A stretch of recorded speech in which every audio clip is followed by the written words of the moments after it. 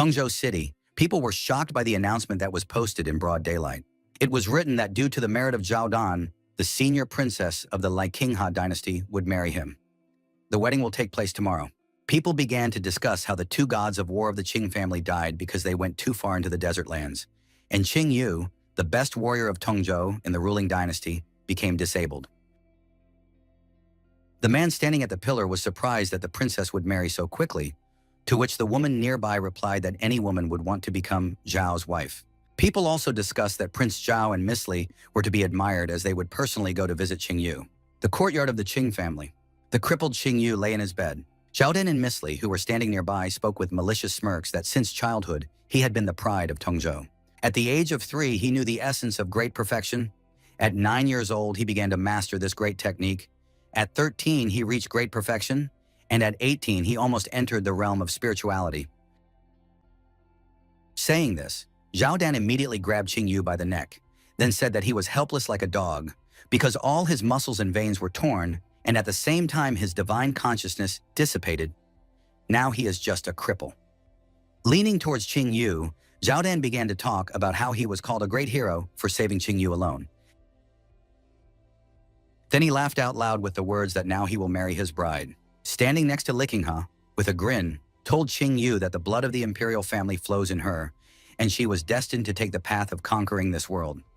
After that, she added that the Qing family only received unimaginable favor because she was given to Qing Yu at the request of her father. She then yelled out that the Qing family were only dogs of the imperial dynasty, and that only a person with truly outstanding qualities would be able to get her. Shouting out this, she raised her hands and said that just one small trick led to the death of Qing Zhang and Qinging while Qing Yu became disabled, and she was destined to become great. After these words, Qingha hugged Zhao Dan, saying that their couple was created by heaven itself, because she is beautiful and talented, while Zhao Dan is a descendant of an immortal clan. Hearing this, Zhao Dan called Qingha a truly great person and said that he would love her with all his heart. Then they laughed together and left. Suddenly, Qing Yu was filled with powerful energy, leaving a mark on his forehead, and an entity appeared in his mind asking if he wanted to live. After that, the entity filled Qing Yu's body with energy and said that she would like to see Qing Yu's abilities. Qing Yu opened his eyes and stood up abruptly. Looking at his hands, he could not understand what happened and how he returned.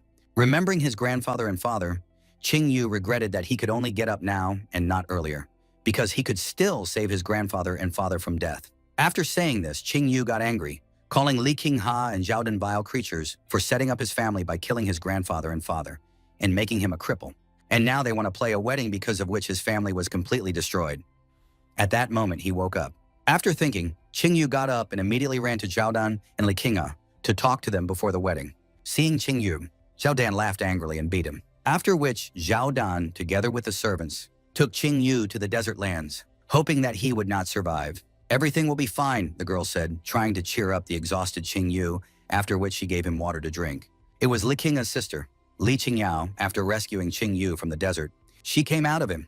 After 10 years of training, Qing Yu was able to take advantage of the chance given to him, buy the desert lands and receive the right to inherit, but he did not expect that. During his practice, Qingha would kill his sister.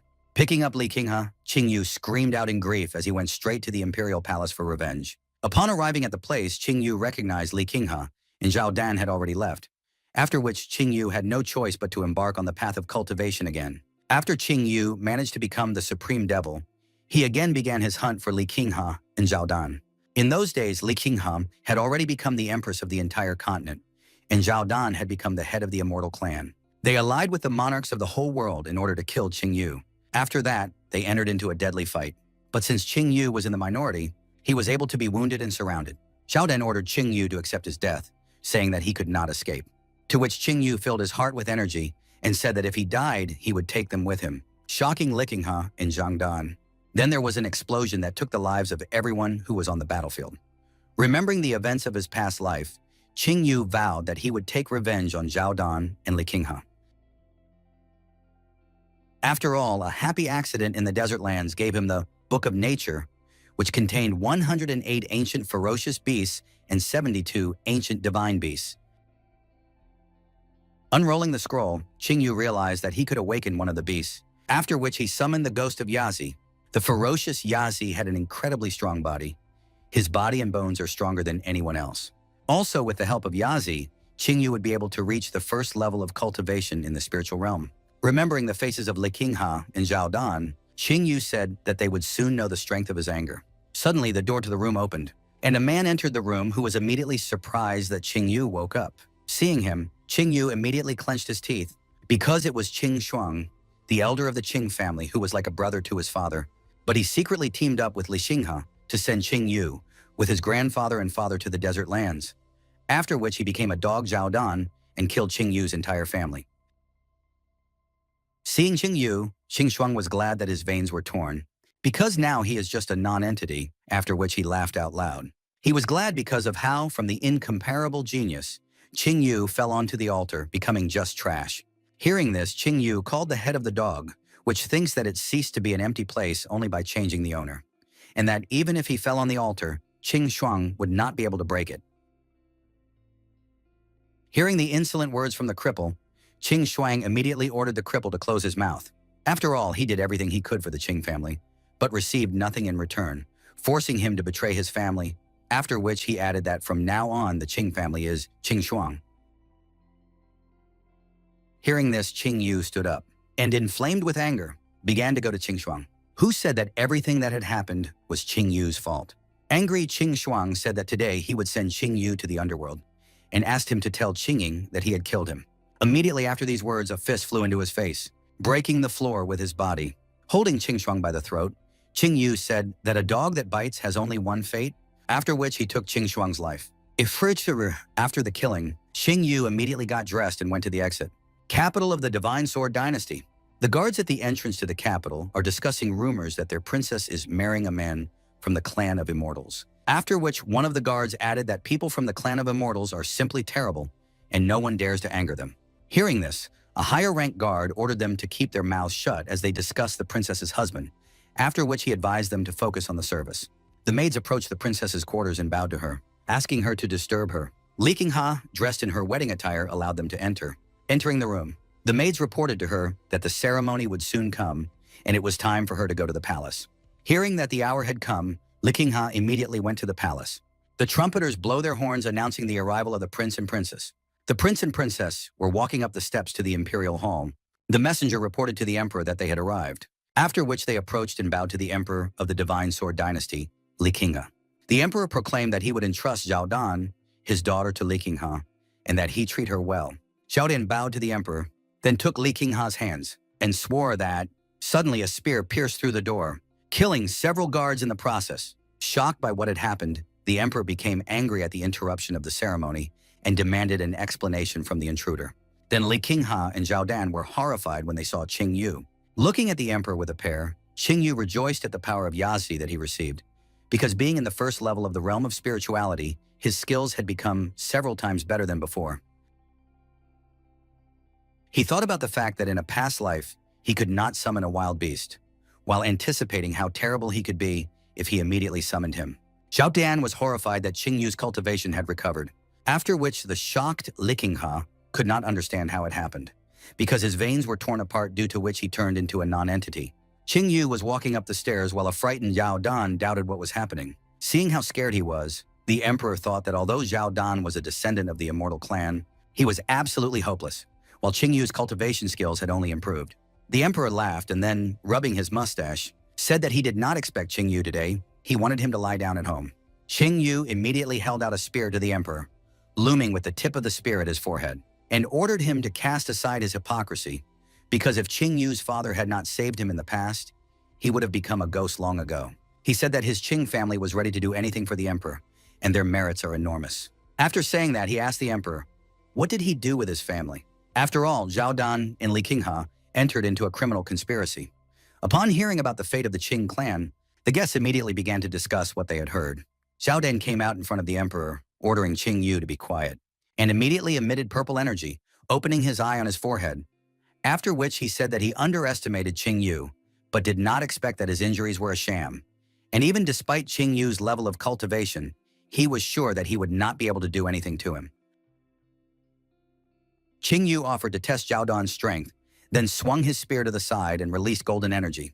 The guards immediately came to the protection of the emperor, the emperor was sure that Zhao Dan would win. Because even though they have the same spiritual realms, the blood of immortals flows in Zhao Dan. Extending his hand forward, the emperor ordered Zhao Dan not to beat Qing Yu hard, because he is from the Qing family, which did a lot for the imperial family. In return, he should lightly punish Qing Yu by destroying his cultivation. Zhao Dan started the fight by summoning the first stage divine weapon, Green Flame. Li Qinghe explained that it was the Zhao Dan family's divine weapon. Hearing this, the surrounding people were delighted with Zhao Dan, and at the same time they condoled with Qing Yu. Running his hand over the sword, he explained to Qing Yu what kind of sword he was holding. To which Qing Yu replied that he was holding the spear of the god of war of the Qing family, an earthly weapon of the 6th stage, which was soaked in the blood of tens of thousands of human souls and deprived the heads of thousands of people. Hearing this, Zhao Dan shouted in anger that it was just an earthly weapon, after which he raised the sword above his head. Guessing the right moment to strike, Qing Yu, with an animal mark on his forehead, summoned the phantom of Yazi's ghost. Summoning the ghost of Yazi and the spear of the god of war, Qing Yu immediately ordered him to destroy the target.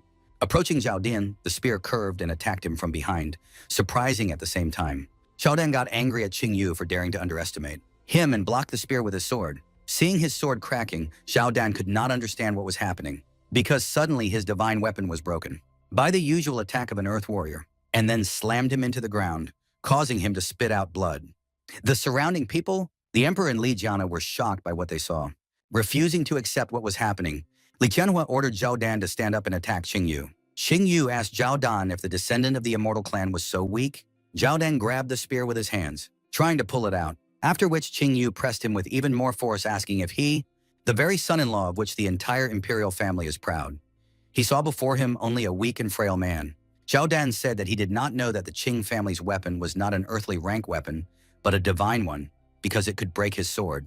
After wiping the blood from his spear, Qing Yu explained to Zhao Dan that the spear of the god of war cannot be compared to a fragile divine sword, because the Qing family washed their relic with blood for centuries.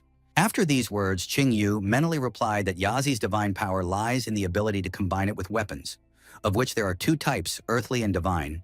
At the moment, his spear has the power of at least the 2nd level of earthly weapons. The emperor watching this was shocked that the Qing family had a divine weapon. He doubted this because he followed their every move, after which he assumed that Qing Yu received this spear in the desert lands, and decided that he would watch him in order to find out what he still has it hidden. After considering the situation, the emperor told Zhao Dan that he was mistaken in entrusting his daughter, because he could not even defeat Qing Yu. Zhao Dan tried to explain himself to the emperor, but realizing that it would be pointless, he clenched his teeth, after which he screamed, his eyes shone red, while the eye on his forehead completely open. After releasing all his power, Zhao Dan told Qing Yu that he underestimated, after which he called himself a descendant of the immortal clan and jumped on Qing Yu. While calling him an ordinary person, as soon as Zhao Dan got close, he was punched in the face and sent flying. Qing Yu complained about the noise from Zhao Dan, after which he stepped on him with all his strength and said that today he would pay for everything he had done. Qing Yu raised the spear over Zhao Dan, and with a cry of "Die," he was about to plunge the spear. Seeing this, Li Qinghe began to beg her father to save her husband. Seeing how the spear was rapidly approaching him, Zhao Dan began to beg to be rescued, after which a flash appeared. Seeing the approaching enemy, Qing Yu immediately tried to block his blow, after which the guard hit the spear, from which Qing Yu flew off the ground. Surprised at the strength of the arrival, taking advantage of the momentum from the blow, the guard grabbed Zhao Dan and placed him in a safer place. Standing up to his full height, the guard recognized Qing Yu as talented, but he dared to rampage in the imperial city. Qing Yu remembered this guard. It was Bai Wudi, Li Qing personal guard, who had almost become a level 2 spiritual realm master. While raising her husband, Li Qinghe ordered her guard to kill Qing Yu, after which the emperor added that Qing Yu had disrespected the law, behaved arrogantly, and harmed many members of the imperial dynasty, and for this he should be punished. But since Qing Yu is from the family Qing, Bai Wudi must break his arms and legs. Hearing this, Bai Wudi smiled maniacally as he accepted the order and immediately jumped towards Qing Yu, while laughing insanely.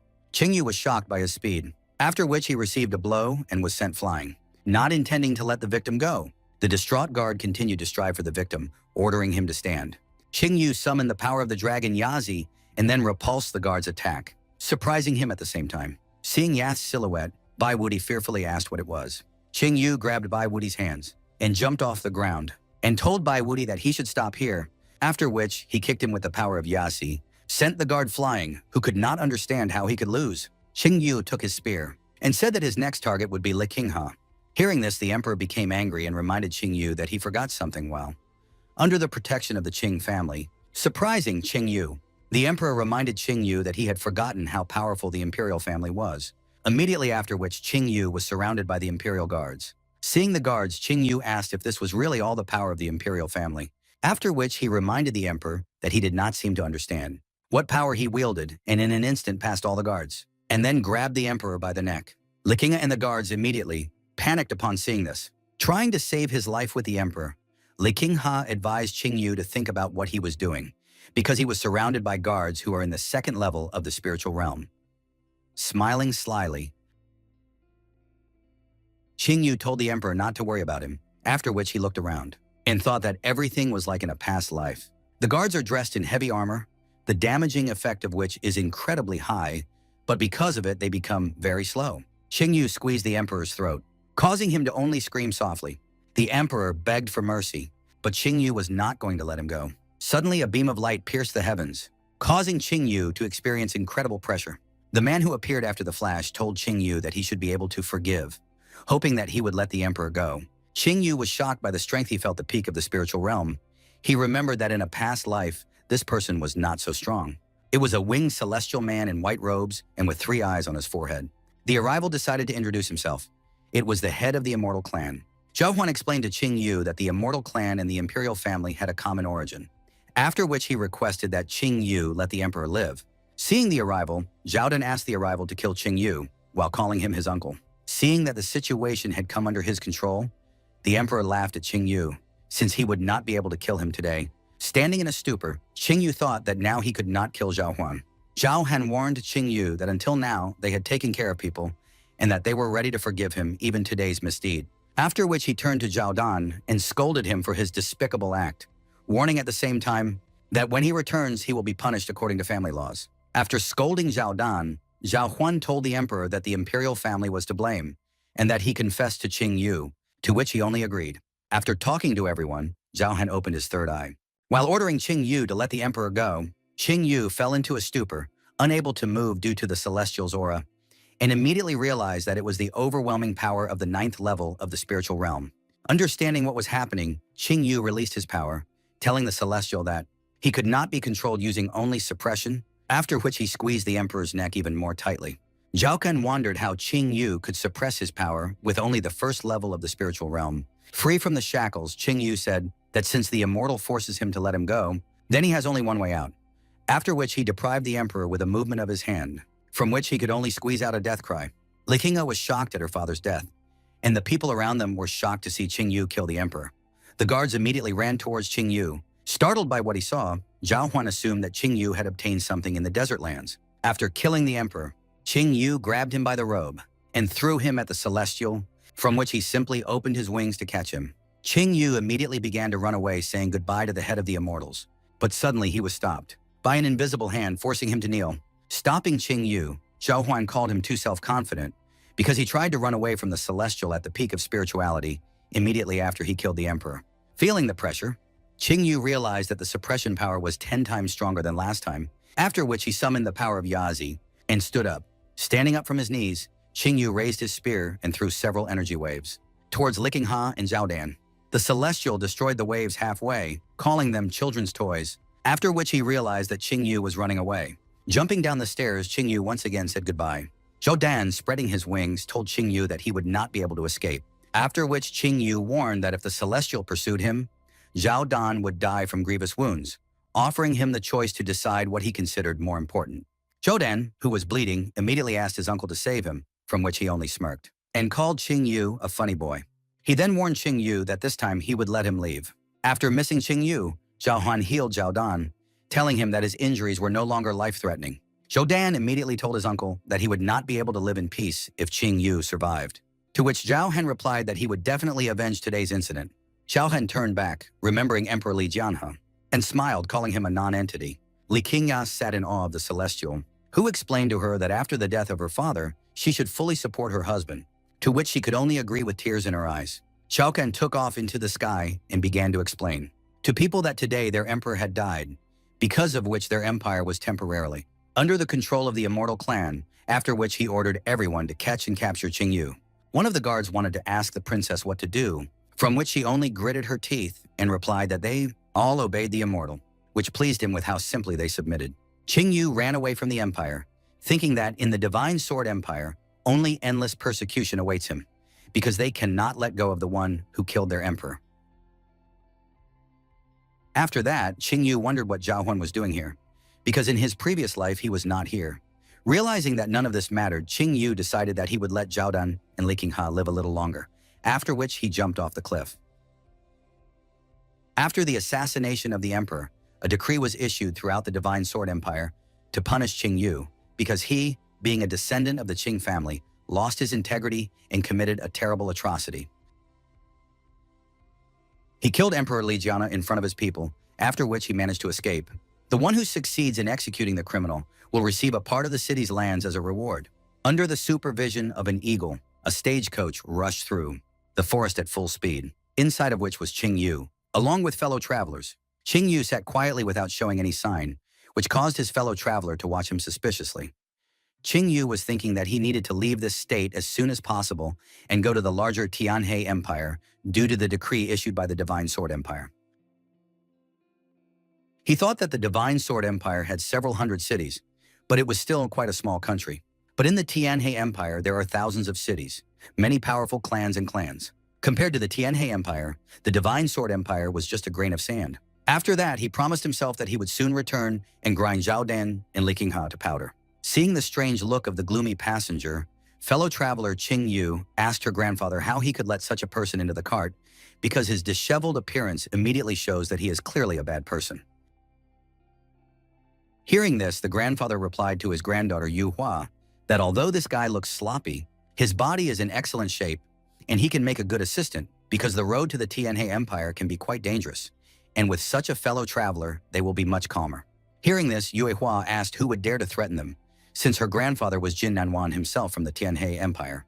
Having accidentally heard the conversation of fellow travelers, Qingyu was shocked by who the old man next to him turned out to be. Qingyu remembered stories about Jin Nanwan, a true hero of mankind who defended the borders of the empire from evil spirits. But unfortunately, when the Immortal Clan began to help the Divine Sword Empire in a past life, they overthrew the Tianhe Empire in one fell swoop, and Jin Nanwan was killed by Zhao Dan. And now Qingyu was lucky to be in the same wagon with Chen Nanwan. Seeing how the fellow traveler was looking at them, Yue Hua immediately asked why he was staring at her. Qingyu immediately turned around and said that it was a stranger, which angered Jin Nanwan. Meanwhile, the cart was pursued by unknown people. The coachman turned to the owner saying that there were about 100 miles left to the Tianhe Empire. Hearing this, Jin Nanwan ordered him to speed up, because they must get to the empire as soon as possible. After which he turned to Qingyu and gestured until nothing happened. Hearing this, Qingyu immediately realized that Jin Nanwan had said it on purpose, and that he knew from the very beginning what position Qingyu was in now. Suddenly, several arrows covered in a scarlet aura flew at the horse, causing the cart to shake. All the people inside immediately wondered what had happened, after which a huge blade on a chain flew towards the cart and cut the cart in two and returned back to its owner. After destroying the cart, she warned Jin Nanwan that they were ordered to take his head. Jin Nanwan immediately warned the people to be careful as they were being attacked by the Death Clan assassins from the Tianhe Empire. Hearing this, Qingyu immediately remembered them. They were quite famous assassins in the Tianhe Empire. The woman who stopped the wagon plunged her blade into the ground, after which she asked Jin Nanwan to obediently accept death. Jin Nanwan, hearing this, began to rub his beard, saying that the Death Clan obviously underestimated him, after which he became more serious and asked if she thought that she could kill him alone. The killer, having heard disobedience, answered the old man that of course she was not the only one who came for his head. Something was flying in the sky directly above Jin Nanwan. Noticing this, Qingyu immediately warned him of the danger, after which he grabbed a spear and blocked the arrow covered with a scarlet aura. Seeing this, Jin Nanwan was surprised because of what was happening. Reflecting the arrow, Qingyu realized that it was the arrow of the sun god, and then broke it in half by releasing a wave of energy and moved a few meters due to the momentum from the tree to her accomplice. Hearing about the Sun God's arrow, Jin Nanwan was shocked because the Sun God's arrow was one of the Death Clan's 3 high-level lethal weapons. He realized that the killers were ready to go out of their way just to kill him, after which he turned to the killers. Jin Nanwan said that he was ready to meekly accept his death, provided that the killers let his granddaughter and the others go. Hearing this, Yu Hua immediately turned to her grandfather in order to convince him, but the killer with the blade agreed to his terms, because it would only be easier for her. Suddenly, Qing Yu's hand covered Jin Nanwan's face. He told Jin Nanwan that he could help him and not let him die.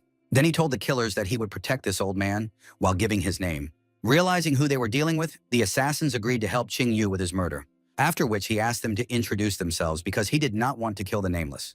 The killers decided to introduce themselves to their victim. The archer was called Wu Yue, and the woman with the blade was Wuxi. Hearing their names, Qing Yu immediately remembered the Wuxi sisters from a previous life. After the collapse of the Tianhe Empire, they went to the desert lands where they managed to become very famous. But unfortunately, they lost to Zhao Dan, after which they were deprived of their lives. Remembering this, Qing Yu thought that it would be very good to win over these two to his side. Seeing that the enemy was in thought, Wuxi threw her blade at Qing Yu with all her might, ordering him to accept his death. Seeing that the enemy began to act, Qing Yu threw the spear of the god of war in order to reflect the blade flying at him. From such a strong blow, the audience had to cover themselves from the dust flying into them due to the shockwave.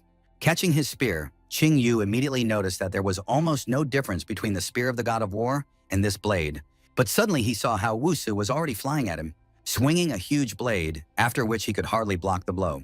That destroyed the ground under Qing Yu's feet, whereupon Wuxi asked Qing Yu if it was the war god's spear.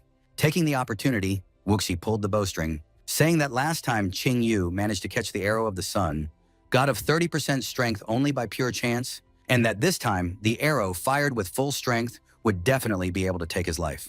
Qing Yu deflected Wuxi's blade by throwing her into the air, surprising her that her blades were repulsed by a person in the first level of the spiritual realm, which made her think that there was some kind of divine genius in front of her.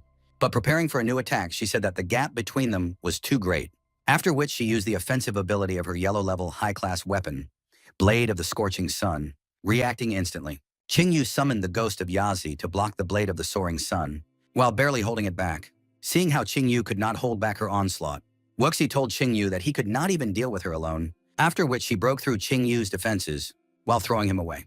Qing Yu was able to get his bearings in the air and landed, trying to stop the momentum from kicking and free-handing, and then thought that even though he had summoned the ghost of Yazi, he could not use powerful martial techniques in front of Wuxi right now.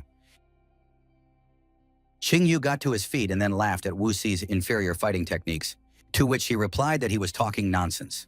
Qing Yu explained to Wuxi that her martial arts were not complete, and that she was trying to use black-level techniques on the condition that she only had yellow-level weapons in her hands. Hearing this, Wuxi attacked Qing Yu with a series of attacks, but he closed his eyes, after which he was able to easily dodge all attacks. Dodging Wuxi's series of attacks, Qing Yu timed the moment and was about to stab Wuxi's neck with a spear, but he stopped right before the strike, shocking Wuxi in the process. Then he repeated that her combat techniques were not complete, and this technique was full of flaws. Seeing her sister being held hostage, Wuxi called Qing Yu a bastard while demanding that he let her sister go. Qing Yu thought about it, and then suggested that Wuxi improve her techniques, but with one condition. Upon hearing this, Wuxi interrupted Qing Yu by shouting to him that she did not need help with the improvement of techniques, because if her techniques were worse than those of the enemy, then she must die. Whereupon Wuxi turned to her sister and ordered her sister not to think about her, but simply kill her along with the enemy to complete their mission. Wuxi trembled as she prepared to shoot. Qing Yu knew that the bond between the Wu sisters was very strong, and therefore Wuxi could be ignored. While watching the fight, Yehua unexpectedly accepted that Qing Yu was really strong, and her grandfather thought that he had rightly bet on the boy from the Qing family, because he was very good, after which he suggested that the trip to the desert lands was for him very useful. Qing Yu clutched the spear in his hand, after which he put its tip closer to Wuxi. Seeing this, Wuxi asked him to stop and throw the bow and arrows on the ground, after which she bowed with a request that Qing Yu let go of Wuxi and killed only her. After considering the situation, Qing Yu removed his spear from Wuxi and said that the Death Clan is worthless and shameless. Although they raise them, they do everything against the will of the sisters, after which he asked if they really want to continue to stay with them. Holding her hand around her neck, Wuxi asked how Qing Yu could have known anything about the Death Clan, to which he replied that of course he knew, and that he knew that their head had been plotting to have an affair with the sisters for a long time. Shocked by what she heard, Wuxi shouted that this could not be, after which Qing Yu continued to talk about their clan, saying that all the people who were killed by the sisters, and even their relatives, they were all secretly controlled by the Death Clan. They were turned into puppets, after which they were tortured and mocked. Hearing this, Wuxi replied that this cannot be, and that their head only kills people worthy of death, to which Qing Yu suggested that the sisters check everything themselves. thinking that he managed to sow a seed of doubt in the sisters due to the fact that they did not know the truth about the clan, and now their transition to his side is just a matter of time. Looking at the discouraged sisters, Qingyu offered them something. He suggested that they renounce the clan and serve it. Shocked by what she heard, Wuxi only chuckled, calling it a huge generosity. Wuxi asked Qingyu if he knew how strong the Death Clan was. Did he know what would happen if they renounced the clan, leaving the clan only death awaited them? After which she asked if he could protect them. Qingyu hid the spear, and then told them not to rush, and added that he would give them time to think. After which, he told the sisters that, if they muster up their resolve, they could find him in the largest inn of the Tianhe Empire, where he would wait for them in any time.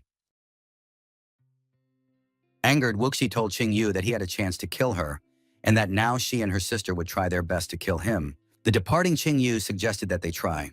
Hearing this, Wuxi lost her zeal for battle, and Wuxi's sister said that the Wuxi sisters were never indebted, and that she would definitely kill him next time. After saying everything to Qingyu, Wuxi told Jin Nanwan that he did not think that when he reached the Tianhe Empire, he could live as carelessly as before, and that the Death Clan would have hundreds more ways to deal with him. Jin Nanwan did not even know what to say after what he saw, while Yuhua blushed in embarrassment and began to twist her hair with her finger while trying to thank Qingyu. Seeing the scene, Qingyu leaned towards Yuhua and said that it was a great honor for him that Jin Nanwan's granddaughter personally thanked him, after which he turned to her grandfather and asked him if he could give his granddaughter to him as a wife. The sudden question made Yuhua even more embarrassed, causing smoke to come out of her. Hearing this question, Jin Nanwan replied to Qingyu that from the point of view of cultivation, Qingyu can be called a leader, and he does not have the courage, and if you think about reputation. Yuhua turned to Qingyu with an interest in what kind of reputation her grandfather was talking about. Reputation, after which she realized that he was the same Qingyu who killed the emperor of the Divine Sword Empire, and whom everyone was looking for. She realized that grandfather knew everything from the very beginning, to which he replied that she was thinking too slowly. Jin Nanwan put his hand on his granddaughter's shoulder and said that if Qingyu's brother really wants this, then he is ready to take on such a responsibility. Hearing about the marriage license, Yuhua tried to say something, but suddenly Qingyu coughed and said that he still needs to think since he was just joking, which caused Yuhua to fall to the ground. Ignoring Yuhua, Qingyu told Jin Nanwan to hurry up, to which he agreed. Hearing that it was a joke, the embarrassed Yuhua burned with anger, wanting only to repay him for this. Tianhe City, Qingyu and his companions were approaching the majestic gates of Tianhe City. Upon seeing Jin Nanwan, the people immediately greeted their king, after which they began to discuss him, the men admiring their ruler while the girls discussed Princess Yuhua next to him. A man tried to pass through the crowd. Huang Fei walked through the crowd and immediately greeted his ruler, after which he bowed to him, saying that his father remembered him a lot. Jin Nanwan laughed while rubbing his beard and said that he had not seen his father for a long time either. Huang Fei approached Yuhua, calling her Li Yu, to greet her and tell her that he also missed her very much. Frightened by Huang Fei's pushiness, Li Yu nervously told him that they didn't know each other very well. Hearing this, Huang Fei, not understanding why Li Yu was saying this, told her that everyone around them had been married since childhood and that they were considered to be engaged. Hearing this, Qingyu told Li Yu that she had good taste and that Huang Fei was quite talented, to which she shouted that she was not. Hearing Qingyu's words, Huang Fei laughed narcissistically and told Qingyu that he did not deserve such praise, which angered Li Yu. Angry, Li Yu figured out how to take revenge on him and hugged Qingyu, blushing at the same time and calling him her beloved, shocking everyone. Being in an awkward position, Qingyu realized how vindictive Qingyu turned out to be, thinking that Yazi would suit her stronger.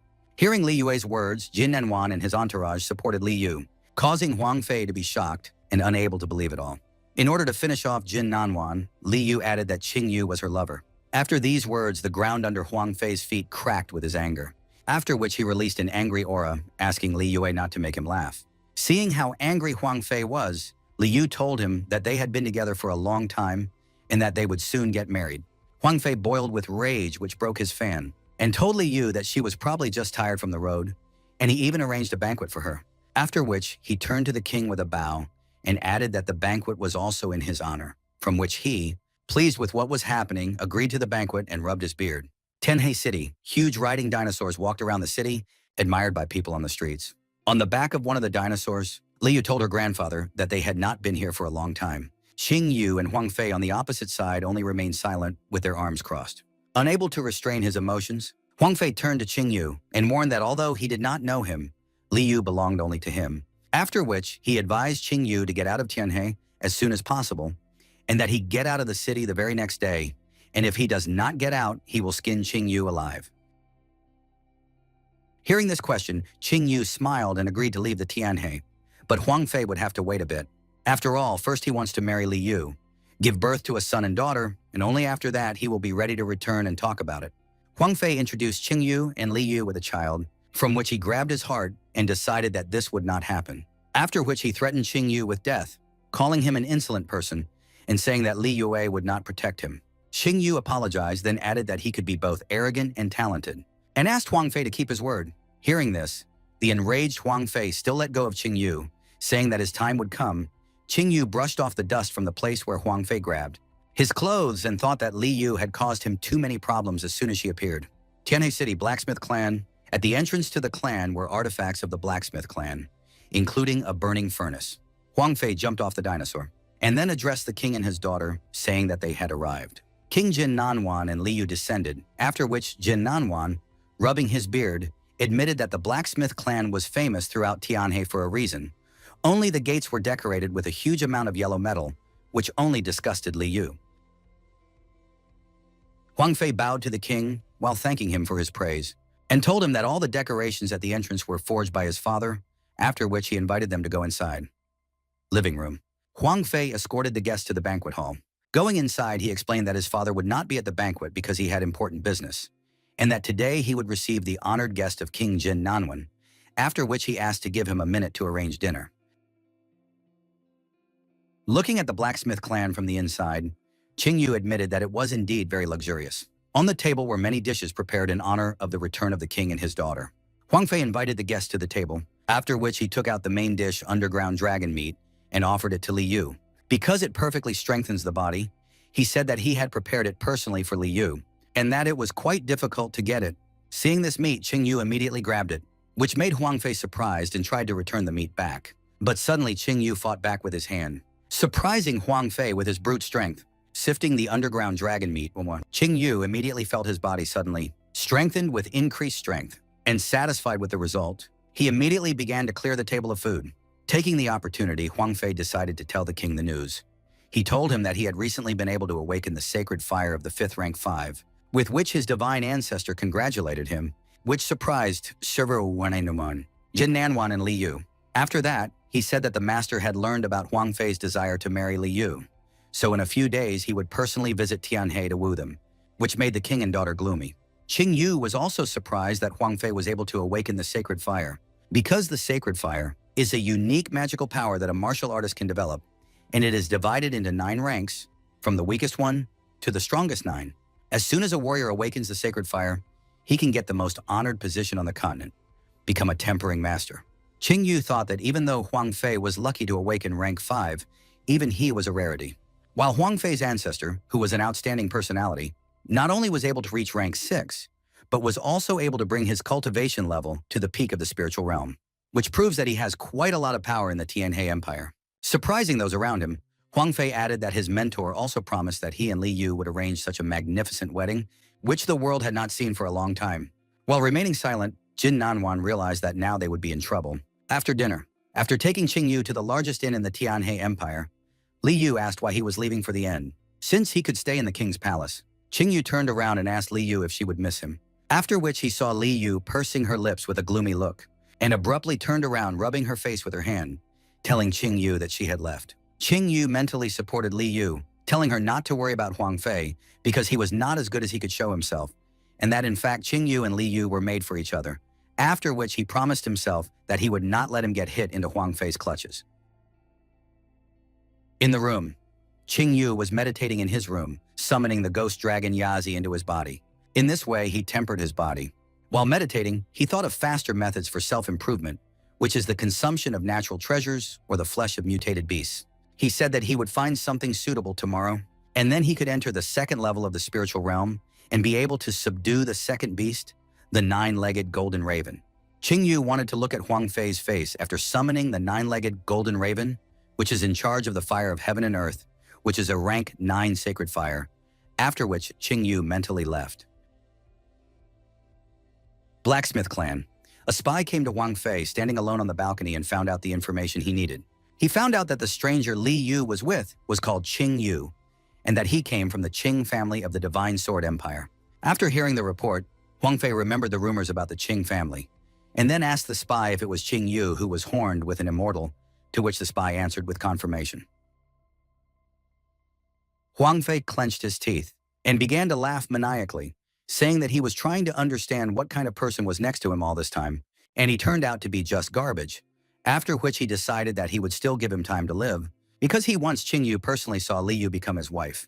At the same time, Qing Yu took out a scroll saying that describing the martial art is rather tedious, and thought that in a past life he had obtained the Thunder Palm, and although it is a low-level, black-level commodity, it can be exchanged for many nature jewels. Qing Yu got up from the bed and left the room putting on his cloak. Auction House Tiani.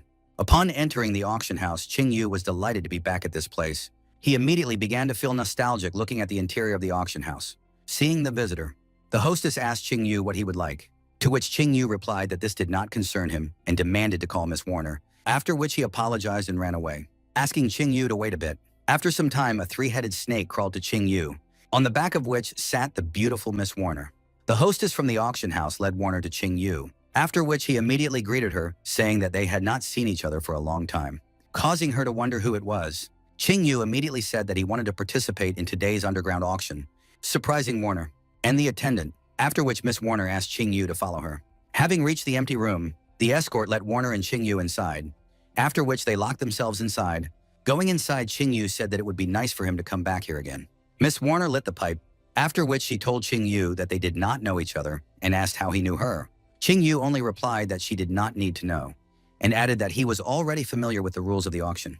Qing Yu took out a scroll that he had recently written and asked Warner how much it would cost. Opening the scroll, Warner asked Qing Yu what it was, after which she realized that it was a black-level technique. Qing Yu confirmed that it was a black-level technique as if it was worth nothing to him, after which Miss Warner asked if he was sure he wanted to put it up for auction, because black-level techniques were very expensive.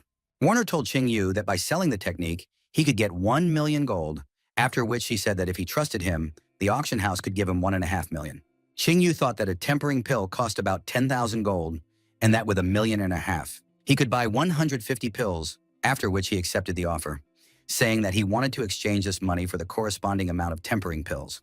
Overjoyed at the successful deal, Warner agreed with Qing Yu and thanked him. After that, Warner lit a pipe and thought about how unexpected it was to receive a black-level technique from such a person, after which she suggested that he might be a follower of some strong spiritual current who came to Tianhe to train, and asked Qing Yu if he wanted more participate in today's auction,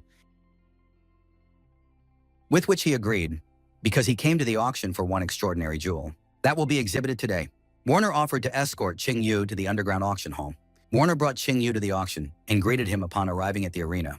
The people around them were shocked as they had never seen Warner smile so sweetly, causing them to become interested in the person she was accompanying. Sitting in his seat, Qing Yu turned to Miss Warner and said that the view from this place was excellent, to which she replied that only the dearest guests of their auction house could sit in this place. Suddenly, someone began to call Warner, greeting her from afar.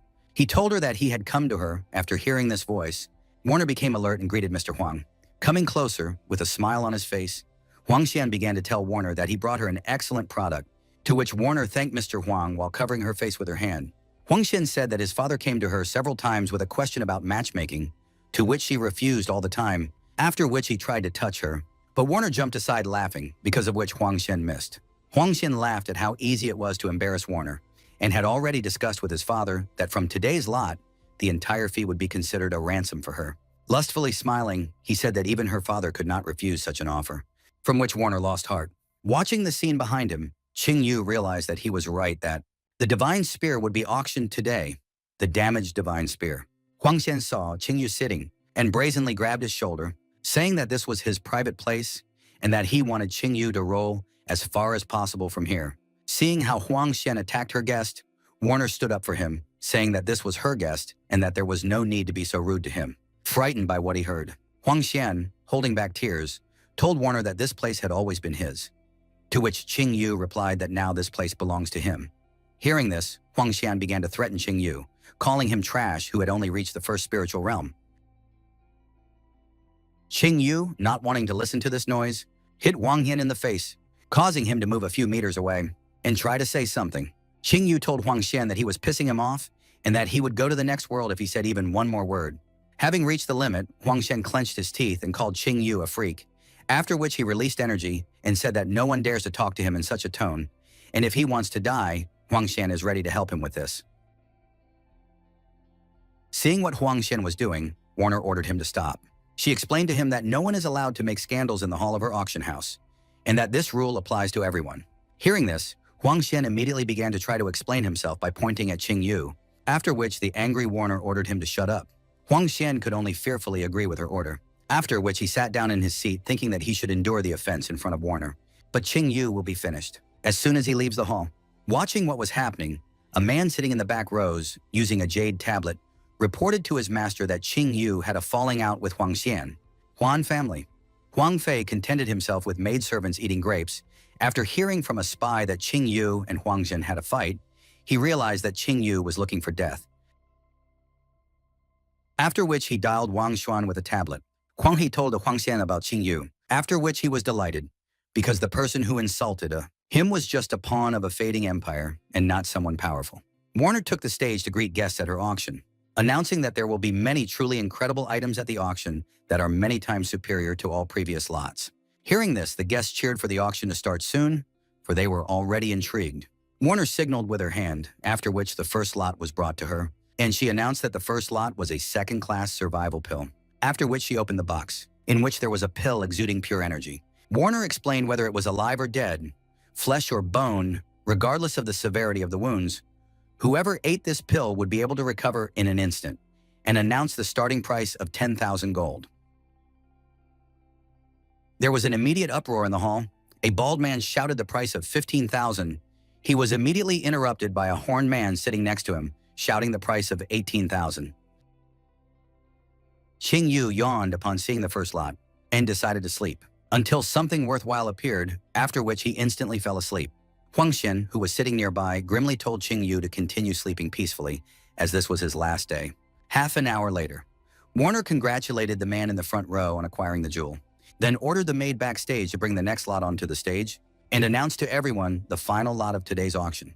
After the announcement, the backstage was opened, and several men carried a rather large box onto the stage. After hearing about the latest lot, Qing Yu immediately woke up, wiping his saliva in anticipation. The spy from the Forging clan immediately burst into flames, saying that he needed this weapon. Warner began to introduce the lot. It was a first-class divine weapon, a damaged divine spear, after which he added that although it was broken, it was still a divine weapon whose starting price was 1 million gold, after which he offered to raise the bids. As soon as he saw the lot, the spy of the Forging clan immediately offered 1.5 million for the lot, after which he explained to those around him that this item was very important for his clan and that he hoped to show respect from others. Warner immediately realized that the Forging and Casting clan was again trying to bring down the price for product. Qing Yu was about to bid, but suddenly a woman in a raincoat appeared next to him and offered 2 million, saying that she also really needed this thing. Looking at the cloaked figure, Qing Yu immediately guessed that it was Wuxi. Upon hearing the bid of 2 million, the Forging clan spy immediately made a fuss, demanding an explanation of how someone dared to outbid his clan's bid, after which he ordered her to roll off the stage. Hearing these words, Wuxi took off her hood, which scared the spy that the Death Clan also wanted to take the damaged divine spear into their own hands. He realized that he could not do anything with the Death Clan and hoped that his master would understand the situation. Wuxi smiled, saying that this thing is now hers. Upon hearing this, Qing Yu jumped up from his seat and bet 3 million, after which he mockingly smiled at Wuxi, who got angry thinking that he did it on purpose. Meanwhile, Huang Xian was shocked that a brat like that could have 3 million gold. Warner asked if anyone would give more gold, to which no one could answer. Since no one could beat Qing Yu's bid, Warner announced that the damage rank 1 divine weapon now belonged to Qing Yu, and then blew him a kiss, surprising him at the same time. Warner then announced that today they will be presenting another lot. This time the final one, the black level martial art technique, Thunder Palm. Only after seeing such a rarity as a black level technique, the people rejoiced in anticipation, after which Warner announced the starting price of 5 million and the start of bidding. The hall was immediately filled with noise. Everyone who had money bet, hoping to snatch the jackpot. The bald man bet 6 million, the bearded man bet 7, after which Huang Xian exploded like a volcano, shouted the price of 10 million. The spy of the blacksmith clan also did not sit silently, outbidding Wang Xuan with a bet of 12 million. Huang Xian got angry at the spy, and then asked for an explanation from Huang Xian, to which the spy replied that the young master had sent a message saying that he must get this technique at any cost, and apologized to Wang, after which he outbid his own bet by betting 15 million.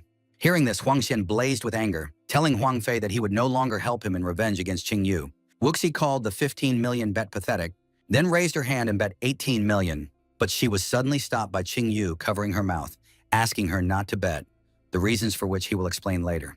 Outraged by Qing Yu's behavior, Wuxi said that she did not have to listen to him and was going to bet 20 million, but she lowered her hand, after which she agreed with Qing Yu, and was confused, thinking why she should listen to him at all. Since no one else raised the stakes, Warner announced that this technique now belonged to the spy of the blacksmith clan.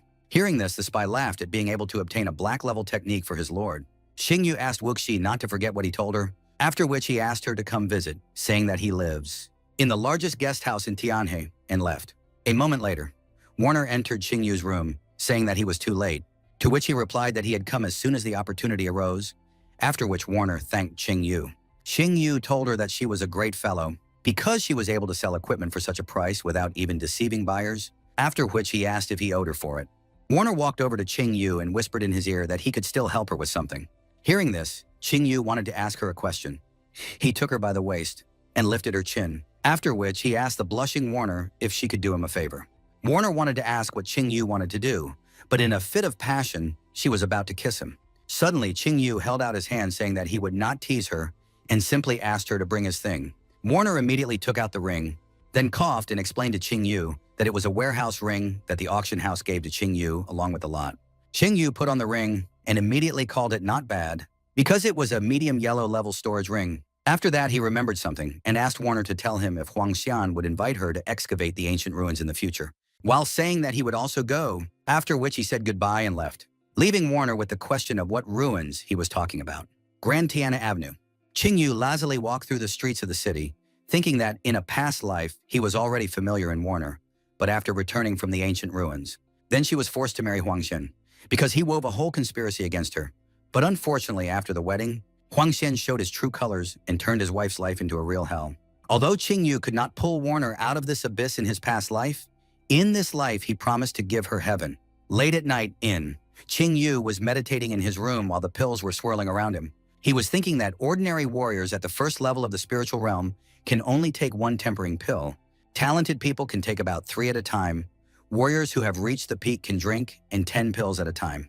But Qing Yu, possessing the power of Yazi, has no equal in physical strength, can take 150 pills at once at a time.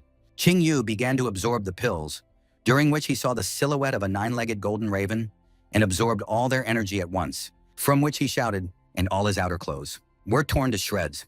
Qing Yu was tired from swallowing 150 pills, but the 9-legged golden raven symbol appeared on his forehead. Looking at his hands, he confirmed that 150 tempering pills were indeed enough for him to break through to the second-level spiritual realm. Qing Yu took a small flame from the 9-legged golden crow with his fingertip, after which it bypassed him and went to the finger of his second hand. Qing Yu greeted the heavenly flame, after which he shook off the satisfied flame from his finger and took out the damaged divine spear and the spear of the god of war of the Qing clan from the inventory ring, after which he sent a flame to the weapon, thinking that the heavenly mysterious fire could give strength to all things, and that with it, it will be easy to connect the broken spear and the spear of the god of war with it. The sky was lit up with a flash from the creation of a new divine weapon. While Qing Yu looked at the improved spear of the god of war, he grabbed the spear with the thoughts that he could improve his spear into a divine weapon of the first stage, and he said that now he was close to the 5th level of the spiritual one. Realm in strength, surroundings. The people carrying the palanquin suddenly stopped. When they saw how the sky above Tianhe suddenly lit up with a flash, seeing the light through the curtains of the palanquin, the old man sitting inside opened the curtains while thinking about the flash. This flash made him think that a divine weapon of the first stage had appeared in Tianhe. And if there is a divine weapon of the first stage, then he must think of a way to take it for himself. After which he laughed in anticipation of profit. Clan of Death, the lavishly decorated Death Clan, was adorned with such dark things as burning skulls with glowing eye sockets that seemed to glow with life. When Yu and Wuxi bowed to their master to greet him, the head of the Death Clan, Huasijin, called the Wu sisters their misdeeds. They could not kill King Jinnan, and also failed to buy the necessary thing at the auction, which made him wonder what he should do with them. Wuxi put her hand on her heart and asked, lifting Wuxi's chin with his finger. Huasiren reminded them that he had raised them since childhood, and then asked how he could punish them after such a thing. After these words, Hwasiren told the sisters that they had a new task, and that he hoped that this time they would not screw up. Wunomayu and Wuxi immediately agreed to the task with a gloomy expression. Hearing that his servants were ready for the task, Hwasiren began to explain that the person who had previously ruined all their plans was Qing Yu, who was from the Qing family, of the Divine Sword Empire, and that he was forced to leave the empire for the Tianhe Empire because he killed Emperor Li Jianhe, because of which the Immortal Clan issued a decree to capture Qing Yu, and he entrusts this matter to the Wu sisters. Hearing this, the sisters immediately bowed and set off towards the goal. As soon as the sisters left, Hwasiren flared with anger, calling the sisters nothingness, saying that they could not even complete such simple tasks, and that he had raised them all these years in vain, after which he grabbed his face and said that if they failed the task again, then he will have to find new pets. The next day, Li Jianhe stood in front of the inn, waiting for Qing Yu in the early morning. Leaving the inn, Qing Yu yawned, after which he asked what she wanted from him at such an early hour. Li Jianhe approached Qing Yu and told him that from today, he will live in the palace because this inn is not suitable for him. Hearing this, Qing Yu asked if she missed her fiancé, to which Li Jianhe began to justify herself by saying that he had to go to the palace because of the acquisition of divine weapons, and a quarrel with Huang Fei and Huang Xian, adding that, at least individually, they did not scary, but together they can get Qing Yu. Qing Yu patted Li Jianhe on the head, asking if she was afraid for him, and said that as long as she was here, none of those guys would dare to climb on him. Li Jianhe acutely became enraged at the strokes, and immediately shouted that the problem was with the Death Clan that had intercepted the mission of the Divine Sword Empire, and that they had already sent people to kill him. Qing Yu put his hand on Li Jianhe's shoulder and asked why she was worried about him if he was not afraid, and asked her to show him Tianhe. Li Jianhe said out of desperation that she did not even know what to say to him in order to convince him. While walking along Tianhe, Qing Yu and Li Jianhe ate sweets together, watched the circus performers, and enjoyed the walk. While walking across the bridge, Li Jianhe noticed someone she knew. She immediately recognized Warner from the auction house, who had become very pretty since their last meeting. Qing Yu suggested that Li Jianhe first look at himself, driving her into colors with this. Approaching Warner, Qing Yu and Li Jianhe greeted her, to which she reciprocated. Seeing her friend, Li Jianhe happily said that they had not seen each other for a long time, asking since when she was so distant, and that she could still call her Uka. Hearing this, Warner laughed, after which she still called her Uka. Seeing Qing Yu in Li Jianhe's company, Warner asked if she bothered them by daring to come here, to which he replied how could he be worried about meeting such a beauty, after which he asked her the real reason for her visit. Warner said that since Li Jianhe was also here, she should agree that Qing Yu should be especially careful with the Death Clan, to which he replied that it was just nothing. Hearing that Qing Yu was not worried about the possibility of meeting the assassins of the Death Clan, Warner was preparing to leave so as not to distract the two. But suddenly Li Jianhe hugged her, offering to take a walk with them, and suggesting that she show them Tianhe. Since Li Jianhe has been here for a long time, I haven't been and don't remember much.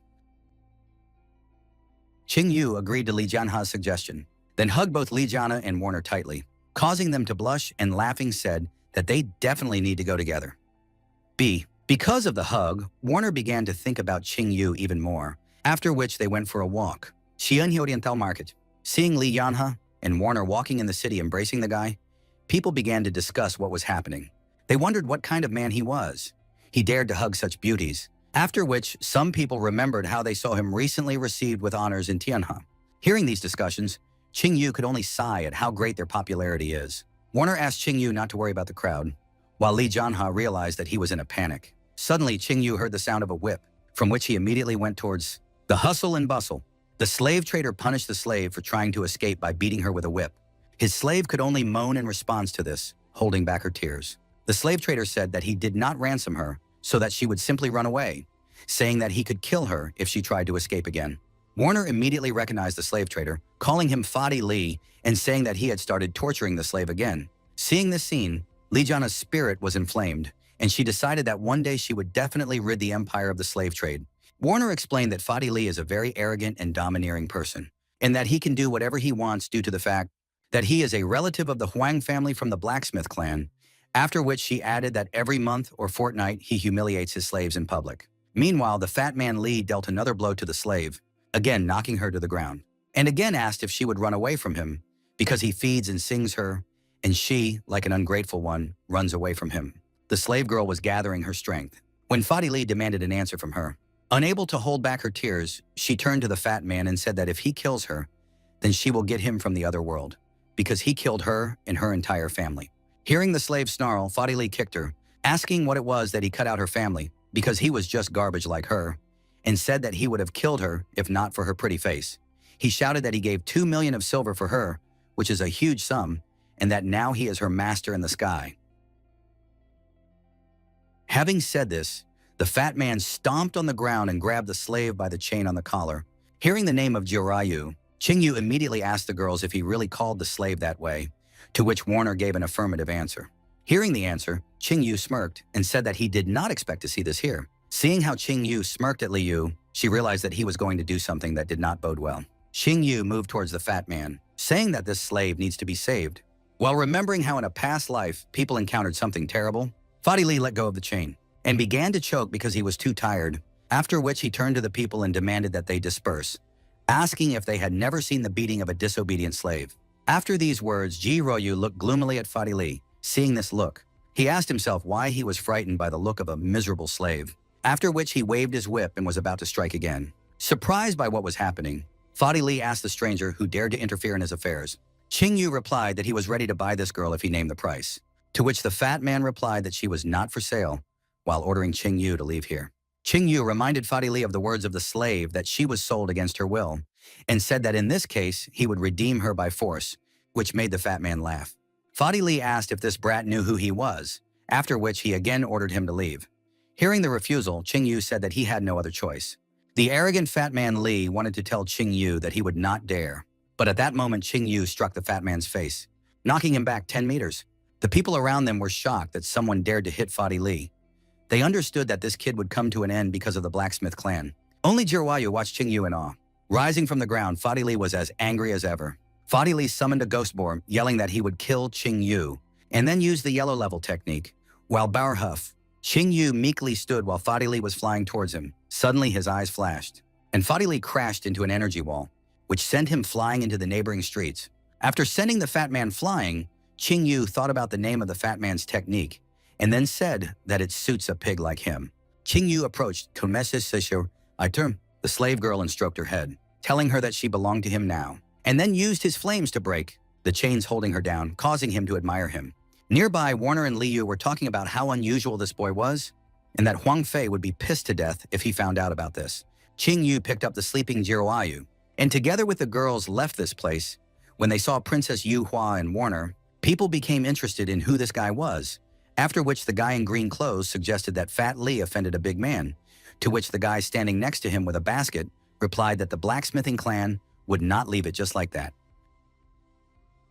Walking the streets, Li Yu asked Qingyu what he was going to do with this girl.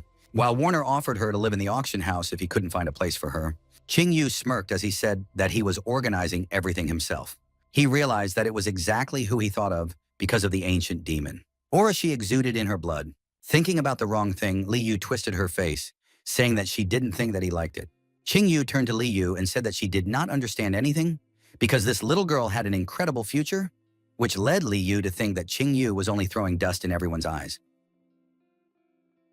Qingyu remembered that Jiraiya would be a demon lord in the future, and that in a few decades she would already be able to lead an army of thousands of evil spirits, dooming humanity to a terrible existence. After which he realized that she hated people so much because the years of slavery left an indelible mark on her heart. Suddenly he realized that she should not be allowed to walk in this rag, to which Warner offered to go to the largest trade union, Yahello. A little while later, Yahello, Qingyu with the girls entered the territory of the union, where they were immediately greeted by a merchant. Warner explained to him that they wanted to buy a dress for Jiraiya. After listening to Warner's request, the merchant told Qingyu to follow him. The girls left alone decided to take a walk while waiting for Qingyu. Huang Fei was strolling through Yahello Trade Union, excited to see the colorful eagle feather dress that was about to arrive. Suddenly, he saw Li Yu and decided to greet her, saying that he was looking for her, but she had found herself. Surprised by the sudden encounter, Li Yu asked Huang Fei what he was doing here, to which Huang Fei wrinkled his nose and began to talk about how he had heard that high-quality clothes would be brought here soon. So he thought about looking at them and possibly buying them for Li Yu. Huang Fei explained that it was a colored eagle feather dress made of 9 colors of eagle feathers. This dress was very expensive, and it was very rare even in Tianhain. After saying that, Huang Fei offered Li Yu to go with him, but she immediately refused. Suddenly, there was a noise on the floor above. Huang Fei was interested in the source of the noise. And then the people nearby started telling everyone to look at it. Qing Yu walked down the stairs with Ji Zhou, telling her how good she looked in that dress. When Huang Fei saw the girl, he couldn't stop himself from shouting that she was beautiful. Li thought that she didn't even think that Ji Zhou would look so beautiful when she changed her clothes. And then she sharply asked Qing Yu why they were going so fast, to which he replied that it was of course fast because they had only bought one thing. Suddenly, Huang Fei realized something. He shouted that this was the dress he wanted to buy, and immediately shouted to Qing Yu that he was the first to see it. Qing Yu asked if Huang Fei thought the dress belonged to him because he was the first to see it, to which Huang Fei shyly agreed. Qing Yu asked Huang Fei how he liked the dress, and Huang Fei demanded that Qing Yu give it to him, saying that he would pay any price for it. Qing Yu agreed with Huang Fei, but in return he would have to give him the entire forging and throwing clan. Li Yu and Huang held back their laughter at how Qing Yu was trying to make Huang Fei angry. In response, Qing Yu stroked Ji Royu's head and asked Huang Fei not to scare the child, then whispered in his ear that he was really bullying him and asked him what he was going to do to him for it. Upon hearing this, Huang Fei lost control of himself in anger and called out his fifth-rank flames and shouted at Qing Yu that he had overstepped his bounds. Suddenly, the fight was interrupted by a man running into the hall and calling out for Huang Fei. He irritated Huang Fei, cursed at the newcomer, and then Fadi Li started begging Huang Fei for help. Fadi Li started to talk about how he was beaten and his slave girl was stolen. Then he reminded that he was his servant, and to beat a servant was to insult his master. Huang Fei wanted to interrogate Fadi Li further, but suddenly Qing Yu put his hand on Huang Fei's shoulder and said that he was the one who beat up Fadi Li. When Fadi Li saw Qing Yu, he immediately swore at him and began to explain to his master that it was Qing Yu who beat him up and then stole the slave girl. Hearing this, Huang Fei was outraged by Qing Yu's action. He said that he still remembered the incident when he met Yu, and said that he didn't want to humiliate him then. But now Qing Yu had decided to humiliate him again. Then Huang Fei apologized to Li Yu for what he was about to do. He wanted to kill Qing Yu. Li Yu immediately reminded Huang Fei that he could not disrespect the royal court on a whim. Then Huang Fei asked her if she really wanted to move out of the palace for Qing Yu, to which she replied in the affirmative, saying that Qing Yu was her fiancé. Huang Fei's anger boiled over, but he still managed to control himself, thinking that everything was fine because his mentor would be back soon, and there was no way the palace could protect Qing Yu from him. After holding back his emotions, Huang Fei said goodbye to Li Yu, and was about to leave. Fadi Li decided to remind Huang Fei that he would lose face if he left like this. So Huang Fei vented his anger by punching Fadi Li and ordered him to leave, then left, leaving Fadi Li imprinted on the wall. Li Yu tried to warn Qing Yu that Huang Fei's ancient ancestor would soon appear and that Qing Yu wouldn't be able to handle him, but Qing Yu didn't let her finish, saying that everything was fine and that he would be able to handle it. Qing Yu offered to buy whatever they wanted from Li Yu and Huang. Since they were here, the girls were immediately happy with the offer, but Qing Yu suddenly said that Li Yu would pay for it, which made them turn to stone. Tianhe, and after saying goodbye to Qing Yu and Ji Royu, Huang said that it was time to leave. Li Yu decided to remind Qing Yu that he shouldn't do anything bad to Ji Royu. After hearing this from Li Yu, Qing Yu asked if he looked like a bastard and then patted Ji Royu's head. So Li Yu hummed loudly and decided to leave. In the room, Qing Yu was organizing his things while Ji Royu was sitting on the bed. Ji Royu awkwardly asked Qing Yu why he decided to ransom her, to which Qing Yu replied that she was alive and asked her why she was asking unnecessary questions, adding that there were still many good people among the humans. After unpacking, Qing Yu wished Ji Royu good night and said that he would sleep in the next room and went out and closed the door behind him. Blacksmith clan. Huang Fei cursed himself as he ashamedly stood in front of his father. Huang Ting, the head of the forging and smithing clan, reminded Huang Fei that he had been taught many times to stay calm no matter what, and told Huang Fei to look at himself, because it was a real shame to be angry at a stray dog. Huang Fei bowed to his father and said that what he had taught him. Huang Ting asked his son to take his time, saying that his mentor would arrive in 3 days and then he could go to Tianhe. And when the time came, Li Yu would fall into his hands, but what was more important was the upcoming Sacred Fire competition. Huang Fei raised his head and promised his father that he would definitely win. Upon hearing that his son was ready for the competition, Huang Ting laughed and said that with the support of his mentor, he would definitely be able to take first place, and after that, they would definitely surpass Tianhe dynasty. Huang He happily agreed. Deep night. Qing Yu was sleeping peacefully on the bed, when suddenly the assassins came into the room and put their blades on him, so Qing Yu asked why they were inactive. Then the assassin took the blade with both hands and prepared to strike. Qing Yu suddenly got up from the bed and stretched. He asked the assassins if they were comfortable wearing these veils at night. Then they took them off. Wuxia asked if Qing Yu was awake, and he replied that he couldn't sleep with 2 unrealistic beauties standing next to him. Wuxia immediately put her blade to Qingyu's throat and said that if that was the case, he should understand why they were here. Upon hearing this, Qingyu ordered her to stop this farce and said that they were not assassins. Wuxia asked Qingyu how he was able to get this information about the Death Clan, removing the blade from his throat and saying that, from the looks of them, they were already able to find out something. The assassins chose to remain silent, and Qingyu said that it was none of their business where he got what he knew and how he knew it, and all they needed to know was that the Death Clan was obviously not a good place to be. Qingyu got serious and said that it was not too late for them to get on the right path, to which Wuxia replied that it was easier said than done because she and her sister had had the Death Clan seals for a long time, and they could not leave the clan as long as they had the seals on them. Wuxia added that they haven't looked for ways to remove them on their own, but they know that a holy fire of level 6 or higher would be able to help them. Qingyu got up from the bed and asked Wuxia to come closer. The assassins were suspicious and asked him what he wanted from them. Then he grabbed Wuxia's hand and pulled her towards him. Wuxia blushed in surprise and asked what Qingyu wanted to do to her, and Qingyu replied that he could free her from the Death Clan seal, touching Wuxia with 2 flaming fingers. Wuxia immediately felt the 9-legged golden crow touching her, and then stabbing into her, causing her to groan as the seal on her forehead disappeared and she collapsed to the ground. The Ian energy in Wuxia began to dissipate. She felt relieved. Wuxia said that she didn't expect Qingyu to hide a rank 6 holy fire. He replied that she clearly underestimated him. He summoned a holy flame and declared that he actually possessed a rank 9 holy fire. Wu Yu and Wuxia were shocked. After removing the flame, Qingyu said that it was now Wu Yu's turn.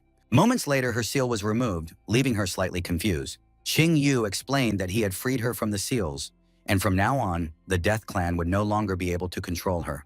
The sisters hugged each other, happy to be free of their shackles. Not wanting to disturb the sisters, Qingyu asked them if they were willing to follow and serve him.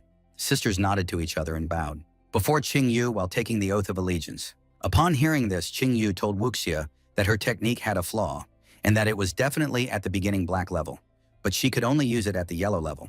He extended his finger to Wuxia's forehead, and then used rune magic transfusion to help her learn the technique. After pulling his hand away, he said that her current level of refinement was at the 2nd spiritual realm, so she could train more powerful sword techniques, and when she reached the 3rd spiritual realm, he would be able to give her a medium black level technique. After helping Wuxia, Qingyu asked Wu Yu if she had the Sun God arrow with her, and she immediately took it out. As she grabbed the weapon, Qingyu began to teach her an initial black level technique that would fully unleash the potential of her weapon. After receiving the gifts, Wu Yu asked Qingyu if he had really received all these gifts in the desolate lands, to which Qingyu replied that they would know the answer when the time came. Qingyu smiled and reminded the sisters that it was late. Then he smiled grimly and suggested that they go to bed. The frightened sisters blushed and didn't dare to reply. Qingyu laughed and said that he was only offering them a room. The sisters agreed with Qingyu and immediately bowed out. As soon as they left the room, Qingyu fell on his bed and sighed. He thought that according to his estimation, the Taoist old man should arrive soon, and then the Sacred Fire competition would not be far away. The Sacred Fire competition is held in Tianhe City every 3 years. It is jointly organized by the 4 major sects that guard Tingyu from the 4 sides, and the purpose of this event is to select the best disciple to then train him to the level of a tempering master. The 4 major sects are Buddha Heart Temple, Polar Sun Clan, Ruthless Sword School, and Jade Fairy Clan. They are constantly competing with each other, but they are roughly on the same level. Qingyu remembered that once upon a time, the Taoist old man had also gone through this competition and emerged victorious, allowing him to achieve incredible success. The 4 major sects themselves had a profound heritage, and their cultivation base was even more profound. With their guidance, any disciple could reach unprecedented heights. For this competition, the 4 great sects have jointly produced a single pill, the Power Unleashing Pill, which will go to the winner of the competition. Qingyu thought that the energy contained in the pill was enough to allow him to instantly break through to the 5th spiritual realm, and once he broke through to the 5th spiritual realm, he could immediately subdue the 3rd beast, the Swami Lion. Once Qingyu possessed the spirit of the Swami Lion, he would have access to endless energy techniques, and at that time, he would already possess a power that was not inferior to the peak of the spiritual realm. After possessing this power, Qingyu would return to the Divine Sword Empire and take revenge on all his enemies. After thinking about it, Qingyu raised his fist and told his enemies that they did not have long to live. Tongzhou City. The crowd could be heard rumbling in every part of the city. Qingyu realized that it was all because of the upcoming competition. And even though the event was still a few days away, there was no place for an apple to fall in the city. The clatter of hooves could be heard, And people began to discuss whether it was a representative from the Buddha Heart Temple, with some people saying that it was rumored that the temple maiden herself was coming to town, and they hoped to catch a glimpse of her. Suddenly, a hand appeared from the window of the stagecoach and immediately pulled back the curtain, revealing temple maiden Ling Chinchuan. Seeing her, everyone around her immediately began to admire her beauty and wanted to talk to her. When she saw Qing Yu, Ling Chinchuan snorted at the way he looked at her, and then greeted him by name, saying that it had been a long time since they had seen each other. The passers-by who saw this scene were shocked by Qing Yu. At that moment, Qing Yu remembered that he still didn't know Ling Chinchuan in this world. Ling Chinchuan wondered who this person was and how he knew her. Then Aunt Yu closed the curtain and said that there were only cables around. Aunt Yu told Ling Chinchuan that everyone in their temple hoped that she could convince the next winner of the competition to join their clan, and Ling Chinchuan agreed, saying that she would do her best to fulfill her father's order. Aunt Yu tried to encourage Ling Chinchuan, saying that only a very outstanding person could win first place, and that if he was a boy, he would become her son-in-law. Hearing this, Ling Chinchuan mentally apologized to her aunt because she wouldn't let herself be sold like that. Ling Chinchuan interrupted her aunt to say that she understood and suggested that she visit Prince Xingnan first. After a while, the carriage stopped. Ling Chinchuan and Aunt Yu got out of the carriage, and then they were immediately greeted by the spiritual son of the Polar Sun clan, Chulin, who said that the rumors about the Buddha Heart Temple trying to recruit the winner in exchange for the temple maiden were true. Upon seeing Chulin, Ling Chinchuan told him to shut his filthy mouth or she would teach him a lesson like the last time, to which he replied that he had given in that time because she was just a fragile girl. But after hearing her words, he realized that she had mistaken his nobility for weakness. Ling Chinchuan abruptly turned around and suggested that Auntie go somewhere else. Seeing this scene, Chulin was angry at her for daring to ignore her, as he was suddenly distracted by the whistle of a person nearby.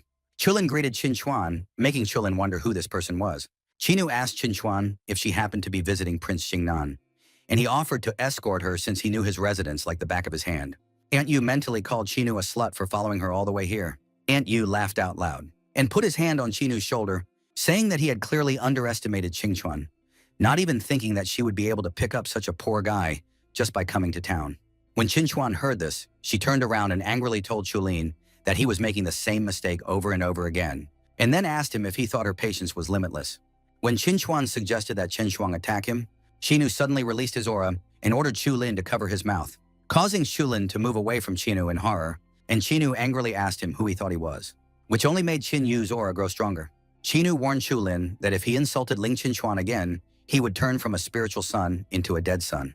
Chulin could only step back in horror, unable to understand who was standing in front of him and why a level 1 puppy was able to scare him so much. After thinking it over, Chulin came to his senses and told himself that he was the spiritual son of the Polar Sun clan and that he could not be afraid of anyone, and he decided to wash away this shame. Chulin shouted at Qing Yu that he would not kill him in front of the residents out of respect for Prince John Nan, and demanded that Qing Yu kneel down and beg for forgiveness. An enraged Qing Yu gestured that he didn't like that and ordered Chulin to strike first. Chulin summoned a flaming weapon and charged at Qing Yu at full speed to kill him. Chinchuan asked Qing Yu to be careful since Chulin possessed a 5th rank of holy fire, but Qing Yu just smiled. Chulin slashed at Qing Yu, satisfied that he was able to teach him a lesson, when suddenly his flame spat on the ground as if it was completely helpless and began to gurgle in front of Qing Yu, after which he stomped on the flame. Qing Yu asked Chulin why he was so weak and if he had bought his holy flame from the bazaar. Chulin scaredly began to ask what Qing Yu had done to his fire and why his holy fire was so easily defeated. Chinchuan and her aunt, who were standing nearby, were surprised to see this. Chinchuan asked if Qing Yu had defeated a rank 5 sacred fire wielder so easily, if he possessed rank 5 sacred fire, or if he naturally possessed a fire element, and he hummed and realized what had happened. Qing Yu was simply shaking with rage. Chulin demanded that he answer how a scum of the 1st spiritual realm could suppress his rank 5 sacred fire, and then accused him of cheating. The Prince of Jinnan suddenly appeared and told Chulin to stop, warning him that they were in his residence, not the bazaar. Seeing the prince, Chulin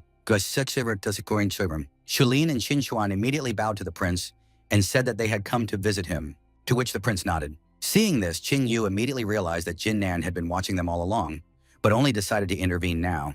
While Jin Nan pondered over Qing Yu's strength, thinking that being in the desolate lands would allow him to acquire a high-level holy fire, and realized that he had made the right decision the day they met. Jin Nan greeted Qing Yu and motioned for him to enter the mansion. Seeing Qing Yu chatting with the prince, Chulin began to tremble with anger. He immediately separated while thanking the prince for the warm welcome, and immediately bowed out. Chinchuan looked at the departing Chulin and called him an idiot. Reception hall.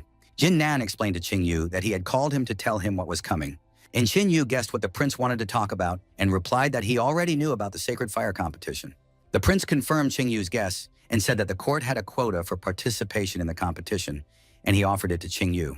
Qing Yu bowed to the prince in gratitude for the quota, and immediately Qin Chuan asked him if he wanted to join the Buddha Heart Temple, to which Qing Yu replied that they would revisit the matter if he won the competition, to which Qin Chuan could only agree. Qin Chuan turned to her aunt, who immediately took out a ring and asked the prince to accept it as a humble offering from Buddha Heart Temple. Prince Jin Nan took the ring and thanked Aunt Yu for her generosity. After handing over the ring, Aunt Yu leaned over to Qin Chuan and whispered to her that Qing Yu had been able to win Prince Jin Nan's favor and also possessed a high level of holy fire, advising Qin Chuan to be proactive and build a good relationship with him, to which she agreed with a slight blush. Qin Chuan asked Qing Yu to take a walk around Tianhe City with her, as she had not been here for many years. Qing Yu accepted Qin Chuan's request. When Prince Jin Nan realized what was going on, he told Qing Yu that since the girl invited him, he should go with her, but he should return to the residence for dinner. Then he added with a smile that his fiancée would cook personally. Qing Yu immediately mentally called Jin Nan an old devil for such a prank, while Chen Shuang was upset that Qing Yu already had a fiancée. After informing Qin Yu about the dinner, the prince let the guests go, not wanting to take up their precious time, since his Li Yu was not inferior to Qin Chuan, and then he laughed out loud. Forging and smelting Qing Yu, the reception hall Chulin sat on the throne while Huang Fei bowed to him, saying that he hadn't expected Chulin to come to them personally and that it was a great honor for their clan. Chulin asked Huang Fei if he believed he could become the best in the upcoming Sacred Fire competition, and Huang Fei agreed, saying that he was determined and that his mentor would be arriving soon. And with the support of Chulin and his mentor, it was unlikely that anyone would be able to challenge him. Chulin gloomily said that he had just met a person who was only at the first level of the spiritual realm, but even with him, he was able to suppress his holy fire. Huang Fei was immediately shocked. He asked if there was really someone so strong in Tianhe. Then Chulin made a picture of the stranger and asked if Huang Fei knew him. Huang Fei immediately recognized the person who was poking him. Seeing his reaction, Chulin realized that he knew him. Hearing this name, Chulin immediately asked if this was the same Qing Yu who had killed Emperor Li Jianheng and was wanted in the Sacred Sword Empire, which Huang Fei immediately confirmed. Chulin told Huang Fei that it was rumored that Qing Yu had gone to the desolate lands and that his journey was incredibly fruitful. Huang Fei immediately realized that it was at that moment that Qing Yu was able to strengthen his holy fire. Chulin also added that Qing Yu's fire was incredibly strong. It was at least 2 levels higher than his flame, and he feared that Qing Yu would be able to emerge victorious in the upcoming competition. Upon hearing this, Huang Fei immediately shouted that he couldn't allow that to happen and asked how soon his mentor would arrive, to which Huang Fei replied that the Taoist elder would arrive tomorrow. Chulin was pleased to hear this and said that they would wait for the old man and discuss the matter thoroughly, then allowed Huang Fei to leave. Left alone, Chulin thought about Qing Yu's flame. He thought that if he could take away Qing Yu's flame and appropriate it for himself, he would be guaranteed to take the place of the head of the Polar Sun, and Huang Fei and his mentor would only serve as a stepping stone for him. Tongzhou City. As Qing Yu and Qin Chuan walked through the streets of the city amidst the roar of the crowd, the ring on Qin Chuan's finger suddenly sizzled. When she picked up the ring, she saw a message that said Qing Yu. After reading the message, she immediately went to Qing Yu and offered her condolences for what had happened. Qin Chuan replied to Qing Yu that even though the immortal clan was very powerful, it was better not to cross their temple. Qing Yu thanked Qin Chuan for her words, then said that it was a matter of personal revenge, so he would do it himself, but first he would like to get the support of their temple. The blushing Qin Chuan was about to ask what Qing Yu meant, but he stopped her and said that she understood correctly, causing her to gasp and turn completely red. Suddenly, some of the passers-by recognized the temple maiden from Buddha Heart Temple, and the guy the whole town was talking about. They were jealous of the fact that he changed beauties every day. He'd already been seen with Princess Yu and Warner from Dugu House. Unexpectedly, Qing Yu was surrounded by a crowd discussing him and Qin Chuan. He coughed and immediately pulled Qin Chuan's hand, suggesting that they go for a walk somewhere else.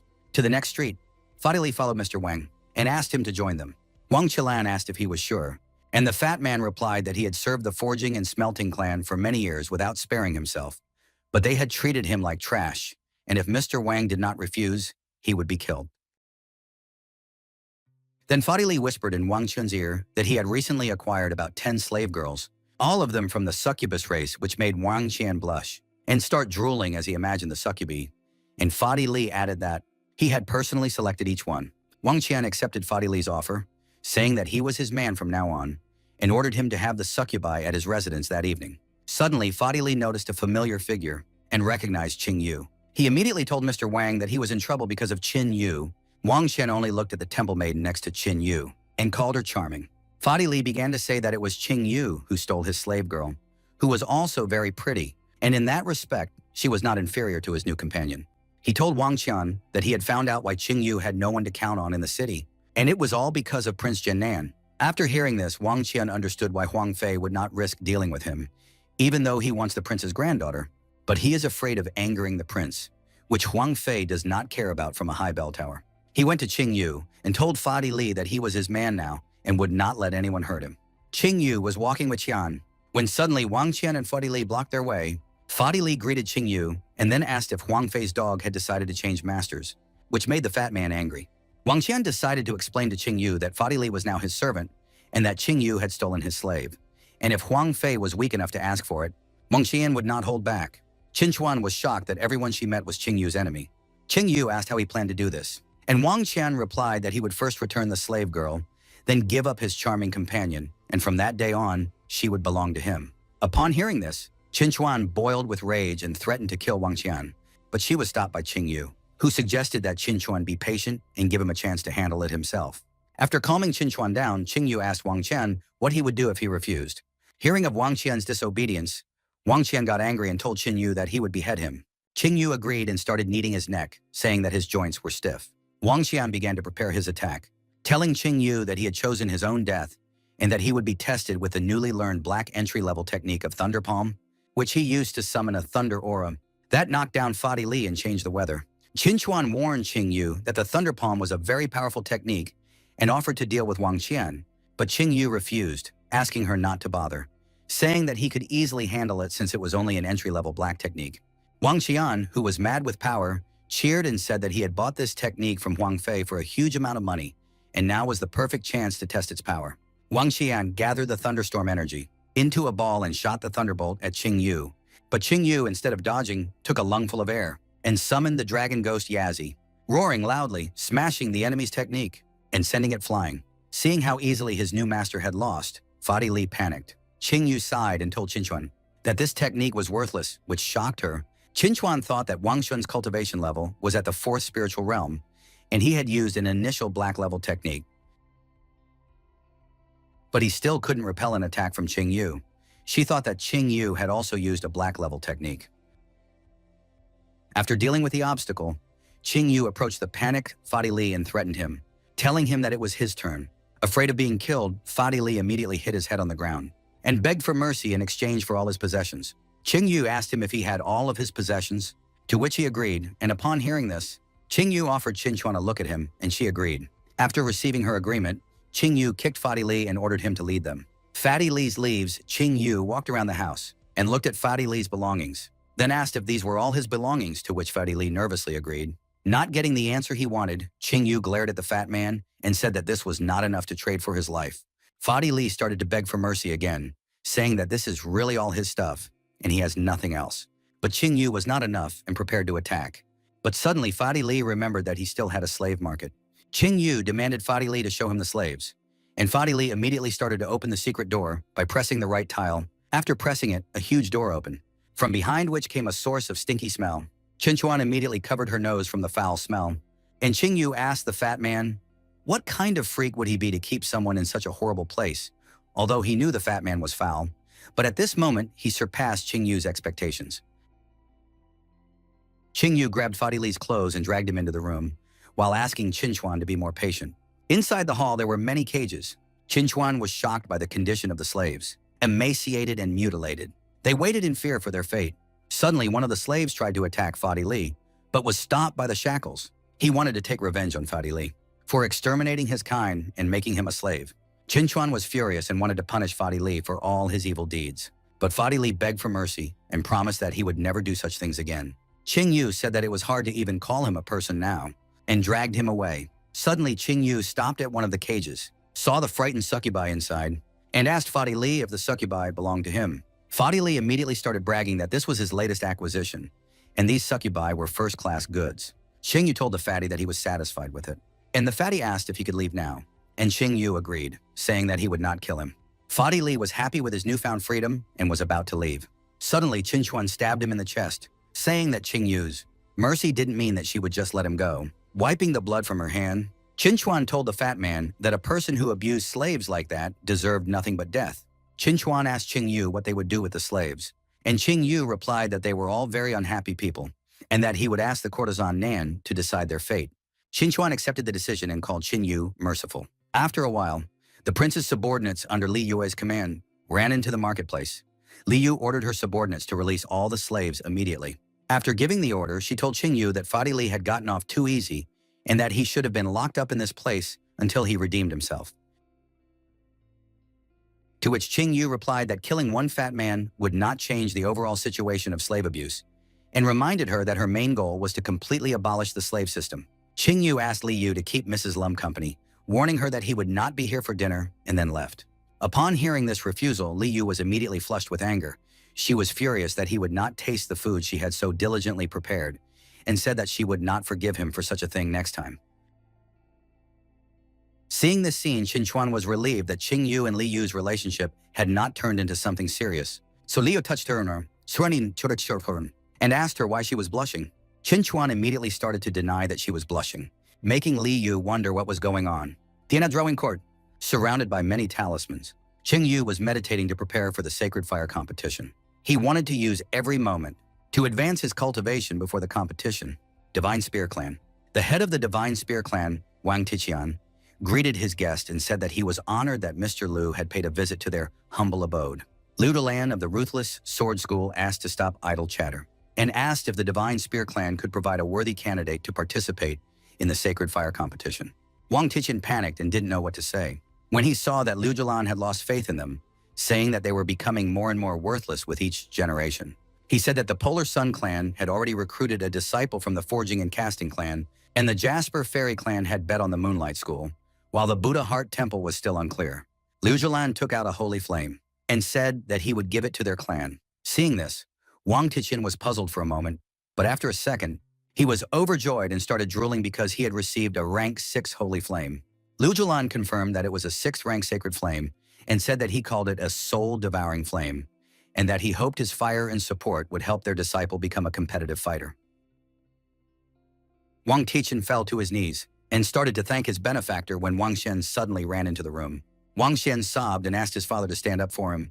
Liu Delan saw this and decided to keep silent. When Wang Xian noticed the guest, he asked his father who it was, and Wang Tiqian ordered him to stop squealing like a pig and introduced him as Mr. Liu Julan of the Ruthless Sword School, leaving his son confused. Liu Julan left the flame and went away, hoping that these two would not disappoint him. As soon as the guest left, Wang Xian began to question his father about the flame in front of him. Upon hearing this question, Wang Tiqian slapped his son's head and called him an ass, explaining that it was a 6th rank holy flame. Wang Xian stared at the flame in shock. Then his father told him that the Ruthless Sword School had decided to bet on their clan, and said that Wang Xian must learn this fire immediately to win the sacred fire competition. Wang Xian drooled at his newfound power and began to laugh out loud. He was confident that even though he couldn't defeat Chen Bia with the Thunder Palm, he could defeat him with the 6th level of holy fire and his innate fighting talent. He was confident that he had reached a whole new level. Then he promised Qing Yu that his days were numbered. When Wang Tiqian noticed his son's condition, he asked who had betrayed him, but Wang Tiqian replied that it didn't matter and immediately left on his way, laughing out loud. Thinking about what had happened, Wang Tiqian was happy that his son was able to obtain the holy fire, and he was happy that his clan would soon be well. In Tiana City, Huang Fei was waiting for his mentor to arrive when he saw the palanquin. He immediately greeted his mentor and then invited his disciple to get into the palanquin, that they immediately go to the Prince of Shannon, which Huang Fei immediately agreed to. The mentor explained that he had only returned for 2 things. First, to marry Huang Fei to Li Yu, and second, to help Huang Fei win the sacred fire competition.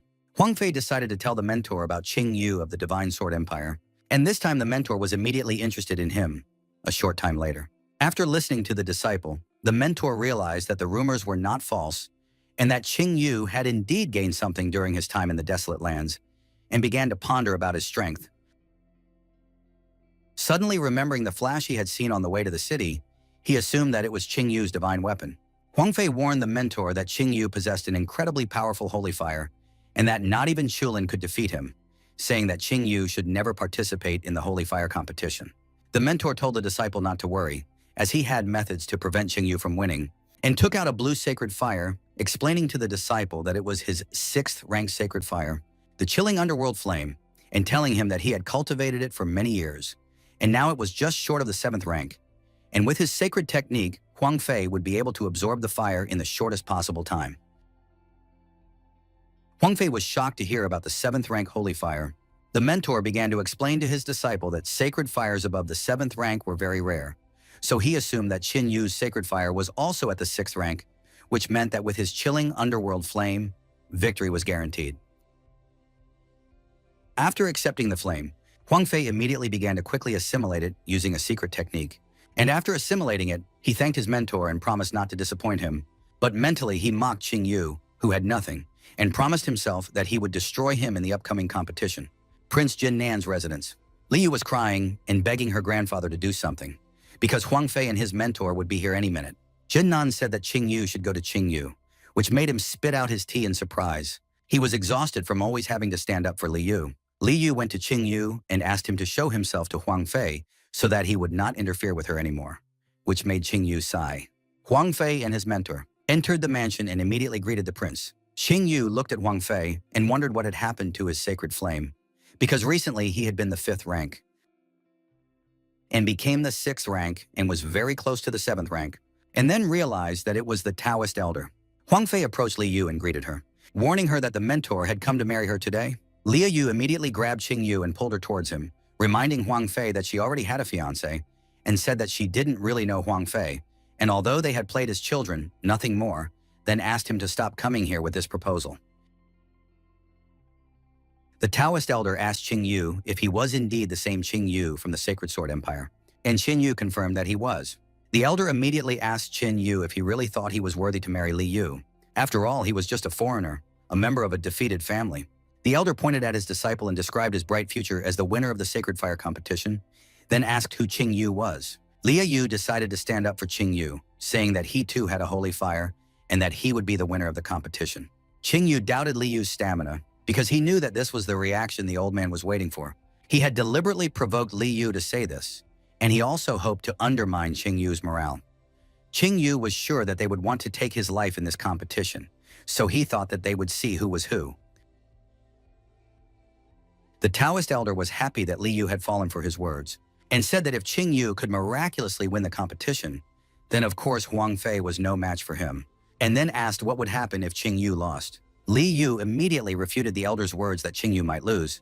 Then Huang Fei offered Li Yu to marry him immediately if he were to win the Sacred Fire competition. He was sure that she would not dare to refuse, since she was so confident of her victory.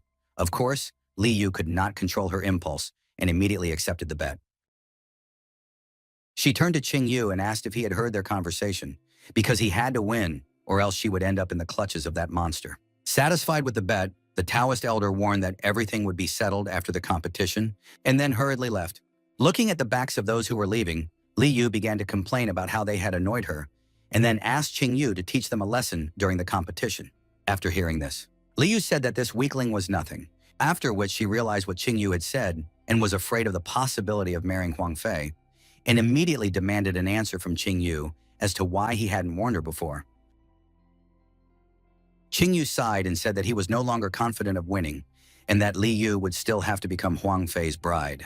Deeply affected by what she heard, Li Yu sat down and began to cry for how impulsive she had been. Prince Jiannan laughed at this scene and asked Qing Yu to stop bullying Li Yu, because he had long suspected that for Qing Yu, there was no difference in the level of an opponent's holy fire, whether it was 6th level or 7th level. Seeing the crying Li Yu's face, Qing Yu immediately woke up and pretended that everything was fine. In the night of the same day, Qing Yu was absorbing the herbal pills. When he finally opened his eyes, summoned the spirit energy of Dragon Spirit Yazi in one hand and the 9-legged golden raven in the other, and combined them to form a yellow and purple ball. Suddenly it exploded and began to be absorbed into Qing Yu before bursting into a blue flame.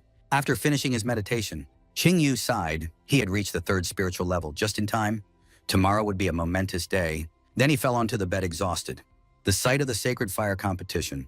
The spectators were rejoicing in anticipation of the competition. Prince Jiannan Wang was eager for the competition to finally begin, while Qin Xuan confidently hoped that Qing Yu would win, and the Taoist elder, sitting on the highest seat, was completely confident in his disciple's victory. The spectators were excited for the competition to begin. while some were angry because they didn't possess the holy fire. Huang Fei looked at the people around him and mentally called them a bunch of talentless cockroaches who naively believed that they had a chance to win, because he was sure that he would emerge victorious while the others were destined to crawl before him. After looking at the confident Huang Fei, Wang Xian asked Huang Xian if he thought he could win the competition. But instead of answering, Huang Fei asked Huang Xian what he was doing here, since he had no holy fire. To which Huang Xian smugly replied that he would have to see his holy fire soon, and then a spark of enmity flashed between the two. At that moment, Qing Yu entered the ring and saw their common enemy Huang Fei, and Huang Xian immediately switched to him, making a temporary peace because of their common enemy. Then greeted them and said that he hoped to see how they would perform today, and that they would not embarrass themselves too much. Angered by these words, Huang Xian and Huang Fei began to threaten Qing Yu, saying that he would not live to see the end of the day, and that they would see who would smile last. One of the representatives of the four major sects began to praise the assembled talents, but she singled out Qing Yu in particular. Suddenly, her ward recognized Qing Yu and immediately jumped towards him, landing slowly with an umbrella. Coming closer, Li Xian, when sure that it was indeed Qing Yu. When Qing Yu saw her friend, he immediately greeted her, saying that he hadn't seen her since she went to cultivate in the Jasper Fairy clan 3 years ago. He complimented her, saying that she had blossomed into a graceful maiden, but in return, she also said that he had changed a lot since the last time they met, admitting that she hadn't expected to see him at the Sacred Fire competition. To which Qing Yu replied that there was no way she could miss such an event. Li Qingyu suddenly became sad and offered her condolences to Qing Yu for what her sister and father had done to his family, betraying the Xian family after they had done so much for the good of the empire. Yu stroked Li Qinyu's head and asked her not to worry. After all, it wasn't her fault. It was just between them. The Jasper Fairy Lady realized that it was Qing Yu who had killed Emperor Li Qingyu, thinking about the fact that he had been friends with her ward since childhood. She realized that they had a chance to lure Qing Yu into their clan if he won. Thinking how nice the Jasper Fairy clan girl was talking to Qing Yu, the people around her started to talk about him, calling him the chief lavalier of Tianhe City, and some even bet that they would see him today, at least in the company of 3 beautiful maidens. Suddenly, Qing Yu was approached by one, or who jokingly told Qing Yu that no matter how he met him, he would always have a beautiful maiden with him. Qing Yu laughed and asked Wanner not to exaggerate. The embarrassed Xian raised her umbrella and said goodbye to Qing Yu, saying she had to go. Flying off, she wished him good luck in the competition. Qing Yu asked him not to worry about him, promising that he would never let go of the victory. The representative of the Jasper Fairies told her ward that if Qing Yu won the competition, their clan could only count on her. Suddenly, everyone was surprised when another person entered the ring. Everyone immediately started talking about Juhani from Moonlight School. According to the head of Moonlight School, she was their best nugget in the past 100 years. Although she was only 16 years old, she had already reached the 5th level of the spiritual realm. With the 6th rank of Holy Fire, some people hardly recognized her. After all, she had been in seclusion for 3 whole years, and before that, she was just a little snotty girl. Juhani walked up to Qing Yu, causing Huang Fei and Huang Xian to burn with rage as all the beauties walked up to him. Juhani told Qing Yu that her destiny was tied to the Xin family, and that they would definitely meet again. But if their meeting happens in this arena, she will not spare him. Qing Yu grinned at the departing Juhani and thought about how funny she was. After a while, most of the participants had already gathered in the arena. Suddenly, a few demonesses arrived and began to greet everyone. Qing Yu looked at the Red Demoness and wondered about her identity. The Red Demoness walked over to Qing Yu to greet him, which made Wanner wonder how many people Qing Yu knew. Qing Yu knew this demoness from his previous life, as she was the winner of the competition in his previous life. All he knew was that her past was unknown, and she called herself a free cultivator. From his memories, Qing Yu guessed that she had already reached the 8th level of the spirit world, and her holy fire was no lower than the 8th level. And the strangest thing about her was that no one had seen her after her victory. So Qing Yu decided that he would definitely find out who she was in this life. Suddenly, the Taoist old man announced that the competition was about to begin, stopping the roar of the crowd, and then stepped into the ring with Prince Jin Nan. The prince asked for silence and announced that today would be a great event for the Tianan Empire, where the winner of the Sacred Fire competition would be announced. The prince wished the participants good luck and then invited the representatives of the 4 major sects to come out. Jumping onto the stage, they immediately began to call for a huge stone. Huang Fei was shocked to recognize the heavenly firestone. Huang Xian began to describe it, saying that this stone was the most mysterious object in the entire Tianan Empire, and perhaps as old as heaven and earth. He said that just being close to it helps to concentrate its holy fire, and some even managed to increase their rank. Because of its incredible value, this stone belongs to all 4 major sections. While the people around him were astonished at this treasure, Qingyu laughed inwardly at the fact that such a small stone could cause them so much awe. He wondered what would happen if they knew that there was a whole mountain of this stone in the desert lands. Qinchuan came out and made a speech, saying that everyone here knew about this stone, and that it was a true shrine for every sacred fire wielder, explaining that there were 4 major sects that had the right to possess it, and that they passed it around every 3 months. But if the winner of the sacred fire competition joined one of the sects, then that sect would have sole possession of the stone for the next year. The crowd cheered when they saw the stone. While Qinchuan prayed, "Hura Qingyu to win," Qilin drew the attention of the crowd and began to explain that the rules of the competition were quite simple, saying that there would only be 3 rounds. In the first round, the participants would duel, and the winners would advance to the second round. But before that, they all had to draw lots. Qilin called out a large number of tablets, and everyone took turns taking them. When it was Qingyu's turn, he greeted Qilin and asked if Qilin had cheated on the lottery since he was responsible for it. And Qilin told Qingyu not to look down on him and to communicate more respectfully. Qingyu said that even if he cheated, it does not guarantee his victory. Qilin agreed with Qingyu's words, but suggested to see what round Qingyu can reach first. Qingyu taunted Qilin, saying that he would have to watch Qingyu's victory with his eyes open. Holding back his anger, Qilin told the participants to look at their boards and began to explain that each board had a number on it, and those with the same number would fight. Looking at his tablet, Qingyu saw the number 5 and was interested to see who would fall under his hand in the first round. Qilin announced for those with the same number to enter the arena, while the rest should leave the arena immediately. The first duel. In the first round, a metamorphic-clad Cyclops clashed with a bald man. They immediately bowed to each other, after which the Cyclops released a flame from his mouth, throwing his opponent out of the arena and laughing viciously with an easy victory. Huang Fei was annoyed and said that the idiots with first-class holy fire had come to take a chance, to which Huang Gen replied that their empire had an unlimited supply of idiots. The next 3 rounds were just as fast, with the people with stronger holy fire easily defeating the people with weaker holy fire. The 5th duel. It was Qingyu's turn. His opponent was a tall man with chains on his body. The big guy mockingly admitted that Qingyu had a pretty face and that he should give up early if he didn't want to lose his life. Qingyu insulted the big guy with a gesture and told him to stop talking and attack. The big guy got angry and summoned a phantom tiger and prepared to kill Qingyu, which Qingyu couldn't agree to. Huang Shuang evaluated the big guy and realized that he could have gone far if he hadn't been caught by Qingyu. The big guy jumped at Qingyu and tried to swat him like a fly, but Qingyu kicked him away, sending him over the edge of the arena. Shuhani was surprised as she had expected Qingyu to be much weaker. Qingyu said that he was bored and left the arena, while Huang Shuang looked at his back and said that he didn't have much time left.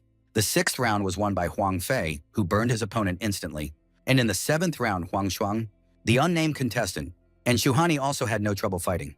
Qilin was bored watching these one-sided fights, so he suggested to the Taoist old man to play spits. The old man agreed, but he was curious what the other esteemed gentlemen would decide. The representatives of the Ruthless Sword School and the Jasper Fairy clans supported this idea. Qilin decided to give Huang Fei a 3rd-rank bone and muscle-strengthening pill, and the Taoist old man also wagered on Huang Fei, giving him his own forged sword of inflexibility. Qin Chuan praised the gentleman for betting quite valuable items and decided to make a corresponding bet from the Buddha Heart clan. Her bet would be the heavenly crystal-strengthened armor, which she would bet on Qingyu's victory. Lu Jilan wagered a 3rd-tier ruthlessness pill on Huang Xian, and the Jasper Fairy representative wagered a lower black-level floating clouds technique on Shu Hani's victory. The spectators marveled at the wealth of the 4 major sects, as they were willing to wager such valuable items for fun, while some residents hoped to join the Corps of Engines, if they were not accepted into one of the major sects, as it would be better than their current lives. When the free cultivator heard about the bounty, she asked the gentleman what would happen to the bounty if none of their candidates won, and Qilin told her that they would give everything to the winner of the competition. The girl began to think about it and said that according to her estimation, the winner would be, pointing her finger at Qingyu, she announced to everyone that only he and she had a chance. Qingyu was shocked. Suddenly, all the arrows were aimed at him. Huang Xian started shouting that Qingyu would have had a chance if Huang Xian had not been involved, but they were out of luck, and now he was determined to win. Some of the people gathered in the arena announced to everyone around that they also had a chance. Qilin climbed onto the fighting part of the arena and announced that he was going to move on to the 2nd round, and that he was going to do so on a every-man-for-himself basis. Everyone immediately surrounded Qingyu, causing Qingyu to conclude that many of them had already been bribed making him think that they were naive fools. Chlin continued to explain, saying that the second round would last until a single incense burned out, and the last 4 contestants left standing would advance to the third round. He then added that if the first round had eliminated the weakest, then the second round would be a true test of fire, and that all contestants would only be allowed to use the power of their sacred fire. Cold weapons and hand-to-hand combat were forbidden. As Chulin announced the start of the second round, the crowd cheered in anticipation of the spectacle, and everyone around Qingyu immediately summoned their flames with the intention of killing him. Qingyu invited them to attack if they thought they could cause him even a little trouble. The opponents immediately attacked Qingyu, and one of them shouted that his mouth wouldn't close before he died, causing many flames to shoot at Qingyu at once. Li Yu was panicked because Qingyu was being attacked by the crowd, while Li Qingyao had warm feelings for him and was worried about him. All the fires hit Qingyu. Each of his opponents had a rank 4 holy fire, and they had been practicing this joint technique for a long time for this moment, believing that if he didn't die from it, his skin would at least peel off. Standing in the middle of the fire, Qingyu taunted his opponents, saying that he couldn't feel his skin peeling off, and that he didn't feel the results of their training very well. And now that they were finished, he offered to start surprising them and summoned a pillar of flame. The Taoist old man was satisfied with his calculations, as he only saw a rank 6 holy fire. Li Yu, on the other hand, cheered all over Qingyu after recognizing the 6th rank flame. Qingyu asked Huang Xian and Huang Fei why they were sending small fish at him if they were so eager to kill him. Furious, Huang Fei and Huang Xian immediately summoned their holy fires. Huang Fei replied to Qingyu that even if he had a 6th ranked fire, there would always be bigger fish, and Huang Xian showed his 6th ranked fire. Li Yu was shocked that even Huang Xian had a 6th rank holy fire. At that moment, Chulin realized that the Ruthless Sword School was also claimed. Huang Fei and Huang Xian told Qingyu that even prayers wouldn't help him fight the 2 6th-ranked sacred fire wielders, and immediately launched a joint attack of red and blue flames. Without changing his face, Qingyu admitted that he was just warming up, then asked why they all thought that his holy fire was only 6th rank, and immediately became serious, summoning the silhouette of a giant golden 9-tailed raven to devour Huang Fei and Huang Xian's flames. The Taoist old man was terrified as he tried to figure out what rank Qingyu was. This was not a 7th class fire, or even an 8th class fire. This was a 9th class holy fire. Chulin was shocked by the 9th rank fire after all. Even the fire of the head of the Polar Sun clan was barely approaching the 8th rank. Everyone in the arena was shocked by what they saw. Huang Xian and Huang Fei couldn't believe it, while Prince Jin Nan was glad that he hadn't made a mistake in betting on Qingyu, because even in the history of their Tianhe Empire, there were no more than 10 9th rank divine fire marshals, and the weakest of them had long since surpassed the peak of the spiritual realm. The prince realized that among those currently alive, not only in the Tianhe Empire, but even on the continent itself, there was no one stronger than Qingyu.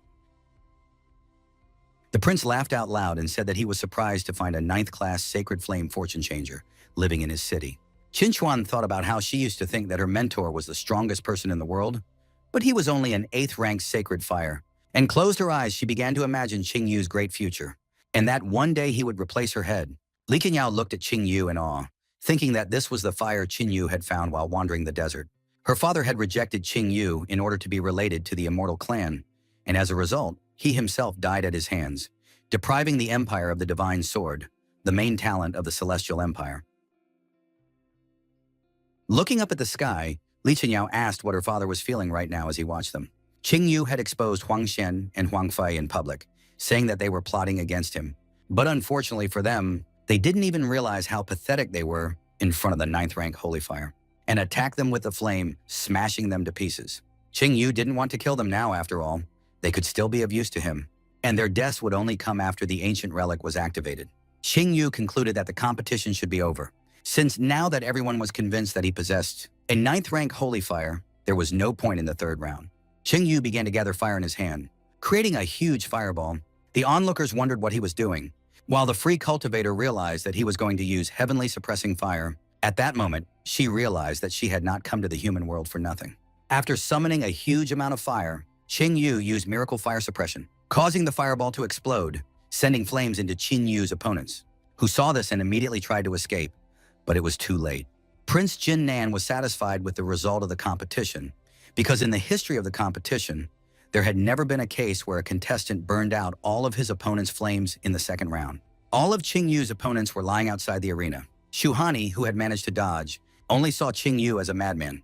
At this moment, the free cultivator, who had taken no damage, realized that her father was right when he said that the world of mere mortals could be fun and interesting, and she hoped that when they met again, Qingyu would be even stronger. Qingyu was the only one standing on the arena, and he announced that since he was the only one left, it was likely that he would be the winner of the competition. The representatives of the 4 great clans were shocked at the quick end of the competition. Huang Fei wanted to curse Qingyu for taking the holy flame away from him and making him the winner. Huang Fei went crazy and started shouting that Qingyu should live at the bottom of the society in the Sacred Sword Empire, instead of being a great warrior in their Xianhai Empire. He shouted that he would kill him no matter what it took, because Qingyu was and would always be a lowlife of the first spiritual realm. Suddenly, Huang Fei's muscles swelled, and he burst into a blue flame, ready to become the victor by any means necessary, ensure that no one would be able to stop him. He attacked Qingyu from behind and prepared to kill him with a single blow. Qingchuan tried to warn Qingyu of the threat. Qingyu said that he wanted to give him a gift of life, but since Huang Fei refused the gift, Qingyu summoned the Yaji dragon and immediately struck Huang Fei, who was surprised by the sudden stunt, knocking him into the wall. Bleeding, Huang Fei couldn't understand why he couldn't win. Finally enraged, he shouted that scum like Qingyu should only crawl at his feet and that he would not rest until he took Qingyu's life. Calling Huang Fei scum, Qingyu threw the God of War spear at Huang Fei, and the spear pierced Huang Fei and stuck him in the wall. The old Taoist was immediately able to identify the divine grade weapon and confirmed his thoughts that this outbreak was because of Qingyu, and he was furious that Qingyu possessed both a divine grade weapon and a 9th rank holy flame. Chulin was furious with Qingyu and threatened him for killing the Polar Sun clan disciple. Qingyu returned the spear and asked if it was okay for Huang Fei to try to kill him, and Qingyu had to put up with it, threatening Chulin that he would be killed if he kept yapping like that. Chulin called Qingyu a madman, but still dared to fight him. Suddenly, a hand appeared in front of him, and Qingchuan told Chulin to stop, since Qingyu was now under the protection of the temple, and if he wanted to fight him, he would have to ask the temple's permission first, or else he would become their enemy. Qingyu asked Qingchuan not to interfere in their battle. After all, he didn't mind if Chulin went to the afterlife after his disciple. Hearing Qingyu belittle him, Chulin became furious and flew into the air, after which he folded his hands in Namaste and used the black mid-level technique of Polar Sun at the zenith, summoning a huge sun. Qingchuan was surprised to see this technique, as only the top 3 disciples of the Polar Sun clan could master it, and when used properly, it was just as destructive as the top black techniques. Chulin was sure that even with the 9th level holy fire, Qingyu would not be able to resist the mid-level black technique, so she directed the sun at Qingyu. Seeing the sun flying towards him, Qingyu grinned, because this was the perfect opportunity to use the war god's spear to its full potential, and use the earthly high-level heavenly thunder spear technique to pierce through the huge sunday. Chulin was shocked to see Qingyu's strength. Then he was hit by Li Xinyao and Huang Chuan's attack, and immediately realized that it was an earth-level technique, while Li Yu wondered how many more tricks Qingyu had hidden. And the Taoist old man was furious that Qingyu kept fighting back. After Qingyu's attack, Chulin was defeated. Qingyu put the spear of the god of war around his neck and prepared to send him to Huang Fei. Qingchuan tried to warn Qingyu not to kill Chulin, but Qingyu plunged the spear into him. On his deathbed, Chulin told the Taoist old man to deal with Qingyu, or he would have no way to explain himself to the Polar Sun clan. The Taoist old man demanded that Qingyu let Chulin go and threw a jade ring at him, but Qingyu blocked him by summoning Dragon Yazi and shattered the ring. Chulin begged for mercy one last time and was then killed by Qingyu, who kept his word and sent Chulin to his protege in the afterlife. And then the spiritual son of the Polar Sun clan, he would not let Qingyu go, claiming that even the 9th rank holy fire would not help him. When Qingyu heard this, he laughed and became serious, suggesting that the old dog should make sure that he himself was not destroyed. Clutching his spear tighter, Qingyu told the old man that he had harmed his beloved, mocked her in every way, and said that he had long considered him his sworn enemy. Qingyu immediately understood why he had resented the Taoist old man all this time, and then wondered who the girl he called his beloved was. The Taoist old man had no idea how he had provoked such hatred towards himself. Although he was young, he was able to kill Chulin easily. The old man realized that with his 9th level sacred fire and earth level techniques, Qingyu was extremely talented. However, he had long since reached the peak of the spiritual realm, and killing Qingyu was like crushing an ant for him. Lu Yulin realized that the old man had really decided to kill Qingyu. After all, the combination of the divine weapon and the top-level black technique was far enough to deal with Qingyu. The old man whipped Qingyu, but Qingyu summoned the powers of the dragon Yazi and the golden 9-legged raven, and tried to deflect the attack with his whip. The Taoist old man told Qing Yu that he was too weak and broke through the spear attack, sending him into the air, sure that Qing Yu was incapable of doing anything. After Qing Yu regained his balance after the attack, Qing Yu asked Prince Jin Nan to throw him a power release pill. The prince reacted immediately and threw the pill to Qing Yu, who caught it. Qing Yu immediately ate the pill, and his aura began to strengthen. The Taoist old man laughed at Qing Yu's plan. After all, it would take many years to master the 4-component power release pill, and Qing Yu was foolish enough to expect a breakthrough as soon as he swallowed it. Suddenly, the old man felt a shock, and Qing Yu was able to break through and gain the strength of a Swanee lion. The old man couldn't understand how it was possible to absorb the pill so quickly, and now that Qing Yu's strength was at the peak of the spiritual realm, he couldn't believe such a rapid development. Qing Yu aimed his spear at the Taoist old man, using the powers of the 3 spirits at the same time, and offered the man a taste of the spear once more before attacking him. The old man immediately reacted to Qing Yu's attack and used his purple whip as a shield, barely withstanding Qing Yu's attack. The shockwave from the attack was felt by all the spectators. Even Prince Jin Nan was surprised by such a huge force, but when he opened his eyes, he was shocked. There was a huge hole in the arena, and the Taoist old man was bleeding. The old man couldn't stand it. He fell to his knees, and then Qing Yu came over to him. At the same time, Qing Chuan was becoming more and more amazed at Qing Yu's strength.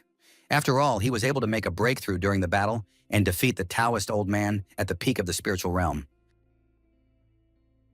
The prince could not believe what he had seen, but Lu Jilan was glad that he had not accidentally snacked in front of this demon. Otherwise, the entire ruthless sword school would have been doomed to death. Qing Yu stood in front of the wounded old man who was in a desperate situation. The old man admitted his defeat. He offered to give Qing Yu anything he wanted as long as he did not kill him. But Qing Yu replied that he only wanted his death. Suddenly, Qing Yu's body became heavy and symbols appeared on the ground, forming a magic circle around Qing Yu. Seeing this, Li Shenyu was excited about what was happening. Seeing Shenyu trapped inside the magic circle, the old man began to laugh madly, realizing that Qing Yu was the main talent of the continent. Yet he was so inexperienced, the old man began to explain to the trapped Qing Yu that he had spent many years to create this magic circle. The essence of the circle was that once someone was inside, their soul would immediately begin to decompose into a shell.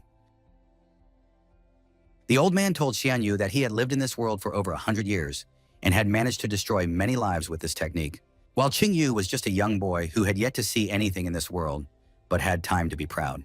After that, the old man activated the magic circle, causing Qing Yu's soul to burn, killing Xianyu, and the old man wanted to take his holy fire. Suddenly, the magic circle was damaged, and the old man was shocked that the magic circle he had used for so many years could not work on Xianyu. Xianyu grabbed the old man and told him that he had seen things in the desert that he had never dreamed of, but his magic circle was fine. It was just that Jian Yu's techniques against the soul did not work. Xian Yu called the old man a miserable old dog because he thought he had everything under control since he had been trampling this land for over 100 years, and most people had no idea how much evil he could do in that time. But Qin Yu knew much more about him. The Taoist old man began to beg for mercy, promising not to raise his hand against Qing Yu again, saying that by killing Shilin, Qing Yu had insulted the Polar Sun clan, but by killing him, the clan would never rest until they took revenge. The old man begged Qing Yu not to kill him, and in return, he even agreed to be his messenger, and was even willing to help the immortal clan take revenge. Qing Yu launched a series of attacks on the old man's arm, shredding it to pieces, but the old man asked Qing Yu to be smarter, because even the protection of Buddha Heart Temple would not save him from the wrath of the Polar Sun clan, and by saving his life, Qin Yu would be saving his own life. Qing Yu stepped on the old man's foot and said that he did not need to save his life because it belonged to him alone, and no one could take it away from him. And he certainly could not rely on the old man who set such conditions, and then broke the old man's leg. The old man started shouting that Qing Yu was a real demon, and Qing Yu was a little surprised that it was the old man who called him a demon. He told the old man that he didn't even know how Qin Yu was able to stop himself from attacking him when they first met at the prince's residence. But at that moment, he was too weak and kept telling himself that he had to be patient for a little longer. But now, Qing Yu punched the old man's arm again, telling him that his anger could not be contained. The old man on his deathbed laughed softly. After all, dying at the hands of a great warrior is not so shameful. But before he dies, he just wants to know what he could have done to make Qing Yu so angry. Qing Yu kicked the old man with all his might and said that in the first year of his reign, on the orders of Li Qinghe, he had captured Li Qinghe and not only crushed all her bones, but also chained her in the death pit of the desolate lands. The death pit is known as one of the worst places to torture people, as even the slightest touch to the skin there turns into excruciating pain, a fate far worse than death. Qing Yu's tears flowed as he told about the old man torturing Li Qinghe. The old man panicked, not knowing what Qing Yu was talking about. After all, Li Qinghe was still alive. He cried out with all his might that he was innocent and begged not to be killed for no reason. Qing Yu gathered the holy fire in his hand and sent the old man straight to hell, leaving no ashes behind. The arena was silent, and Li Yue, his grandfather Li Qinghe, and Waner were happy that Qing Yu had won. Qing Yu raised his head to the sky and said that the Taoist elder was dead, and the next in line would be this couple, Sacred Sword Empire. Xiaodin performed a blood ritual on Qing Yu under the supervision of his Xiaohuang. Xiaodin realized that everything depended on his ability to awaken the immortality seal, so he ordered it to appear. Suddenly, Xiaodin's body was enveloped by a powerful energy. That surprised even Yao Huan. After completing the transformation, Xiaodian sighed as his body glowed with energy. Zhao Dian began to rejoice, shouting that he had awakened the immortal seal, and Zhao Huang praised Zhao Dian, suggesting that Zhao Dian take Li Qinghe as his wife, since her blood could awaken the immortal seal, and as a faithful wife, she would obey unconditionally. However, he could not imagine that instead of the immortal seal, Zhao Dian could awaken the almighty seal, so he laughed, because he had never heard that anyone from the Zhao family had managed to do so in the past 10,000 years. In fact, among all the immortals, one could count on one's fingers those who had managed to awaken the Supreme Seal, while Zhao Dian had managed to awaken the Supreme Seal. Zhao Huang was glad that he could finally return to the immortals, since they would no longer have anything to do with the ordinary layman. Zhao Huang suggested that Zhao Dian return to the immortals to further develop his strength, saying that they would be able to unite all the immortals, and the members of the Zhao clan would become their rulers. Zhao Dian replied to his uncle that he should follow the rituals, because the one who awakens the Supreme Seal should become the head of the family. When Zhao Huang heard this, he was indignant for a moment, but he had to agree anyway. But Zhao Dian was dissatisfied with his uncle's behavior and ordered him to kneel down. Zhao Huang, Wenxi, immediately understood everything and could not contain his laughter. He liked Zhao Dian's determination and was sure that this was what their ruler should be, a cold-blooded tyrant. Zhao Huang kneeled down and introduced himself as Zhao Huang, an immortal of the Zhao family in the 147th generation, and welcomed Zhao Dian as the new head of their family. Zhao Dian ordered his uncle to spread the news of the new ruler to all the members of the clan so that they would come down to this world to bow before him, and Zhao Huang accepted this order without hesitation. Zhao Dian let his uncle stand up, and then Zhao Huang asked what they should do with Li Qinghe, to which Zhao Dian replied that although she was a mere mortal, she was able to get into his heart, because she could be affectionate, so he wanted her to stay by his side. Zhao Huang agreed, and looked at his consort, Prince Jin Nan's residence. Prince Jin Nan praised Li Qinghe, saying that he had lived in this world for many years, but no one had ever been able to defeat him like Qing Yu, because before he was 18 years old, Qing Yu was able to defeat the Taoist old man. Then the prince warned Qing Yu that the Taoist old man was closely related to the Polar Sun clan, and since Qing Yu had killed both the old man and Shulin, the clan would never stop until he took revenge. Qinghe offered Qing Yu to join the Buddha Heart Temple, guaranteeing him complete safety, because even though their temple was slightly inferior in strength to the Polar Sun clan, they would never dare to declare war on them. The Jasper Fairy envoy intervened and said that the Jasper Fairy clan was also capable of protecting Qing Yu, so he didn't need to join the Buddha Heart Temple. Qinghe asked Bai Feifei what she was implying, and Bai Feifei replied that Li Qinghe was their best student and would most likely be their next chief. And most importantly, she had grown up with Qing Yu and was his loyal friend, so she was sure that this was a good reason to choose her Jasper Fairy clan. After that, Feifei spoke to Qing Yu on behalf of the chief and promised that if he joined their clan, Li Qinghe would be appointed as the deputy chief of their clan for 3 years, and Qing Yu himself would take the position of manager, which was the same as a deputy in terms of authority. Qing Yu and Qin Chuan got angry with Bai Feifei and offered Qing Yu similar terms from the Buddha Heart Temple.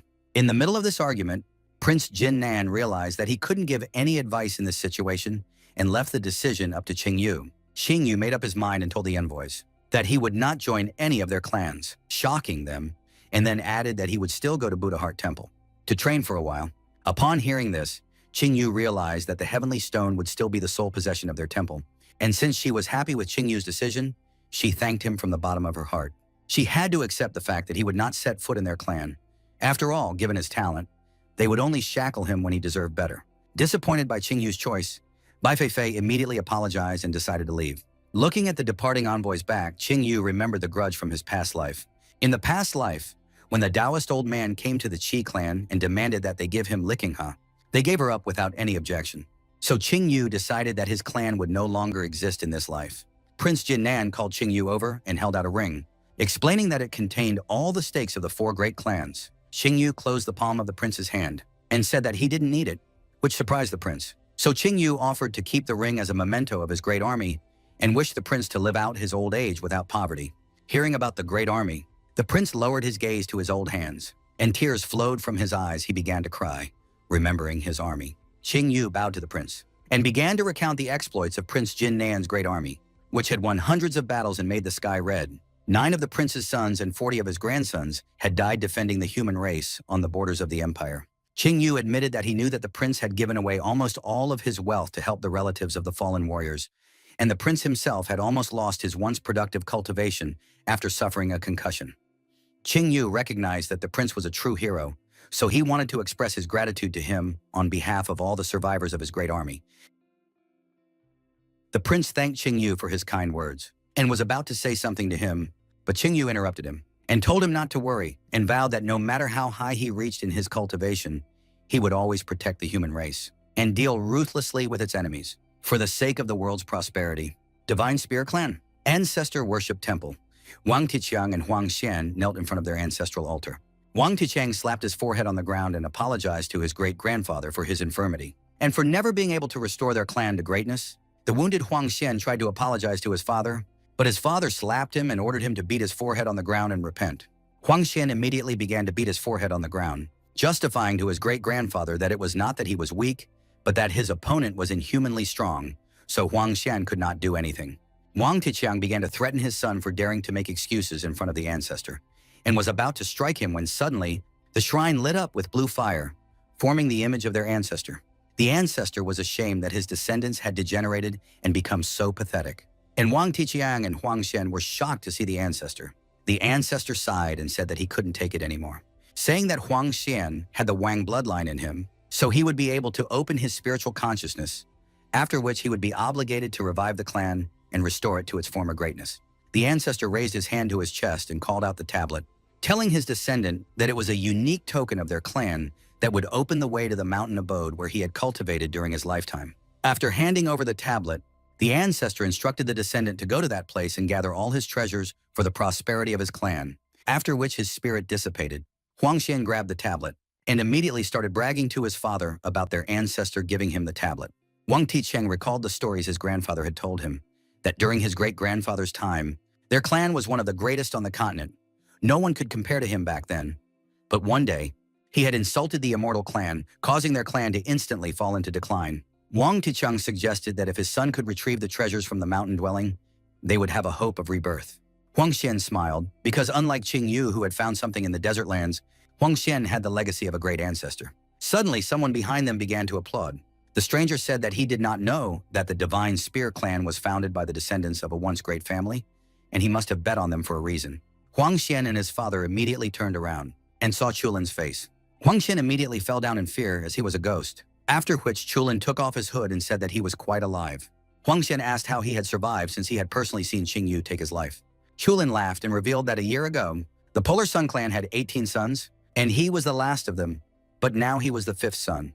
And now the Polar Sun clan had 5 sons. Chulin asked if they could guess where the other 13 sons had gone, and he told them that he had made his way up through flesh and blood, and when he killed the 8th son, he found the imaginary death technique on his body. After the story, Chulin asked Huang Xian if he wanted to kill Qingyu, to which Huang Xian replied that he would not be able to rest until he did so.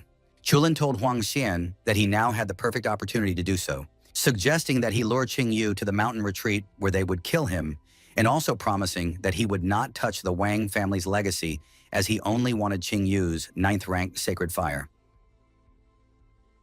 Huang Xian asked Chulin how he was going to kill Qingyu, since even the Taoist old man was no match for him, but Chulin only replied that he had his own methods. After killing the Taoist old man, Qingyu's next step might be to return to the Divine Sword Empire, so there was no time to lose, and therefore, if we failed to lure Qingyu to the mountain abode tomorrow, the Wang family will not like the consequences. Saying that this Chulin immediately disappeared from the temple. Afraid of the sentence, Huang Xian asked his father what they should do, to which he replied that they had no choice but to go to Qingyu tomorrow and invite him politely, as the success of this case would depend on their fate. Tian Heiyin, Wuxi and her sister. Wuonalatu bowed to Qing Yu and sincerely congratulated him on winning the Sacred Fire competition, after which they were even more interested in the Great Wasteland, because Qing Yu had found something there that helped him defeat the Taoist elder.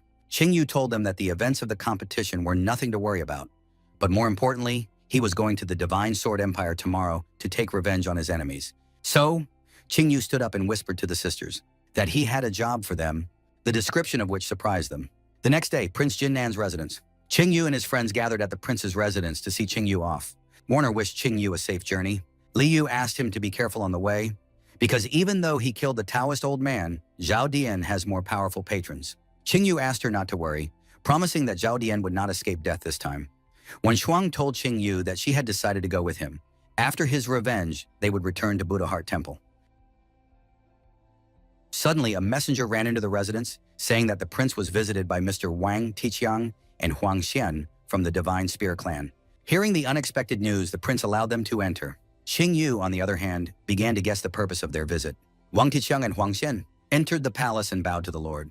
The prince asked about the purpose of their visit, and Huang Xian knelt down and bowed, saying that he had come to apologize to Qing Yu, then admitted that he had thought too much of himself and had been too rude to him. Wang Tiqiang put his hand on his son's head and began to beg Qing Yu for leniency, so that Qing Yu would not take revenge on his son. Huang Xian raised his head and offered to share with Qing Yu as compensation for his inappropriate behavior. Suddenly, Huang Xian began to look around for additional years. But Qing told him to continue. After all, everyone here was his own. Huang Xian continued, revealing that he and his father had accidentally discovered the ancient mountain abode of a prominent warrior, after which he offered Qing Yu to share the treasures left there with him. At that moment, Qing Yu was convinced of his hunch, but he clearly remembered that this had happened much later in his previous life. Qin Chuan assumed that Huang Xian wanted to lure Qing Yu into a cave, where they would be ambushed, and then asked if he thought Qing Yu was greedy and stupid enough to fall for this trick, which made Wang Tiqiang and Huang Xian terrified as their fate was sealed. Wang Tiqiang started to say that it was completely wrong. They just wanted to apologize. Huang Xian at that moment mentally prayed that Qing Yu would fall for it, but Li Yu intervened and demanded that they stop this cheap divorce and offer it to someone else. Suddenly, Qing Yu agreed to go to the mountain retreat. Wang Tiqiang rejoiced at these words and said that the place was in the Qimen mountain range, west of the city, and the sooner they went there the better, because if they left tomorrow morning, they could reach their destination in about a day. To which Qing Yu agreed without hesitation. Wang Tiqiang made his son bow. Before they hurriedly left, Li Yu started to point her finger at Qing Yu for agreeing to go with them because it was obvious that they were setting a trap for him, to which Qing Yu replied that even if she realized it, how could he not understand? And if he agreed, then he shouldn't have any problems. Qin Chuan offered to go with Qing Yu, but Qing Yu replied that he could handle it on his own. Finally, the prince told Qing Yu that they all knew about his strength, but he should still be careful because his self-confidence could lead him to his grave. Qing Yu took the prince's advice. The next day, at the foot of Qimen Mountain, after arriving there, Qing Yu jumped down from the dinosaur and began to think about his past life. Warner had a hard time here because she was the one who was summoned to this place in his past life. So Qing Yu thought that his victory in the Sacred Fire competition could change the course of future events. Wang Tiqiang interrupted Qing Yu's thoughts by informing him that the ancient abode was at the foot of the mountain, and that there was a cave ahead of them, which they were about to enter. Qing Yu ordered them to show him the way, wondering if they had a plan for retreat or if they were prepared to die if they failed. At the foot of the mountain, Wang Tiqiang informed Qing Yu that they had arrived at their destination, and then struck the mountain with a shout, causing the passage inside to open.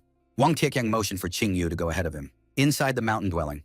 Upon entering the mountain abode, Qing Yu and his companions saw a huge statue of Ancestor Wang and 3 pedestals of relics. Upon getting closer, Huang Xian was shocked to recognize the relics as first-class divine weapons, but to his regret, Wang Tiqiang offered Qing Yu to take all 3 treasures. After looking at the statue of Wang's ancestor, Qing Yu realized that there was a soul inside, which probably belonged to the master of the abode, and all 3 items on the pedestals had a magical seal on them, so only those who were recognized by the statue could take the weapons. If an outsider tried to take the weapons, his body would be torn to shreds. But Qing Yu was already at a level where he was not afraid of such tricks. Qing Yu reached out his hand and picked up the divine spear, and immediately a fiery aura began to surround him, threatening to burn him to death. As the aura began to gather, Qing Yu began to inhale a lungful of air, and then exhaled with such force that the aura dissipated. After solving the problem, Qing Yu hid the divine spear in his ring. He planned to use the power of these 3 divine weapons to strengthen the spear of the god of war. Wang Tiqiang and Huang Xian were shocked to see that Qing Yu had overcome the trap. Suddenly, a space opened. At the feet of the statue, and a token flew out. Qing Yu immediately recognized it as an immortal seal token, and the immortal seal could only be awakened by immortals or their descendants. After awakening the immortal seal, the power of the one who awakened it would increase depending on the original level. At worst, the body would be 10 times stronger, but for a mere mortal, there was only one way to awaken the seal: kill the immortal and use a secret technique to peel off the seal. Qing Yu remembered that in his previous life, Huang Xian had acquired a seal and wanted to unlock the immortal seal.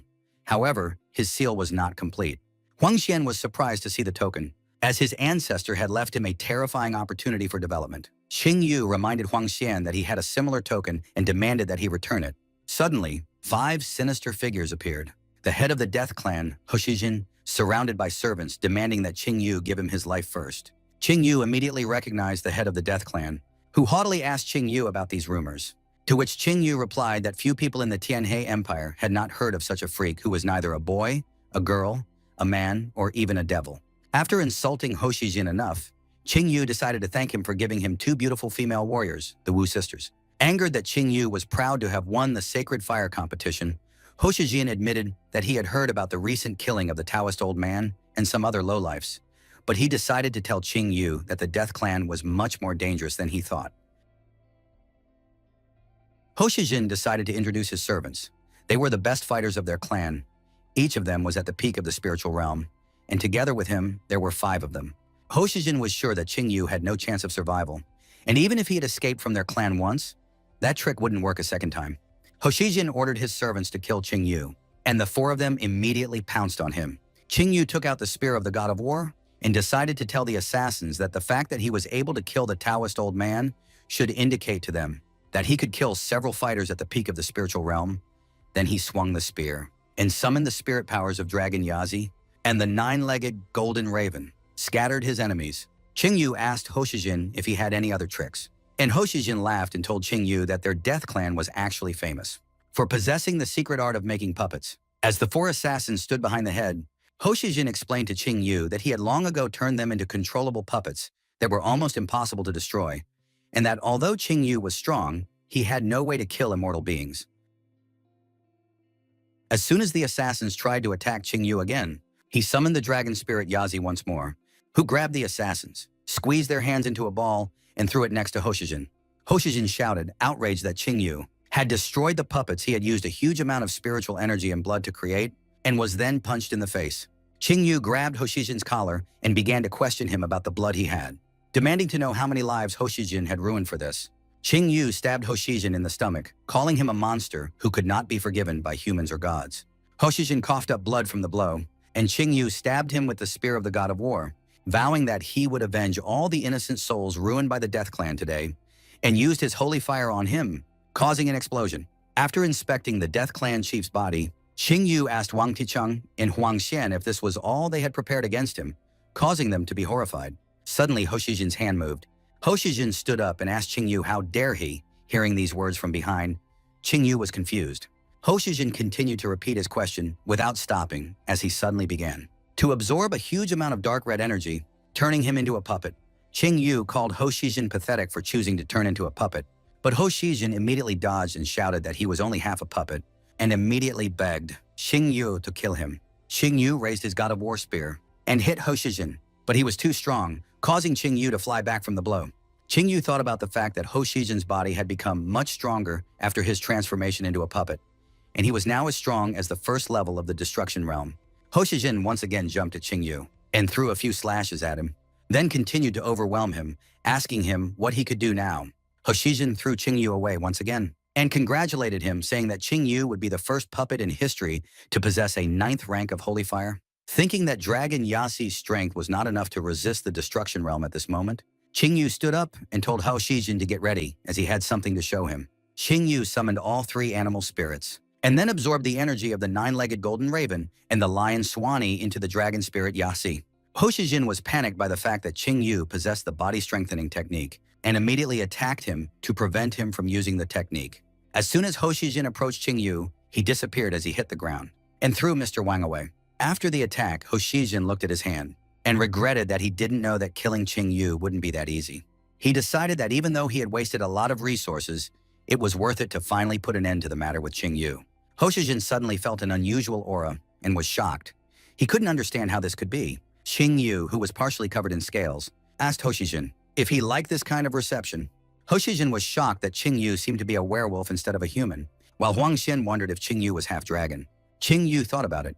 He had only strengthened his body with the power of Dragon Yasi, but since his cultivation had limits, the power of all his legendary beasts was only enough to strengthen his right arm.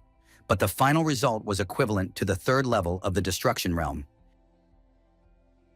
Qing Yu slashed at the air with his right hand, causing Hoshijin to be hit by the terrifying power of the Yazi dragon's energy, sending him flying into the distance. After being defeated, Hoshijin returned to his original body, spat out the blood and admitted that this was the end of his life, saying that he had used the blood of thousands of people to create a puppet body, but he couldn't take the blow.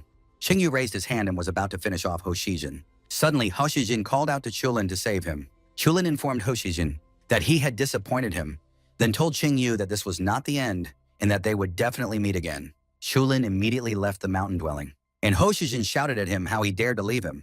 Qing Yu told Hoshijin that he was finished now, and Hoshijin replied that Qing Yu would not be able to kill him, because after that, he would not be able to take revenge on Zhao Dian. Qing Yu was interested in the reason for this, and Hoshijin told him that Zhao Dian had been able to awaken the Almighty Seal and that he was now preparing to ascend to heaven. Hoshijin admitted that Qing Yu himself could find the place of ascension, but it might take him weeks, and by that time Zhao Dian would already be in the realm of immortals. Hoshijin promised to tell Qing Yu about the ascension place if he would keep him alive and let him go. Qing Yu agreed to the deal, but Hoshijin demanded that Qing Yu swear on his soul that he would not kill him. Qing Yu raised his hand and swore on his soul that he would not kill Hoshijin. Then Hoshijin sighed and said that according to the information obtained by his clan, the ascension procedure would take place on Mount Shifeng in the southwest of the Divine Sword Empire. He said that Qing Yu had a maximum of 10 days, and if he did not make it in time, Zhao Dian would be in the heavenly realm, and Qing Yu would not be able to take revenge in this life. Qing Yu thanked Hoshijin for this valuable information and decided to kill him quickly. Hoshijin reminded Qing Yu that Qing Yu did not keep his word, and he had already pledged his soul, and if he broke his vow, the heavens would surely rain down their punishment on him and blow Qing Yu's soul to smithereens. Hoshijin asked if Qing Yu was really willing to defy heaven. Qing Yu squeezed Hoshijin's hand, took his life, and threw his body to the ground. Qing Yu said that he wouldn't keep his word in front of such scum. Suddenly, a bolt of lightning shot down from the sky and landed on Qing Yu. Huang Xian rejoiced that the heavenly punishment would incinerate his enemy, but the lightning dissipated, and Qing Yu appeared out of the smoke, covered by Lion Swanee without a scratch. Qing Yu thanked Lion Swanee and immediately asked Huang Xian for a token. Huang Xian gave the token to Qing Yu and asked Qing Yu to repel him, promising that he wouldn't tell anyone about what happened here and that Qing Yu was a werewolf. Wang Tiqing sat down on his knees and muttered that he would not touch his son, but rather kill him, because after Huang Xian's death, their entire lineage would be broken. Qing Yu decided to annoy Mr. Wang by telling them that he would not spare them, especially Yazi was very angry with them, and there would be no mercy from him. Qing Yu raised his hand and shot energy at Huang Xian and his father Wang Tiqiang. Killing them after solving all the problems, Qing Yu decided to test what these tokens could do and connected them, causing them to dissolve into a stream of energy and be absorbed into Dragon Yazi's scale-covered right hand. Qing Yu asked the dragon if it would absorb the power of the immortality seal, and the dragon agreed. So Qing Yu told the dragon that it was ready to be absorbed. The tremendous energy began to be absorbed into the dragon's hand, increasing in size, and Qing Yu realized that Dragon Yazi could not absorb all of the energy of the 7th-ranked immortality seal, so he decided to use the remaining energy to increase his own spiritual power. Under the pressure of such a huge amount of energy, even the ground collapsed. After Qing Yu finished absorbing the energy of the seal, he looked at his hand and estimated that the strength of Dragon Yaji's hand had increased by leaps and bounds, and his cultivation had now reached the peak of the spiritual realm. Qing Yu analyzed that his fighting strength was enough to defeat an opponent at the 3rd stage of the destructive realm, and with Dragon Yazi's hand, he would be able to defeat an opponent even at the 5th stage. With this strength, Qing Yu didn't care what seal Zhao Dian had awakened, his days were numbered. Qing Yu calculated that his journey to Him Ti would take 9 days, and he would not have time to return to Tianhe, so he decided to go directly to Zhao Dian.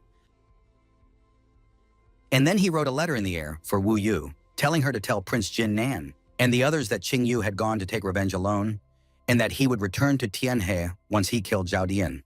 After sending the message, Qing Yu set off on his journey. Shifeng Mountain. Zhao Dian, Li Qinya, and Zhao Huang stood on the cliff.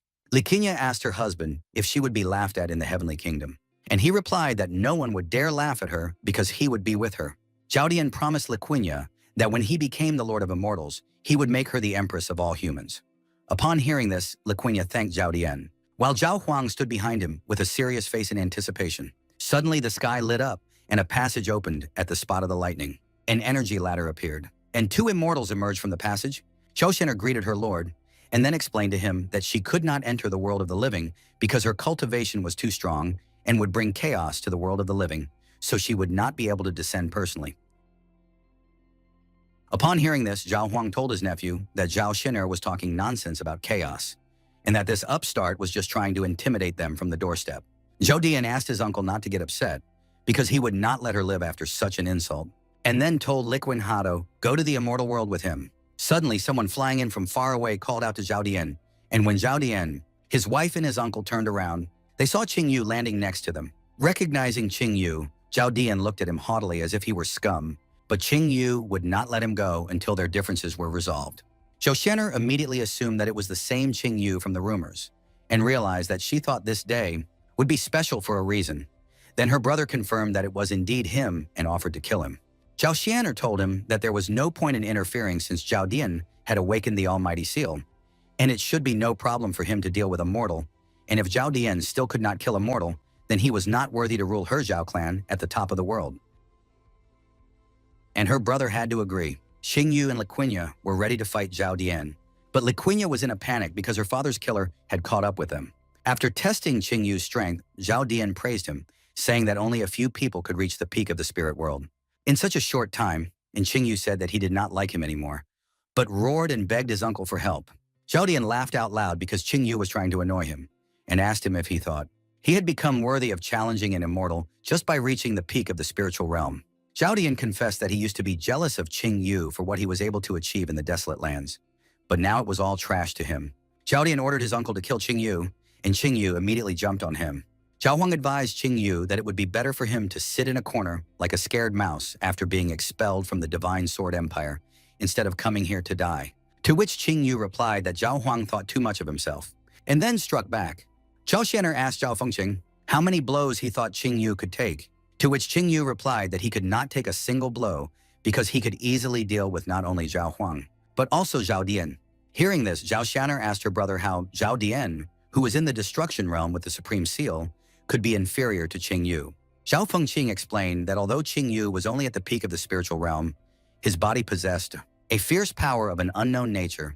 Then he suggested that Qing Yu had probably found it in the desert lands, and most importantly, he could even handle Zhao Shen'er. Zhao Dian stepped onto the stairs and explained to Liquinya that Zhao Huang had put all his power into his punch, so he had no doubt that Qing Yu was already dead. Then he said that they should go. Suddenly, Qing Yu asked Zhao Dian from the cloud of smoke why he was in such a hurry to leave. Zhao Huang, whose neck was grabbed by Qing Yu, called his opponent a scoundrel because he was at the destructive realm stage and was hiding his strength by deceiving him. At this point, Zhao Huang regretted not killing Qing Yu when he still had a chance, to which Qing Yu replied that unlike Qing Yu, Zhao Huang had no second chance, and took his life by breaking his neck. Qing Yu threw Zhao Huang's body and told Zhao Dian that his uncle was a weakling. Zhao Dian was furious at his uncle's death, and immediately released his seal energy, while Qing Yu prepared for battle, anticipating the power of the immortal seal. Zhao Dian pulled out his divine weapon and told Qing Yu that things had changed a lot since his defeat. Qing Yu immediately realized that Zhao Dian's strength had surpassed the peak of the spiritual realm, that he had entered the stage of destruction, and that the immortal seal also strengthened his divine weapon, making him harder to deal with than puppets. Zhao Dian attacked Qing Yu and ordered him to die, causing Qing Yu to use the heavenly Thunder Spear technique to block the attack. But he was thrown back by the power of Zhao Dian's strike. As he approached Qing Yu, Zhao Dian told him that he was no longer his opponent, and delivered a horizontal blade strike that Qing Yu managed to dodge. Then Zhao Dian swung his leg in preparation for a vertical strike, but Qing Yu grabbed his leg and knocked Zhao Dian to the ground, telling him that it was too early to celebrate victory.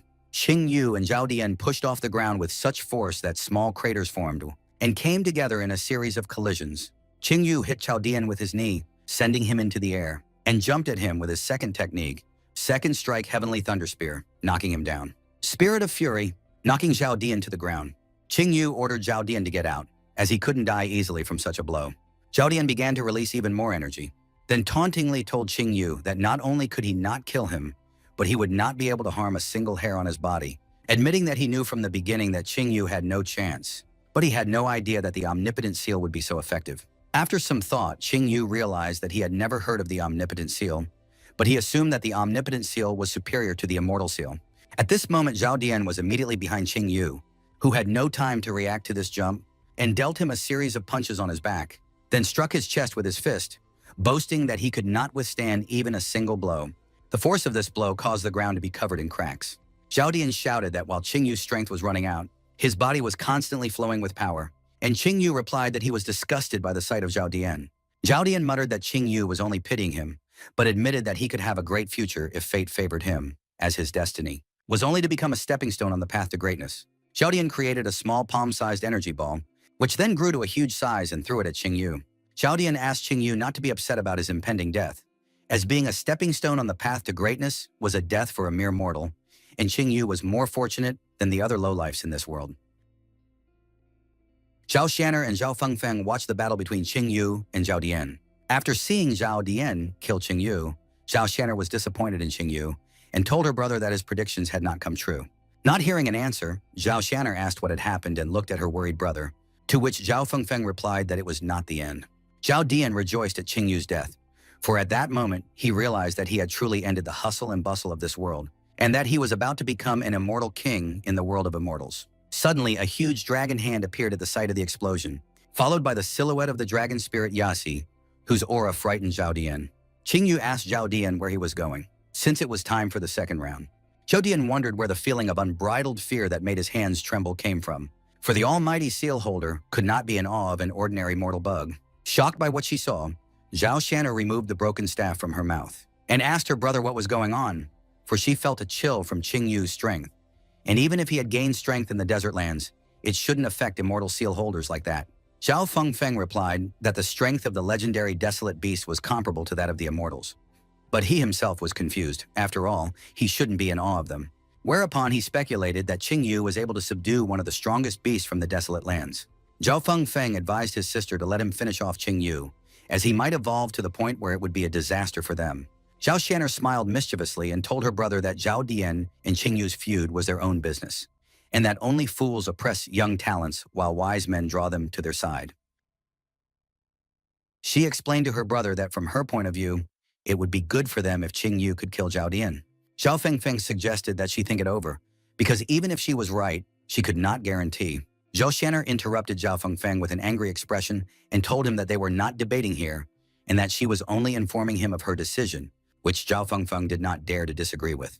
Qingyu walked over to Zhao Dian and asked him if he was afraid, as his hands trembled with fear. Furious, Zhao Dian picked up his sword again and asked Qingyu who he thought he was, if he thought he could scare an immortal. After all, the Supreme Seal was the pinnacle of development, and everyone should kneel before the face of the holder of the Supreme Seal.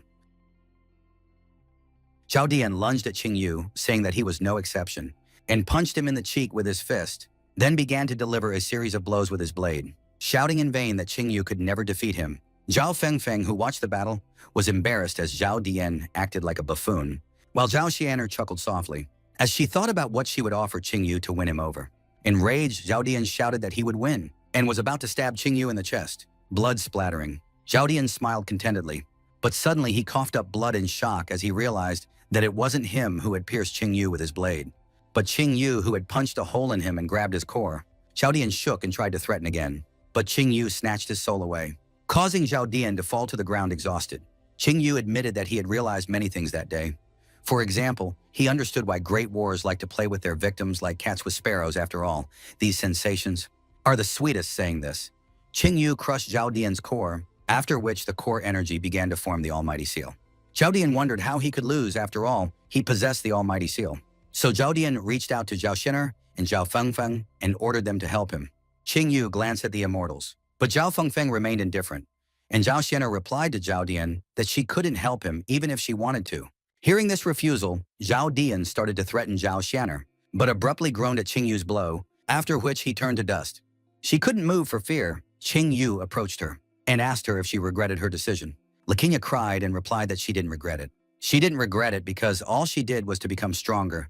She wanted to become the ruler of this world, to rule over all people. After saying this, Lakinya asked Qingyu to end it soon, Qing Yu confirmed that Liquanha was right. After all, everyone has their own choices, and she was not wrong in her choice. Qing Yu said that she was able to succeed and still become the empress of this world. After hearing that she had made the right choice to become the empress of this world, Liquanha started laughing madly, while shedding tears. But at that moment, Qing Yu took her life, and her body fell at his feet. Qing Yu closed his eyes and said that it was over. Looking at the immortal standing above him, Zhao Xianer asked Qing Yu if he knew the consequences of killing Zhao Dian, to which Qing Yu replied that he would like to know. Zhao Xianer sighed and explained to Qing Yu that Zhao Dian had awakened the almighty seal and was destined to become the head of all the immortals of the Zhao family. So logically, she should avenge Zhao Dian. When Qing Yu heard this, he said that besides him, only Zhao Xianer wanted to kill Zhao Dian so badly, so he asked her to not hold back and rejoice that Zhao Dian was dead. Zhao Fengfeng shouted that this was nonsense and that Qing Yu didn't know anything, to which Qing Yu replied that Fengfeng hadn't changed and still reacted to everything with the same sour face. Zhao Xianer and Zhao Fengfeng blurted out, and then Zhao Xianer began to think about how Qing Yu knew Zhao Fengfeng's name because he couldn't have overheard the immortals' conversation because the immortals' conversations were protected by a magic barrier.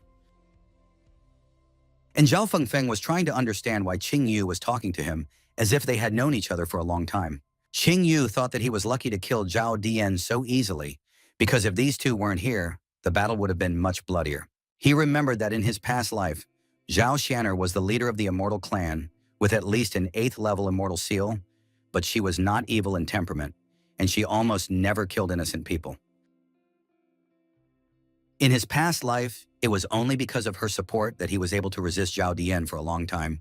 But unfortunately, in the end, Zhao Dian killed her.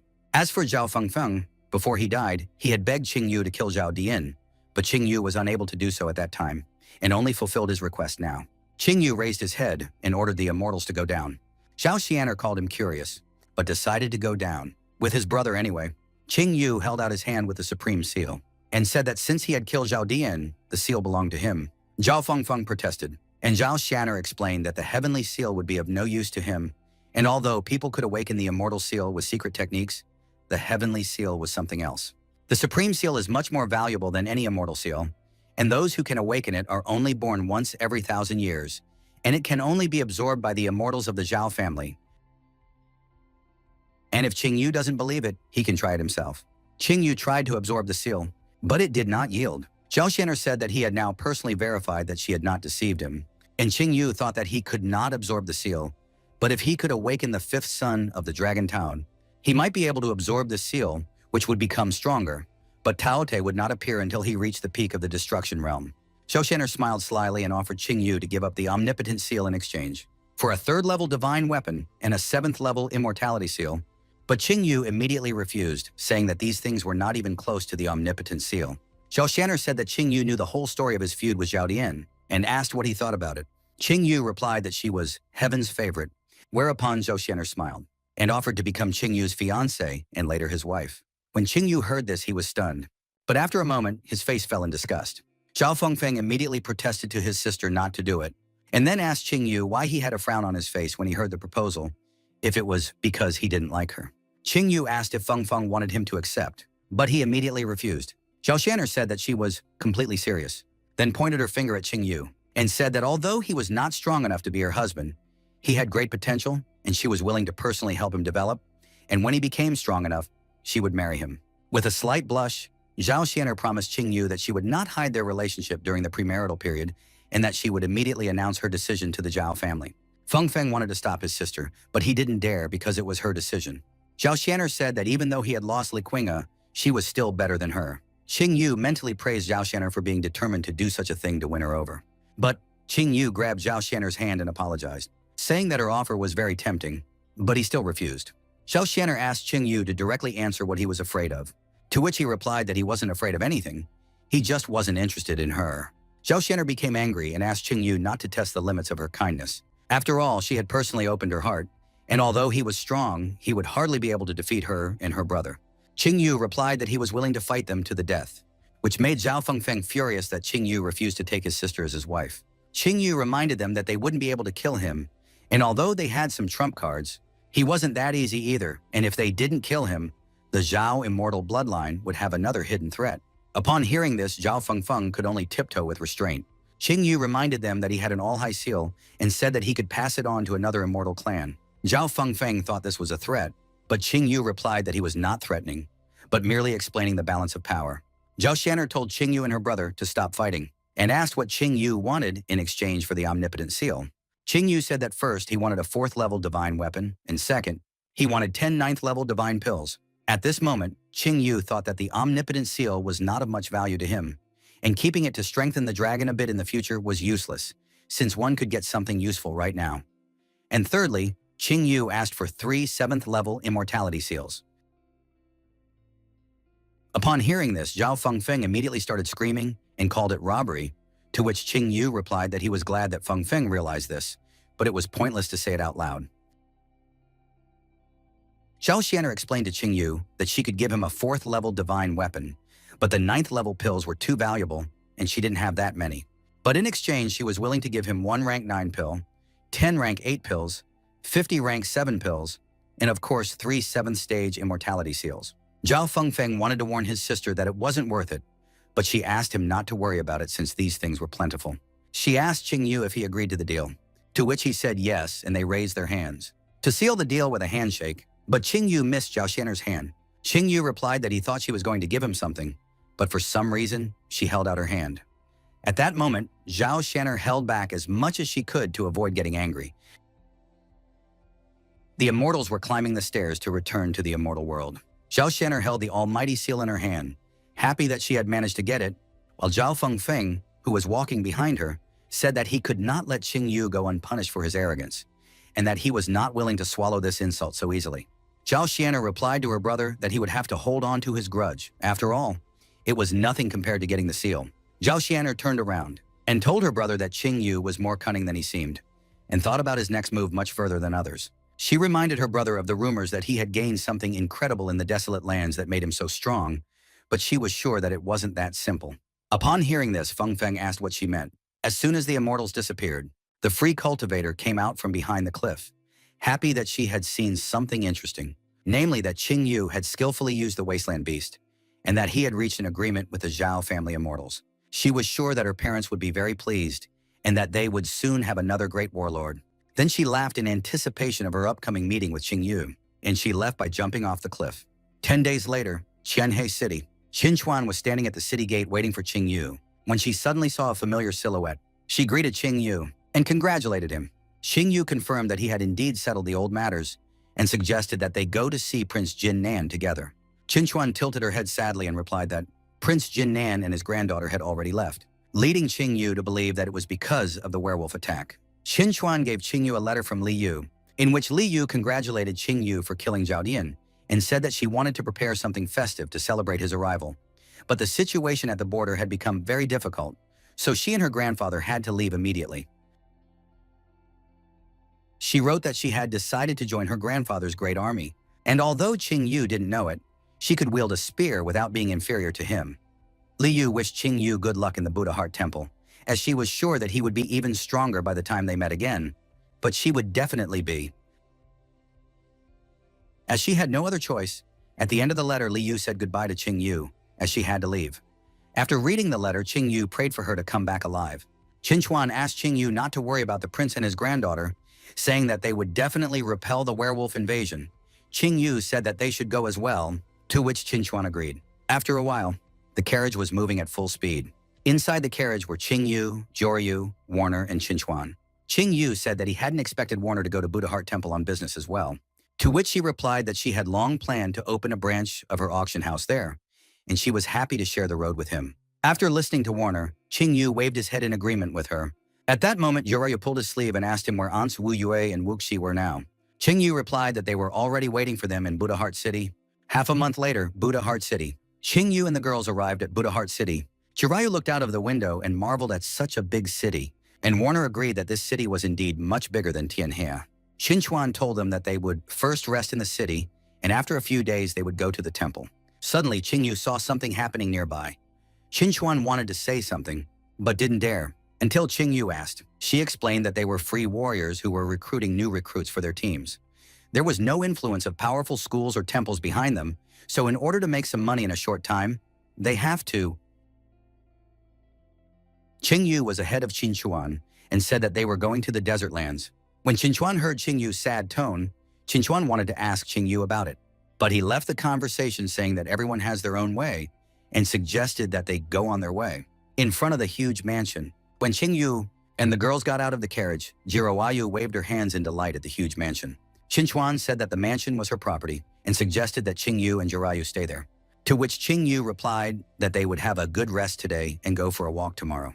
Night in Qingyu's room, Qingyu meditated in his room surrounded by divine weapons, then took out the God of War spear and used heavenly fire suppression to improve the God of War spear at the expense of the other weapons.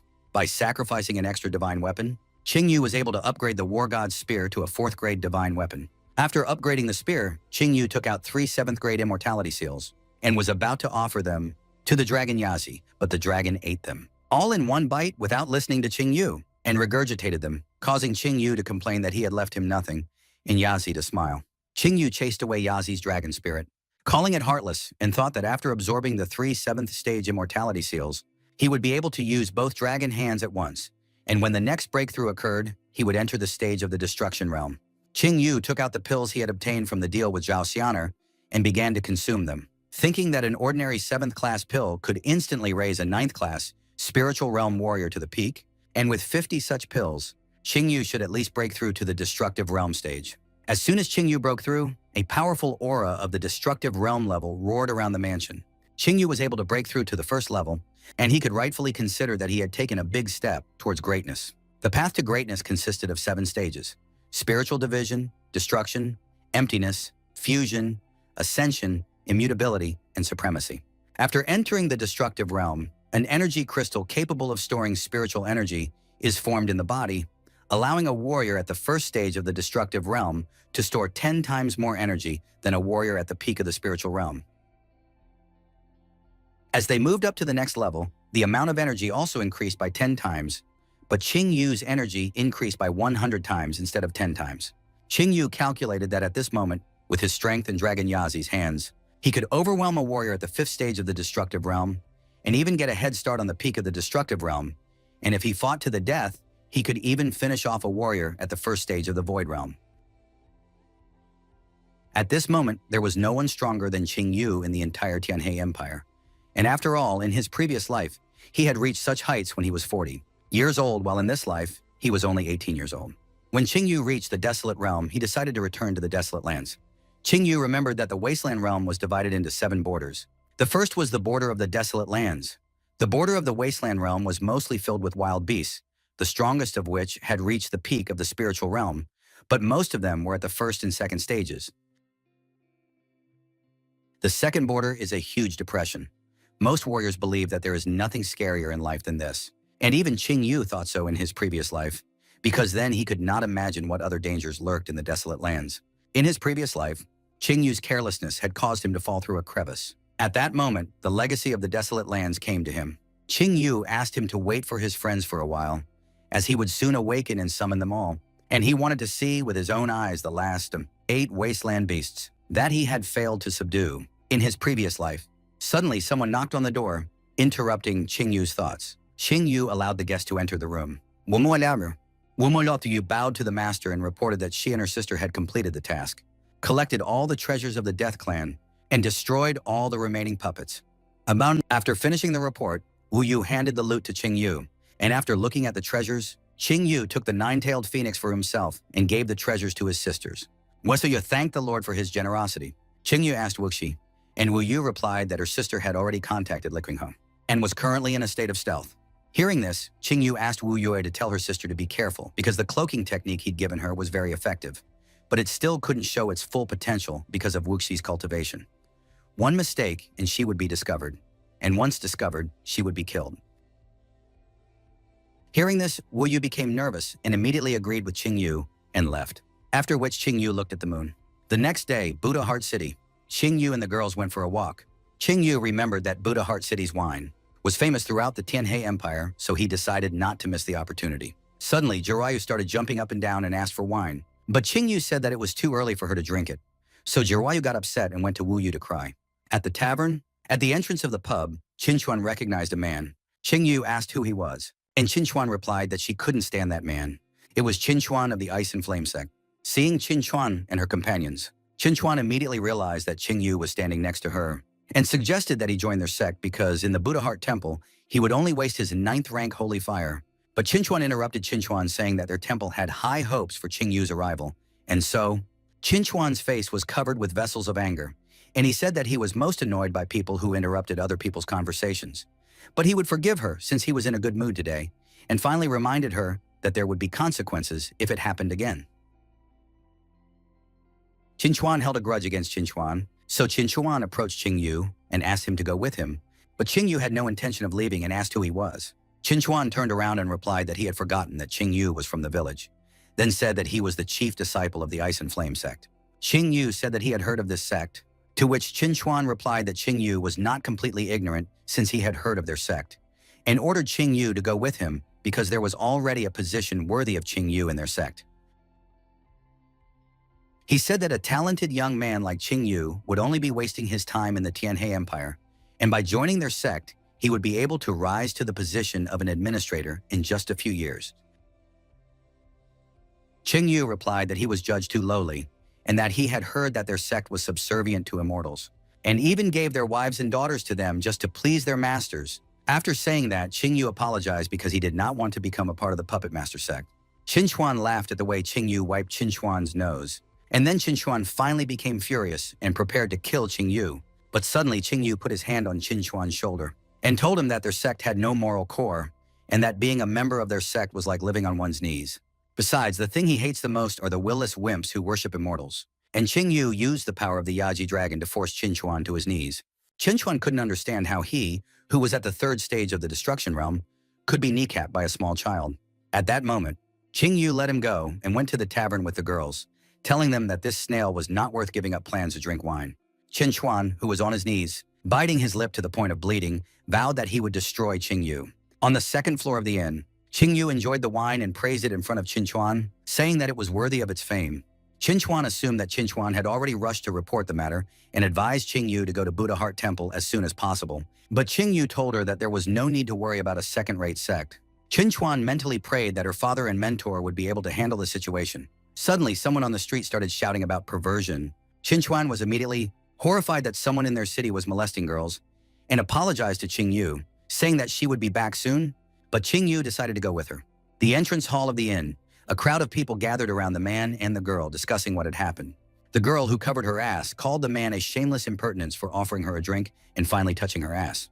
The satisfied man, with a 3rd-person hand mark on his face, replied to the girl that the uncle was a very responsible man and that this was his method of divination and he could not afford to be careless in his work as every detail was important.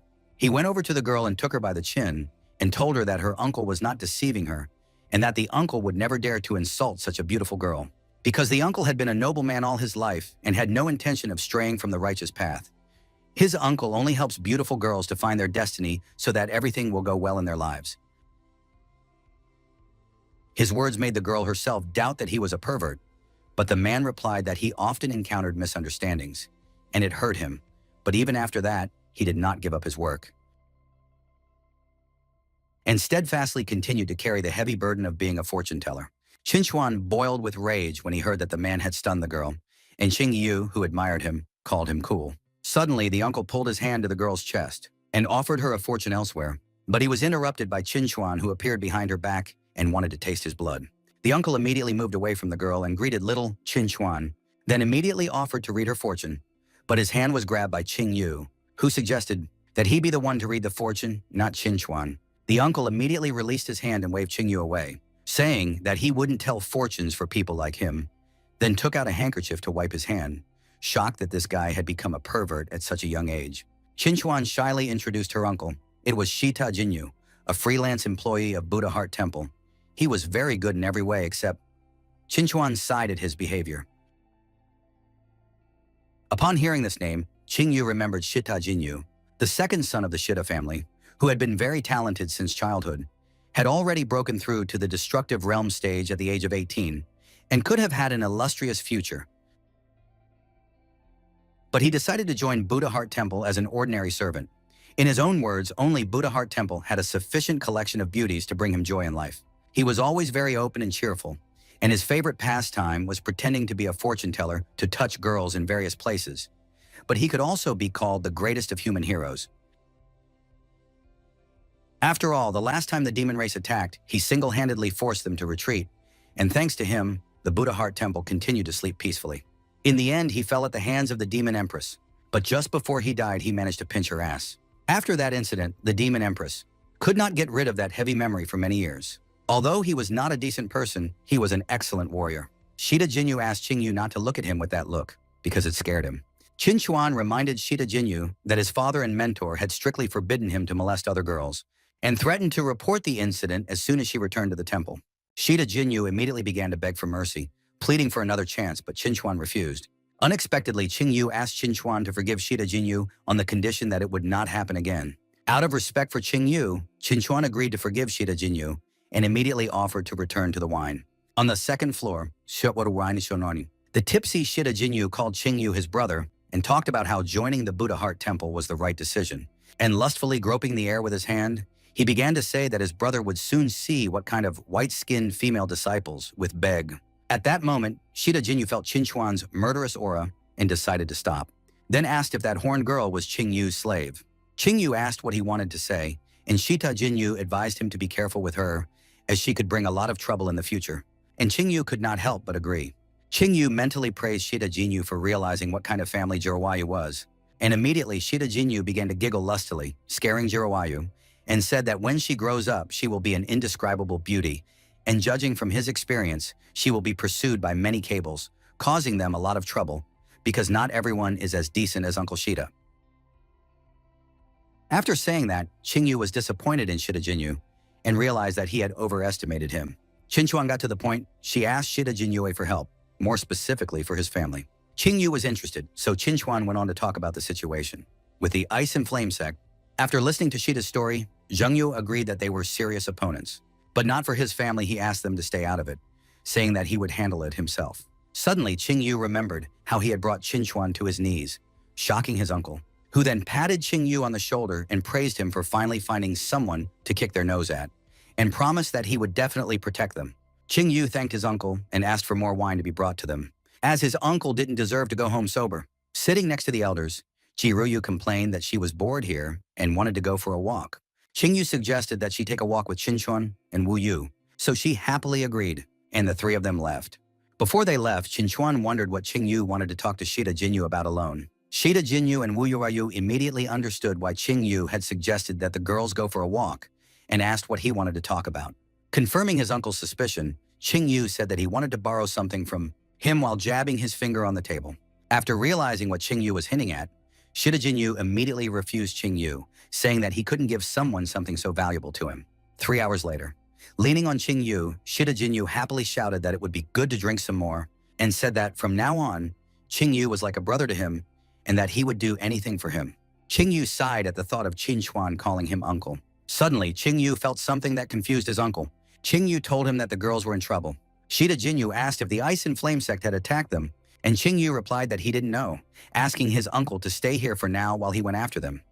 Shida Jinyu said he would go to the rescue as well, but Qingyu refused, saying that Wu Yu had signaled him that the kidnapper wanted Qingyu to come alone. Shitu Zhengyu asked Qingyu to be careful, and Qingyu jumped towards the girls, somewhere in the mountain forest. The free cultivator wondered why Qingyu hadn't arrived yet and called him careless. Suddenly, she saw a silhouette, and Qingyu was walking towards her with a war god spear, and clearly evil intentions. She greeted Qingyu sweetly with her arms crossed on her chest, and started to wave her hand to call him over. But suddenly, Qingyu threw his spear at her, creating a huge fireball that even surprised the free cultivator, and immediately Qingyu jumped through the flames and grabbed her neck, saying that she was obviously looking for death. The free cultivator tried to remind Qingyu that it was her, but he only asked who she was, and she asked Qingyu to loosen his grip. The free cultivator realized that Qingyu had a fiery temperament, but she was really looking forward to meeting him. Qingyu asked her if she was a member of the Ice and Flame sect, and she wrinkled her face and said that the sect was just a bunch of pathetic Immortal Clan minions, and that Qingyu thought too little of her. Qingyu looked at the girl's condition, and asked her why she forced him to come here, but with a slightly flushed face, she asked Qingyu to stop strangling her first. Qingyu let go of the free cultivator's neck, and she immediately explained that she was looking for him to offer to join her clan, since the Wasteland Beast was a part of it. Immediately surprised by what he heard, Qing Yu asked the cultivator who she was, and mentally inquired how she knew about the Yazi dragon. The cultivator asked Qing Yu not to be nervous and began to reincarnate, saying that now that the power of the wasteland beast was connecting them, she was willing to admit that her father was one of the guardians of the wasteland. He was a black dragon. Qing Yu was surprised by what he heard and asked about the black dragon. After evaluating Qing Yu's appearance, the dragon daughter realized that he was surprised sincerely and really did not know about her father, which confirmed his rebirth. The dragon daughter asked Qing Yu if he knew if the desolate lands were so vast, to which Qing Yu immediately replied that he did not know. She began to explain that the desolate lands stretched for hundreds of millions of kilometers and that it was larger than the immortal world in area. The desolate lands was divided into 7 natural borders, and each border was under the control of one of the princes, and her father was one of those princes belonging to the 7th border. Realizing how dangerous he was, Qing Yu asked Yazu if he knew anything about him, since he had never met him in the 10 years he had been in the desert lands. Dragon Yazi growled at Qing Yu that the Black King was his little brother, so Qing Yu teased Yazi that he was trying to trick him. The dragon daughter told Qing Yu that in his position, it would be natural for him to join her clan, and she was even willing to give him time to collect himself, after which she would take him to her father. Qing Yu thanked her for the invitation, but still declined, as he was used to moving on his own. The black dragon daughter began to lose patience and asked Qing Yu if he thought she was deceiving him or if he was afraid of something else. But Qing Yu replied that he was simply not interested. The dragon daughter told Qing Yu that he was no longer of the human race, and that only with them could he feel like he belonged, then asked if he was rejecting her because he liked Zhao Xianer. Hearing this, Qing Yu immediately realized that during the fight with Zhao Dian, the dragon daughter was hiding nearby, and he hadn't noticed her. Qing Yu replied that he was not interested in Zhao Xianer, but he would not join the wasteland beasts either. Realizing that Qing Yu could not be persuaded, the dragon daughter sighed and told Qing Yu that in that case, the doors of her clan would be open to him forever. Qing Yu turned away from the dragon daughter and went to the girls, telling them that he did not like their working methods and that there would be no mercy next time. The dragon daughter puffed up her cheeks and called Qing Yu a bore. Then she pointed her finger at Jirwayu and asked for permission to take her with her, because this girl had the blood of the ancient succubus race, and if she was not helped, she would not be able to reach her full potential in the future and would grow up to be a mediocre succubus. But if Qing Yu gave her Jirwayu, she would ask her father to purify her blood and get rid of the succubus blood, and she would grow up to be just like her and have a family in the form of her clan. Qing Yu considered the dragon daughter's proposal and asked her how he could trust her, to which she replied that it was very simple because their clan had a special spell to make a contract, and as long as they both kept their word, they would both live. But if one of them decided to betray the other, they would die a quick death. Qing Yu asked Yazi what he thought of this method. Then he nodded and said that it was fine. Qing Yu agreed to make a treaty with the dragon daughter, after which she walked up to him and kissed him on the lips, shocking Qing Yu. Suddenly, radiating energy circles of contract signing appeared below them. Dragon spirit Yazi watched from the side with a satisfied face and said that this was all he could do for his brother Blackie. The energy began to dissipate, and the contract signs appeared on the hands of Qing Yu and the dragon daughter, and then they ended the kiss. The dragon daughter explained to Qing Yu that from now on, their lives would depend on each other, and if he ever changed his mind, he could just call out to her with his heart, and she would immediately feel it. And if he got into trouble, her clan would always be ready to help him. Xian Yu was confused by this way of making a contract, to which the dragon daughter said that all they needed to do to make a contract was to touch each other with any part of their skin. Then she picked up Jiroyu and said goodbye to Qin Yu. Qian Yu rubbed his head, realizing that he had probably been tricked, and even speculated that Yazi might be a sent spy. At that moment, the girls woke up, and Wu Yue immediately panicked and tried to find Jiroyu. Xian Yu told her not to worry, as she was fine, but Wu Yue immediately started to apologize for what had happened, and Chen Shuang joined her. Qin Yu made it clear that he didn't blame them for anything and told them that Jiroyu should be fine, then turned around and left, looking at Jin Yu's back. Wu Yu blamed herself for her failure and assured herself that if she wanted to keep her reputation in the eyes of her master, she should not let something like this happen again. Meanwhile, Chen Shuang pondered over his words that Jiroyu would be fine. Qin Yu's temporary home. Qin Yu, the girls, and Shitu Zhengyu gathered in his room. Shitu Zhengyu asked his little brother if he was hurt in the recent fight, to which Qin Yu replied that he was fine, and the incident was just a misunderstanding. Chen Shuang was surprised to hear Shitu call Qin Yu, and Shitu Zhengyu laughed and explained that he and Qin Yu could now be considered brothers, and from now on she should call Qin Yu uncle. Chen Shuang was astonished at what she heard, but Qin Yu stood up and explained that Shitu Zhengyu was just joking, and then wished the boys a good night's sleep, as they would be going to Buddha Heart Temple in the morning. Qian Shuang told Qin Yu that the temple was already preparing to welcome them, and Qin Yu was intrigued by their warm welcome. At the gate of Buddha Heart Temple, many people were waiting for Qin Yu to arrive. The old man excitedly stated that the 9th-ranked Holy Fire warrior should definitely be lured to their side, which was agreed upon by the 2 thugs who called him father. While the angry man behind them cared little about the Holy Fire, suddenly a stagecoach appeared on the horizon, and the old man immediately realized that it was Qin Yu and ordered them to get ready. Qin Yu pulled back the curtain and asked Chen Shuang why Shidu Zhengyu had run off somewhere, to which she replied that his mentor Taining was at the meeting, and every time he saw Shitu, he wanted to beat him. Qin Yu sighed and said that he wasn't even surprised. As soon as Qin Yu stepped out of the carriage, Tukaning immediately greeted him, walked over to Qin Yu, and put his hand on Qin Yu's shoulder, saying that he had a good figure and a strong body, which meant that all the potential was there. And his children told Qin Yu that if he, who possessed the 9th rank of Holy Fire, began to study blacksmithing, he could achieve incredible things, and he even had the potential to become a great master blacksmith. Hearing this, Qin Yu laughed softly. He was sure that if they knew what his 9th heavenly destruction fire was capable of, they would not be having so much fun. Qian Shuang greeted Uncle T and said that his enthusiasm was pouring out of him, to which he replied that there was nothing wrong with that. It was not every day that one would meet such a talent. Then he explained to Qian Shuang that her father and mentor were supposed to meet them as well, but they were distracted by some business, to which she replied that there was nothing wrong with that. The man behind Taining's back laughed as he walked up to Qin Yu and welcomed him as the newest member of Buddha Heart Temple. Qian Shuang then introduced him as Bai Fei Fan, one of her temple brothers and the most talented novice, and although he only possessed the 7th rank of Holy Fire, his success in forging was amazing, and he also excelled in brewing elixirs, which was something he had no peer in, and most importantly, he had already reached the peak of the spiritual realm in his cultivation. He was also very friendly, and she hoped that Qin Yu would be able to befriend him. Bai Fei Fan embarrassedly put his hand on his head and told Qian Shuang that she was praising him too much, and it was not worth burdening a travel-weary guest. To which Qin Yu agreed that it was very tactful of him. Qin Yu thought about the fact that when he saw Bai Fei Fan, he realized that he smelled like the polar sun sect.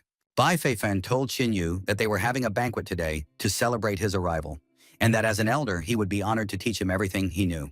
Qin Yu thanked Bai Fei Fan, and he offered to call him simply Brother Bai. Qian Shuang was pleased that Qin Yu and Bai Fei Fan were getting along so well, and was sure that they would soon become good friends. Whereupon Taining laughed out loud and explained that it was only natural for everyone to live together in their temple, and then invited Qian Shuang to go inside. While the brothers looked at each other behind their backs, inside Buddha Heart Temple, the maidens of Buddha Heart Temple greeted Qin Yu, which made Qin Yu feel embarrassed and mentally agreed with Shitu Zhengyu's choice. Bai Fei Fan explained to Qin Yu that their temple has always been characterized by inner tranquility and mild rules, and although they don't live under strict restrictions, but he has something to deliver. Leng Qian Shuang is the personal disciple of the clan chief, and her father Leng Ningpo is the strongest warrior of their temple. He wanted to say that whoever marries Leng Qian Shuang will control the temple in the future, and there are countless people who dream of that.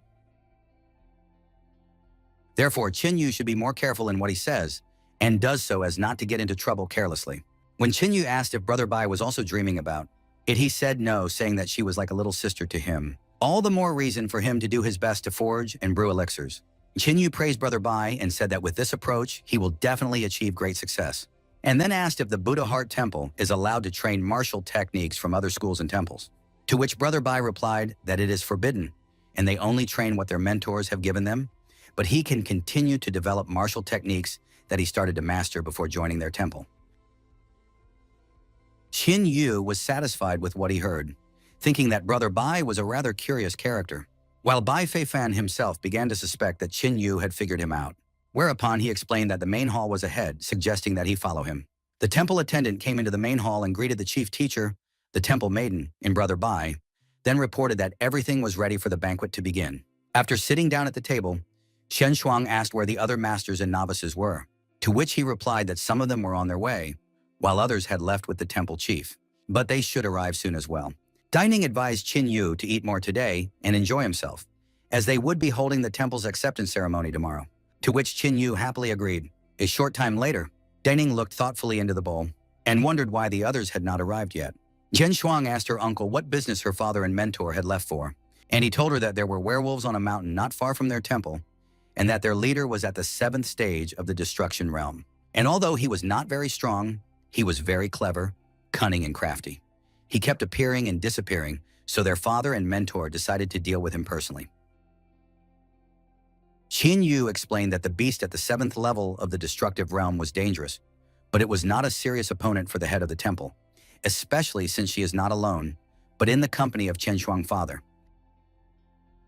Daning agreed, but he still felt uneasy in his soul, so he said that he was being too vain, and that they must be delayed for some other reason, after which he offered to drink wine. Suddenly loud footsteps were heard, and a man entered the hall, shocking everyone, calling out to his daughter with a satisfied grin and shouting that daddy was back. And the mentor couldn't find words for his behavior. Leng Ningpo looked at his daughter and noticed that she was a little thin, and Chen Shuang sighed and explained to her father that he was one of the most respected members of the temple and could be more careful about his appearance. Leng Ningpo threw the monkey body off his shoulder and laughed out loud, asking who she was showing off for, since everyone here was a member. Then he looked at Qin Yu and praised his proud posture and handsome appearance. But Cheating Yu just remained silent. Leng Ningpo asked his daughter why Qin Yu was so grumpy, and she asked him what was wrong, and he explained that it was one of the generals of the werewolf vanguard, the four-eyed monkey caterpillar. Leng Ningpo was surprised by Qin Yu's knowledge, as he had never heard of such werewolves, and praised him for his broad-mindedness. He explained that although he was fast, he was not good at fighting, which made him think that he was too weak for a general. Mentor Chen Shuang approached Qin Yu and told him that they had arranged today's feast in honor of his arrival, and suggested that they enjoy the feast instead of thinking about that dead creep. Chen Shuang introduced the mentor, who was the head of their temple, Fuyao, and Qin Yu greeted her. He explained that although this werewolf was weak, its appearance in this area was alarming, so he asked the temple chief for a private audience. The temple chief thought about it and suggested that Qin Yu follow her. Ning rubbed his head and asked Chen Shuang what could have made her new friend so confused, to which she replied that judging from Qin Yu's face, it was something serious. Bai Bei Fan sat gloomily at the table and thought about the fact that Qin Yu had already muddied the waters on the first day. In the temple chief's office, the temple chief explained to Qin Yu that it was just the two of them, so he could talk freely. And then Qin Yu said that the four-eyed monkey caterpillars were very intelligent, observant, agile, and cunning, and that they were one of the few intelligent creatures in the werewolf ranks. That's why they are sent out before the main army arrives to scout the situation and gather information to provide the werewolf army with information before the battle. Fuyao asked if Qin Yu was referring to the werewolf invasion. Qin Yu thought about the fact that in his past life, before the large-scale werewolf invasion, people sometimes noticed the four-eyed creatures watching them, but they didn't pay much attention to them, thinking that they were just randomly lost ordinary beasts. It wasn't until people realized that larger creatures were coming after them that they began to realize what was going on, and then an army of them came. And the delayed realization of the problem led to a great loss of life. However, in his past life, the monkey caterpillars had appeared much earlier than now. Sun Yu confirmed that the threat of invasion was real and said that they would grow like grass out of the ground, in countless numbers to take over the territories currently occupied by humans. And when they came, the entire Buddha Heart Temple would be covered in blood. Fu Yao asked how he knew all this, to which Qin Yu replied that he was not trying to deceive her. He explained that after the first appearance of the monkey casser, it would not take a month for the main forces to arrive, and her temple should start preparing in advance. Fu Yao asked why she should believe that, and Qin Yu said she shouldn't, but it was up to her. Fu Yao thought about Chen Shuang's words, how Qin Yu always amazed her with his insight and agreed with him, then offered to go with her. She took out a stone and opened the locked door. After a while, Fu Yao summoned all the temple mentors, Senior Mentor Ning, Second Mentor Leng Ningpo, Third Mentor Mo Linfeng, and Fourth Mentor Zheng Qingfeng. Fu Yao ordered Qin Yu to tell them everything he knew about the werewolf invasion in detail, and Qin Yu agreed, then began to tell them everything while showing their progress on the map. In the forest near the Buddha Heart Temple, Bai Feifan was sitting there, thinking that Qin Yu was too cloudy, and assumed that he was talking to the head to betray him. Suddenly he sensed something and asked Shuling not to come here whenever he felt like it. Shuling came out from behind a tree and asked the second spiritual son not to be upset because his mentor had given him a cloaking spell, so that no one would notice his aura appearing here, and then joked that Bai Feifan's psyche was too shaky for a second spiritual son. Bai Feifan demanded that Chulin tell him why he had come, or else he would kill him on the spot, and Chulin immediately said that he understood the reason for his nervous behavior. After all, he was afraid that Qin Yu would be able to reveal his true identity, but there was no need to worry about that. Chulin explained that he had received information from their fourth mentor that Qin Yu was not communicating with the temple chief about him, but about another more important matter. Bai Feifan asked what the matter was, and Chulin told him that it was a werewolf invasion. They would soon appear at the Buddha Heart Temple, which would give their Polar Sun clan a unique opportunity. After all, they would stand aside during the invasion, and when the temple fell, they would simply take everything that belonged to them. Bai Fifan grabbed Chulin by the neck and angrily explained that this temple was his territory. And by recruiting people here, he was trying to challenge them. Chulin said that the fall of Buddha Heart Temple was all Bai Feifan's doing, and that all he wanted was Qin Yu. Bai Fifan assumed that Chulin wanted to take the 9th rank of the sacred fire, and Chulin explained that he did not have the talent for alchemy and blacksmithing that he did, and he was not a great fighter like the first spiritual son, but by obtaining Qin Yu's sacred fire, he still had hope of taking his rightful place in the sun, and he would not miss that chance. Bai Feifan asked Chulin why he would allow another serious opponent to appear, and Chulin replied that Bai Feifan could care less about him, and immediately swore to the heavens that he would leave the Polar Sun Temple as soon as he could obtain the 9th-ranked holy fire. Bai Feifan then let go of Chulin's neck, and promised to give him the holy fire when everything was over. Chulin thanked the second spiritual son and wished him good luck in capturing the Buddha Heart Temple, warning him that he would be nearby if he needed help. As soon as Chulin left, Bai Feifan immediately decided that a scum like Chulin did not deserve a rank 9 holy fire and decided to take him on personally. 9 days later, a disgruntled guard complained that they had to keep a constant vigil because of the newcomer's words, saying that he hadn't heard of werewolf invasions before. Inside the temple, Qin Yu greeted the head of the temple and asked her how the preparations for the battle were going, to which Fu Yao replied that she had already alerted all the neighboring temples to form a defensive line, and if his words were confirmed, they would be aware of any incursions in their area. Suddenly, a messenger ran into the room and reported that Chief Lan had reported that about 100 werewolves, mostly at the 3rd stage of the spiritual realm, had been spotted 100 li northwest of Buddha Heart City, and they completely matched the description of the assault squad. Fu Yao ordered a message to Len to continue reinforcing the defense lines and spread the news to all the major temples. If the first squad was close, they would soon face a real test of strength, and after hearing the message, the messenger immediately ran away. Qin Yu was about to bow after the messenger when the temple chief suddenly stopped him, as she had a request for Qin Yu. Qin Yu agreed to listen to the request, and Fu Yao told him that she had a daughter named Ye Tong, and she would like him to take her with him. She is very talented, but she has a very fiery temper, and with Qin Yu, she would have a better chance of staying out of trouble. Qin Yu agreed to the request. Fu Yao thanked him and handed her daughter into his hands with a calm heart, then said that she knew that Qin Yu would not join their temple, which made Qin Yu wonder if she had guessed it herself. Fu Yu explained that she understood the fact that her temple would not be able to offer him anything substantial since he had already obtained decent booty in the desert lands, and assumed that he had come to her temple for a spiritual source. Qin Yu confirmed the leader's speculation, calling her very astute, and admitted that he only wanted to spend 3 months here to temper his body in the springs and then leave. Qin Yu thought about the fact that the spring strengthens the bones and joints, which is very useful for strengthening the body. And although he is already quite strong, such hardening will not be superfluous. After receiving confirmation of Qin Yu's hunch, Fu Yao told him that taking care of Ye Tong would be a favor to him. Qin Yu said that he would teach her a martial art before he left, and if Ye Tong could learn it completely, she would no longer have to worry about her daughter's safety in the future. Fu Yao was happy to hear this news and said that she would ask Ye Tong to come to the training arena. And Qin Yu agreed and bowed out immediately. The training arena of Buddha's Heart Temple, Qin Yu sensed Ye Tong's arrival, yetting through a huge shuriken at Qin Yu from behind and shouted at him to keep his eyes open. Qin Yu caught the shuriken with his 2 fingers and smiled. Then he dodged Ye Tong's next attack and was hit by 5 shurikens flying from above, but he was able to dodge them at the last moment and was immediately overtaken by the other shurikens from all sides. After testing what the rank 9 sacred fire wielder was capable of, Ye Tong was clearly unimpressed. So Qin Yu asked if she was testing him. Ye Tong revealed that her mother wanted her to inherit Qin Yu's battle experience, but he was much weaker than she thought. Qin Yu said he would teach her the first lesson, never take an opponent lightly, and immediately tied her up. Ye Tong asked why she couldn't move, and Qin Yu stomped on the ground, causing the shurikens to fall to the ground, and said that she had lost. Ye Tong assumed that Qin Yu had deceived her about his skills in order to lower her guard and lure her into the trap he had set for her. Qin Yu stroked her head and praised her for being smart, so she still accepted defeat, admitted that he was good at something, and asked him to set her free. Whereupon Qin Yu snapped his fingers, and the flaming ropes immediately dissipated. Feeling the ground beneath his feet, Ye Tong turned around and ordered Qin Yu to leave. In the forest, there were many warriors gathered in the forest, waiting to attack. Ye Tong said that she had heard that Qin Yu and Sister Shen Shuang were on good terms, and he asked her if she wanted to tell him to stay away from her. Ye Tong rejected the suggestion, saying that they were good for each other, but there was someone.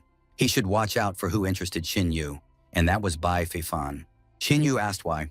He should be afraid of him, and Ye Tong told him that Bai Feifan was very cunning and could trick anyone, but not her. Every time she passes by him, she feels a very dark energy. So she thinks he is not a good person, but she has no proof. Qin Yu praised Ye Tong, saying that her intuition was very accurate, and she agreed, saying that he should watch out for Bai Feifan if he wanted things to work out with Chen Shuang. After that, Qin Yu suddenly asked if she liked anyone. And she immediately said no, and Qin Yu asked what she thought of him. Ye Tong admitted that from her first impressions. She felt that he was strong and principled, so she could rely on him. She said that she liked that kind of person. After which she blushed and said that if Sister Chen Shuang didn't mind, they could do couple cultivation together. At this unexpected suggestion, Chen Yu grabbed his head with one hand and coughed, admitting that he was joking, and immediately suggested that they continue on their way. Ye Tong mentally scoffed at the fact that Qin Yu was trying to embarrass her. After all, she would make anyone blush. The next person on the path was a man who immediately greeted Qin Yu and Ye Tong, then introduced himself as the senior disciple of Zhenzhuan Black Tiger School, then reported that they had already set up a position around the forest and had everything under control. Ye Tong said that she knew him. He was the most promising disciple of Black Tiger School in the past 100 years. And since he was here, she was calm. Hearing this man's name, Qin Yu thought that he had heard it before. After all, he was still far away from her and Qin Yu. Then he asked them to follow him to show them their place in the garrison. Qin Yu thought that Zhen Xuan was able to give a naive girl the impression of a caring and good-natured guy, but he smelled a hint of cunning in him. Then he wondered why Zhen Xuan had reported the situation to them when they first met. Night, Qin Yu roasted a chicken on the fire and gave one leg to Ye Tong, then took the other for himself. And Ye Tong asked if the werewolves could come to them that night. Qin Yu confirmed that it was possible, and if they didn't come tonight, they would come tomorrow or a few days later. Qin Yu asked Ye Tong about Zhen Xuan. Ye Tong revealed that he was a senior student of Black Tiger School and was 20 years old. He was the son of an ordinary cultivator, but he had joined Black Tiger School 5 years ago, and an incredible talent had been discovered in him immediately. He was a born swordsman with 7th rank holy fire. Ye Tong confessed that although she was considered talented in the temple, she was inferior to him. And she was also sure that he had already reached the destructive realm stage. And although her temple had tried to lure him over, he had refused their offer. After thinking about it, Qin Yu concluded that something was wrong. But Ye Tong suddenly remembered that a year ago, he had killed a 3rd stage destructive realm werewolf at the peak of the spiritual realm, and he had become famous after that incident. Suddenly, Qin Yu shouted that he remembered, and Ye Tong was startled and let go of the chicken leg, asking why he was scaring her so much, and ordered him to return the leg he had caught, and after receiving the leg back, Ye Tong swallowed it whole so that Qin Yu would not have a chance to steal it again. Qin Yu remembered that in his previous life, the werewolf invasion had come in waves, and the humans had suffered great losses, but the werewolves also had their own problems. The most intelligent among them decided to recruit spies among the humans. They were able to bribe many of them, and they also sought out and recruited gifted children to various sects, schools, and temples. And the most famous traitor among the humans was called the Devil's Swordsman. The Devil's Swordsman was very stealthy in his movements, but when he arrived, he left only a mountain of corpses.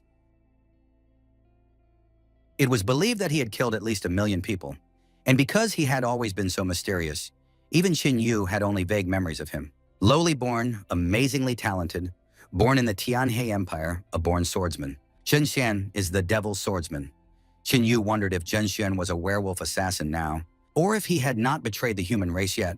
Suddenly, there was an explosion, and Qin Yu and Ye Tong immediately realized that it was the werewolves and ran towards them. Hordes of werewolves were running through the forest, and the men were trying to stop their attack, when a huge werewolf suddenly appeared under one of the warriors and was about to eat him. The man had time to say goodbye to his life, when suddenly a huge sword fell from the sky and split the giant werewolf worm in two. Zhen Xuan was furious because he had been waiting for these creatures for a long time. Seeing Zhen Xuan, the warriors were filled with fighting spirit and were ready to fight even harder. Zhen Wen used the sparkling sword technique and created a large number of swords that rained down on the werewolves. After dealing with them with ease, he said that it was just a walk in the park. After watching the battle, Ye Tong was delighted with Zhen Xuan's cultivation and said that he had invented the sparkling sword battle technique himself and suggested that it probably belonged to the black level, but Qin Yu rejected this assumption. He said that this technique was strong enough to belong to the Earth realm and admitted that as a warrior at the first level of the destruction realm, he indeed had terrifying strength. Seeing Zhen Xuan coming towards him, Zhen Xuan stepped down from the giant sword and greeted Qin Yu with Ye Tong. Yetong praised him for his work, to which Zhenxuan replied that it was just a small fish and that he had done nothing wrong. So he asked Qin Yu if they should continue to operate in this forest. Jin Yu told him that they would send out a few dozen advanced troops before the main werewolf army attacked. At the moment, they had repelled the attack of the shell beetles, which were rather weak creatures, but with each wave, the werewolves would become more and more terrifying, which made Zhenxuan sigh as he realized that he would not be able to rest anytime soon. Whereupon Yetong tried to cheer him up by saying that the werewolves would not go through them. Instead, they would defeat them together. Suddenly, Zhenxuan felt something and looked at his palm. There was a small wound on it, which surprised Zhenxuan because he couldn't have been injured in such an easy fight. Seeing the wound, Yetong advised him to treat the wound as soon as possible before it got infected, to which he agreed and wished them a good night as he went to his room. At that moment, Qin Yu realized what was going on. Zhenxuan had betrayed the humans and gone over to the werewolf side because of the red scorpion. The red scorpion has a special position in the werewolf army. The upper part of her body is human and the lower part is scorpion. She has stealth techniques and a natural ability to control others' minds, and that's why she plays a big role in the war between werewolves and humans. She stealthily attacks the best human warriors, then penetrates their minds and lures them over to the werewolf side. Behind every scorpion is a military advisor who helps formulate a plan of action, and the military advisors themselves have all the information about the werewolf invasion. This means that capturing a military advisor is like capturing the general staff. In his previous life, Qin Yu had heard rumors that a werewolf military advisor had been seen near the Buddha Heart Temple, but it was only in this life that he found confirmation. Qin Yu clenched his fist and decided that he could deal with the military advisor personally. As this invasion was unlikely to involve anyone above the destructive realm, he vowed that he would not let the werewolves flood the temple grounds with human blood in this life. In a certain cave, Tiger the werewolf smelled a scorpion and asked if she had succeeded in capturing the strong fighter, which she confirmed by saying that he was hooked, and all that was left was to wait a little longer. Tiger explained that Zhenxuan was very important to them as a natural swordsman and that she had done a great job capturing him.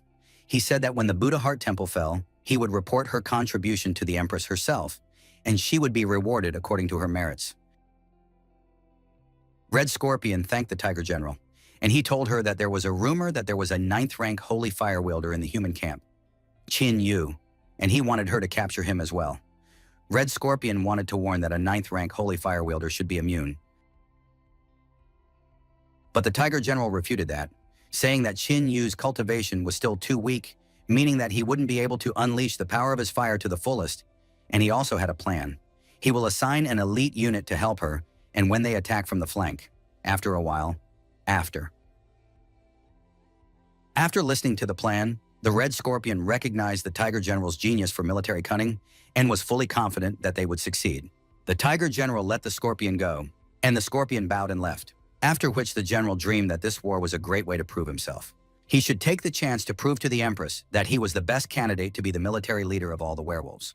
A few days later in the forest was filled with explosions as Yetong cut down the werewolves. After the battle ended, Qin Yu approached her and praised her for her work. In the second wave, she was less confident, but in the fourth wave, she was chopping like an experienced warrior. Then she bit the chicken leg. Yetong asked if he had learned this technique in the desert lands, to which he said, while biting the leg, that it was no big deal, but if she mastered it completely, she would be unrivaled in the Buddha Heart Temple. Yetong said that he was too low in her clan, but she was still grateful to him, and then asked how she could thank him. When Qin Yu thought about it, Yetong came closer and offered to sacrifice himself as a gift, but Qin Yu embarrassedly replied that it was better not to. Yetong realized that when Qin Yu was embarrassed, he looked very cute, so he offered to be her little brother, which made Qin Yu giggle in embarrassment. Yetong asked Qin Yu how much time they had left before the main enemy army would arrive. Wan Yu thought about it and replied that there would be 7 false attacks before they brought the whole army, and only after that would the real invasion begin, which was estimated to happen within a few weeks. Qin Yu thought about something strange, namely that he had not been able to track down the Red Scorpion in the past 4 waves. But considering that he was a 9th-rank Sacred Flame Burner and had defended the Buddha Heart Temple, he could not help but attract the attention of the military advisor. After thinking about it, Qin Yu was depressed, thinking that he had lost his former charm and had become invisible to others. Suddenly, Zhenxuan arrived and reported that one of the garrisons 30 kilometers away had been attacked by an elite group of werewolves, all of whom were at the 7th level of the spiritual realm. They were disciples of the Steel Fist School and the Great Swordsman Temple, about 50 people in total, and almost all of them were killed. Qin Yu asked how many werewolves had attacked them, and Zhen Xuan reported that one of the disciples from the Great Swordsman Temple had managed to leave some notes, offered them to Qin Yu to look at, and then took out a coil and said that according to him, the werewolf group consisted of 16 individuals, and after the attack they split into 2 groups and left. Zhen Xuan reported that since they were closest to them, they should catch up with them immediately and destroy them. Zhen Xuan admitted that he couldn't catch up with the 2 squads by himself, so he suggested that he go to one, and Qin Yu and Yetong would catch up with the other. Yetong told Zhen Xuan that he might as well not think about it, because if the werewolves were really only at the 7th level of the spirit realm, and there were only 8 of them, the 2 of them would have no problem dealing with it. Qin Yu realized that it had started because according to the description, these werewolves were the guards of the military advisor. Zhen Xuan took out a token and handed it to Yetong, saying that they could use it to find their werewolf squad and ask them to take care of themselves. After all, if they defeat the werewolf army, they will drink for 3 days and 3 nights, to which Yetong happily agreed. Zhen Xuan immediately went to catch up with one of the squads, after which Yetong suggested that Qin Yu move out. On the battlefield. When they arrived at the battlefield, Qin Yu and Yetong saw the devastation and the many bodies of their comrades in arms. Yetong was even angrier at the werewolves, and Qin Yu remembered how more blood had been spilled during the werewolf invasion in his previous life. Yetong took out a token and offered to move forward to finish them off. Qin Yu held out his hand, and the token pointed in the direction of the mountains, and they set off after them. In the mountains, Yetong said that she could clearly feel the aura of the werewolves and that they were nearby. But Qin Yu said that it wasn't like that because they were surrounded, seeing the werewolf troop. Yetong was terrified because these werewolf tigers were not at the 7th level of the spiritual realm at all, but at the peak, and Qin Yu estimated that there were not 8 but at least 16 of them. While there were about 1,000 small individuals in the rearguard, Yetong cursed. After all, they had been ambushed, and although they could kill 8 werewolf tigers, 16 was beyond their capabilities. She was sure that although Qin Yu was able to kill the Taoist old man, he was alone, while in the face of the current threat, all they had to think about was retreating. But that was no easy task either. Yetong looked at Qin Yu and decided that she had no choice. She created many shurikens and ordered Qin Yu to escape and spread the news about these werewolves while she distracted them. If she were to die, she wanted him to avenge her by killing all the werewolves. Yesting was about to attack when Qin Yu suddenly grabbed her arm and said that it was too early to say goodbye to her life and that this gang was no big deal to him. Yetong replied that she knew he was strong, but even he couldn't handle so many werewolves. But Qin Yu said that she hadn't even seen what he was capable of and suggested that she watch carefully. A powerful aura rose around Qin Yu, and he took out the spear of the god of war. Holding it in his hand, he said that he was now irresistible and asked Yetong not to fall in love with him. The chief of the werewolves gave the order to attack, and they all rushed towards Qin Yu at once. Qin Yu prepared himself and jumped high, then used the 3rd lightning spear technique, Ancestor Spirit Spear, to destroy all the werewolves around him. Yetong was amazed that Qin Yu was able to kill them all with a single strike, and Qin Yu told her that he had warned her that he would be irresistible. Mentally, Qin Yu boasted that the 3rd lightning spear was already a heaven-level weapon, and using it together with a heaven-level technique created an amazing effect. The Red Scorpion was shocked that her elite squad was so easily defeated. 16 of the Tiger General's personal guards and 1,000 lesser individuals fell from a single blow. She raised her tail and threw a sting at Qin Yu, satisfied with the result after all. They didn't even expect Qin Yu to be that strong, but at least it was good that the operation was successful. After all, the stronger Qin Yu was, the more benefits he would bring to their race. One day he will turn his spear against his own allies and tower over a mountain of their bodies. He would be their main weapon in the war against the humans. The Red Scorpion disappeared into the ground, and Qin Yu, who saw it, was satisfied that the plan had succeeded. Yetong asked Qin Yu what had happened, but he just told them to go back, at the garrison. Yetong complained about Zhen Xuan's misinformation, but Zhen Xuan just rubbed his head and apologized, promising that it would not happen again. Then he asked Qin Yu if he would forgive him. Qin Yu put his hand on Zhen Xuan's shoulder and said that he would forgive him because they would soon be like brothers, and there was no way to solve big problems without brotherly support. Zhen Xuan agreed, and Yetong was amazed at how close the 2 of them had suddenly become. Zhen Xuan suggested that Qin Yu talk to him tonight, and Qin Yu immediately agreed. Good night. Qin Yu arrived at the meeting place, where Zhen Xuan informed him that they would soon be the right and left hand of the Tiger General, which pleased Qin Yu, who said that he was counting on their mutual support.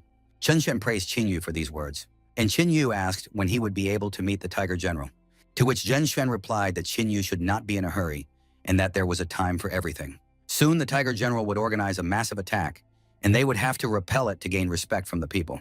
And when they had achieved unquestionable authority, only then would they earn an audience with the Tiger General. Qin Yu thought that the tiger was a general for a reason, because he was a master of waiting, and he did not want to rely on Zhen Xuan alone. Zhen Xuan put his hand on Qin Yu's shoulder and pulled him closer to tell him about the Tiger General's immediate plans. Meanwhile, Shulin appeared behind their backs. Overhearing their conversation and realizing that the two of them had decided to switch to the werewolf side, he was sure that the heavens were favoring him. After all, he had originally hoped to take control of the Buddha Heart Temple with the help of Bai Fei Feng and his man in the temple. But now that they would no longer be needed. After thinking about it, Shulin immediately left. At the garrison, Yutong slept on her bed while Qin Yu sat next to her, thinking that, in order to find the Tiger General, he had to break through to the second level of the destruction realm and summon the bull Quinya. And when he found the location of the general and his six, he would blow the place to smithereens. Qin Yu put up a barrier and used his inner vision to look at the 9 crystals inside him, including 8 pink crystals and 1 white crystal. He was going to take the 8th grade pills. He had traded with Zhao Shuner. If he took 10 of these pills, he would be able to break through to the 3rd level of the destruction realm immediately. Qin Yu had originally planned to strengthen his body before doing so, but now there was no time for that. After absorbing the pills, Qin Yu's body absorbed even more energy than before. But due to the premature breakthrough, he felt unimaginable pain as his muscles tore. Qin Yu summoned the dragon spirit Yasi and began to transform into dragon form, this time covering not only his hands, but also all other parts of his body with scales. Inner vision. Qin Yu once again used the inner vision, where 2 near-white crystals turned yellow and purple, causing Qin Yu's scales to explode, shattering the barrier he had placed earlier. Qin Yu sighed heavily after standing up, his muscles whimpering and steam escaping from his body. Finally moving to the 3rd step. Qin Yu was ready. He took out a nature scroll and summoned his old new friend. The Quinyu bull then greeted it, and it immediately entered the mark on Qin Yu's forehead. Using the power of the Quinyu bull, Wuxiu began to search for the location of the Tiger General. And when he found it, Qin Yu covered all traces of it and woke up Yetong. When Yetong woke up, she didn't understand what was going on and asked Qin Yu if it was her turn to guard, to which he replied that he had to go away for the night, and that she was now in charge of the tent, to which she lazily agreed. Tiger General praised the Red Scorpion for subduing the natural swordsman and the 9th-ranked sacred fire wielder, for without them, their plans were doomed to failure. He said that the preparatory stages had been completed, and only the slaughter would follow. The Red Scorpion congratulated the general on his victory and acknowledged that victory in the war was primarily his merit. The Tiger General told the Red Scorpion that if he was promoted, she would roll around like cheese and butter. And then he raised his fist on his head and chuckled contentedly. Because as a battle general and military advisor at the same time, no one could compete with him for promotion. Qin Yu suddenly told the general that he was rejoicing too soon, causing the Tiger General and the Red Scorpion to be shocked. The Red Scorpion, surprisedly, asked who he was, and Qin Yu replied that she had seen him just yesterday, but now she couldn't remember him. At that moment, the Red Scorpion realized that it was Qin Yu and wanted to ask how he had defeated the mind control. But the Tiger General admitted that he had miscalculated, because the power of the 9th-rank holy fire was greater than he could have imagined. Qin Yu pretended to have fallen under its influence, while he himself found a way to discover its location. When the Tiger General rose from his throne, he realized that Qin Yu was much stronger than Zhen Xuan. The Tiger General towered over Qin Yu at full height.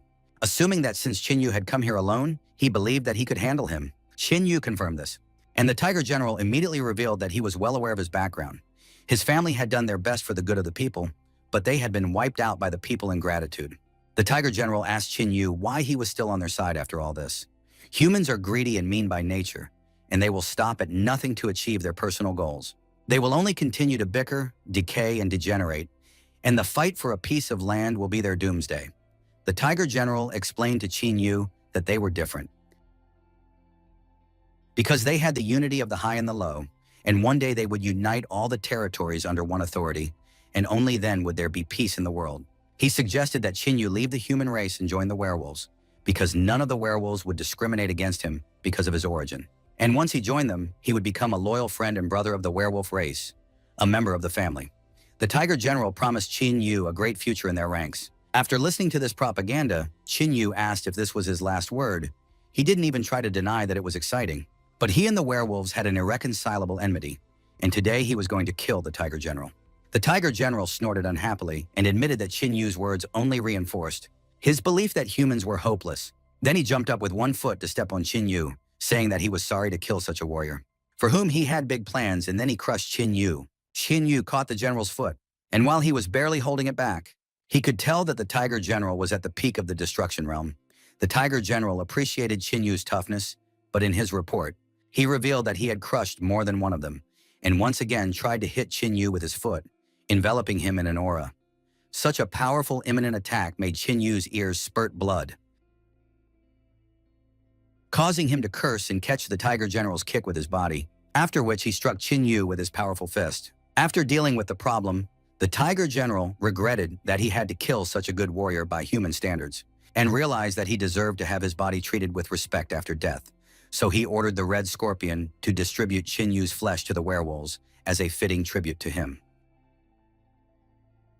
The Red Scorpion gladly accepted the order and giggled as she walked towards Qinyu's body. Suddenly, it was startled, and the Tiger General sensed an aura of surprise directed at Qinyu. The Red Scorpion shouted in horror that he was not a human, but rather a wasteland beast, prompting Qinyu to ask what the big deal was and if they still wanted him in their ranks. After realizing that Qinyu was a wasteland beast, the Tiger General asked how he was allowed to leave his post, whereupon Qinyu dispatched the Red Scorpion with a single blow, asking why they cared when he could have just gone AWOL. At that moment, the shocked Tiger General suggested that Qinyu was actually a wasteland beast who had been recruited by humans. And if that was the case, then he should report it to the Empress as soon as possible, because if the wasteland beasts and humans united, their position would be drastically worsened. Tiger General created a portal and said goodbye to Qinyu, saying that they would meet again. But Qinyu snarled and tried to hit Tiger General, which he barely dodged. Qinyu wondered why he was trying to escape, to which the Tiger General replied that he didn't want to waste time killing him, but apparently if he wasn't killed, he wouldn't be able to leave. The Tiger General summoned his huge axe and rushed towards Qinyu to strike, but Qinyu did not dodge and blocked it with his fist, causing the axe to crumble, surprising the general, after which they broke the distance between them. The Tiger General was astonished that Qinyu was able to break the axe gifted by the Empress with a single blow. As he suddenly noticed Qinyu's aura approaching, swinging his fist, Qinyu said that the general had underestimated him too much, and in a war, such mistakes were unforgivable, and struck out with his hand, knocking the Tiger General into the wall. After a moment, Qinyu sensed something wrong and blocked the blow with his hand. Being thrown back, the Tiger General emerged from the dust cloud, stripped off his armor, and held a huge whip in his hand, cursing the wasteland beast. After assessing the blow that Qinyu had received, he realized that the peak-destroying realm was quite a serious force. The Tiger General jumped off the ground and immediately flew towards Qinyu to strike him, but Qinyu was able to block his blow, shattering his armor. And the general was already preparing another attack, which Qinyu blocked with his other hand and was thrown back. Bleeding, Qinyu told Tiger General that it was his hour of death. Tiger General begged him not to write him off too early, because if that was all he was capable of, he wouldn't be able to reach the rank of general. Then a mark shone on his forehead and his arm grew back. Then he told Qinyu that he hadn't even activated his innate skill, Tiger Fury, which made him stronger for a short period of time. Without this skill, Qinyu's strength was comparable to his strength. But now, the Tiger General immediately stood beside Qinyu and punched his fist with all his might, saying that Qinyu was no match for him now. Qinyu spat out blood, and the general immediately bit his shoulder. And Qinyu retaliated by headbutting him. After throwing the general away, Qinyu prepared to strike at him with his energized fist. But the Tiger General was able to dodge the attack instantly and used the body strapping technique, causing Qinyu to be grabbed by many claws. Qinyu had to admit that this technique would cause him trouble, as the general suddenly decided to finish off the immobilized victim and intended to pierce Qinyu with his claws, wanting to deal with the desolate thing. However, Qinyu used the power of the nine-legged golden raven to get rid of the restraints and blind the Tiger General at the same time. The Tiger General was surprised by the sudden flash of light as Qinyu's foot suddenly flew into his face, sending him flying. The Tiger General admitted that he didn't expect Qinyu to be able to get out, so he begged the Empress to share her power with him. The silhouette of the werewolf Empress appeared behind the Tiger General, and her energy entered him, filling his body with energy. The Tiger General said that the next strike would be decisive. When Qinyu heard about the 1-2 punch, he took out the War God's spear and replied that he was fine with it, then filled the War God's spear with the power of the 4 wasteland beasts. The Tiger General created a ball of energy, and a moment later it grew to be dozens of times the size of the general. At the same time, they used their most powerful techniques, with the Tiger General using fire condensation and Qinyu using the 4th lightning spear of Hell's curses. As soon as the Hell's curse collided with the fire condensation, it was consumed, and the Tiger General ordered Qinyu to die, causing an explosion. Wounded and exhausted from the clash, the Technician General sighed heavily, took a deep breath, and began to rejoice that he was finally able to defeat Qinyu. Suddenly, Qinyu told him that it was too early to rejoice, and pierced the tiger general with the God of War spear, creating a huge crater. Shan Yu stopped the spear at the general's neck and swung it for a moment. The general coughed up blood, still accepting his defeat, then turned to ashes due to Qin Yu's strike. After the arduous battle was over, Qin Yu admitted that killing the enemy at the peak of the destruction realm. A few days later, Qin Yu woke up under the rays of sunlight coming through the hole in the ceiling of the cave. When he woke up, he estimated that he had been out for about 3 days. He was satisfied that he had managed to kill the werewolf general. After that, the werewolf invasion should subside, and the human race would be able to sleep peacefully. Qin Yu took the ring and took out a whole cloth to replace the torn one. After finishing his preparations, he decided to return to the camp first, since Yetong probably couldn't find a place to go due to the excitement. Qin Yu returned to the camp but didn't find Yetong, so he assumed that she had gone to look for him. Just as suddenly, he heard the rumble of a crowd looking for him, so it was worth it for them to run closer as they prepared to catch him. Qin Yu asked them who they were, and they replied that he could not escape, that they had already surrounded this forest, and that he had no choice but to surrender. Without hearing who they were and why they had a problem with him, Qin Yu told them that he always had a solution for them. The crowd attacked Qin Yu, and some of them shouted that Qin Yu had betrayed the humans and joined the werewolves. Qin Yu summoned the dragon spirit Yasi and scattered the attackers with a mighty roar, then asked them what was going on. But enemy reinforcements were coming at him from behind. Qin Yu ordered them to stop and swung his spear, scattering the reinforcements, only to see a familiar figure come down, clearly disappointed in him. Bai Feifan admitted that he thought Qin Yu was a decent person and even accepted him as a brother, but he didn't expect Qin Yu to betray the human race and join the werewolves. He assumed that it was because of Qin Yu's betrayal that he knew about the werewolf invasion in advance, and he had staged the whole thing to fool them all, as he wanted them to act on his orders. Fortunately, they were able to uncover his criminal plot, so he offered Qin Yu only one choice. He offered to surrender, apologize, and repent. And only then did Bai Feifan promise that no one would dare desecrate his corpse. Qin Yu laughed as Bai Feifan accused him of conspiring with the werewolves, but he said that it was useless to deny the evidence, because at such a young age he had a 9th-ranked holy fire and was already at the destruction realm. And the loot in the wasteland was just an excuse to justify what he had received from the werewolves. Bai Feifan offered Qin Yu one last time to surrender, but Qin Yu suddenly started laughing. He was amused at being accused without a single piece of evidence. Then he confessed that he had never betrayed the human race. He had lived for humans and would die for humans. Qin Yu asked Bai Feifang if he was acting on behalf of the Buddha Heart Temple, to which Bai Feifang replied that he was not only acting on their behalf, but the influential people from the Polar Sun Temple would be coming soon. The suddenly arrived Ye Tong ordered Bai Feifang to shut his rotten mouth, and along with her, Leng Qinshuang and the head of Buddha Heart Temple arrived, Fu Yao. Ye Tong told him that Qin Yu was not like that, and that she would never believe that he was a traitor. Fu Yao also admitted that she did believe him. Qian Shuang asked Bai Feifang what he was talking about, since he had been clearly told that they should treat Qin Yu as one of their own until proven guilty, and then she asked what right he had to talk to him like that. Bai Feifan explained that he was talking to Qin Yu like this because he was a traitor, and in order to draw suspicion away from the Buddha Heart Temple, they shouldn't treat him so well, because other people might think that the chief had put him up to it. At that moment, Bai Feifan decided to accuse the head. Fu Yao got angry at his subordinate for saying such a thing, and explained that saying such a thing was too much. Suddenly, 3 stars flashed in the sky, and 3 people descended to earth, one of whom said that he also believed that the fish started rotting from the head of the Polar Sun clan. Pang Chao explained that this could mean that the entire Buddha Heart Temple had betrayed humanity. Along with the head, the first spiritual daughter, Yan Zhoubing, and Chulin arrived. Pang Chao demanded Mo Yao's impeccable explanation of how a traitor could be among them. A few seconds later, an angry crowd rushed towards him, displeased that the person they considered the greatest talent in the past 100 years was a werewolf henchman, which explained how a boy with only 9th rank holy fire could defeat a Taoist elder. Fu Yao sighed and turned to Qin Yu, explaining that since she had accepted him, she should trust him by default.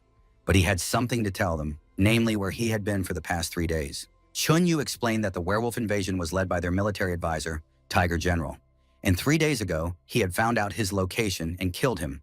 But because he was badly injured, he lost consciousness and only woke up 3 days later. Bai Feifan grinned and asked Qin Yu if he had hit his head accidentally, because no one would believe that he could kill a werewolf military advisor. Bai Feifan, fully convinced of Qin Yu's treachery, ordered Qin Sen to be brought in. Zhen Xuan was chained and beaten. Bai Feifan asked him to be honest, and if Zhen Xuan would only tell the truth, he wouldn't be killed. He demanded that he tell everything he knew and pushed him closer to Qin Yu. After taking a deep breath, Genshin admitted that he was indeed a traitor and that he was very guilty, in front of everyone, and that Qin Yu had also given his soul to the werewolves just like him. Qin Yu was surprised out of the blue, and the crowd was already burning with the desire to kill him because Zhen Xuan had betrayed him, and now nothing could justify him. They wanted to skin him and expose him to the scorching sun, because that was the only way to cool their hatred for Qin Yu. Qin Yu clenched his fist, furious that the enemy had calculated all the moves and left him no choice but to have a bloodbath here. Yudong couldn't help but shout that it was all a lie, that Qin Yu was no traitor, and that it was all just a planned provocation. Then she pointed at Bai Fifan and explained that she had always suspected that there was something wrong with him, and only now was she sure that he was a man from the Polar Sun clan, and that he was the one who had set this up. Bai Feifan smiled at what he had heard and admitted that he was not offended by her nonsense, as he understood that Qin Yu had managed to mess with her mind. Bai Feifan bowed his head and asked for a verdict since all the evidence had been presented, but Fu Yao had no words to express her bewilderment. Pan Chao shouted at her that she had no right to judge, as he believed that the Buddha Heart Temple was an engaged party. He warned Fu Yao that he would take Qin Yu away, and after a few days, he would call all the neighboring temples to try him, and the Buddha Heart Temple must not hinder the investigation of this case. And for that, he needed them to hand over control of all the key resources to them, and only if their innocence was confirmed would they be returned to them.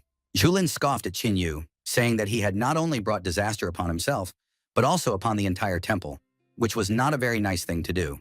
Hearing the old acquaintance, Qin Yu asked if this was his plan. After all, he couldn't help but admit that everything had been thought out quite clearly. But did he really think that he would be able to capture him? Shulin asked Qin Yu if he was stupid enough to think that he could escape, suspecting that he had a plan. Yan Zhibing told Qin Yu that on behalf of the Polar Sun clan, she was giving him one last chance to surrender without resistance, or else they would take him away crippled. The people in the crowd admired her, for at only 20 years old, she had a 7th rank of holy fire, and was at the 3rd stage of the destructive realm. They were sure that Qin Yu would not be able to withstand a single blow from her and would be swatted away like a mosquito.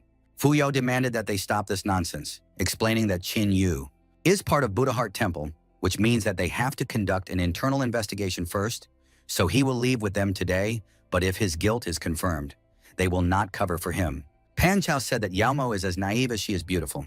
He asked how they can believe in their objectivity when Buddha Heart Temple will personally investigate, and even if he agrees, there are too many warriors here who will not be satisfied with such an arrangement.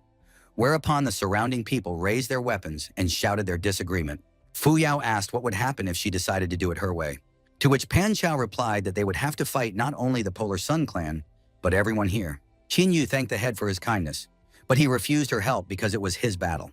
Wen Yu realized that he had done the right thing by choosing the Buddha Heart Temple, because even under such pressure, the head would not abandon him. Qin Yu pointed his spear at Yan Zhibing and told her that if she could withstand a single blow from him, he would surrender to her mercy.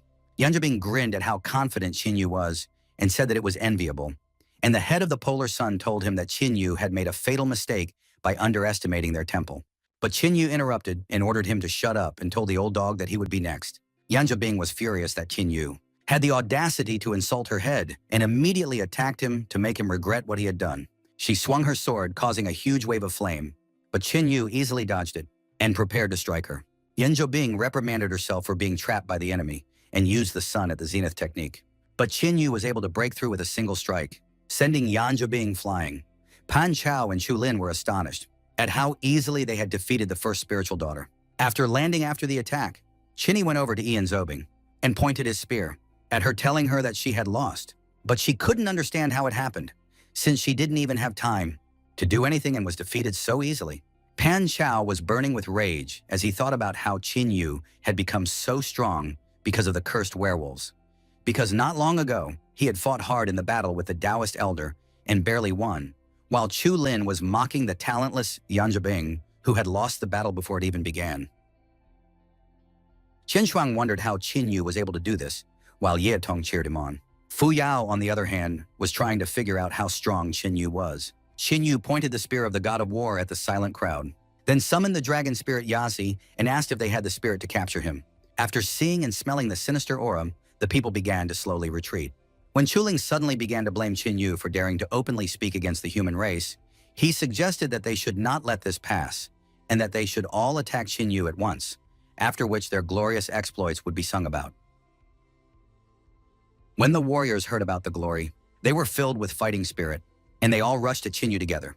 The angry Chulin said that no matter how strong Qinyu was, he was still a man of flesh and bones. While Peng Chao chuckled as he wondered how long Qinyu would last against the angry crowd.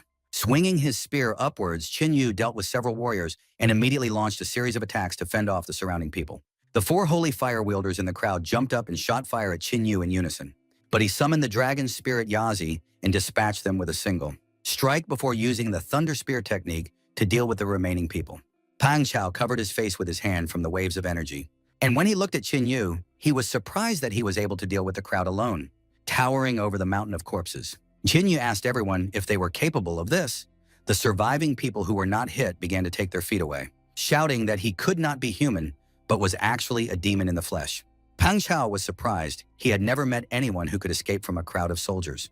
But at the same time, he was furious that Qinyu still did not use his spiritual power, relying only on his physical strength and fighting skills.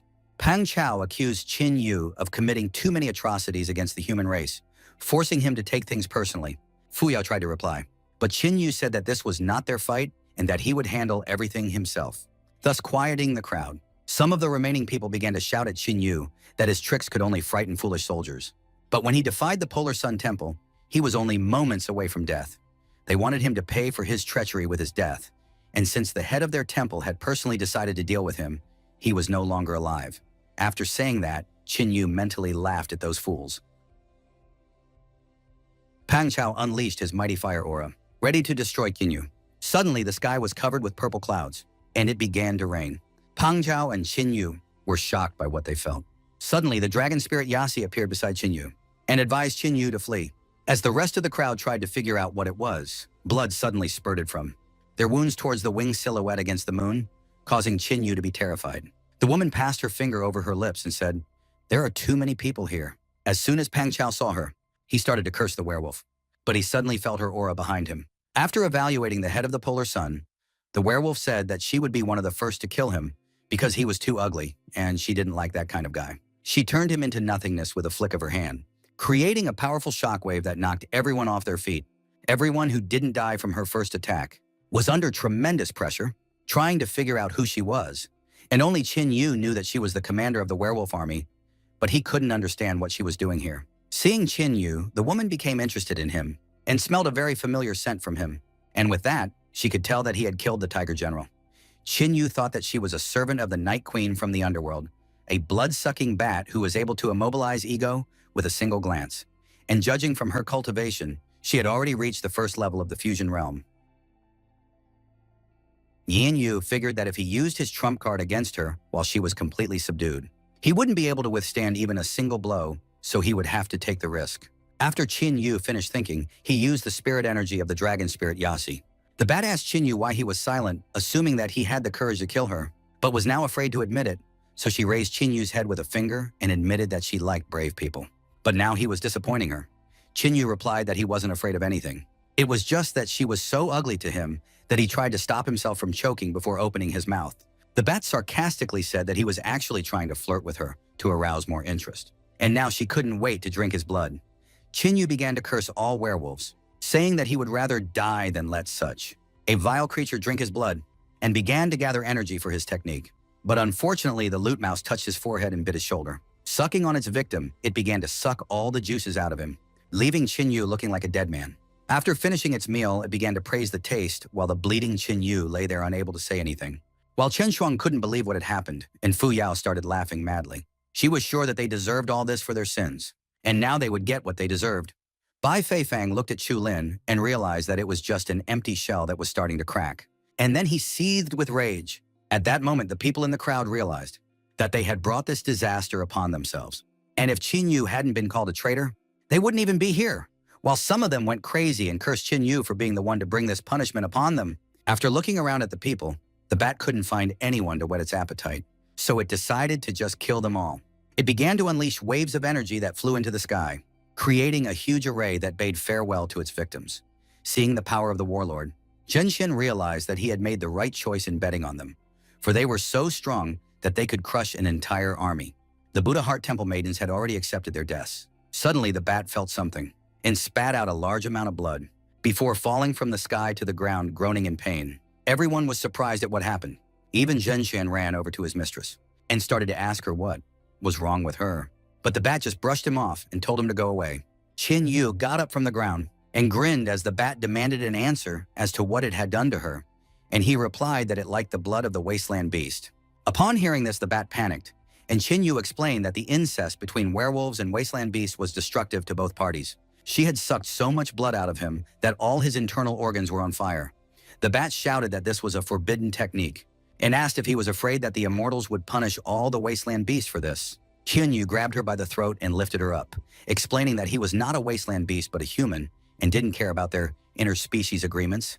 Then she tried to ask a question, but Qin Yu interrupted her, anticipating that she would ask where he got the wasteland beast blood from, so he told her that he wasn't generous enough to satisfy her curiosity and squeezed her neck. Bat was furious that some cockroach had managed to fool her, and since she was going to die, she wasn't going to let him live. She would use all her spiritual energy to curse them, and her punishment would ruin all the people here. She wanted Qin Yu to know that it was all on his conscience and that he would have to live with this burden of regret for the rest of his days, whereupon she exploded. Qin Yu asked her if she thought he would feel sorry for these people and tossed what was left of her aside, saying that he didn't care about them. Huyaka told Yin Yu that everything that happened today was not his fault because these people were willing to torment him and asked him to leave this place as soon as possible. Leng Qianshuang closed her eyes and said goodbye to him forever, while Ye Tong laughed out loud, pretending that the curse didn't torment her, and asked him to leave and stop thinking about her. Surprised by her words, Qin Yu asked what was wrong with them. After all, it was only the death curse of a weakened werewolf, and used the destructive fire of the 9 heavens on them, then agreed that they could leave now. Seeing that Qin Yu had broken the maiden's curse, the crowd gathered around him again, demanding that he save them, since they didn't want to die. They confessed that they were wrong and that they themselves had been deceived, and since he was not a traitor to the human race, he simply had to save them. They held out their hands and asked him why he was hesitating, moaning in pain. Qin Yu agreed that they were all human and it was the right thing to do to stop their suffering. Then the people saw an opportunity and started asking him what he was waiting for and begging him to lift the curse. Qin Yu decided to explain to them that they had misunderstood and that he was not going to reach out and save them. And they were astonished. Qin Yu admitted that he wouldn't be able to forget their expressions for a long time. Without understanding what was going on, they declared him a traitor and wanted to capture him to be tried and killed.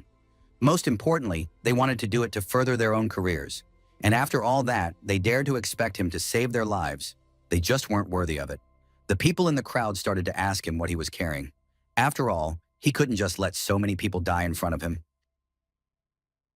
When Qin Yu heard this, he laughed out loud and told them that he had swum through boiling water, walked on fire, and pierced his chest through thorny bushes for their sake, and that they were just parasites who had no opinions of their own and were trying to gain favor with the strong. He realized that no matter how many of them died, he would not feel an iota of remorse. The people in the crowd coughed up blood as they died, shouting Qin Yu's name. Qin Yu turned around and explained that he originally wanted to put them out of their misery and let them die painlessly. But now he realized that they deserved it. Turning to the head, Qin Yu said that they should take Yanja Bing with them and leave this place immediately. As Qin Yu was leaving, some of the people behind him shouted that they had managed to spread the news of his betrayal to many sects and that he would soon join them. Even after death, they would not leave him alone. Suddenly, Qin Yu saw the bound Zhenshan, maddened by the death of his beloved. Realizing that he had almost forgotten him, Qin Yu sighed and shot a blast of flame from his finger, instantly turning Zhenshan into ashes, after which they all left. On the way out, Qin Yu asked the girls if they thought he had been too cruel, to which Chen Shuang replied that they had brought it on themselves. Although it was still sad that those who had risen up against the werewolves had died such an ignominious death, and Yitong grinned and shouted that they all deserved it. Qin Yu sighed and was about to say something, when he suddenly fell to his knees and started panting. Chen Shuang immediately came over and asked Qin Yu what was wrong with him, and Qin Yu replied that he had drunk too much blood and felt weak, and said that they should leave as soon as possible, and he passed out under the cheers of the excited girls. At the same time, desert lands. A mighty black dragon lay in his lair, surrounded by desert beasts. Suddenly, a young black dragon flew to him with a maiden on his back, then took human form. The dragoness warned her father that she had returned, and the black dragon was overjoyed that his daughter had finally returned. It was only when Ji Royu saw such a huge and sinister dragon that she began to tremble with fear and sob. The black dragon pondered for a moment, and after appreciating the little girl, he thanked his daughter for giving him a baby girl. with the blood of purebred werewolves and opened his mouth to taste the delicacy, causing Ji Ryu to panic and wave her arms. Suddenly, the dragoness stopped her father and asked him what he was doing. She explained that she had not brought her to eat, but to purify her blood so that she could become one of them. The shocked dragon asked her daughter what she meant, and they were immediately surrounded by other desert beasts, causing Ji Ryu to hide. Behind the dragoness in fear, the dragoness was furious that her sister was being bullied and ordered them all to go to bed. So they scattered in fear and pretended to sleep. The black dragon asked his daughter if she thought werewolf blood was so easy to cleanse, adding that she'd be right back with a headache for her father. The dragon's daughter warned him of this, but she would not discuss it with him, only tell him. And she also had another piece of news for him. While traveling through the human world, she met an interesting young man. The black dragon asked what could be interesting about this man, to which the daughter replied that he had the body of a beast of the wasteland, which amazed her father. The black dragon swept his gaze over the surroundings, dispersing all the surrounding beasts. Then he took a humanoid form and asked his daughter if she was sure that this man really had the body of a wasteland beast, to which his daughter replied that his name was Qin Yu and that he possessed a rank 9 sacred fire. And although she had invited him to join the clan, he had refused. She explained that he could help them leave the desert world and move to the outside world, and so she had contracted with him. Hearing this, the black dragon was astonished that his daughter had made a contract with the first person he met, and immediately grabbed her hand to see for himself what had happened. But just by looking, he immediately saw the dragon spirit Yasi, in whom he could recognize his brother. After thinking about the situation for a bit, he accepted the fact that his daughter had made a sacred contract and agreed to purify Ji Ryu's blood. His daughter explained to Jijo that since the black dragon had given his word, he would purify her blood and not hurt her. After which, she still decided to follow the terrifying black dragon. Moving away from the girls, the black dragon suddenly started sobbing in 3 streams. He swore that he would take care of Qin Yu like his son, since he was the last pillar of Yazi. Wiping his tears, he told Ji Rui that they would have a big celebration in 7 months. And with a smile, he said they'd still have time to breed by then. Hearing about inbreed, Ji Rui panicked, not knowing what he meant. Deep within the core of the earth was the werewolf palace, where their empress sat on the throne while the warlords worshipped her. The dragon warlord belittled the bat, saying that it did not originally deserve to be in the ranks of the warlords, and that it, having failed in its task, died at the hands of man. While the warlord bat was trying to nominate one of his subordinates for the bat, saying he was as good as her.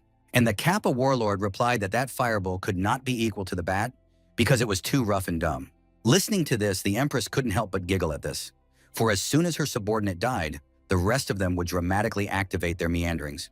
She already had someone in mind who could replace the bat, but right now she was only interested in someone who could kill it. Although the bat wasn't known for its immense strength, but it was still at the first stage of fusion, and in the entire area under its jurisdiction, there wouldn't be more than 7 or 8 people of comparable rank, and so it would be able to escape from them without getting harmed. The dragon warlord suggested that a unicum was able to appear among the humans, and the bloodsucker was only ruined by her arrogance. After listening to the warlord's opinions, the empress ordered them to rush to the Tiani Empire and lure the bat assassin to their side, and if he refused, they could just kill him so neither side would have him. The dragon warlord asked why send 3 warlords at once to kill just one person, but the empress demanded with a look that they go now. After which, all 3 warlords rushed into the Tianhe Empire at full speed. The very next moment, Zhao Fengsheng's silhouette appeared in front of the empress. After which, the empress immediately welcomed the immortal into her home. But to her dismay, he announced that starting today, the mandatory donation amount for werewolves was doubling. Before the empress could even get a word in, Zhao Fengsheng explained that this would not be discussed. Disappearing, he explained that they had brought this burden upon themselves and ordered them not to approach Qin Yu again.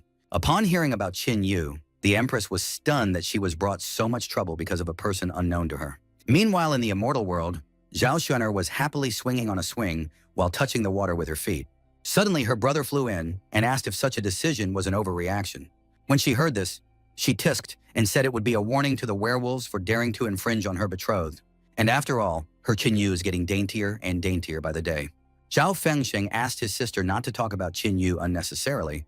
After all, if rumors of his connection with the wasteland beast reached anyone, then suddenly Zhao Xuan'er activated the almighty seal and explained that with it, she would become the next immortal ruler, and no one would dare to spread rumors about her. She explained that the feud between the immortals and the wasteland beasts had been going on for too long, and perhaps only Qin Yu would make them bow down, which would be a great achievement for them.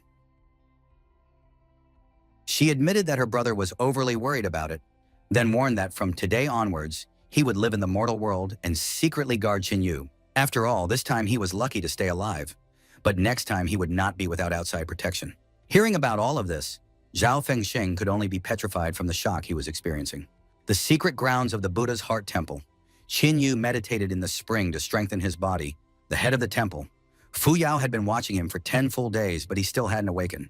Suddenly, Chen Shuang arrived and immediately bowed to her teacher, then asked if Qinyu had come to her senses. To which Fu Yao replied that he would probably need a few more days, and asked about the progress of the investigation. After which, Chen Shuang told her that Bai Fei Fan had indeed turned out to be a spy of the Polar Sun clan, and that he was actually their second spiritual son, and he had also currently taken the position of their head.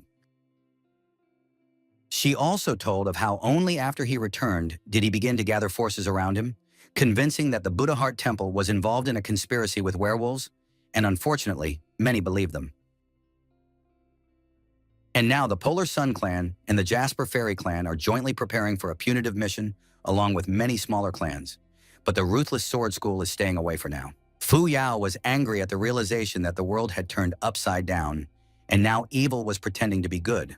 But even so, she was ready to fight back. She ordered Chen Shuang to summon all their mentors and strongest disciples, and to find out which of the neighbors were on their side. Fu Yao thought that what was happening might be for the best, as the strongest great temple would finally be found out after many years of rivalry.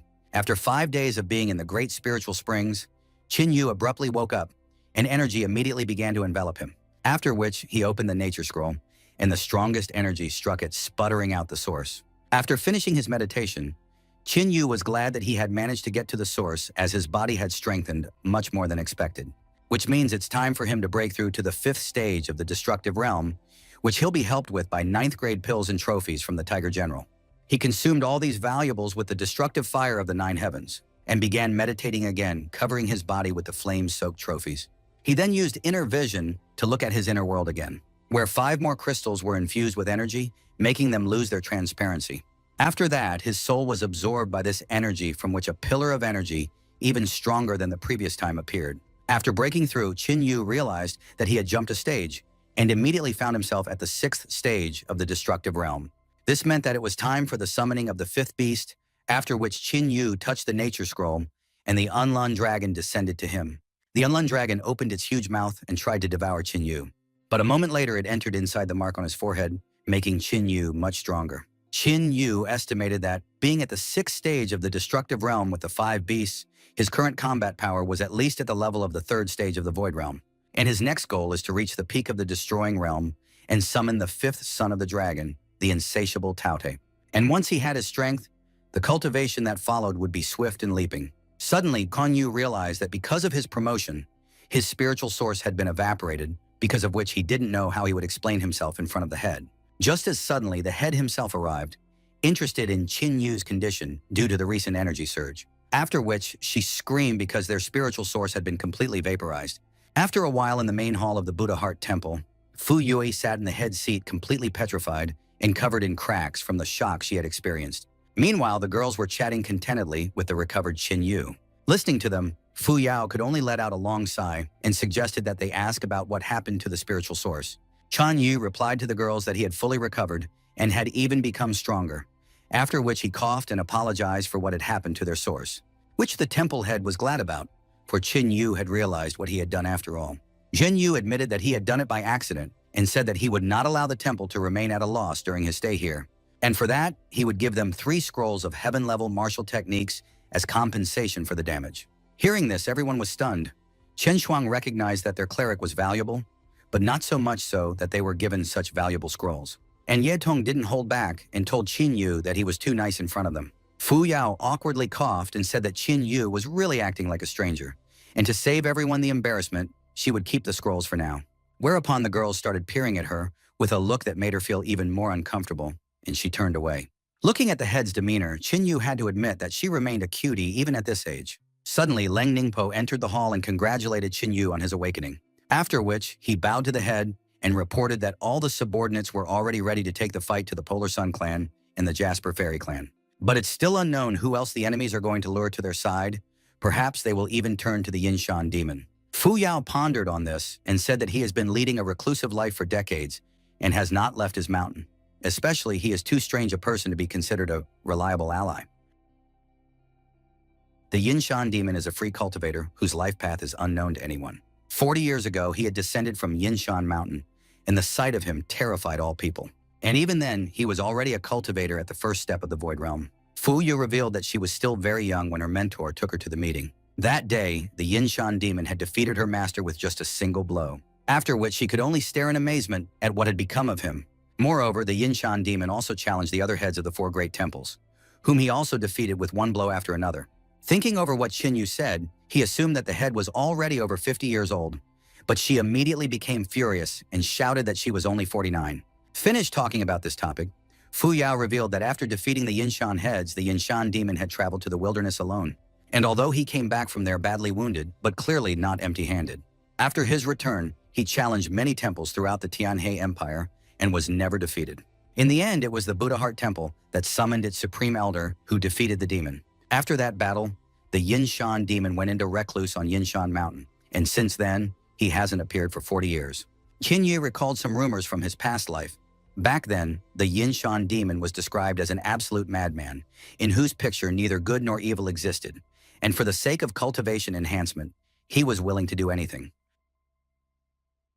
Therefore, it was not impossible to assume that the Polar Sun clan had made him a tempting offer. Hearing this, Len Ningpo suggested that the supreme ancestor of the Buddha Heart Temple be summoned again.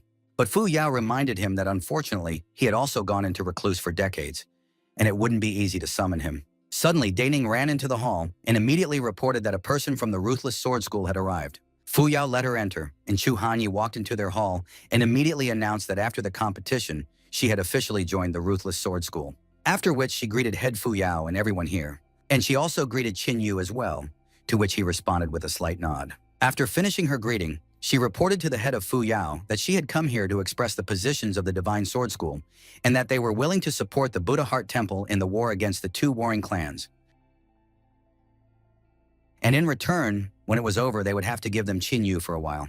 They would like to utilize his rank 9 sacred flame for their needs, and this was their only condition. Fu Yu told Qin Ye that although he was with them now, she had no right to control his fate, so it was up to him.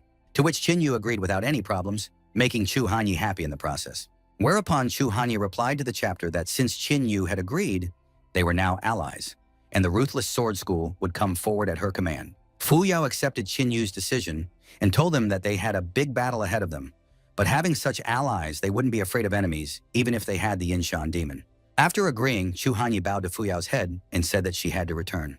But on her way out, she warned Qin Yu that she would be waiting for him at night in the city. After a while, Qin Yu walked outside and saw Chu Hanyi waiting for him. Moving closer, he asked her to lay out what she wanted from him, after which Chu Hanyi turned around and asked Qin Yu to follow her.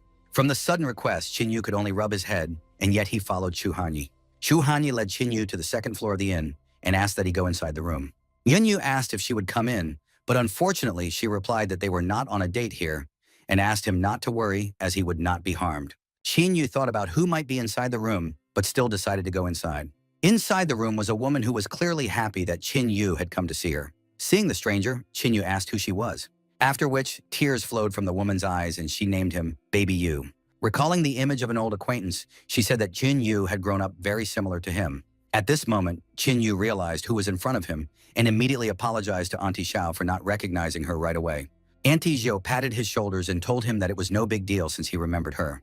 She said that she had been friends with his father since he was a child and was sorry for what had happened to their family. As she sat down at the table, she admitted that she knew about everything that had happened to Qin Yu, and she was sure that if his father had seen it, he would be very proud. Qin Yu slapped the bowl on the table and asked her not to worry, then promised that he would not shame their family's name.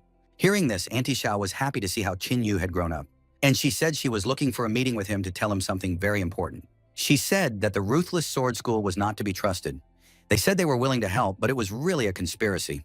The Ruthless Sword School had long ago made a deal with the 2 clans, since they were all creeps of the same litter, and at the key moment, they would shamelessly betray the Buddha Heart Temple. After thinking it over, Qin Yu said that it would indeed be in the spirit of the Ruthless Sword School. But Auntie Xiao revealed that although their plan was perfect, it was never destined to come true. And even so, Qin Yu should be careful. She revealed that although her Immaculate Soul sect was small, but they too had hidden powers that would soon help to disarm the Ruthless Sword School.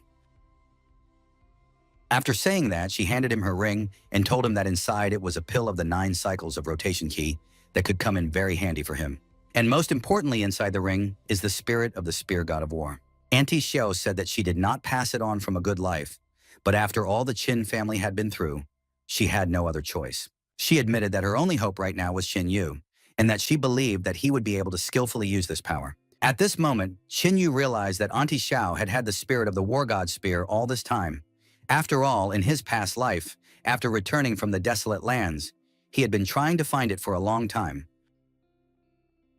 But in view of the unsuccessful attempts, he decided that it was irretrievably lost after the death of his father and grandfather. After all, by the time she returned from the desert lands, Auntie Xiao had already died from the werewolf invasion. Auntie Xiao told Qin Yu that in times like these, even honorable people can be at their worst, and that although his father was a good warrior, he died because of a despicable plot by trusted people. She wanted him to be as careful as possible now, for inattention was an unacceptable luxury, and he was the last living male of his kind. Qin Yu asked her to worry about him, for the day would come when he could bring back the former glory of the Qin family. Auntie Xiao was delighted with Qin Yu's attitude and determination, and still asked her not to tell anyone about this conversation, and to work on mastering the spear spirit as soon as possible. Qin Yu bowed to Aunt Xiao and asked her not to risk much for the sake of eliminating the ruthless sword school, as her life was much more important to him. Hearing this, Auntie Xiao grinned and asked her not to worry about her, as she was capable of standing up for herself, and asked her to go back to her place as soon as possible. As soon as Qin Yu left the room, Chu Hanyi asked if he could find his way to the temple by himself, to which he gave an affirmative answer and left. Looking at Qin Yu's back, Chu Hanyi was amazed at how easily this jerk rejected her proposal. Qin Yu arrived at the destroyed spiritual spring of the Buddha Heart Temple and ordered the spirit of the war god's spear to appear. After that, a huge spear flew out of the ring, piercing the night sky and causing a bright flash. Having felt such a strong will to fight and crush enemies, Qin Yu was forced to admit that this spear was one of their family's main treasures. The very spirit of the war god's spear spirit appeared before Qin Yu, emitting an enormous amount of energy. Qin Yu remembered that everything has a soul, weapon items are no exception, and when the will of the master and the weapon mutually communicate, the spirit of the weapon is born. But still, there are very few warriors who can awaken spirit weapons, and there are no more than 100 spirit weapon items on the entire continent. It wasn't until he was a child that he heard from his father that the spear of the god of war had a spirit of its own, but he never saw it. The spear spirit recognized Qin Yu as a descendant of the Qin family and asked him what he wanted. As he suddenly sensed Qin Yu's strength, and once again asked what he needed, doubting that the one was human, Qin Yu put his hand on his heart and told him that he was a proud descendant of the Qin family, and that his blood was boiling, and he himself was eager to punish his enemies. He is determined to fight for the good of the human race and destroy the werewolves, and he wants to protect law and order in his land. After listening to Qin Yu, the spear spirit laughed at his words but still recognized that it was a great speech. But if Qin Yu wanted the spirit to be on his side, then he would have to prove himself worthy. Qin Yu admitted that he guessed that subduing the spear spirit would not be an easy task, after which he summoned the dragon spirit Yazi and said that he was fully prepared. As soon as he finished his preparations, he instantly clashed in an attack along with the spear spirit. Qin Yu used the first lightning spear. Spirit Crushing and Spirit Spear used this technique at the same time as him. After that, they clashed again, destroying the surrounding landscape with their incredible energy from the technique. Immediately after the attack, Qin Yu used the second Thunder Spear, again attacking the spirit. Just as suddenly, the war god's spear spirit was grabbed by the huge hand of the dragon spirit Yazi. After which, Qin Yu immediately used the third lightning spear, the ancestor spirit. But unexpectedly, the spear spirit unwound his spear, completely blocking Qin Yu's technique. Immediately, he himself used the third lightning spear, the ancestor spirit, on Qin Yu, after which he instantly moved behind his back and prepared to use the second lightning spear, from which Qin Yu was still unable to dodge and took the blow closely. After landing, Qin Yu told the spirit that he was not going to give up, to which the latter replied that it was natural for him since he was the spirit of the spear and could master any spear technique with just a glance. And if you want to surpass in agility, it will be useless to even think about such a thing. But Qin Yu asked him not to jump to conclusions. After all, he was only probing the ground. And once again, he attacked the spirit, saying that the mature game only begins now. The spear spirit noticed that even though Qin Yu had said this, nothing had changed, after which it began to repel his attacks. But suddenly it was worth the contact of their attacks as Qin Yu himself rushed toward the spirit. After that, he struck him with his fist, from which he flew away. After landing on the ground, the spirit complained that Qin Yu had tricked him. To which Qin Yu could only ask if this was all an excuse, and if he wished, the fight could continue. After which he revealed that he was currently using the 10 directions technique, which was close to the heaven level in terms of power, and was also a spear technique. However, the spirit is not capable of assimilating it now, for it is far beyond its comprehension. Hearing this, the spirit laughed loudly, then praised the descendant of the Qin family and still agreed to obey him.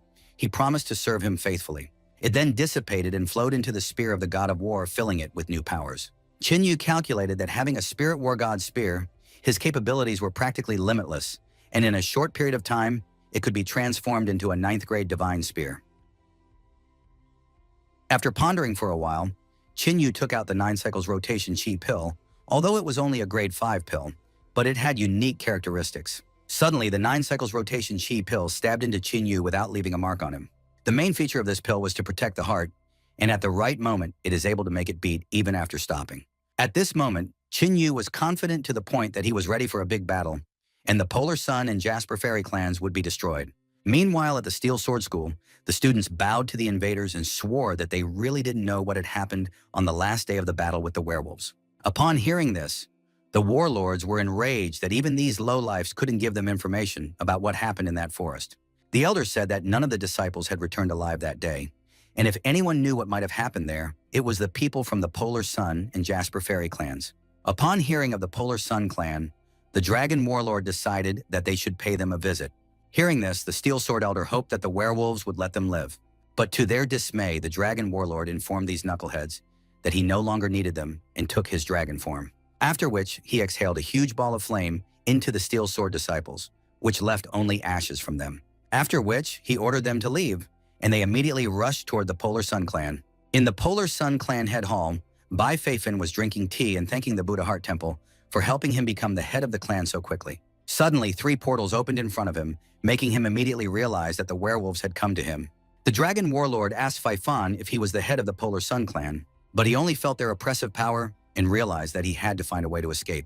Hearing no response, the Dragon Warlord decided to push Feifan forcibly, forcing him to sit on his knees. Afterwards, he walked over and asked why he was so weak since one of them was still able to kill the bloodsucker bat. Upon hearing this, Bai Feifan began to swear that he wasn't the one who did it, hoping that he wouldn't be touched. Upon hearing this, the Dragon Commander called him an idiot and explained that he wouldn't have thought of such a lowlife, but merely demanded an answer as to who had done it. Realizing that he had blundered, Bai Feifan panicked and immediately began to say that he didn't understand what had happened back then, but it was all Qin Yu's doing. The Bull Warlord said that he had never heard of such a thing, while the Kappa Warlord assumed that someone else with a fusion realm cultivation had appeared in the Empire. Hearing this, Bai Feifan explained to the werewolves that Qin Yu was actually only at the Destruction Realm level, which made the werewolves furious, thinking that the man in front of them dared to joke. The Dragon Warlord couldn't help himself and was already preparing to finish off Bai Feifan with a fireball.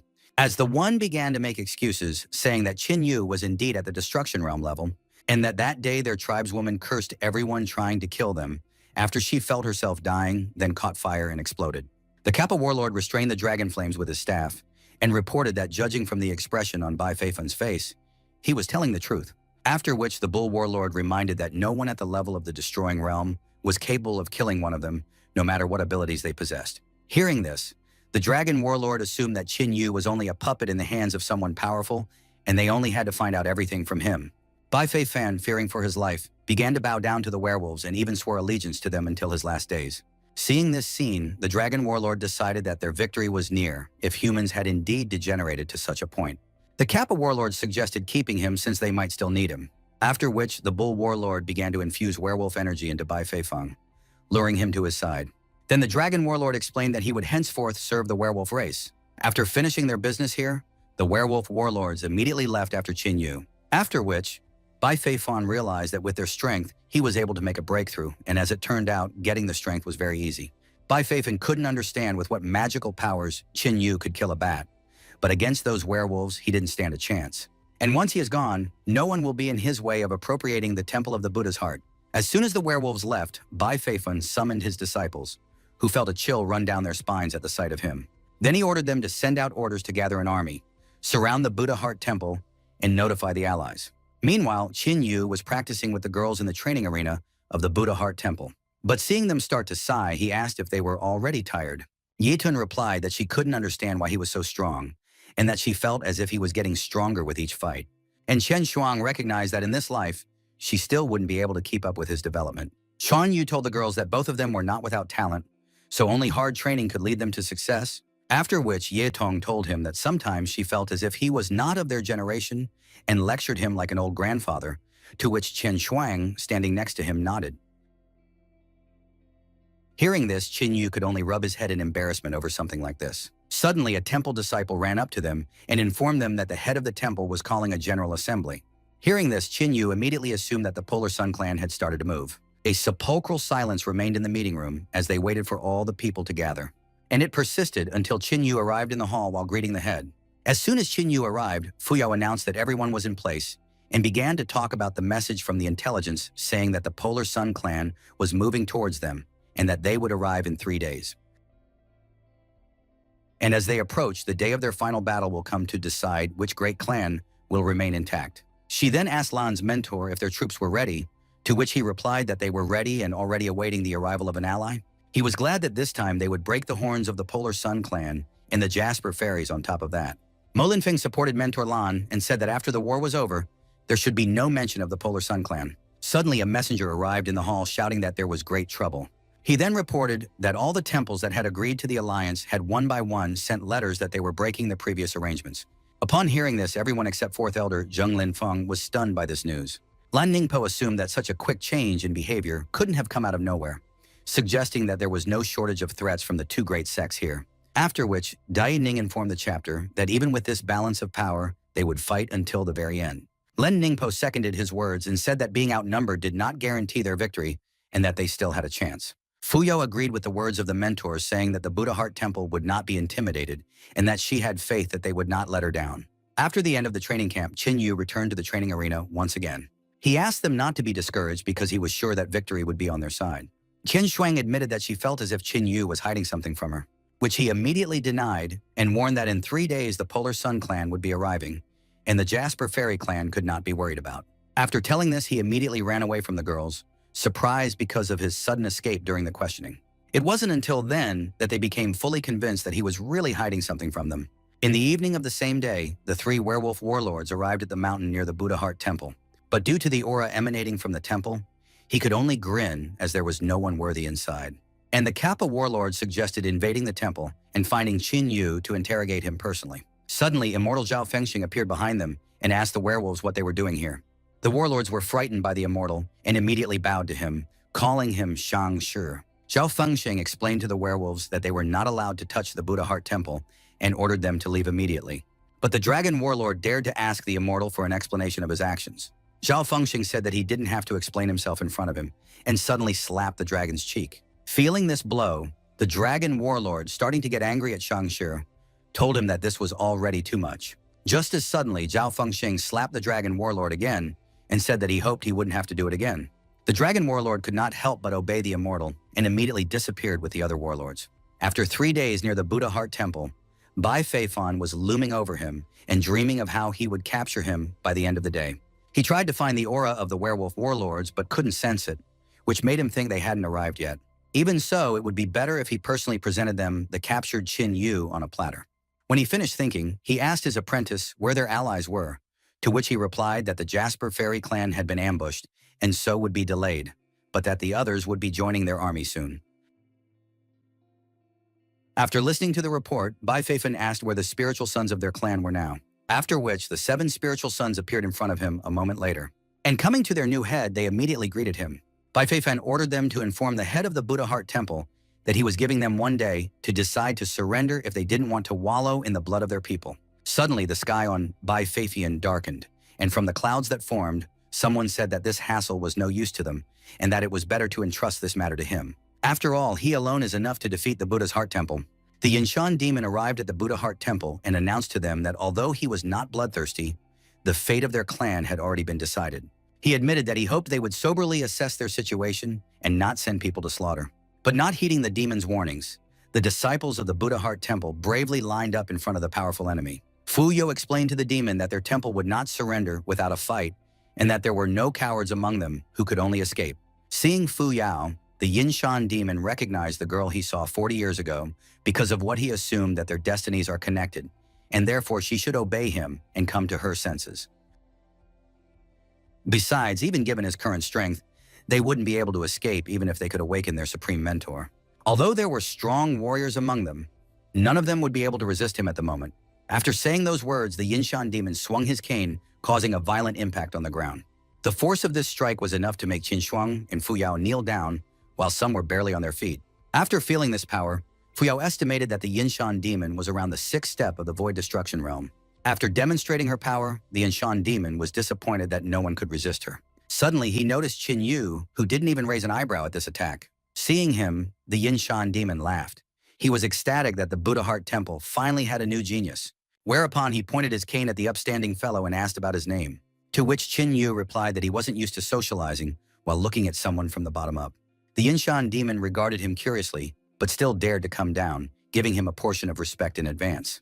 It was only after that Qin Yu gave the demon his name, after which the demon admitted that he admired him, because not only did he resist the pressure, but he also stood his ground. He told Qin Yu that the Buddha Heart Temple was already doomed and therefore offered him to take over, because it would be a shame if such a talent remained unrealized. But Qin Yu ignored his words and asked under what conditions he agreed to side with the Polar Sun Clan.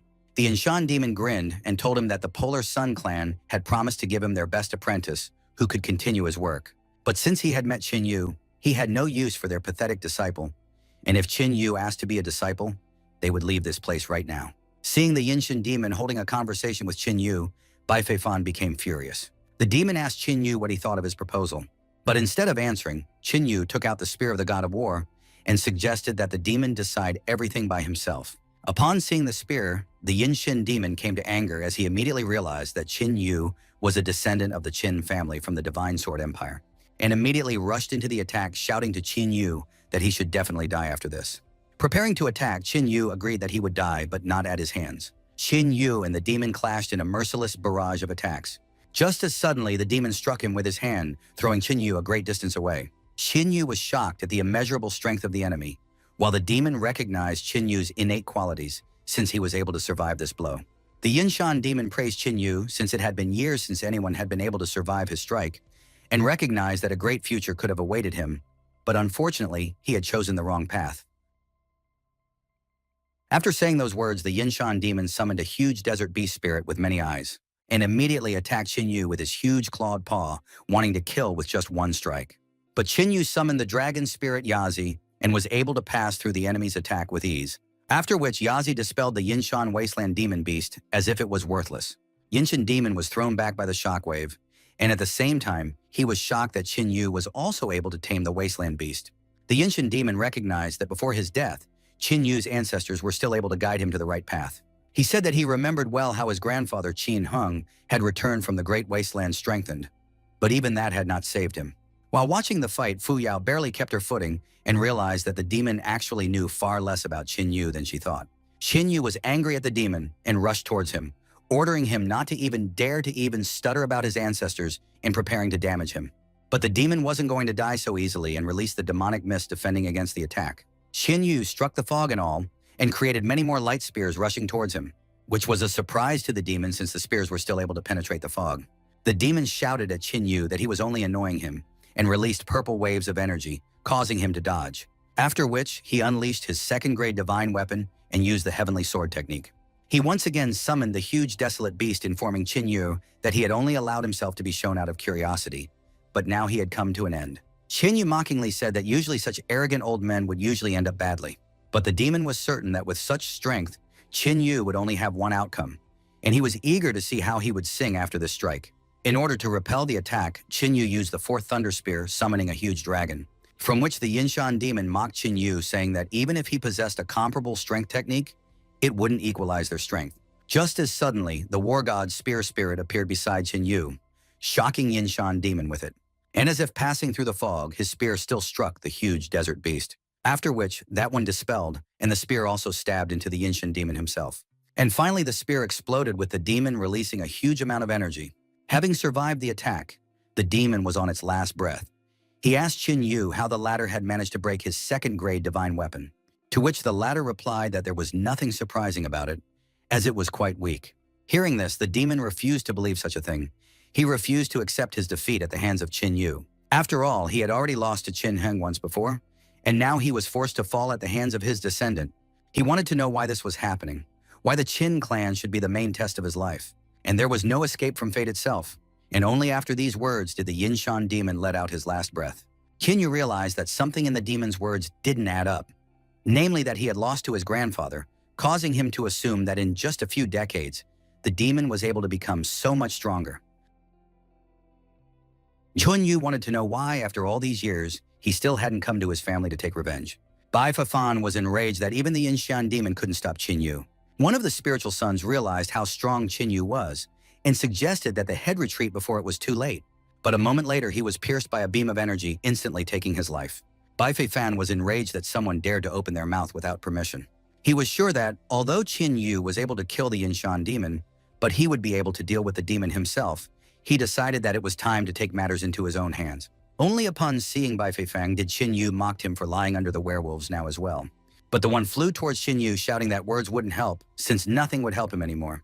Just as suddenly, Qin disappeared from his seat and defeated Bai Fei-fan with only one punch. Then he stepped on him and rebuked him for his association with the werewolves. For having gained power, he had lost his head so much that he was unable to appreciate the gulf between them. And killing him was like squashing a bedbug. Hearing this, Bai Fei-fan became frightened and started calling out to his masters for help. Hearing this, Qin became worried that there might be werewolves nearby and immediately assumed that it might be the four generals. But there was only a sepulchral silence in the air, driving Bai Fei-fan mad, begging for help. Still not seeing a serious opponent, Qin smirked and still squashed Bai Fei-fan like a bedbug. Seeing the death of the head, the remaining members of the Polar Sun clan panicked, causing Qin to think that the battle was too easy. Suddenly, the sky lit up with a flash, and a voice from the sky made a speech about how the members of the Sun clan were not afraid of anyone, and the battle is not over until victory is on their side. Two powerful experts emitting the aura of the sun appeared in the sky. One of the experts explained that they just wanted to let their babies frolic, but in no way expected them to be so weak. And the second expert supported his words and said that at key moments without them, as usual, nothing is decided. Suddenly, Chulin appeared behind them, who only saw the grandfathers rejoiced at their appearance. These two were the supreme ancestors of their clan, and judging by their appearance, they had decided to put a stop to all this ugliness themselves. The ancestor admitted that he had always known that despite Bai Fei-fan's serious abilities, he would remain a helpless brat, and instead of improving himself, he would only weave intrigue. To which the second ancestor replied that it was their own fault, and what was supposed to pass as a bickering babe had in fact caused them to condescend after all these years. According to Chulin's words, the ancestors knew that Qin had the power of werewolves, but judging from his last battle, his source of strength, like the Yinshan demon, came from the desert lands. The ancestor was enraged at the thought that such an insect could survive in the desert lands and return from there with booty. Fu Yu realized that they would not be able to handle the situation on their own, and immediately sat down on her knee, begging for the Supreme Ancestor's help. And a moment later, the Supreme Ancestor of the Buddha Heart Temple appeared on the battlefield. As he flew past Qin he praised him for his display of valor. Afterward, he met with the ancestors and suggested that their arrangements would come to an end that day because they dared to threaten his temple. The first ancestor of the Polar Sun agreed to this. They honored their arrangement for many years, but it still came to an end. The second ancestor then said that he was willing to admit that part of the responsibility lay with their clan, and so they refused to take over the temple, but in return they demanded that Qin be handed over to them. He then offered the ancestor of the Buddha Heart Temple a one-on-one fight. If the Polar Sun clan lost, he would give up 9/10 of his possessions, and if he won, he would give up Qin. The Buddha Heart Forefather agreed to the arrangement, causing Chulin to try to dissuade him by saying that they should destroy the Buddha Heart Temple. As Qin suddenly agreed with his words, he was in agreement that the Polar Sun clan should no longer exist. Hearing this, Chulin got angry at Qin and asked who he was to dare talk about destroying the Polar Sun clan. He admitted that Qin was stronger than anyone in their clan, but against the background of their ancestors, he was only a lowlife, to which Qin replied that by comparing him to their clan, Chulin was only insulting him, and that he dare not pass judgment on him, and most importantly, having Chulin's gift of surviving in any situation was another reason to get rid of him. The ancestors laughed from the disciples' conversation and came down to them, telling Qin that a young man should not only have pride, but also the ability to realize the reality of the situation. The second ancestor of the Polar Sun recognized Qin strength, but warned him that he wouldn't even bear a single blow. The Buddha Heart ancestor appeared in front of Qin and was going to personally deal with the Polar Sun ancestors. But Qin Yu, without letting him say a word, stabbed the war god's spear near the Polar Sun ancestors. Jian Yu refused the ancestors' help since this was his battle, and he must destroy the Polar Sun clan with his own hands. The Buddha Heart forefather asked Qin Yu not to let his pride cloud his mind and said that this task was beyond him. But Qin Yu asked the ancestor to just have faith in him and not interfere. After which the ancestor looked over at Qin Yu and decided not to interfere with his battle. Fuyo tried to change her ancestor's mind by saying that Qin Yu's youthful foolishness was raging and that there was no way he could defeat those superior to him alone. To which the ancestor replied that this was a controversial statement and that Qin Yu's strength was not inferior even to him. After which, Fuya was forced to tell him that this was not a good time for jokes, to which he replied that there was no need for him to lie, for Qin Yu was not inferior even to him, and within him was a true fathomless force maelstrom, the depth of which was impossible to estimate. Qin Yu was blazing with fighting spirit. He suggested the ancestors start the fight first, as he wanted to see what they were capable of. Hearing this, the ancestors realized that there was something wrong here, for even old man Yahello did not obstruct the boy, which meant that there was indeed a catch. With a glance, the ancestors signaled to each other that they would proceed with the old scheme, whereupon the first ancestor agreed to fight. But before that, it would be worthwhile to change this cramped place for a more suitable one. Qin Yu could only tisk at this, but still agreed to follow them. After that, they went to a random highland where there were no extra eyes. And taking the chance, the ancestors simultaneously attacked Qin Yu. But Qin Yu tried to fend off their attacks by releasing a huge amount of energy. After which, the ancestors used the heaven-level technique, Union of Ice and Flame, creating two huge dragons, in response to which Qin Yu used the force spear, and barely managed to repel the enemy's attack, from which he was exhausted and still flew backwards. Afterwards, he still admitted that their first attack had managed to pique his interest. The first ancestor praised Qin Yu for being at the 5th stage of the destructive realm. He was still able to repel their joint attack, then admitted that they had only used the power of the destructive realm. After which, they decided to show Qin Yu Vesip the horror of the void realm. After using their technique, a huge magic circle appeared above Qin Yu, emitting a powerful energy. After which they told him that once in the region of emptiness, he finds himself in unreality. And for such insects, it means only one thing, namely irrevocable death. And from them came a tremendous amount of energy, turning everything into nothing. The first ancestor scoffed at how naive Qin Yu was, since he thought that after returning from the desolate lands, he had become immortal. And the second ancestor said that no one had yet been born in this world who could withstand their combined attacks. Leaving, the first ancestor told the second that he was only sorry that Yinshin Demon had to fall at the hands of that bastard. Suddenly, a voice behind them asked if they were still chatting. After all, he still had something to say to them before leaving, Qin Yu muttered to their backs. Qin Yu, who had taken the dragon form, asked the ancestors why they were suddenly silent. The second ancestor was stunned that the legends of the desert land gifts were so true that Qin Yu was now able to withstand their attack. Suddenly, Qin Yu was near the second ancestor and was about to strike him with his fist.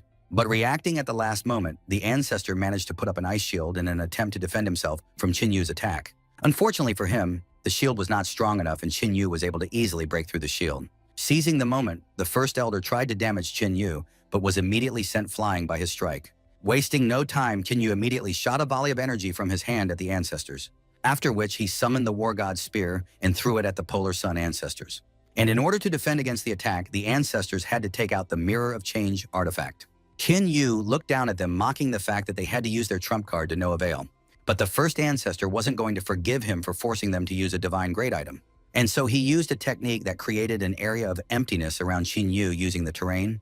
And so Qin Yu assumed that they wanted to use this place against the Buddha Heart ancestor. Then he explained to them that they didn't know who they had to fight with, while he was fully aware of what they were preparing. Therefore, he offered the ancestors to show him what the power of the 3rd stage of the Void Realm could do. He explained that although he knew about their trap, he had fallen into it because he wanted to understand what he was capable of.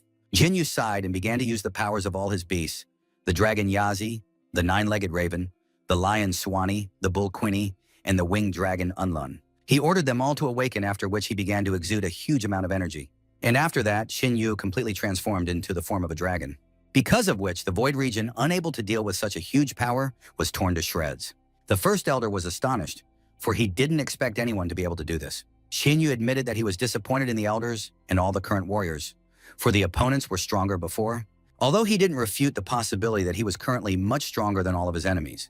Taking only a step, Qin Yu found himself in close proximity to the ancestors, almost fainting from fear. And raising a finger upwards, he told them that the two of them were very lucky that today they would be able to see Qin Yu's true strength. Pointing into the sky, a wisp of energy came out from Qin Yu's finger that was able to tear apart the heavens. A moment later, a huge touted dragon appeared from the sky, and Qin Yu used the Desolate Lands technique, Touty Dragon Fury, after which the giant dragon directed its claws at them. Trying to survive in such a terrifying situation, the first ancestors summoned the Change Mirror. But a moment later, they were attacked by the Taote dragon, instantly taking their lives. After that, Qin Yu was able to sigh, although he was unable to summon the Taote dragon himself, but even the Taote Dragon Fury technique was enough for an unconditional victory. After this technique, the ancestors were just soulless shells with grimaces of horror, and in whose eyes one could only see the primordial chaos. And their souls were consumed because the Taote dragon was known for its voraciousness and left nothing behind, which made the ancestors become empty effigies. Taking the Mirror of Change, Qin Yu grabbed the two ancestors and headed back to the temple. Suddenly, Chulin felt as if his end was approaching. He could not believe that his ancestors could lose. After all, no one at the Destruction Realm stage would be able to do so. But even so, one could also prepare for the worst outcome just in case. Suddenly sensing something, the ancestor of the Buddha Heart Temple started laughing loudly. Seeing this, Fuyao couldn't help but ask how he could laugh at such a tense moment. To which he, rubbing his beard, replied that from now on, the Polar Sun clan would be at their feet. And a moment later, Qin Yu appeared between the disciples of the great clansman and threw the bodies of the two Polar Sun ancestors onto the ground. And the disciples of the Buddha Heart Temple began to rejoice heartily as the Polar Sun clan that had attacked them was destroyed. And Chu Lin, stunned by this, stood still without being able to say a word due to the shock he was experiencing. Suddenly, Qin Yu stretched out his hand to the side and shot out energy to the side, striking Chu Lin's shadow that contained his real body. But Qin Yu was not going to listen to his annoying enemy and destroyed him, leaving no ashes behind. Then he announced that from now on, the Polar Sun clan would no longer exist. Then he told the head of the Buddha Heart Temple that they could handle the rest on their own, and immediately left the Buddha Heart Temple, leaving everything to the disciples. At this moment, Fuyao was more interested than ever in who he really was. On the way to his next target, Qin Yu contacted the Wu sisters via Jade Token and was told that they had managed to escape, taking Li Qingyao with them. Auntie Xiao told Qin Yu that the Jasper Fairy clan had enlisted the support of a mysterious warrior, causing her to have to retreat, so Qin Yu should be as careful as possible as the enemy was moving straight towards the Buddha Heart Temple. Hearing this, Qin Yu decided that the Jasper Fairy clan would fall next. At the same time, somewhere in the mountains, Bai Fei tried to catch her breath after the recent fight. Afterwards, she apologized to His Highness, since without him, their trek would have ended before it began. The Emperor's ninth son, Chen Shang, asked her not to apologize for this, and asked if the Buddha Heart Temple was really on the other side of the mountain range. To which Bai Fei replied that it was like that, except it was unknown if the Polar Sun clan had managed to capture the temple. Chen Shen said that even if they succeeded, there was nothing wrong with it, as the Jasper Fairy clan should definitely be able to handle it. Bai Fei recognized that if her clan went it alone, they would have no guarantee of success, but with the support of the Emperor's son, their overall victory was imminent. The head of the Jasper Fairy clan thanked the Ninth Prince for his support and promised that they would serve him faithfully until their last breath if the Buddha Heart Temple fell today. Chen Sheng praised the head for such words and suggested that they speed up, lest all the glory go to one Polar Sun clan. After a while, a silhouette appeared behind Chen Shan's back. He bowed to the Ninth Prince and asked him what he was doing here, as it was not His Majesty's custom to descend into sectarian fighting. Chen Sheng replied that he was looking for adventure. Life in the palace makes him so bored that he can get bored, but after these events, at least he would have something to remember. The servant sighed and admitted that he didn't even have any way to contradict His Majesty. Suddenly, they felt an incredibly strong spiritual energy, immediately after which its possessor descended towards them. Qin Yu slung his spear on his shoulder and was already preparing to engage in battle. Bai Fei immediately recognized Qin Yu and cried out his name in surprise. Hearing this, the head of the Jasper Fairy clan was surprised, as Qin Yu had managed to reach the fifth step of the destructive realm too quickly. Qin Yu pointed his spear at the head of the Jasper Fairy clan. Then he announced to them that from today, the Jasper Fairy clan would end. Shan Yu used the thunderous spear of the nine heavens, as he suddenly noticed something unusual. Or rather, someone he knew for some unknown reason joined the expedition of the Jasper Fairy clan. This person is the Emperor's ninth son, the future ruler of the Tianhe Empire. Bai Fei acknowledged Qin Yu's impressive achievements. However, she asked him if he had been so dizzy that he had dared to challenge their clan alone. At the same moment, the head of the Jasper Fairies pondered that, since Qin Yu dared to go out alone, There must be some sort of trick here. Qin Yu couldn't help but think of the accomplishments of the future Emperor Qin Shan. Qin Shan in the future is a warrior who managed to subjugate the entire race of humans with his own strength. The Tianhe Empire never stood out from the greatness of its more powerful neighbors, and was inferior in terms of territory, army, and even the number of outstanding warriors. In his past life, Qin Shang hid his talents and ambitions for many years, steadily building up his strength in secret. One day, he successfully seized the moment and managed to take the throne of the emperor, which began his journey to greatness. At first, Qin Shang got close to the immortals, after which he received an uncountable number of heavenly seals from them, and he gradually transformed himself into an invincible warrior. In addition to that, he also took possession of many divine-class weapons, which helped him in unifying the continent under his rule. That was how he became the great emperor of the unified Tianhe Empire. When Qin Shan became the ruler of the entire human race, he led them to war against the werewolves. Under his rule, the human race was so powerful that the remaining werewolves did not even think of attacking humans again. Qin Shang is a great man, as hard and unbending as steel. But unfortunately, the immortals who held it in the beginning ended up losing to the Zhao immortal clan. Unwilling to submit to Li Qinghe, he was executed by her, upon which the star of the great emperor was extinguished. From all these memories, Qin Yu sighed sorrowfully. Qin Shang told Qin Yu that he had heard about him, that he possessed a 9th stage sacred fire and was generally very successful in cultivation for his age. He then asked why Qin Yu shook his head upon seeing him. Bai Feifei asked Qin Yu whether Qin Yu knew who he was standing in front of. After all, it was himself. Qin Shan ordered Bai Feifei to shut up, because of which she, frightened by the will of the prince, could not utter a word. Qin Yu asked the 9th prince not to think badly of him, as he wasn't trying to disrespect him at all. It was just that he was suddenly overcome with sorrowful memories. Qin Shang was surprised that Qin Yu knew him. He then told Qin Yu that he was only called the 9th prince by those who didn't know him. He assumed that Qin Yu knew who he was, and suggested that he call himself Brother Chen. Qin Yu accepted Brother Chen's suggestions and asked if his companion could give up his desire to kill. Turning around, the prince noticed his servant's face, whereupon he mentally told the prince that the person in front of them was too dangerous. Just when he thought that he could kill Qin Yu stealthily, he immediately sensed it. The prince replied that Qin Yu was rumored to have gained incredible skills in the desert lands, and if he could gain his support, Qin Yu would be able to help realize the prince's ambitions. Hence, he didn't want to neglect this opportunity. Qin Yu admitted that he didn't know what Brother Chen's connection to the Jasper Fairy clan was, and pointing his spear at the clan head, Qin Yu said that he had already made a decision that today they would all perish. Bai Feifei was angry at such a statement, and asked Qin Yu if he was crazy, because there was no way he could defeat them alone. Qin Shan revealed that he was barely familiar with the Jasper Fairy clan, and said that he wouldn't stand in Qin Yu's way since he had a grudge against them. After which the prince along with the servant distanced themselves so as not to disturb Qin Yu. Bai Feifei wondered why the prince did this. She wanted to know if he had decided to give them a test. Immediately afterwards, she released her aura and shouted to Qin Yu that whatever he had in mind, he wouldn't be able to. In the next instant, Qin Yu pierced her spear and was at her back. Finished with Bai Feifei, Qin Yu pointed his spear at the chapter and said that she was next. The Jasper Fairy head was angry at what Qin Yu had done and was going to deal with him quickly. But in the next instant, she suffered the same fate as Bai Feifei.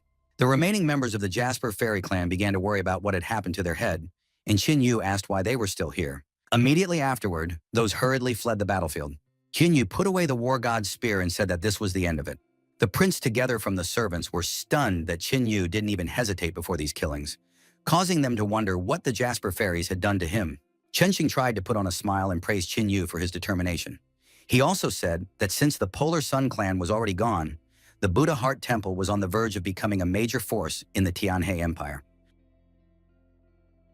He said that although Qin Yu had killed the head of the Jasper Fairy clan, it did not mean that they had been completely defeated. Therefore, he suggested that Qin Yu put a final end to the matter. Qin Yu thanked Brother Chen and said that he would like to personally deal with all of this.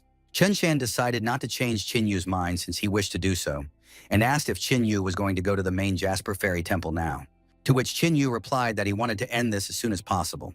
Qin Shan asked if Qin Yu would mind if they went to the temple together, since he had nothing to do anyway, and at least they could chat on the way. Qin Yu said that he was fine with it, and they set off. Meanwhile, in the temple of the Jasper Fairy clan, 2 flames appeared beside the senior mentor, immediately after which they were extinguished. Realizing what had happened, the senior mentor cursed loudly. Immediately afterward, a student came to her screaming and asked what had happened. The mentor didn't hold back and revealed that the clan head and her daughter had just died. The apprentice realized that because of what had happened in this battle, their clan had been defeated, a complete and utter defeat. The senior mentor told them that a talent never seen before had appeared in the Celestial Empire, Qin Yu from the Buddha Heart Temple. He had upset the balance of power in the empire that had existed for hundreds of years, so the words that he had ruined their clan were true. The student asked if that meant they... Without listening to the apprentice, the senior mentor confirmed her assumption at once. There was no reason for them to stay here any longer, so she would fulfill her promise and take her apprentice to the desert lands. The apprentice thanked her mentor and, excited about the journey, ran to pack her things. A few days later, Jinyu and the prince reached the temple of the Jasper Fairy Clan. Except there's no one left here at all. Shen Shan assumed that they had just accepted defeat and left, and Jinyu could only curse at this clan. Immediately afterward, the prince's acolyte returned to them and told them that no fluctuations in the spiritual aura could be felt in the entire temple grounds at all. And from the looks of it, they took all their clan's treasures with them when they left. To make sure of what was said, Jinyu closed his eyes and used the insatiable Taote sniff. After that, he smelled something and said that he wasn't sure if the members of the Jasper Fairy Clan had taken everything. The prince was surprised at what he heard, for his servant had said the opposite. But Jinyu asked them to follow him. From his memories from his past life, Jinyu could tell that deep beneath the Jasper Fairy Clan's temple, the tomb of an ancient human lord was hidden. The tomb held divine-grade weapons, and judging from the feeling, they were still there. After walking for a while, they stopped near a well. Prince Chen Shang asked if he felt like Qin Yu knew this place well for nothing. Qin Yu asked Brother Chen if he would risk going downstairs with him to look around. On hearing this, the prince at once agreed, and the servant tried to object to this. But the prince told the one that since Brother Chen wanted to go down, he knew far more about this place than they did, and so he asked him not to worry about it. Immediately after which, they jumped into the well together with Qin Yu. Upon landing, the prince looked around and said that from the looks of it, they wouldn't be able to find anything of interest here. The servant said that even he couldn't smell any fluctuations in the spiritual aura, and that they clearly had no business being here. Qin Yu asked Brother Chen if he would lend him the divine seal. The prince decided not to hide it and immediately threw the seal to Qin Yu, after which Qin Yu inserted the divine seal into the wall. And the seal began to shine many times stronger.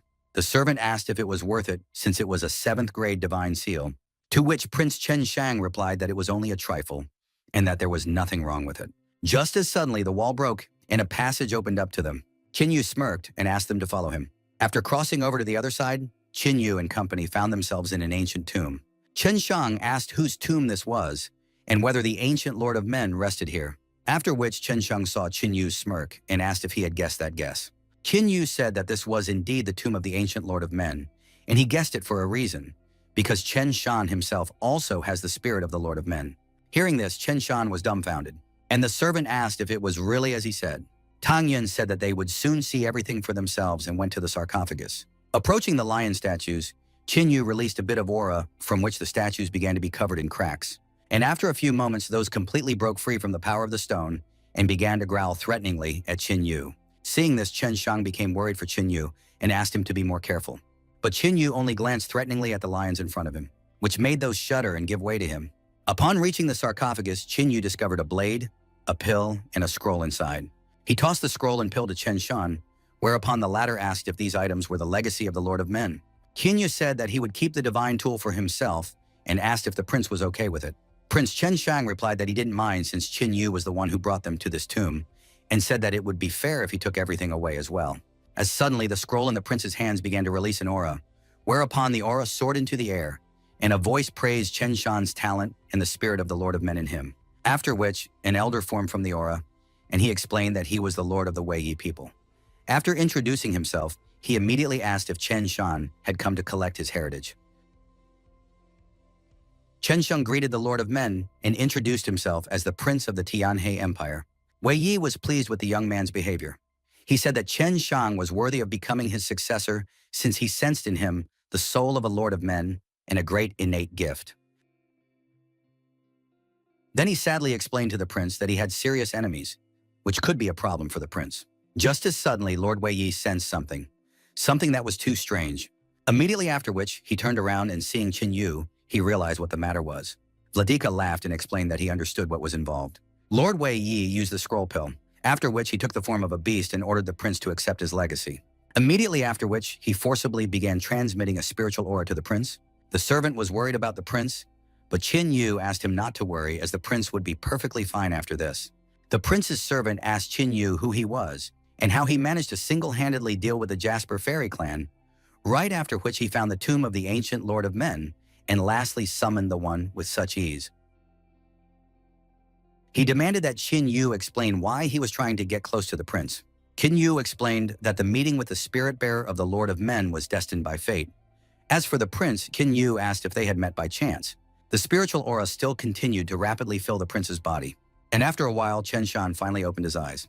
A servant asked the prince if he was all right, to which Chen Shang replied, as expected from a powerful ancient Lord of Men. His fame had spread for a reason. He then asked if he should worry about a great matter with such a powerful ability. Chen Shang recognized that he had met a tremendous fortune today and thanked Brother Qin Yu for the good fortune he had given him. In gratitude, he promised that he would gladly help Qin Yu if he needed help. Qin Yu wished for the prince to make the best use of this power for the benefit of their race. Chen Shang slapped his chest and vowed that as long as he lived, he would do his best to protect their people. Finished with everything in the dungeon, the trio made their way outside. The prince wanted to talk to Qin Yu as they suddenly found themselves in the middle of a thunderstorm, and Prince Chen Shang's body began to spew out a huge amount of aura. Qin Yu realized that this was a bad matter, as it was a contradiction to the emperor's qui. The servant was frightened for the prince and asked what was happening to him, to which Qin Yu replied that Brother Chen received the emperor key from the ancient Lord of Men, but there is still an emperor in the Tianhe Empire.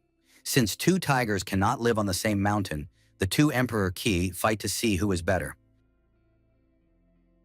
Qin Yu admitted that he had forgotten about it because he had been inattentive, because of which the new emperor entered the arena and chaos would once again reign in the Tianhe Empire. After a brief battle, Chen Shang, in the guise of a tiger, seized the moment and sank his fangs into the dragon-shaped Qi Emperor's neck. Immediately afterward, the dragon howled loudly and began to dissolve. Back on the ground, Chen Shang began to pant after fighting so hard. Meanwhile, at the Tianhe Imperial Palace, the emperor of the Tianhe Empire was practicing meditation. Suddenly he screamed, then started vomiting blood. He was furious and shouted that his QE of emperor had dissipated, after which he summoned the emperor's mentor and the latter immediately appeared.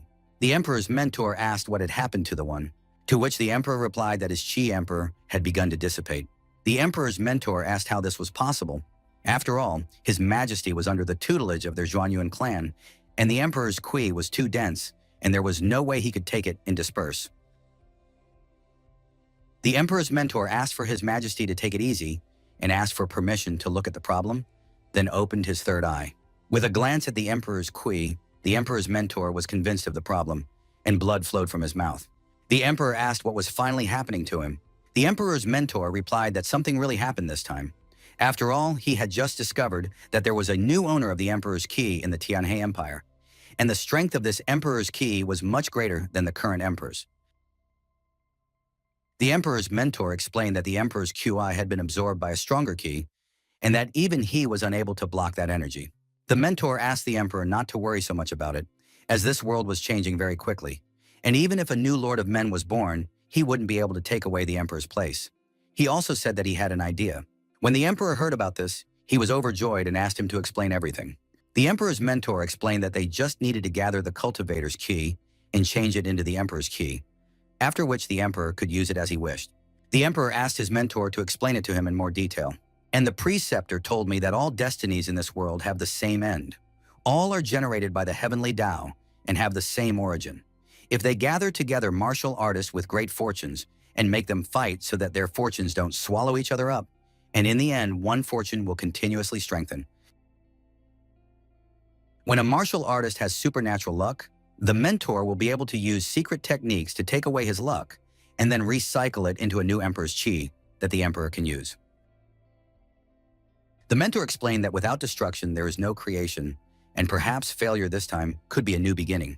The emperor asked what they should do in that case, to which the mentor replied that the Tianhe Empire had been isolated for many years, so they would be able to take advantage of this opportunity to develop.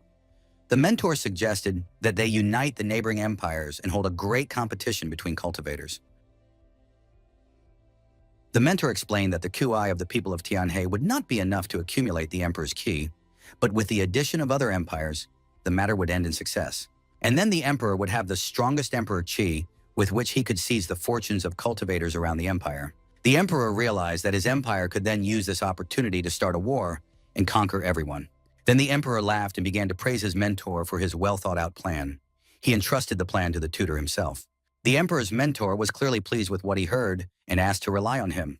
Inside the Jasper Fairy Temple, Chen Shang asked Qin Yu if he really didn't want to go to the imperial city with them, to which Qin Yu replied that he would be powerless in the imperial city, and if he decided to go, he would only be annoyed. Therefore, he would return to the Buddha Heart Temple since the Jasper Fairy clan had scattered anyway. Qin Yu asked the prince to by no means forget about the emperor Qi concealment technique, as no one should find out about it, only if an extreme case came. Shenzhen asked Qin Yu not to worry about it as he understood everything. Just as suddenly, Qin Yu said that he would go first and said goodbye to Chen Shan. Immediately afterward, he soared into the sky and flew towards the Buddha Heart Temple. Chen Shan boasted to the servant that they had managed to get a really big catch this time, to which the man replied that Qin Yu was too mysterious and unpredictable. The servant asked if the prince wanted him to follow him. Chen Xing said that there was no need for this, and if Qin Yu found out about the surveillance, there would be discord between them. Upon hearing this, the servant only frowned in agreement. Seeing this, the prince laughed and offered to leave this place. A large area of the inner hall, Buddha Heart Temple. Temple members collected treasures left behind by the Polar Sun clan and repaired buildings damaged in the defense of the temple. As soon as Qin Yu approached the disciples, he was immediately welcomed as their temple's mentor brother. Looking at their faces, Qin Yu felt slightly embarrassed as collecting the Polar Temple clan's treasures had clearly worn them out. As soon as Qin Yu entered the main hall, Ye Tong along with Chen Shuang immediately rushed over to greet him. Ye Ting examined Qin Yu, and seeing that he was perfectly fine, she asked if he had really managed to deal with the Jasper Fairy clan alone. And Leng Chen Shuang covered herself with a blush and recognized that Qin Yu was astonishing them every time. But she had to say that after all such acts were very dangerous, whereupon she asked that he might henceforth let them help him. After talking to the girls, Qin Yu approached the head and asked where Qin Yao was now. Hu Yao asked Ye Tong to escort Qin Yu to his girlfriend. Immediately after, Ye Tong grabbed Qin Yu's hand and dragged him behind her, while Qin Yu begged for her to stop. Once those two left, Fu Yao had to inform Chen Shuang that Qin Yu's heart already belonged to Li Qingyao. From what she heard, Leng Chen Shuang could only sigh and admit that she didn't have such a blessing after all. Meanwhile, Li Qingyao was bored in her room, pondering over what was happening. Just as suddenly, the door boiled open and she saw a familiar face. Xian Yu sat down beside her, and Li Qingyao asked if the Jasper Fairy clan had really been destroyed. In response, Qin Yu explained to her that the Jasper Fairy clan was not as honest and kind as she thought, because behind the scenes, they were doing some very sneaky things. After which, Qin Yu stroked Qing Yao and asked for her to stay by his side as he wished to protect her in this life. Li Qingyao blushed, immediately after which she bounced away from Qin Yu, and covering her face with her hands, she accepted his wish and asked him not to approach her so suddenly. Qin Yu sighed because of what had happened, as he realized that they would have to rebuild their close relationship.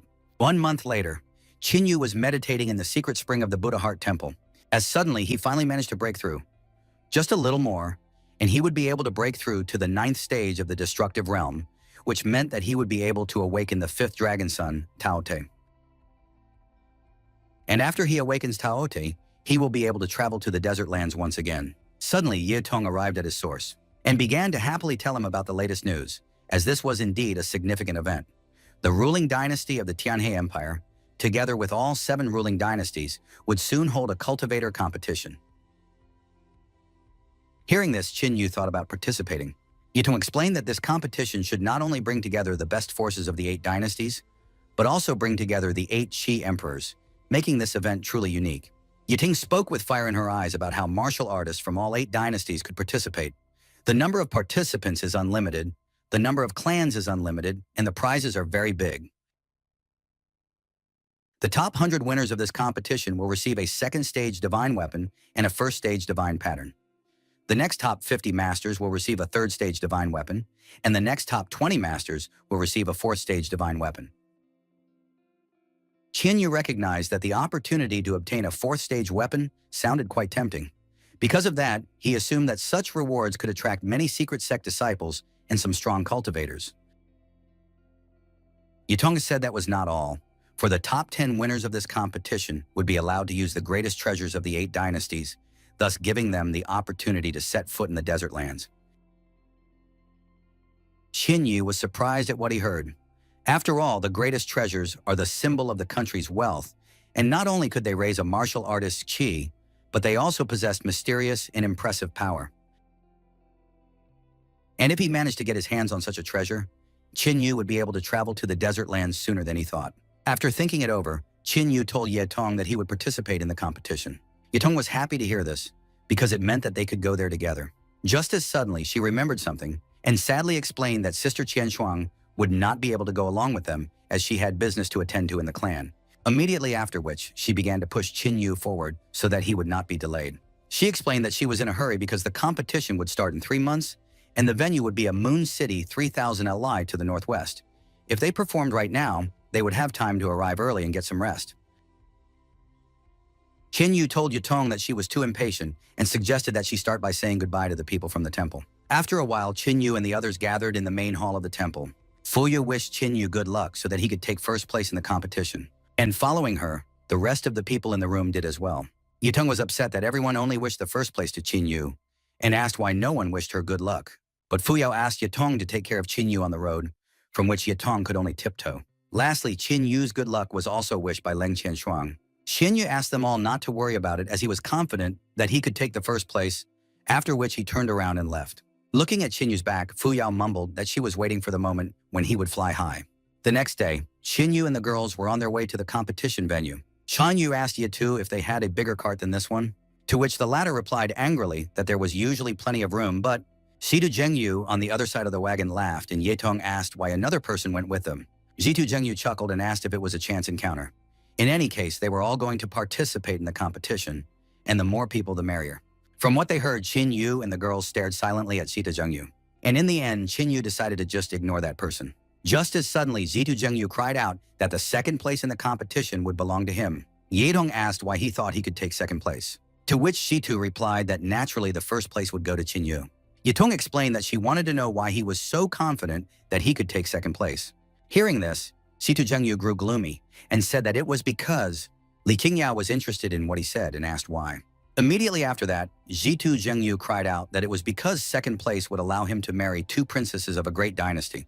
Hearing this made Qin Yu feel ashamed that they had even allowed Zitu Zhengyu to join them in the carriage. Yetong covered herself in a blush and shouted that Zitu Zhengyu was just an old pervert, while the Wu sisters only sighed because of what was happening. After a while, Qin Yu and company reached the border of the ruling Tiani dynasty.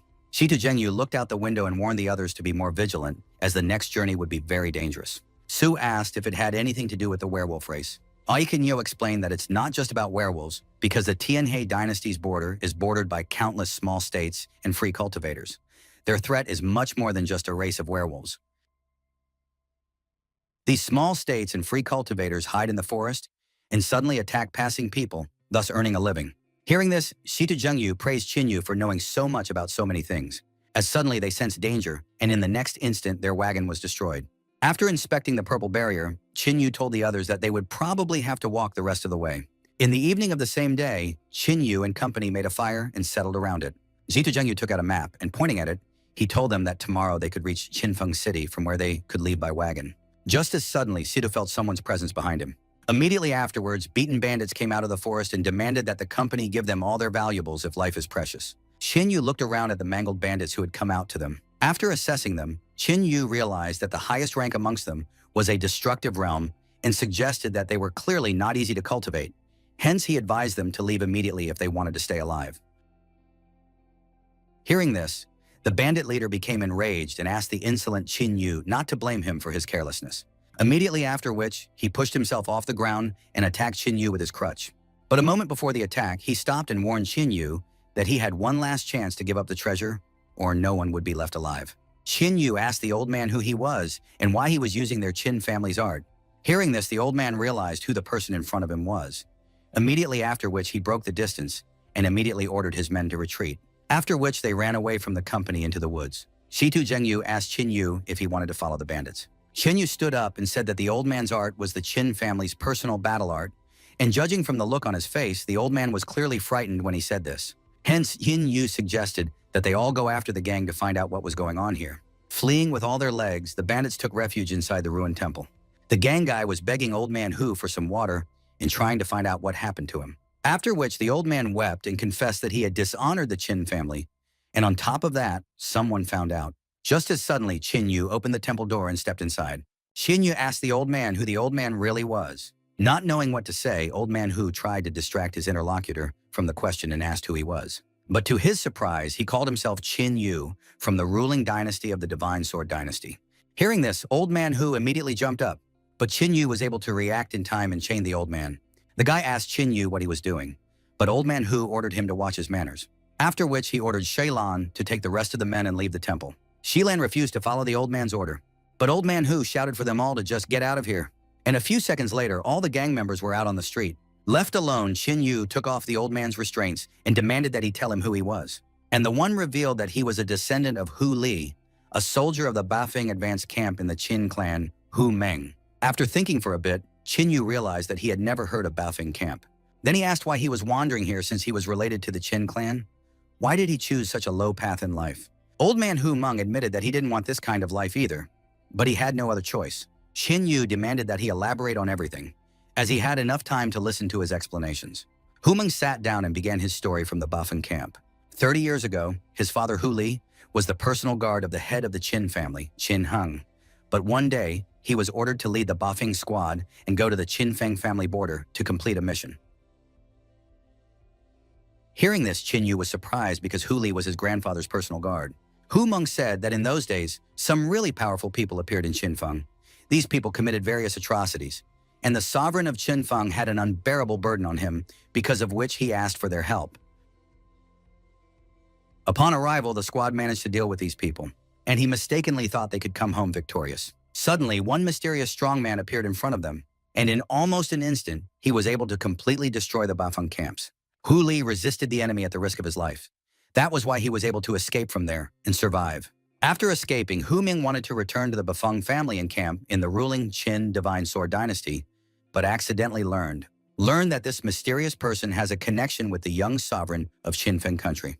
That man sent an army to search for their tracks, and they were blocked from all escape routes, leaving them in a desperate situation, and in the end, they were only able to hide with their family. What was even more desperate was that the young lord of Qinfen country had informed the Qin family that the Bafeng camp had been destroyed, and even sent a few corpses of soldiers back to the Qin family as proof. This act finally severed the Qin family's hope that the Qin family would save them.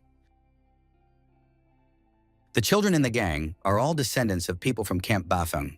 Hu Ming revealed that for the past 30 years, he has been looking for breakthrough opportunities many times, but always failed in the end. He wishes to die, but if he just dies, how will he order his descendants from the afterlife?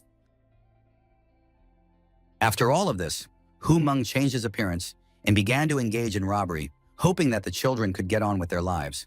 Hu Meng knelt down in front of Qin Yu and cried out that he had dishonored the Qin family and deserved to die. But those children were not to blame for all of this. He only wishes to die and wash away the stains of disgrace from the Qin family. Tears began to flow from the old man's eye, and he begged Qin Yu to contact the Qin family to take these children away. Realizing what the matter was here, Qin Yu told the old man that just as suddenly, Shilan burst into the temple and shouted that a bunch of cultivators had appeared outside. Hu Meng was shocked by what he heard and started shouting that Qin Yu had tricked them, and he wasn't actually from the Qin family. Qin Yu replied that he had no reason to be deceived and offered to go outside to see what was going on outside. For 30 years, Qin Feng's men have been hunting to kill his Qin family's men. The debt of blood must be covered with blood. A squad from Qing Feng had gathered outside the temple, and the people from the gang were trembling with fear. The leader of the squad looked around the gang and said that there were only ugly and disabled people among them. Then he asked why they were wasting his time if they could just die in peace. Immediately after which, Qin Yu and Hu Meng walked out of the temple. Seeing Hu Meng, the woman was pleased that she had finally found him. Qin Yu, on the other hand, realized that he didn't know the person in front of him. Noticing Qin Yu, the woman said that he looked quite elegant and offered to go along with her, calling herself Sis. Qin Yu walked out to the stranger and asked if she was the one who had been following them everywhere all these years. She replied that there were many people who wanted to kill Hu Meng and his men, but she only wanted Hu Meng himself. However, her luck had come today, and it was her turn to become rich. After which, she touched Qin Yu and offered him a chance to survive, as he looked much better from the others. Just as suddenly, Qin Yu grabbed her by the throat and said that right now, it was better for her to just die. Gasping, the woman asked who he was and what kind of things Hu Meng had given him, after which she offered to give him twice as much, or even 10 times as much. With her last strength, she cried out that he couldn't kill her, for she And in the very next instant, Qin Yu took the life of the woman chasing his men. Qin Feng's soldiers were dumbfounded by what had happened and shouted that they should run away, as this guy had just killed the heir to the throne's wife. Just as suddenly, the image of Yazi's ghost formed behind Qin Yu's back.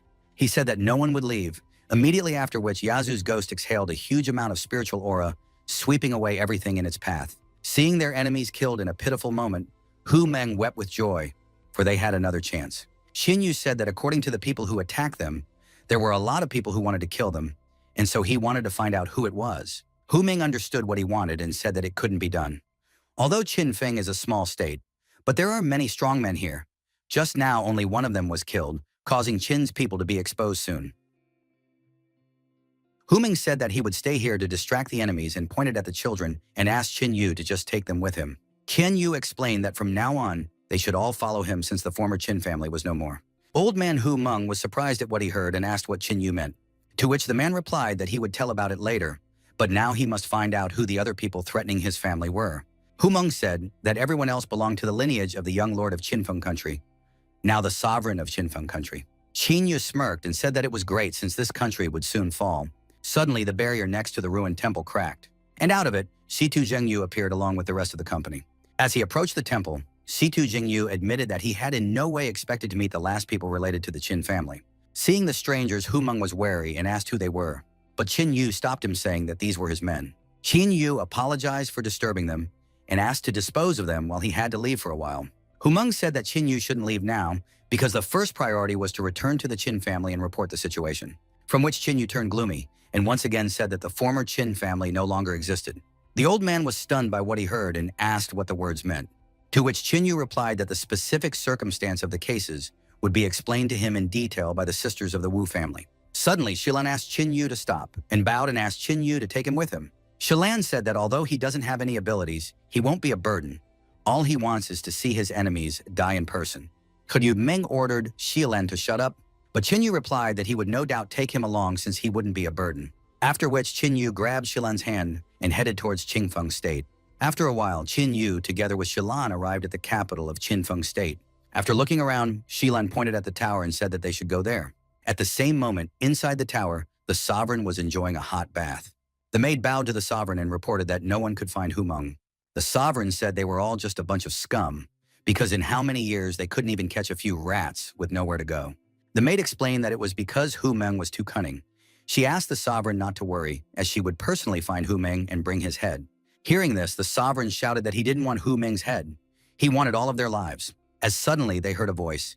An unknown person shouted that if the sovereign wanted the death of the Qin family people, then he should at least comply with it. The sovereign and his servant immediately turned toward the voice, and the next instant, it shattered the roof of the tower. Shilan took off his mask and shouted to Qin Yu that the person in front of them was the sovereign. The servant girl recognized Shilan and explained to the sovereign that he was the person who was always near Hu Meng. Upon hearing this, the sovereign smirked and began to scoff at the fact that Shilan had dared to come to meet his death. Immediately after that, he ordered Shilan to be killed, and the servant girl, along with the shadow assassins, attacked Qin Yu with Shilan. The sovereign praised Shilan for coming to kill him alone, but asked him to underestimate him, after which Qin Yu walked over to the one and looked at him with disdain. The sovereign trembled when he saw how strong the stranger was and offered to pay him twice as much as Hu Meng's bandit, but he realized it wouldn't be enough and shouted that he was willing to pay 10 times as much. Qin Yu told the sovereign that he was from the Qin clan, which frightened him even more, after which he sat down and asked if he was trembling because he was afraid. And when he was torturing the people of the Qin family, did he think about what might happen today? The sovereign raised his hands and explained his actions by saying that he had mental wounds and was forced to do so, but he would only tell the truth if Qin Yu spared him. Hearing this, Qin Yu told the sovereign that he had no right to negotiate with him. Immediately afterward, the sovereign cried out that by killing him, Qin Yu would never know the truth, and he would never know who was the instigator of all this. After thinking for a bit, Qin Yu agreed that he would spare the sovereign on the condition that he would tell the truth. But Shilan objected to this and shouted that the sovereign must die.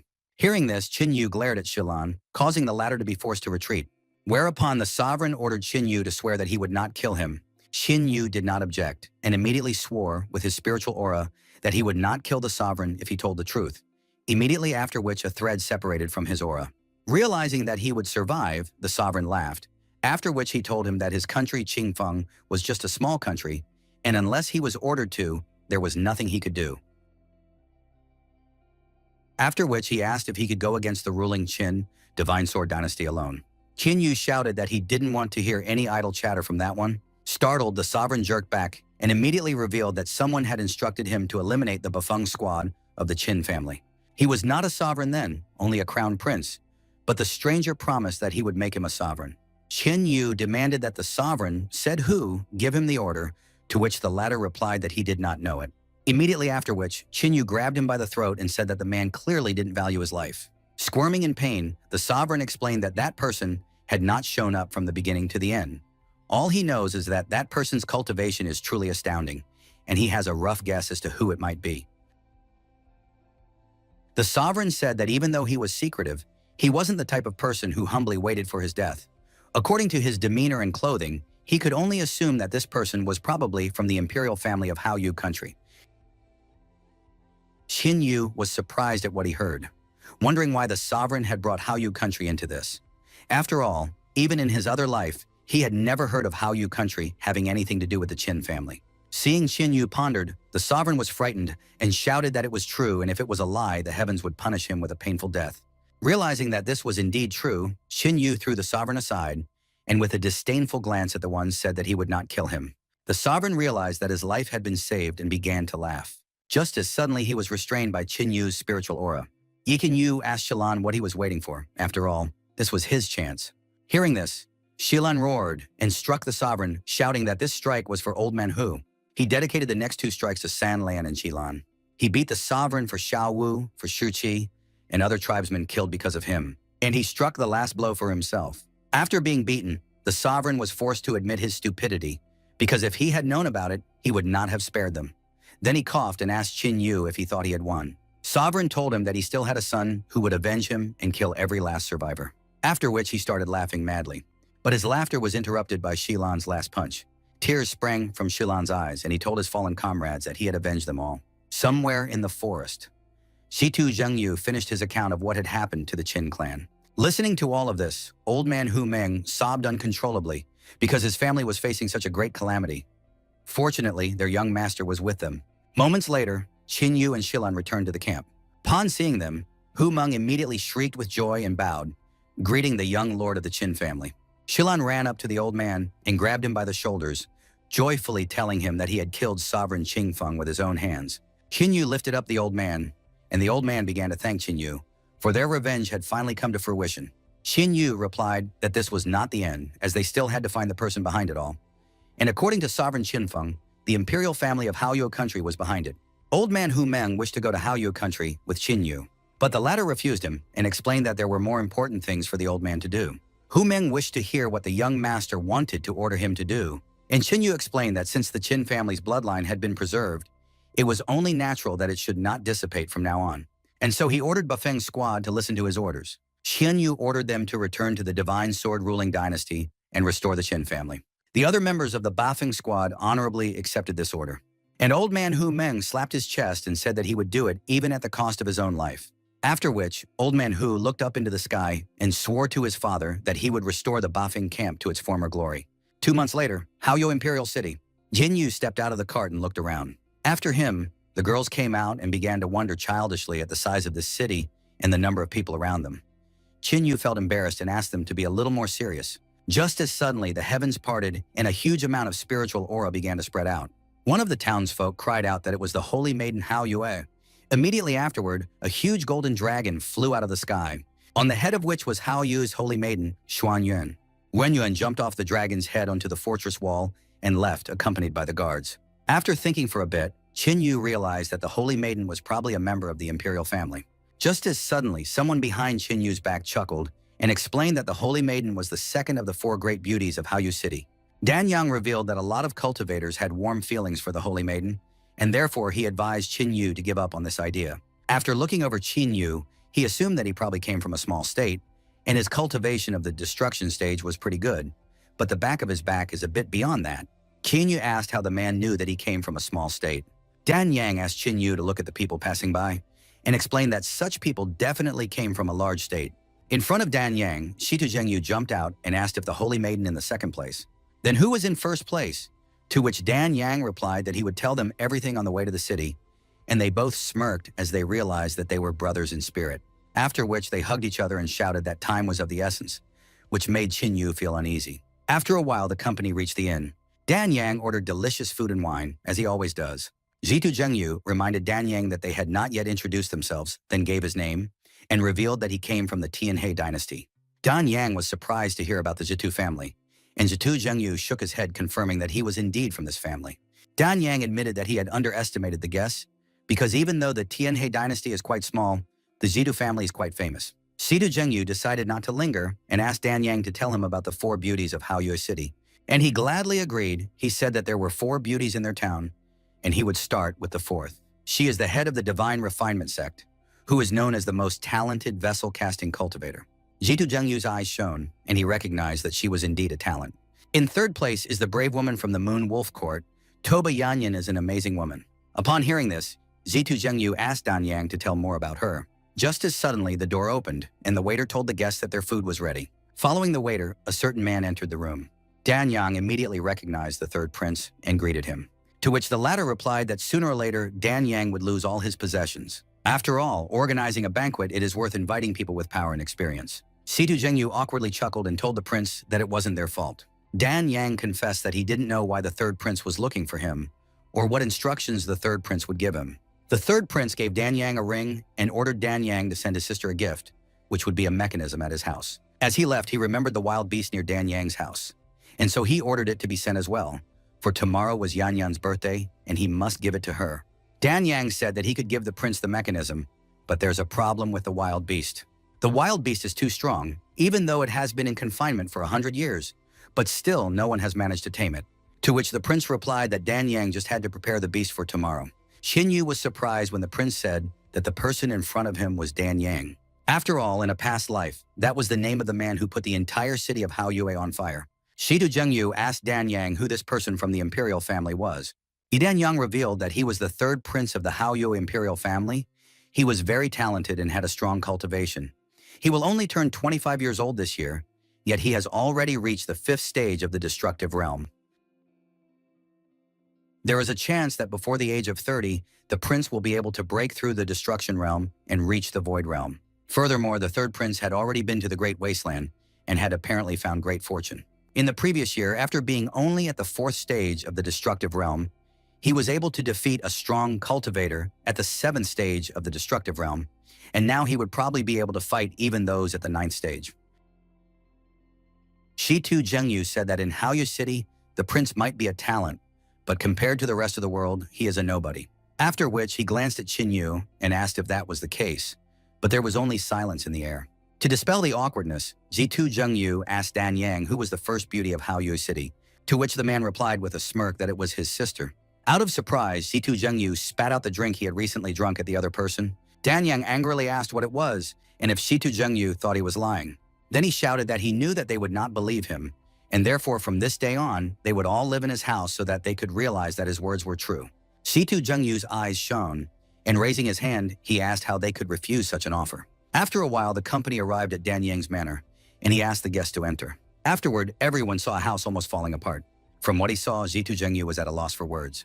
Dan Yang explained that his house was in quite a state of disrepair and asked if they would mind, to which Zitu Zhengyu replied sternly that they wouldn't. Suddenly, an unbridled aura wafted from the side of the house, almost knocking them off their feet. Dan Yang explained that it was all because of the wild beast and asked the guests not to take offense because of it. After feeling this aura on him, Qin Yu asked if they could see this beast. Dan Yang asked why not and led them to the beast's den.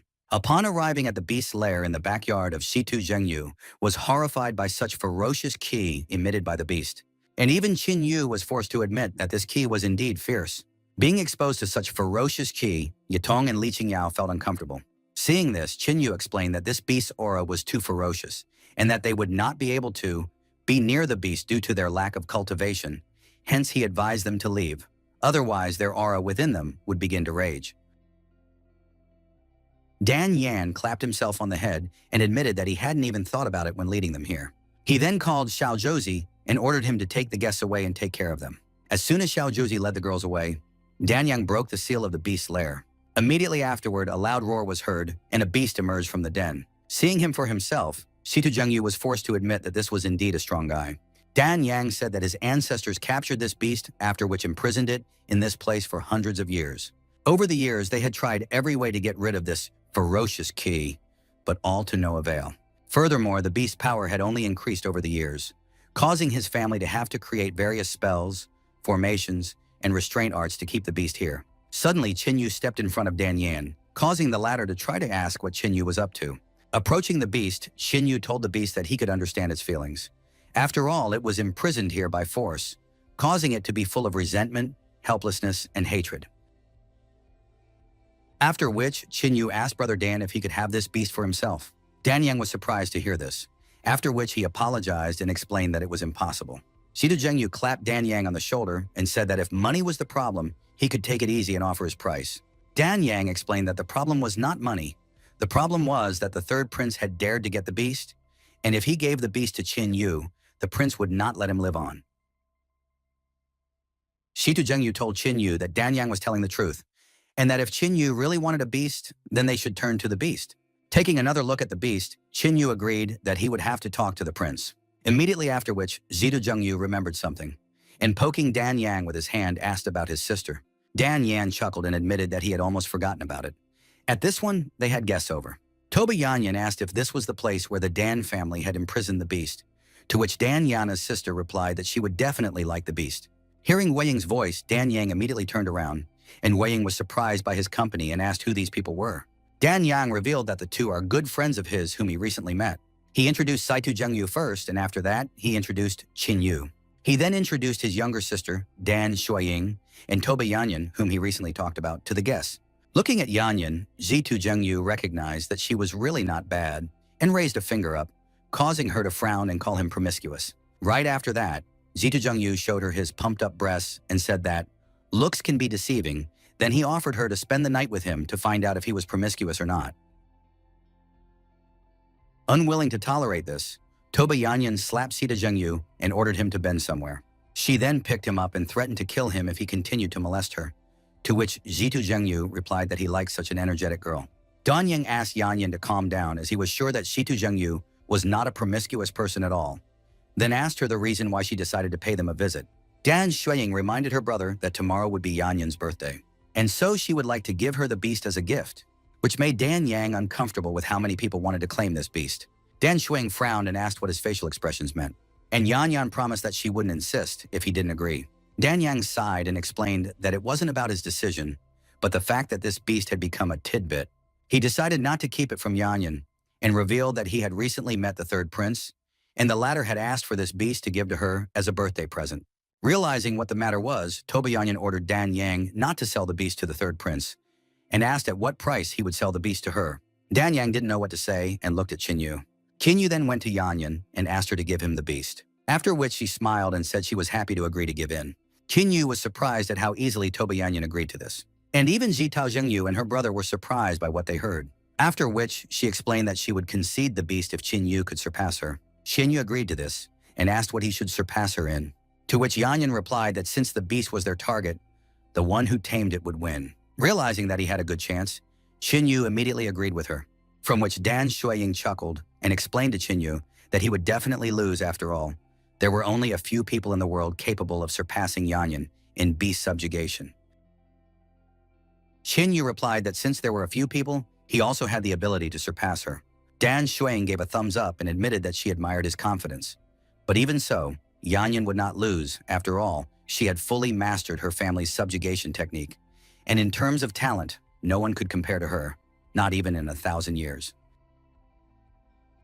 Moreover, Yanyan grew up together with the beasts. Hearing this, Xitu Zhengyu and Qinyu were shocked, and Toba Yanyan said that Shuang was telling the truth. She actually grew up with beasts since she was a little girl. And so for the sake of fairness, she offered Qinyu to start first, but Qinyu refused, as he was curious to see how the beasts were tamed by someone who had grown up with them.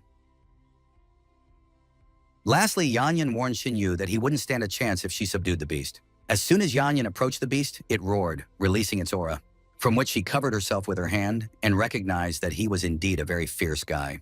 She then took out a bottle and asked the beast not to be afraid of her, as the Kona was not going to harm him. After inhaling the elixir, the beast calmed down and lay down in front of Yanyan. Yanyan approached the beast and stroked it, and told it that she knew that it was imprisoned here because of which its soul was filled with anger and resentment. Leaning closer to him, Yan promised the beast that she would save him. She told the beast that she had grown up with beasts since childhood, and so she asked if he could sense that aura from her. Happy for her friend, Dan Shuiying said that Yan was waiting to win, and Dan Yang awkwardly told Qin Yu that probably this beast had already been tamed. Toba Yan turned to Qin Yu and said that he had lost. Afterwards, she asked the beast if he would go with her, and she cut her finger to get a drop of blood out of it. Bringing the drop to the beast, Yan said that from now on, she and the beast would share the same fate. Agreeing with Yan, the beast opened its mouth and was about to swallow her blood. Dan Zhuang nodded and said that the result was already obvious. And Shitu Zhengyu frowned with a sigh and said that it was a failure. But Qin Yu smirked and asked Yazi if he was going to spring into action. Immediately after which, Yazu's spirit spurted its blood into the beast's mouth. The incident caused the beast to shudder, and the Yanyan blood it almost swallowed flew past, whereupon the beast stared in the direction of its new master. Shocked by what had happened, Yanyan asked Qin Yu what he had done. Qin Yu asked the beast if it was willing to follow him. The beast looked at the mighty spirit Yasu holding his voice, which caused him to bow down in fear. Qin Yu told the surrounding people that apparently this beast had decided to return to him, and Dan Shuang couldn't believe that Yanyan was able to lose in taming the beast. Seeing what had happened, Dan Yang smirked as he thought about how uncomplicated this Qin Yu was. Sudu Zhengyu ran up to Qin Yu and patted his shoulder and began to praise him. Toba Yanyan admitted her defeat, as she didn't even expect that she could lose using the beast subjugation technique that she was so proud of. However, she wondered what technique he used and why she didn't feel anything. Shanyu touched the bowed beast's muzzle and said, "This is an undisclosed secret." Hearing this, Dan Sheying wondered what kind of mystery this was, and Toba Yanyan admitted her defeat in the battle for the beast. She then told Qin Yu that tomorrow would be her birthday and asked if he would do the honor of coming to see her. Qin Yu said that since Miss Yanyan herself was inviting him, there was no way he could refuse. Toba Yanyan smirked and said that she was expecting them at her residence tomorrow, after which she said goodbye to Dan Yan and Dan Shuing and left. Shitu Zhengyu chuckled and reminded her that she hadn't said goodbye to him yet, which made Yanyan blaze with anger and ordered him to bend over. From what he heard, Shitu Zhengyu asked and asked if this was love at first sight, which made Qin Yu feel slightly uneasy. Dan Yang congratulated Qin Yu on taming the beast and advised Qin Yu to rest since it was already late, for he would have a fierce battle tomorrow. Qin Yu asked what kind of fierce battle awaited him, to which Dan Yang replied that Qin Yu would understand everything tomorrow. The next day, Toba Yanyan residence. Toba Yanyan shouted that this was not the way things would go, and asked why they were acting like girls, then ordered them to drink faster. Seeing this scene, Qin Yu understood why Dan Yang called it a fierce battle. Yanyan noticed Qin Yu and asked why he had only come now, after which she gave Qin Yu a drink and offered to drink to him, and immediately started drinking the booze down to the bottom. Qin Yu agreed to keep Yanyan company and drink until intoxicated. Suddenly, a third prince entered the residence and shouted that if Qin Yu dared to drink, he would meet his own death. Immediately afterward, he smashed Qin Yu's drinking pot and ordered the beast to be returned to him. Yanyan asked Prince Xuan Yuan if he was going to make a scandal today. Oh, after all, Qin Yu is her guest and today is her birthday. To which the prince replied that Qin Yu had insulted him by stealing the beast he was going to present to her as a gift. Toba Yanyan explained to the prince that that beast, Qin Yu, had gotten at the expense of his abilities, and asked the prince to leave and not interfere with her drinking if he had nothing to say to her. But Prince Huan Yuan held out a box to Yanyan, and he said it was his gift and he didn't know if she would like it. To which Yanyan replied that she wasn't interested in the gift and asked why it was still here. In order for Yanyan to accept the gift, the third prince told her that it was a soul subjugation smoker that had been kept in Father Emperor's treasury for many years. And the most important thing was that it was very important to beasts. In response, Yanyan shouted for him to get out of here right now. Suddenly, a carriage pulled up to the residence, and the holy maiden Hao Yue stepped out of it. The holy maiden greeted Sister Yanyan and said that she looked even more manly now. Yanyan thanked the holy maiden for the compliment, and then she said that she didn't have time to make a gift because she came in a hurry, so she hoped Yanyan wouldn't be offended. Yanyan admitted that she was very happy already because of Sister Hao Yu coming to her, and she didn't need any gifts, after which she remembered her new friend and decided to introduce them. She introduced him as Qin Yu, the son of the Qin family from the Tianhe Empire. Hearing this made Xiao Yu feel uneasy, but after a moment she sighed, hiding her surprise over the Qin family member. Noticing this, Qin Yu immediately suspected that there was clearly something wrong with Xuan Yu and Hao Yue. After Qin Yu, Yanyan introduced Zheng Yu of the Shitu family and a member of the Buddha Heart Temple to Sister Shitu. After thinking for a bit, Hao Yue assumed that the presence of a Qin family member in these places was just a coincidence. Qin Yu told the Holy Maiden that he had heard about her for a long time, and only today was the first time he had seen her, causing him to immediately realize that her fame was spreading for good reason. Hence, he asked for permission to introduce himself once more. He is Qin Yu from the ruling dynasty of the Qin Divine Sword Dynasty, and he is also one of the members of the Bafeng army. Hearing this, Hao Yue was stunned. She acknowledged that Mr. Qin is indeed a talented person, but she can't continue chatting since she has some business to take care of, which made her have to leave first. Prince Xuanyuan asked his little sister what could be more important than Yanyan's birthday, but she only looked at the prince contemptuously, putting him in a stupor as he couldn't figure out what was wrong. Yanyan asked Hao Yue to take care of herself, whereupon she wished Yanyan the same and left the party. Once Hao Yue left, Prince Xuanyuan asked Qin Yu if he was really from the Qin family, and also a member of the Bafeng army. Qin Yu replied that it was true, as the prince suddenly embraced him and said that he didn't recognize his own, because until you fight, you don't know each other. He and the Bafeng army have a history together.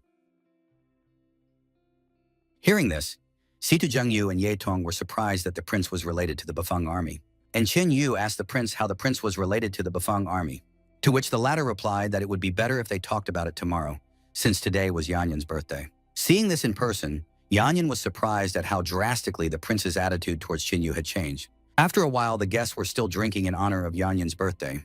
Prince Xuanyuan asked if they had come here to participate in a big battle, and Qin Yu didn't bother to hide the fact that they had arrived for the sake of it. Hearing this, the prince sighed and said that it was really enviable to be able to fight the strongest members of the 8 dynasties. He said that he would also like to go, but unfortunately only the eldest sister and the 9th prince of the Hao Yue royal family were eligible.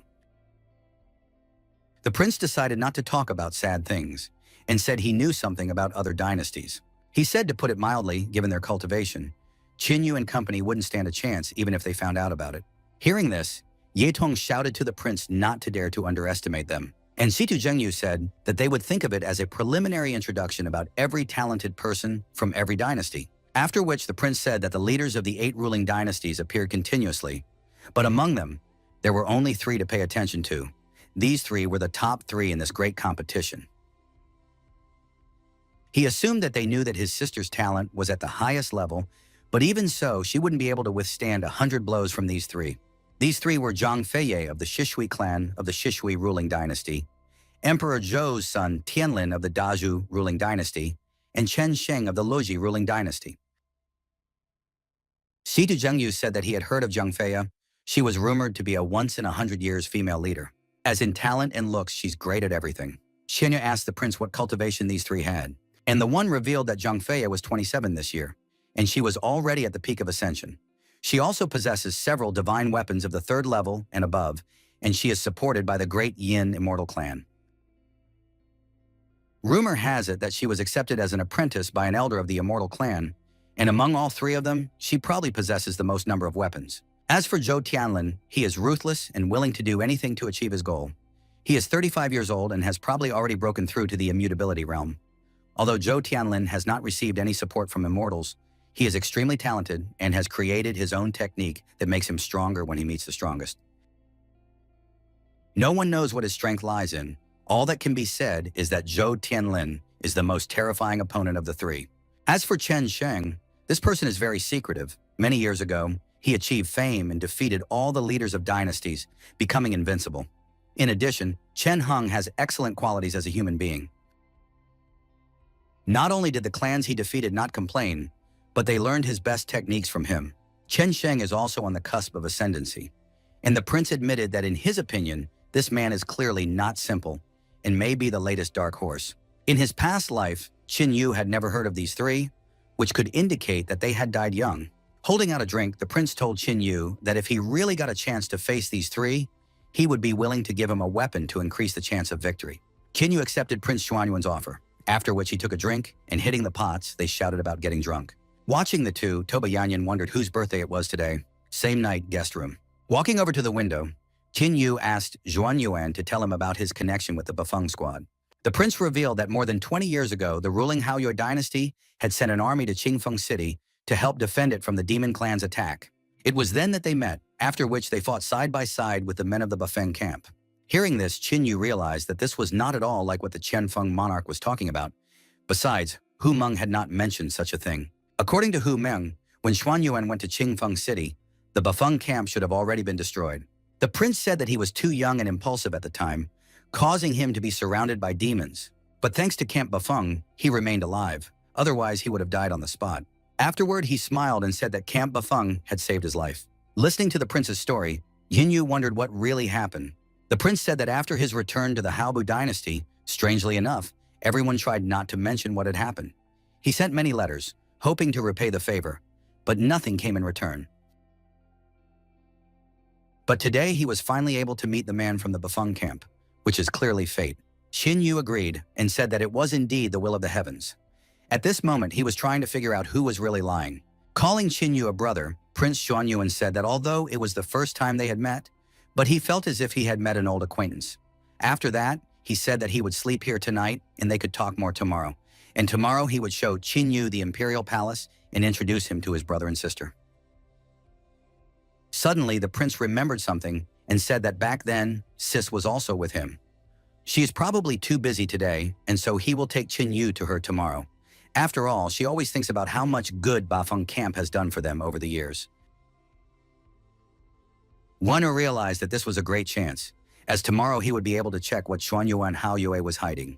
The next day, the imperial city of Haoyue. The prince asked Xin Yu how the guards of the Haoyue imperial dynasty were doing, to which Xin Yu replied that their cultivation is very strong and their blood is strong.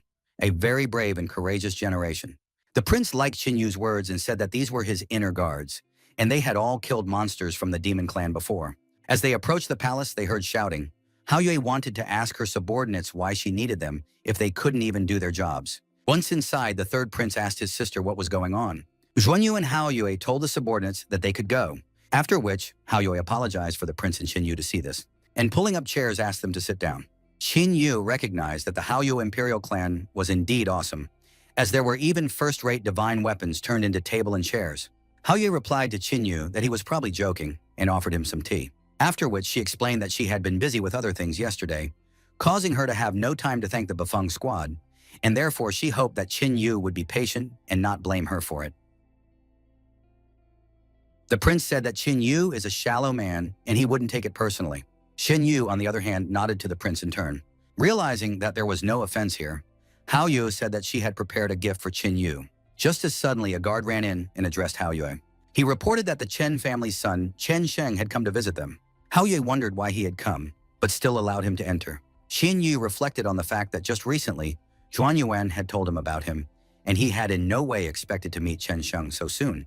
Once inside, Chen Sheng greeted Xuanyuan Haoyue as a cultivator of the ruling Sunset Dynasty. Just as suddenly, Xin Yu recognized the person beside Chen Sheng and greeted his older brother. Upon seeing Xin Yu, Chen Sheng admitted that he had in no way expected to see Xin Yu here. Suddenly, Xin Yu realized Chen Sheng's real identity because of the similarity of names with the prince. Haoyue had asked Chen Sheng what the name of the person who arrived with him was. Immediately afterward, Chen Sheng introduced himself as the 9th prince of the ruling Tianhe dynasty. Hearing that he was also from the Tianhe dynasty, Haoyue smiled and invited the guest to sit down. Chen Sheng told the holy maiden Haoyue that he had come today to ask for something. He asked if the ancient demon mountain under the control of the Haoyue family was too quiet lately. Haoyue's gaze hardened, and Chen Sheng explained that he had no bad intentions, but he needed the demon core, and according to his information, this demon was imprisoned in the ancient demon mountain. Because of that, he wants to help the Haoyue imperial family to solve the problem of the ancient demon mountain, and only get one beast as a reward. Xianya understood why Haoyue was so angry just now, for she had developed a problem with the ancient demon mountain. Chen Shan explained that suppressing the ancient demon mountain requires a large price, but the effect is negligible. Fortunately, he has a way to deal with it and protect everyone. Haoyue accepted the offer, because for her as a representative of the Haoyue imperial clan, giving one demonic beast a gift is not a problem, and since he is so confident in his success, she is willing to give him a chance. Hearing this, Chen Sheng joyfully thanked the holy maiden. At this moment, the 9th prince realized that this was a great chance, and asked Xin Yu if he wanted to join them to help. Chen Sheng was surprised at what the 9th prince was about to do, and Xin Yu replied that if Brother Chen asked, he couldn't refuse. Chen Shan stood up and said that they needed to hurry before it was too late. Prince Huanyuan was surprised and asked why they were in such a hurry, but Haoyue said that they had better hurry there and take care of everything, and she would send someone to take them to the mountain. Lastly, she thanked them for helping with this, and Chen Shang and Chen Sheng thanked Haoyue for her help. Walking outside, Chen Shang told Xin Yu that they were very lucky to meet here. Xin Yu said that he had some doubts and that he wanted to ask. To which the prince replied that he understood, and that he would explain everything when they reached the ancient demon mountain. Shitu Zhengyu chuckled and said that he would go first so as not to disturb his old friends. Hearing this, Chen Shang recognized that the Zitu family truly knew what was right and wrong and was capable of great deeds. After a while, Chen Yu's escort reached the ancient demon mountain. One of the attendants apologized that he wouldn't be able to guide them further as he and the others' cultivation levels were too low, and so he asked them to be as careful as possible on their journey. Once the attendants left, Chen Yu asked Brother Chen if he was ready to tell everything. Immediately after, Chen Sheng explained that Chen Sheng of the Sunset Dynasty was actually the prince of the Tianhe dynasty. He was the 17th in seniority and the youngest of them all. Chen Sheng bowed and greeted Chen Yu, calling him brother. Chen Shan explained that the 17th prince had been sent to the Sunset Dynasty since his birth, causing only a few people to know about his identity. And through luck and cultivation, he was able to become famous in the Sunset Empire. Chen Xing then explained to Chen Sheng that Chen Yu was their brother, and that he could tell him whatever he wanted. Chen Xing told Chen Yu that the technique he practiced was called the Sun Absorption Technique. It could absorb everything to help his cultivation grow. If the swallowed creature is a dragon beast, it will gain the dragon beast bloodline. If it is a demonic beast, it will gain the core of a demonic beast. And if it consumes a person, suddenly smiling, he said, "This is the biggest disadvantage of the Sun Absorption Technique. It cannot absorb people." Chen Shang asked how he could be so non-serious at his age and asked him to get straight to the point. Xin Yu was forced to admit that this technique was indeed very powerful, and it was probably because of this in his previous life that he had not learned of Chen Sheng since he had died young. Chen Shun explained that he had recently encountered a weakness in his cultivation, and therefore he needed strong demons or monsters to overcome this weakness. He had devoured many ordinary beasts before, but none of them were useful, so he decided that he would need a very powerful demonic beast to overcome his weakness. Unfortunately, it's quite difficult to find high-level and wild beasts. He was about to give up when suddenly the ninth brother said that there was a disturbance in the Haoyu clan's ancient demon mountain, which was the reason why they had come here. Xin Yu asked Brother Cheng if he was responsible for all the commotion on the mountain. Seeing his brother smirk, Chen Sheng was stunned that he could do such a thing. Chen Shen asked what was the big deal if he did it or not, whereupon he said they had better go and take care of business. After walking inside the mountain, Chen Shang explained that in front of them was an ancient demon mountain core formation created by hundreds of Haoyu's strongest masters. However, for some reason, there was a problem with the formation, causing the seal to become unstable, and some of the suppressed demons began to wake up. If the formation collapses after a while, the entire demon race will wake up, and then there will be much suffering and misery.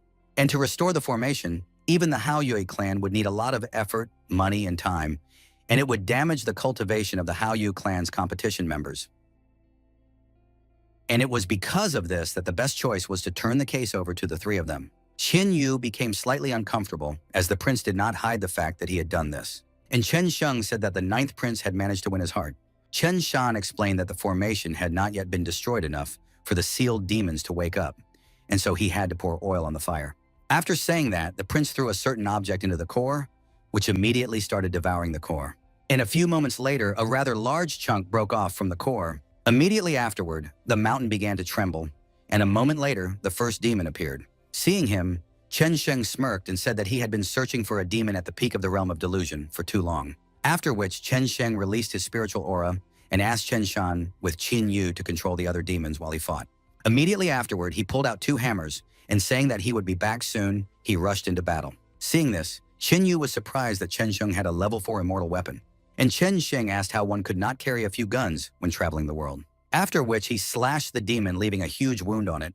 Qin Yu, on the other hand, took out the spear of the god of war and used the divine thunder spear technique, destroying many demons. Chen Shang was surprised at how much stronger Qin Yu had become. After all, he had only used one technique to kill all those demons, to which Qin Yu replied that these demons were too weak, and glancing towards Chen Sheng suggested that the end of the battle was nearing. Chen Shen connected the two hammers, making the sun and moon appear in the air. Using the hammer technique of the sun, moon, and thunder, he fused the weapons together and turned into a huge giant, becoming taller than the demon before him. Scared of such a strong enemy, the demon planned to escape, but Chen Sheng was faster and destroyed him with a single blow. Qin Yu was surprised at such a terrifying hammer technique and assumed that it was at least a martial art of the highest heavenly stage, except that there are a few drawbacks to this technique. Chen Xing inquired about the disadvantages of this technique, to which Qin Yu replied that this hammer had to be used in combination with two hammers, and each time they were used, they would damage the wielder. Although it could be recovered in a short period of time, but if the hammer was used too often, it could leave dark scars and diseases. After telling this, Qin asked Chen Shan not to worry about it, as he was going to deal with the hammer method and improve it. Chen Sheng smiled and said that he hoped Qin. Meanwhile, Chen Sheng reached for the core of the slain demon, saying that he would surely be able to interrupt with it. Just as suddenly, a scream was heard in the sky, and it was covered with lightning. Chen Shan looked at the formation near where the demon had crawled and asked how such a thing was possible. After all, he had only broken a small part of it, and the demon shouted that they would all die here. Qin realized what had happened and told Chen Shan that they had been tricked. Chen Shan was stunned at what he heard and asked what the man meant. Qin explained that in the competition of the 8 great ruling dynasties, the strongest opponent is Chen Sheng. But if he dies here, after realizing what Qin wanted to say, Chen Shang loudly cursed at the Haoyu imperial family, for the latter had proven to be too devious. The demon rushed towards Qin, and he estimated that such suppression was equal to the level of the destruction realm, and the power of the pressure from it was not inferior to the power of the underground bloodbath he had met before. Qin shouted to the princes that they should run away, when suddenly many previously sealed demons got in their way. Chen Sheng tried to attack the monster as he suddenly saw a shadow, and in the next instant, the huge demon stepped on him. Chen Sheng was so shocked at the loss of the 17th prince that he froze as the demon flew towards him. But a moment before the impact, Qin saved Chen Shan. Looking at the behemoths, Chen Shang admitted that this was all his fault and asked Qin to leave if he had a trump card up his sleeve to do so. The demon said they're all going to die here today, immediately after which he attacked Qin with a flaming axe. But a moment before the strike, Qin pulled out the spear of the god of war and used the Thunder Sky Spear to defend against the attack. The demon asked Qin if this was all he was capable of, after which he ordered the rest of the demons to stay out of the fight, for he desires to know what the limit of the man before him is. Qin thought that the demon in front of him was not that strong, and he was inferior to him since he had not yet reincarnated. But the problem is 4 more great demons, and on top of that one floating in the air. Jin promised Emperor Tianhe that they would return, but they were forced to retreat for a short time. The demon swung his axe again, but to his surprise, Qin managed to block the blow. Immediately afterward, the demon broke the distance to avoid being counterattacked. The demon was surprised by the power of the man in front of him. Hence, he strengthened and attacked Qin again, wanting to test how the man could dodge the next blow. Qin realized that his affairs were bad and decided to put more effort into it, partially transforming into a dragon form. But a moment before it struck, the demon stopped and immediately kneeled down. Qin was surprised because of what had just happened. Suddenly, the rest of the demons kneeled behind him, and the hovering demon greeted the Lord of the 4 heavenly demons. Suddenly, a portal opened behind Qin and the 4 heavenly demon lord emerged from it. Qin suddenly sensed something and immediately broke the distance with him. Although there were no fluctuations in strength coming from the 4 heavenly demon lord, but the pressure coming from him was much stronger than the great demons around. Besides, a bloodsucker bat isn't even close to him. As soon as the overlord took a step, Chen Shan was forced to take a knee due to the pressure. As he approached Qin, the overlord raised his hand at him, and unexpectedly, the overlord placed his hand on Qin shoulder. Afterward, he smirked and said that he had finally found it. Hearing this, Chen Shang was shocked at how the overlord behaved, and the great demons froze in incomprehension. Only the hovering demon wanted to ask the lord what was going on. Just as suddenly, the man laughed and asked Qin to come along with him. Qin was surprised that the 4 heavenly demon lord knew him, and furthermore, judging from his attitude, he was trying to make a friendship. Qin wanted to understand what was even going on right now. Just as suddenly, he remembered Zhao Xuan and assumed that it was all her doing. After realizing what was involved, Qin agreed to go along with the overlord. But before he did, he said he wanted to take one person with him. Overlord turned around and said he was fine with that, as suddenly the hovering demon flew towards the overlord and asked for him to stop. The demon shouted that this man had killed his favorite child, and therefore he must be killed. Hearing this, the lord of the 4 heavenly demons waved his hand, which created a huge rift in the sky. And in the next instant, the hovering demon's body landed not far from them, but without its head. Seeing this scene, Qin realized that the overlord was much stronger than he had imagined. After which he, along with Chen Shan, followed the overlord to the cliff.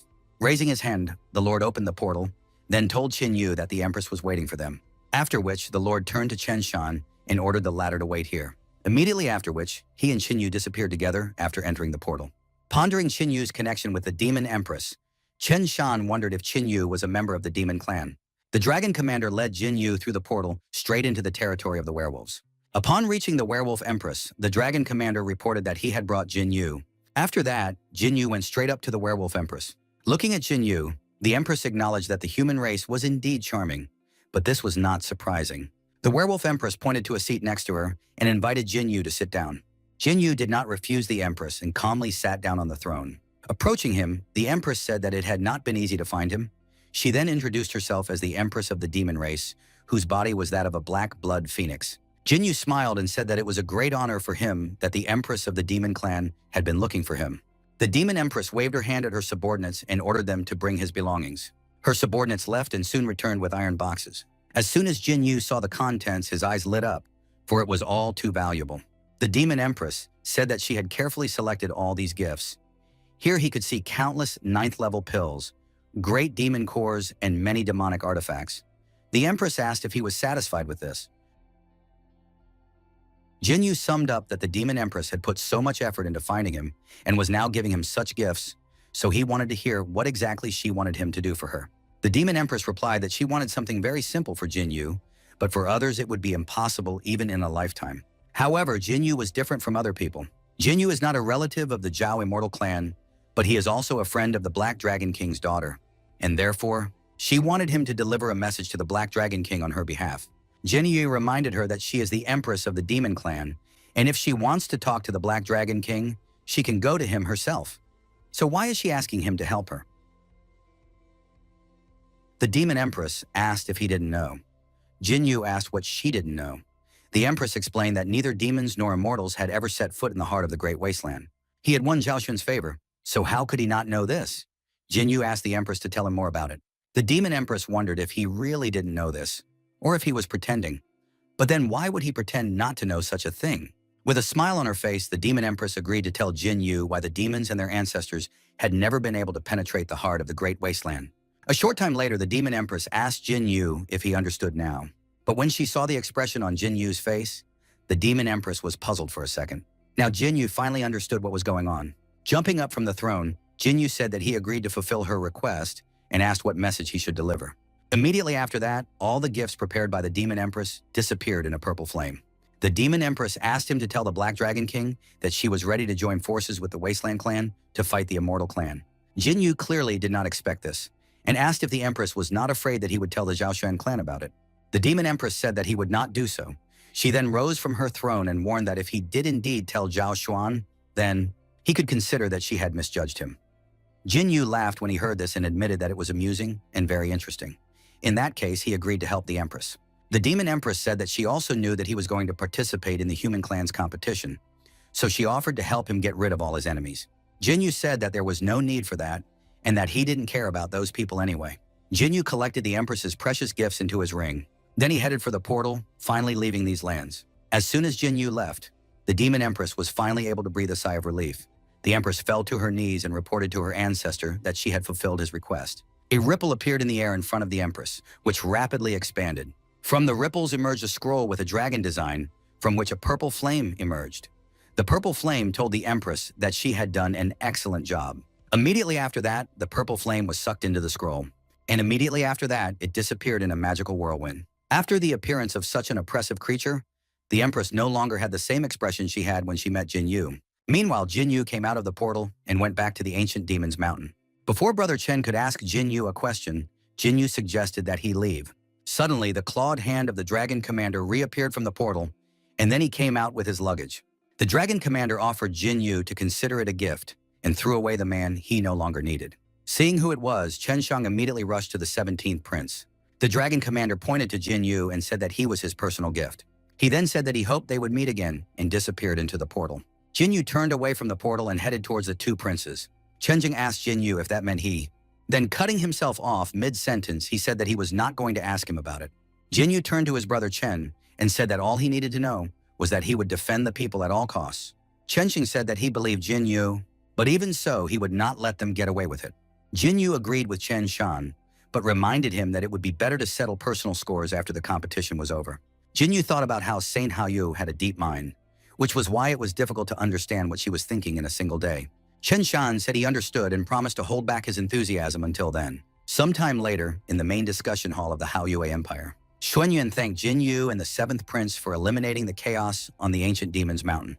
Chenxing smiled and said that he also wanted to thank the holy Hao Yue. Xuanyuan said that she had prepared some gifts for them as a token of her gratitude, and at the same time, her servants came out with the gifts. The seventh prince agreed to accept this as a compliment. After that, Jinyu and the seventh prince left the main hall. As soon as they left, Xuanyuan laughed quietly, and a figure in a cloak appeared beside her. The advisor reported to the saint that Chenxing had suffered a serious injury and would no longer be able to participate in the competition. Her plan had succeeded. Xuanyuan advised him not to take this lightly and reminded him that he must keep a close eye on it. The next day, after a long period of accumulation, Jinyu was about to break through to the next level. First, Jinyu took the gifts of the Demon Empress from the ring, as well as the bonus from the Holy Haoyu. Immediately afterwards, he called upon the nine-tailed golden crow, which burned them, tempering the spear of the god of war with energy. Preparing to complete the breakthrough, Jinyu unfolded the map of the wasteland. He directed all his strength toward reaching the next realm. Right now, he was moving to the peak of the realm of destruction. 5 of his beasts appeared near Jinyu and directed their energy at him. Jinyu touched the wasteland map with his finger and ordered Tao Te to come out. Immediately after that, the sixth spirit, the insatiable Tao Te, appeared before Jinyu. Suddenly, the figure of the insatiable Tao Te began to crack, and after a few seconds, he crumbled, turning the released energy against Jinyu. And yet he failed. But thanks to him, Jinyu realized that he needed a little more to finally reach the peak of the destructive realm. In any case, everything has its time. Jinyu took the scroll and asked Tao Te to believe in him, promising that he would not keep him waiting too long. Suddenly, Jinyu heard shouting behind him. Rushing towards Jinyu, Yetong shouted to him that the day of the competition had been set. Jinyu said that if it was set, then it was set, and asked if she could be a little quieter. Yetong asked what it meant to be quieter. Did it mean she had to act like an old man? Like Jinyu? Jinyu simply had no words to answer that. Yetong said she wasn't joking, and that the competition would start in 20 days. Also, in 20 days, there would be a big banquet attended by all the participants in the competition. Yetong asked if he wanted to go. Jinyu replied that he wasn't interested in such things, but if she wanted to have fun, she could go if she was careful. Yetong complained to Jinyu about how boring he was, and stamping her foot in dissatisfaction, said that she would go anyway. Then she quickly left. The day of the competition was getting closer and closer. 20 days later in the city of Haoyue, Yetong grabbed Jinyu's hand and said they had to hurry. Apparently, all the participants had already gathered, which meant it must be very lively there. Li Qingyao, who was running after them, agreed and asked how could anyone not be excited about the opportunity to compete with the best of the best? Ye Tong simply couldn't disagree with Li Qingyao. At that moment, Jinyu remembered something and asked the girls where Situ's brother had gone. Ye Tong suggested that this guy had gone to cause trouble for the girls again and advised Jinyu not to pay any attention to him. Suddenly, Ye Tong saw a crowd of people ahead and asked Jinyu to look there. Running up, Ye Tong asked the people to step aside and began to squeeze past them. Laughing loudly, the merchant addressed the gentleman and said that he had worked hard to obtain all these materials, and if any of them liked something, he was willing to discuss the price. Glancing over the items on display, Jinyu did not find anything useful among them. Noticing Jinyu's expression, the merchant asked if nothing interested him. In that case, he advised him to come closer, as he had a lot more to offer. As an example, the merchant took out a powerful purple sphere with an exhausting aura and asked Jinyu what he thought of it. At that moment, a cry rang out from the sky. "This thing will be mine!" Immediately after which, those present looked up at the new arrivals. Among those present, people recognized Zhang Feiye. Zhou Tianlin, who appeared behind her, told Zhang Feiye that she wanted too much. Did she really think that they were in the Sishui Empire, where she could get whatever she wanted? The street became noisy because 2 first-class masters had just gathered here, and passers-by anticipated something interesting. Zhang Feiye agreed that this was not the Sishui Empire, but also reminded him that this was not his great Zhou Empire either. Zhang Feiye told Zhou Tianlin that she would be the one to get this thing. Zhou Tianlin suggested that in that case, they should see if she could do it. The two jumped right in front of Jinyu and began arguing about their own business. Jinyu became a little more serious when he recognized this item as a 3rd-level immortal weapon. Jinyu snatched the sphere from the merchant and asked the two to respect the order in which this item belonged to him. Zhang Fei and Zhou Tianling were confused by this intervention. Zhang Fei asked if he also wanted this item. Meanwhile, Zhou Tianling asked if he didn't know who they were. Completely ignoring the troublemakers, Jinyu asked the merchant, "How much?" Zhang Fei turned to the respected brother, who was taking her item, and introduced herself as Zhang Fei, then suggested that he must have heard her name. Zhou Tianling introduced himself along with her, saying that he liked the item and asked his brother to give it up. Still not hearing a response from the merchant, Jinyu asked again if he could name his price. The merchant felt a little awkward in this situation. He asked Jin Yu if the three of them should discuss everything first. Those around them began to discuss what was happening. Where did this guy come from? He looks like an ordinary person, but he is probably some kind of hidden master, or he is a master from some small state, completely reckless, daring to take an item needed by masters. Jin Yu had the well-deserved item and reminded everyone that everything always goes in order. He came first, so he didn't need to talk to the other two. Hearing this, Zhang Fei exclaimed, "Hey, are you trying to provoke us on purpose? Or maybe he wants."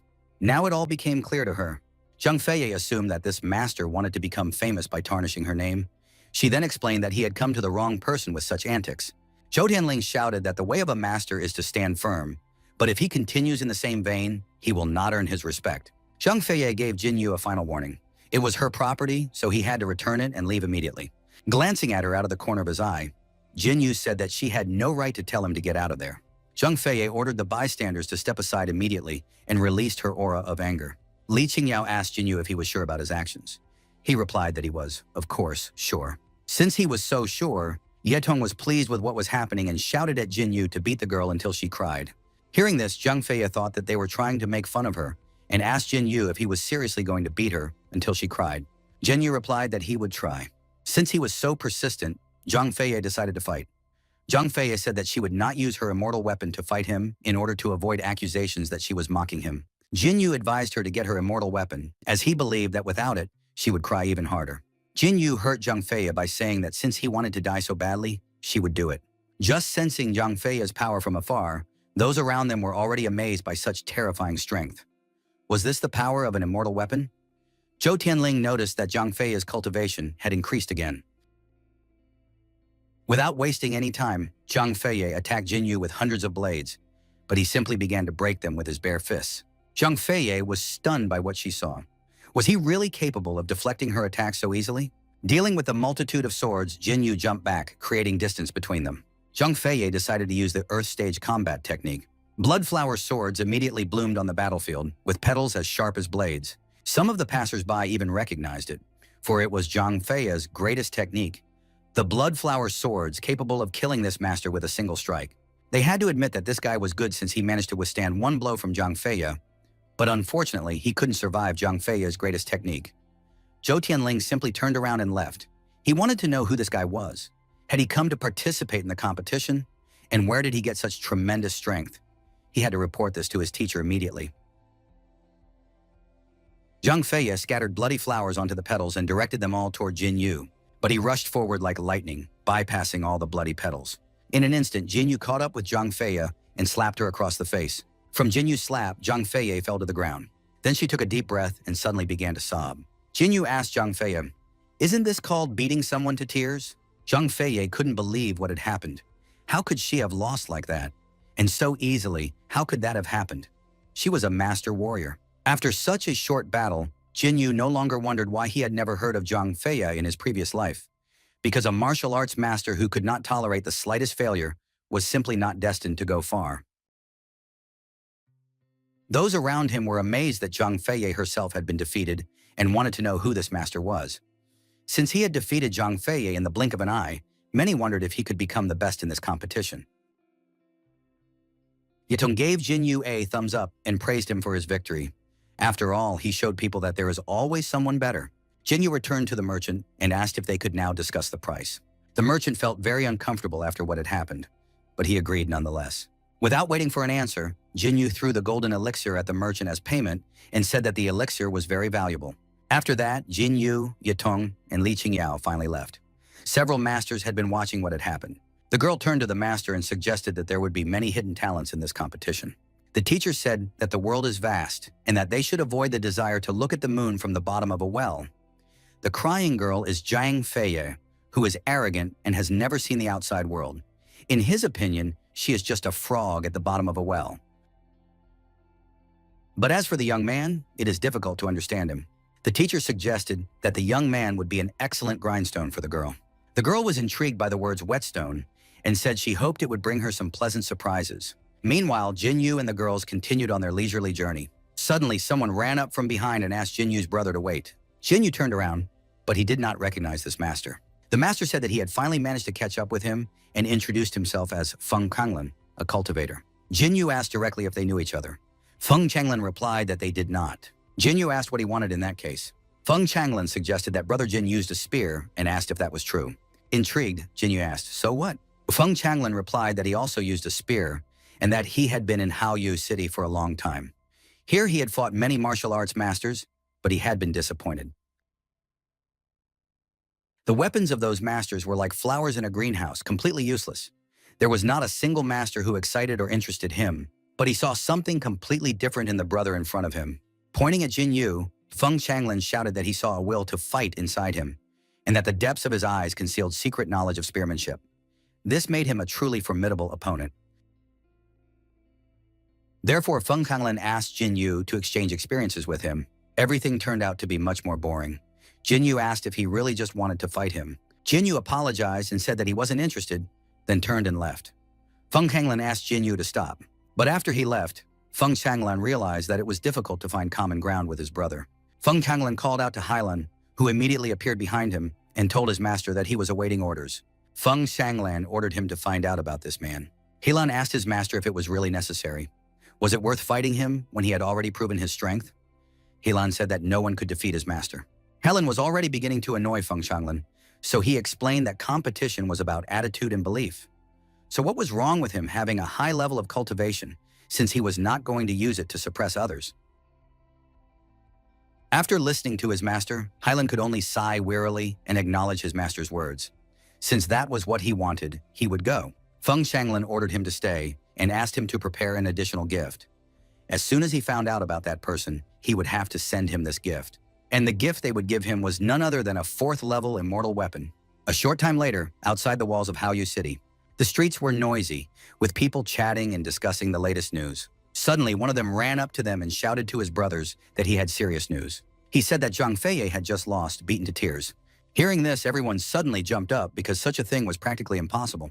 The man explained to his brother who had run in that he could eat whatever he wanted, but his mouth should not speak such nonsense. Did he know who Zhang Feiye was? She was one of the 4 great masters and also one of the candidates to win this competition, and now he was telling them that she had suddenly lost? Someone even accused him of hitting his head. The man in the hat couldn't believe that Zhang Feiye had been beaten to tears, because if that were true, then he was his father. All this noisy commotion was happening right next to Jin Yu. Jin Yu noticed that the news was spreading too quickly, and then asked if they really had to come here to join in the fun. After all, in that case, it could cause some problems. Hearing this, the girls started laughing. At that moment, an unfamiliar woman approached them and asked the young man at the table if he was Jin Yu. Jin Yu asked the lady if she had any business with him. The lady introduced herself as Zhang Li and said that she had come here to meet Mr. Jin. Yideng was surprised to hear this name and asked if she was related to Zhang Feiye. Zhang Li replied that Zhang Feiye was her sister and mentor. Realizing what was going on, Yetong said she needed to take a walk with her little sister Qin Yao, and they ran away. Jin Yu asked Zhang Li if this meant she had come to take revenge for Zhang Feiye. Zhang Li admitted that, theoretically, it was her sister's mistake, but regardless, she was still her sister, and if he hurt her, he would bring trouble upon himself from the Xuanshui sect. Having said that, Zhang Li placed her sword on the table. Jin Yu asked, "So what?" Zhang Li said that her sister had always been proud of her talent and never understood that there was always someone better and that knowledge was limitless. She agreed that her sister deserved today's humiliation. Zhang Li thanked Jin Yu as this would be beneficial for her sister. Immediately afterwards, she released her aura and said that she must restore her sister's good name. Only by defeating Master Jin in front of everyone gathered there would she be able to clear the Xuanshui sect of the insults it had suffered. Drawing her sword, Zhang Li asked Master Jin if he dared to accept her challenge. Those watching were amazed by Master Zhang's courage, for he not only showed his taste for defeat to Master Zhang Feiye, but also dared to challenge the Xuanshui sect. By doing so, he proved that he was a real man. Jin Yu agreed to fight Zhang Li, but on one condition: she must not cry after her defeat. Zhang Li was slightly offended by Jin Yu's words, so she advised him to take better care of himself, and immediately attacked him with her sword. The lightning-fast blade tried to cut Jin Yu, but he easily dodged its attacks. Jin Yu noticed that Zhang Li's cultivation was stronger than Zhang Feiye's, but even that was not enough to fight him. Rushing forward, Jin Yu swung his arm to strike, but Zhang Li dodged, jumping back several times, thus creating distance between them. She then ran her hand along her sword, unleashing her trump card, and advised Jin Yu to pay closer attention to that sword. A huge pillar of energy struck Jiang Li, filling her with power. Immediately after that, she attacked Jin Yu using her sparkling sword. But in the next instant, her sword was held with just 2 fingers. Even Jin Yu was surprised that someone had suddenly intervened in their fight. The man reminded them that there was a feast today, so he ordered them to stop immediately. People immediately recognized the emperor's mentor, Tianhe.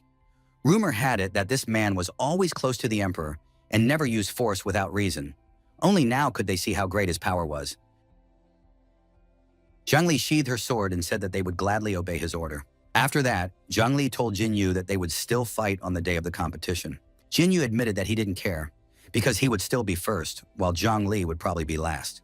The imperial tutor acknowledged that Jin Yu was talented, but reminded him that he should not boast about his strength like that. After all, there would always be someone stronger than him.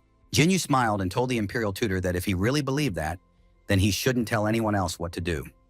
Jin Yu advised him to take care of his own position instead. One of the masters who was watching what was happening wondered who this guy was, who dared to be insolent even to the emperor's tutor.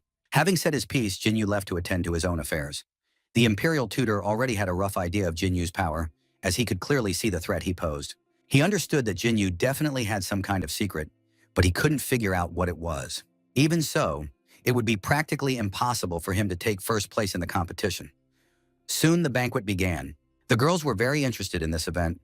Yitong said that she had heard that today all the best chefs in the city would demonstrate their skills to entertain the cultivators who had come to the competition. She couldn't wait for it to start.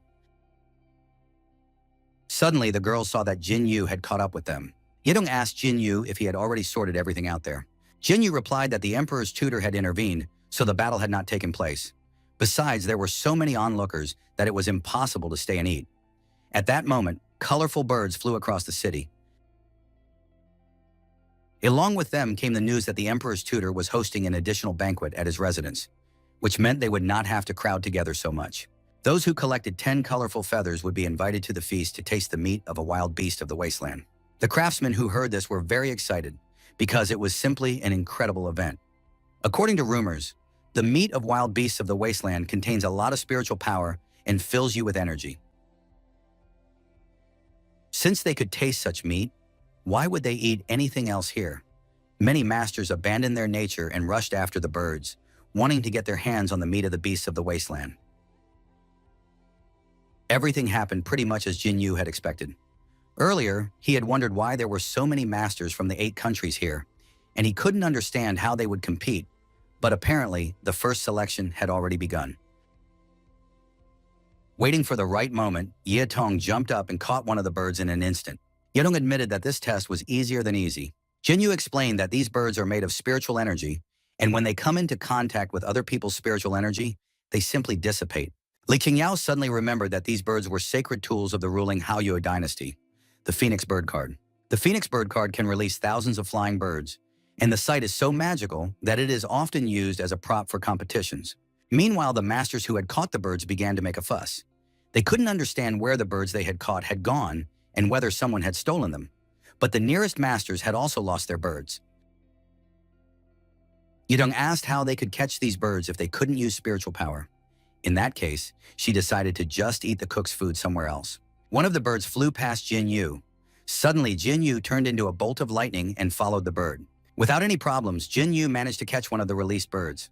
After that, he said that as a martial artist, if you lose your motivation, you will be easily destroyed. Anyone who returns to another courtyard will be disqualified.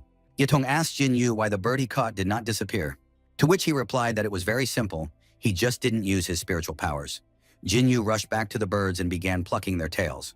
In a few moments, Jin Yu plucked the feathers he needed. Yidong was simply amazed by what she saw. In her opinion, this monster was capable of crossing the wasteland using only the strength of his body. Meanwhile, on the other side of the courtyard, hearing the melody of Toba Yanyan, the birds flew to her on their own. As soon as Feng Changlan dropped his blood into the water, the birds flew to him. Feng Henglan wondered, could even the spirit bird resist the temptation of his blood? Sometime later, in front of the main gate of the city guardian's residence. On her way to the meeting place, Zhuan Yuan said to herself that the phoenix was the sacred weapon of the Haoyue dynasty, and that was why it was naturally favorable to her. Zhuan Yuan assumed that she was the first to arrive at the banquet. But when she approached the gate, Zhuan Yuan was greatly surprised to hear noise on the other side. And most importantly, Jin Yu was already there. Wen Yan noticed that Mr. Jin had arrived very quickly. But even if he was the first to arrive, he probably didn't have as many feathers as she did. Suddenly, the spirit of the dragon Yazi appeared behind Jinyu. With deft movements of his hands, he made crowns of phoenix feathers for Li Qingyao and Ye Tong. Shen Yuan was so shocked that she couldn't even find the words to describe what had happened. Soon, several other familiar masters arrived at the gathering place. Feng Changlan smiled and admitted that everything was as expected from Brother Jin. He no longer cared about the selection, as he was in a good mood. Toba Yanyan admitted that she had long realized that she could not control the beast better than he could. Zhang Feiye clicked her tongue in dissatisfaction when she saw Jin Yu. While Zhang Li noticed that he was indeed special, she eagerly awaited his performance in the competition. Suddenly, a guard shouted that this man could not enter without 10 colored feathers. Sutu Zhengyu asked the guard if he was really talking to him. Then an old woman standing nearby grabbed his hand and asked the guard if he couldn't see. They were together, so her feathers counted as his feathers. The guard apologized to the old man, and Sutu Zhengyu took the opportunity to scold him, telling him to be more careful and not to look down on people. Finding Jinyu's table, Sutu Zhengyu laughed and said that he had come after all. Jinyu remarked that they hadn't seen each other in a long time. Then he awkwardly asked if he was with this lady. Blushing with embarrassment, Sutu Zhengyu said that it didn't matter that the woman was old and unattractive, because what mattered was that she was talented. Even Li Qingyao and Ye Tong felt a little uncomfortable. Li Qingyao suggested that Sita's brother was too hungry. Meanwhile, Ye Tong thought that he had simply decided to be cunning and take advantage of someone else's feathers. While Sutu Zhengyu was laughing and talking, Jinyu suddenly noticed a plant sticking out of his clothes. Jinyu grinned. It was clearly something interesting. Zhou Tianlin was shocked when he saw this old woman, for she was the eldest princess of the Qinmu dynasty, Mother Qianhua. Due to her cultivation of the incomplete divine technique of the power of decline and prosperity, she showed signs of premature aging, but in reality, she was no more than 20 years old. He did not expect to see her here of all people. Mother Jianhua said that the competition of the 8 dynasties was a great event, the winners of which could obtain the sacred weapons of all dynasties. And if even the weakling, who does nothing but sleep all the time, is here, why shouldn't she participate? The imperial tutor clapped his hands to get everyone's attention and said that it was a great honor for him to gather the best martial arts masters from the 8 dynasties in one hall. He then congratulated everyone present on passing the preliminary selection. One of the masters jumped up, banged on the table, and remarked that they, the high-ranking officials, had many tricks up their sleeves. But he didn't care, because he had come here because they had promised to serve them the meat of the beast of the wasteland. The muscular master promised that if they lied to him, he would personally tear the place to pieces. The imperial tutor laughed and said that it was indeed true. After that, he ordered that the meat of the beast of the wasteland be served to these brave men. Immediately, many servants entered the hall with huge pieces of the beast of the wasteland, and one of the pieces, of course, went to this master. A member of the servants asked the master to help himself. Pleased with the food he had received, the master took a bite of the meat and laughed, admitting that it was not bad. In any case, he had not come to this competition in vain. Even if he just ate this meat and left, that would be enough. When Jin Yu was served the meat, he suddenly noticed something strange about it. There was clearly something wrong with this meat. It was clearly unusual. Although it did not contain any spiritual power, it emitted such a delicious aroma. Mother Qianhua stretched out her hand, creating a branch that reached for the mysterious meat. But as soon as the branch touched the meat, it immediately rotted away. Mother Kangwa chuckled slyly, realizing what was going on. Tobayanyan took a piece of meat and immediately sensed that something was wrong with it. Jinyu could clearly see that they had resorted to tricks again. The manifested spirit of Yazi examined the beast meat of the wasteland a little. After that, he told Jinyu that this meat was unlike anything else. It was real, but at the same time not real. This meat floats in water and disintegrates in fire. This is Taisu meat.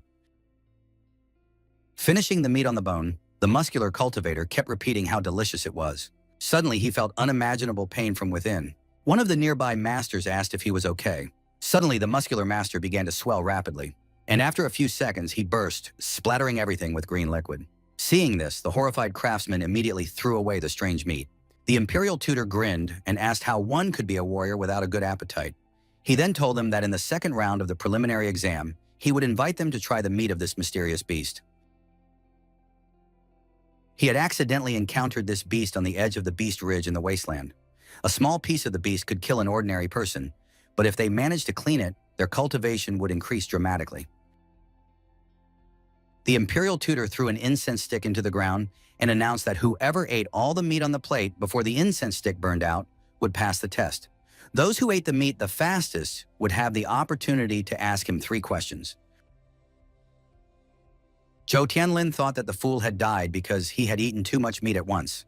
With his own strength, he would be able to eat the meat little by little and purify it.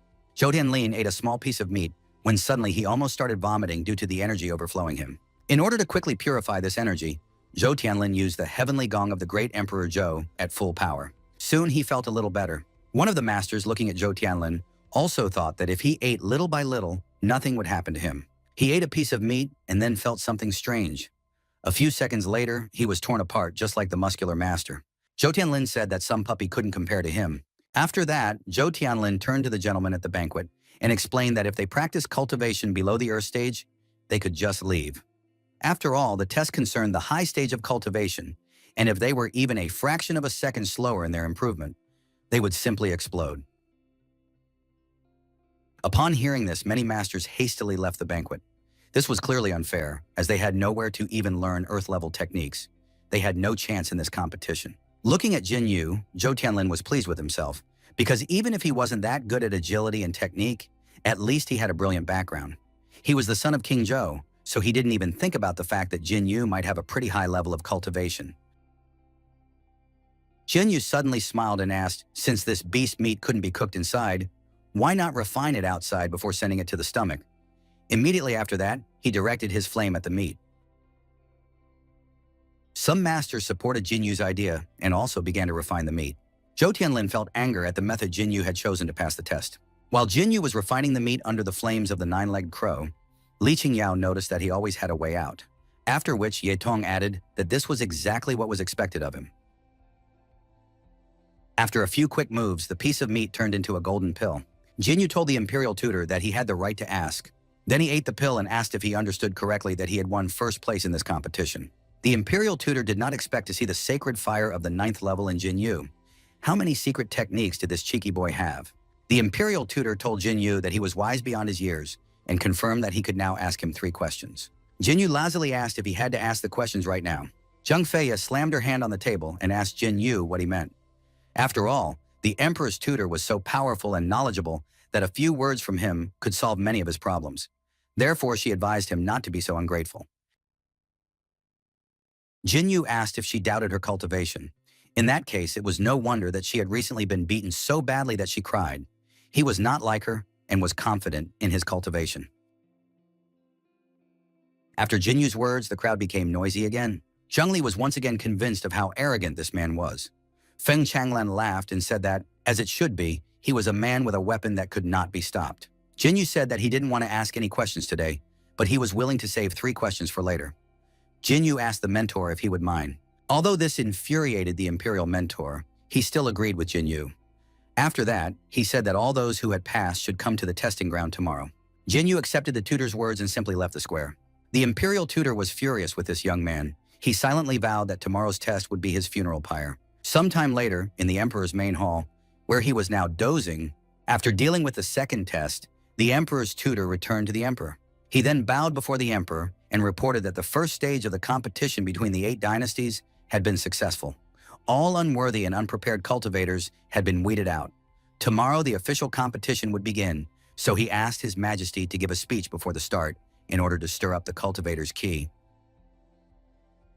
The emperor said that everything was fine because, after all, the most difficult work was done by the emperor's mentor. The emperor asked how the selection was going and whether they had any outstanding candidates. The mentor said that this competition had attracted countless brave souls, and they were all blessed with good fortune. When this luck turned into dragon luck, it could give His Majesty an extra boost and incentive in his cultivation. Emperor Tianhe laughed when he heard this and told the mentor that he knew that was not what he was asking. To organize this competition, he had spent the treasures of the treasury that had been stored there for 80 years. It was an excellent opportunity for the 8 dynasties to show off their divine weapons. Rushing towards the mentor, the emperor shouted that they had promised prizes for first place, but that this was simply impossible. After that, Emperor Tianhe grabbed his mentor and asked again if anyone other than those he had appointed would take first place. The emperor's mentor opened his third eye, releasing his aura, and ordered His Majesty to calm down. Realizing what he was doing, Emperor Tianhe fell into confusion. He then collapsed onto his throne and asked his mentor for forgiveness, because ever since the dragon's energy had dissipated, he had become increasingly unstable. The emperor reminded him that if an outsider took first place in the competition, and this was revealed, even if he managed to gather the dragon's luck, it would likely crumble again under the influence of public opinion. The imperial tutor asked His Majesty not to worry about this, because their people would be the first, and besides, this time no one posed a threat except Jin Yu. As for Jin Yu, he will die in tomorrow's competition. He has already prepared everything for this. Emperor Tianhe acknowledged that since the tutor always knew what to do, he could rest assured. The imperial mentor bowed and asked to be excused. Emperor Tianhe chuckled to himself about this Jin Yu, because apparently he is from the Jin clan. To avoid a bad situation, Jin Yu must die. Emperor Tianhe asked where the heavenly serpent guards were. Immediately afterwards, one of the heavenly snake guards bowed before him and replied that they were there. Emperor Tianhe ordered the guards to kill one of the contestants, Jin Yu, late at night by the tower. The masters were unhappy with such cruelty towards them. Tomorrow the official competition begins, and tonight they are being held here. The long-haired master sighed and advised his friend to be content with what he already had. Didn't he understand the scale of this competition? The winner would take the divine weapons of the 8 dynasties. If this was the sacrifice and he would take first place, then he was ready to sleep even in a stable. Suddenly, the crack of a whip was heard, and the long-haired master was struck. The cultivator with the whip advised him not to flatter himself, and if he preferred to have a horse, why was he making such a fuss here? Then he kicked him and asked why he didn't go out and see if he deserved to be number 1. Hearing the noise nearby, Toba Yanyan stopped drinking in surprise. Jin Yu said that he hadn't seen this guy in the first exam, then asked where this new face had come from.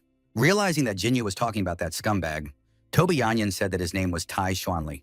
He was the son of an official in charge of ceremonies for the Tianhe dynasty. It was normal that Jin Yu hadn't seen him at the first exam, as Tai Xuanli was a cultivator who was exempt from exams. Yedeng was unhappy to hear this because what does it mean for a person to be exempt from exams? It was unfair. Toba Yanyan reminded her that this competition was organized and funded by the Tianhe dynasty. If the emperor of this dynasty wanted to, he could send a team of martial arts masters to the official competition, and that was normal. They couldn't say anything in response. The long-haired master was angry at how Tai Xuanli suddenly behaved. He reminded him that this was not an official palace, and that he was also a candidate, like everyone else here, so he shouldn't turn up his nose.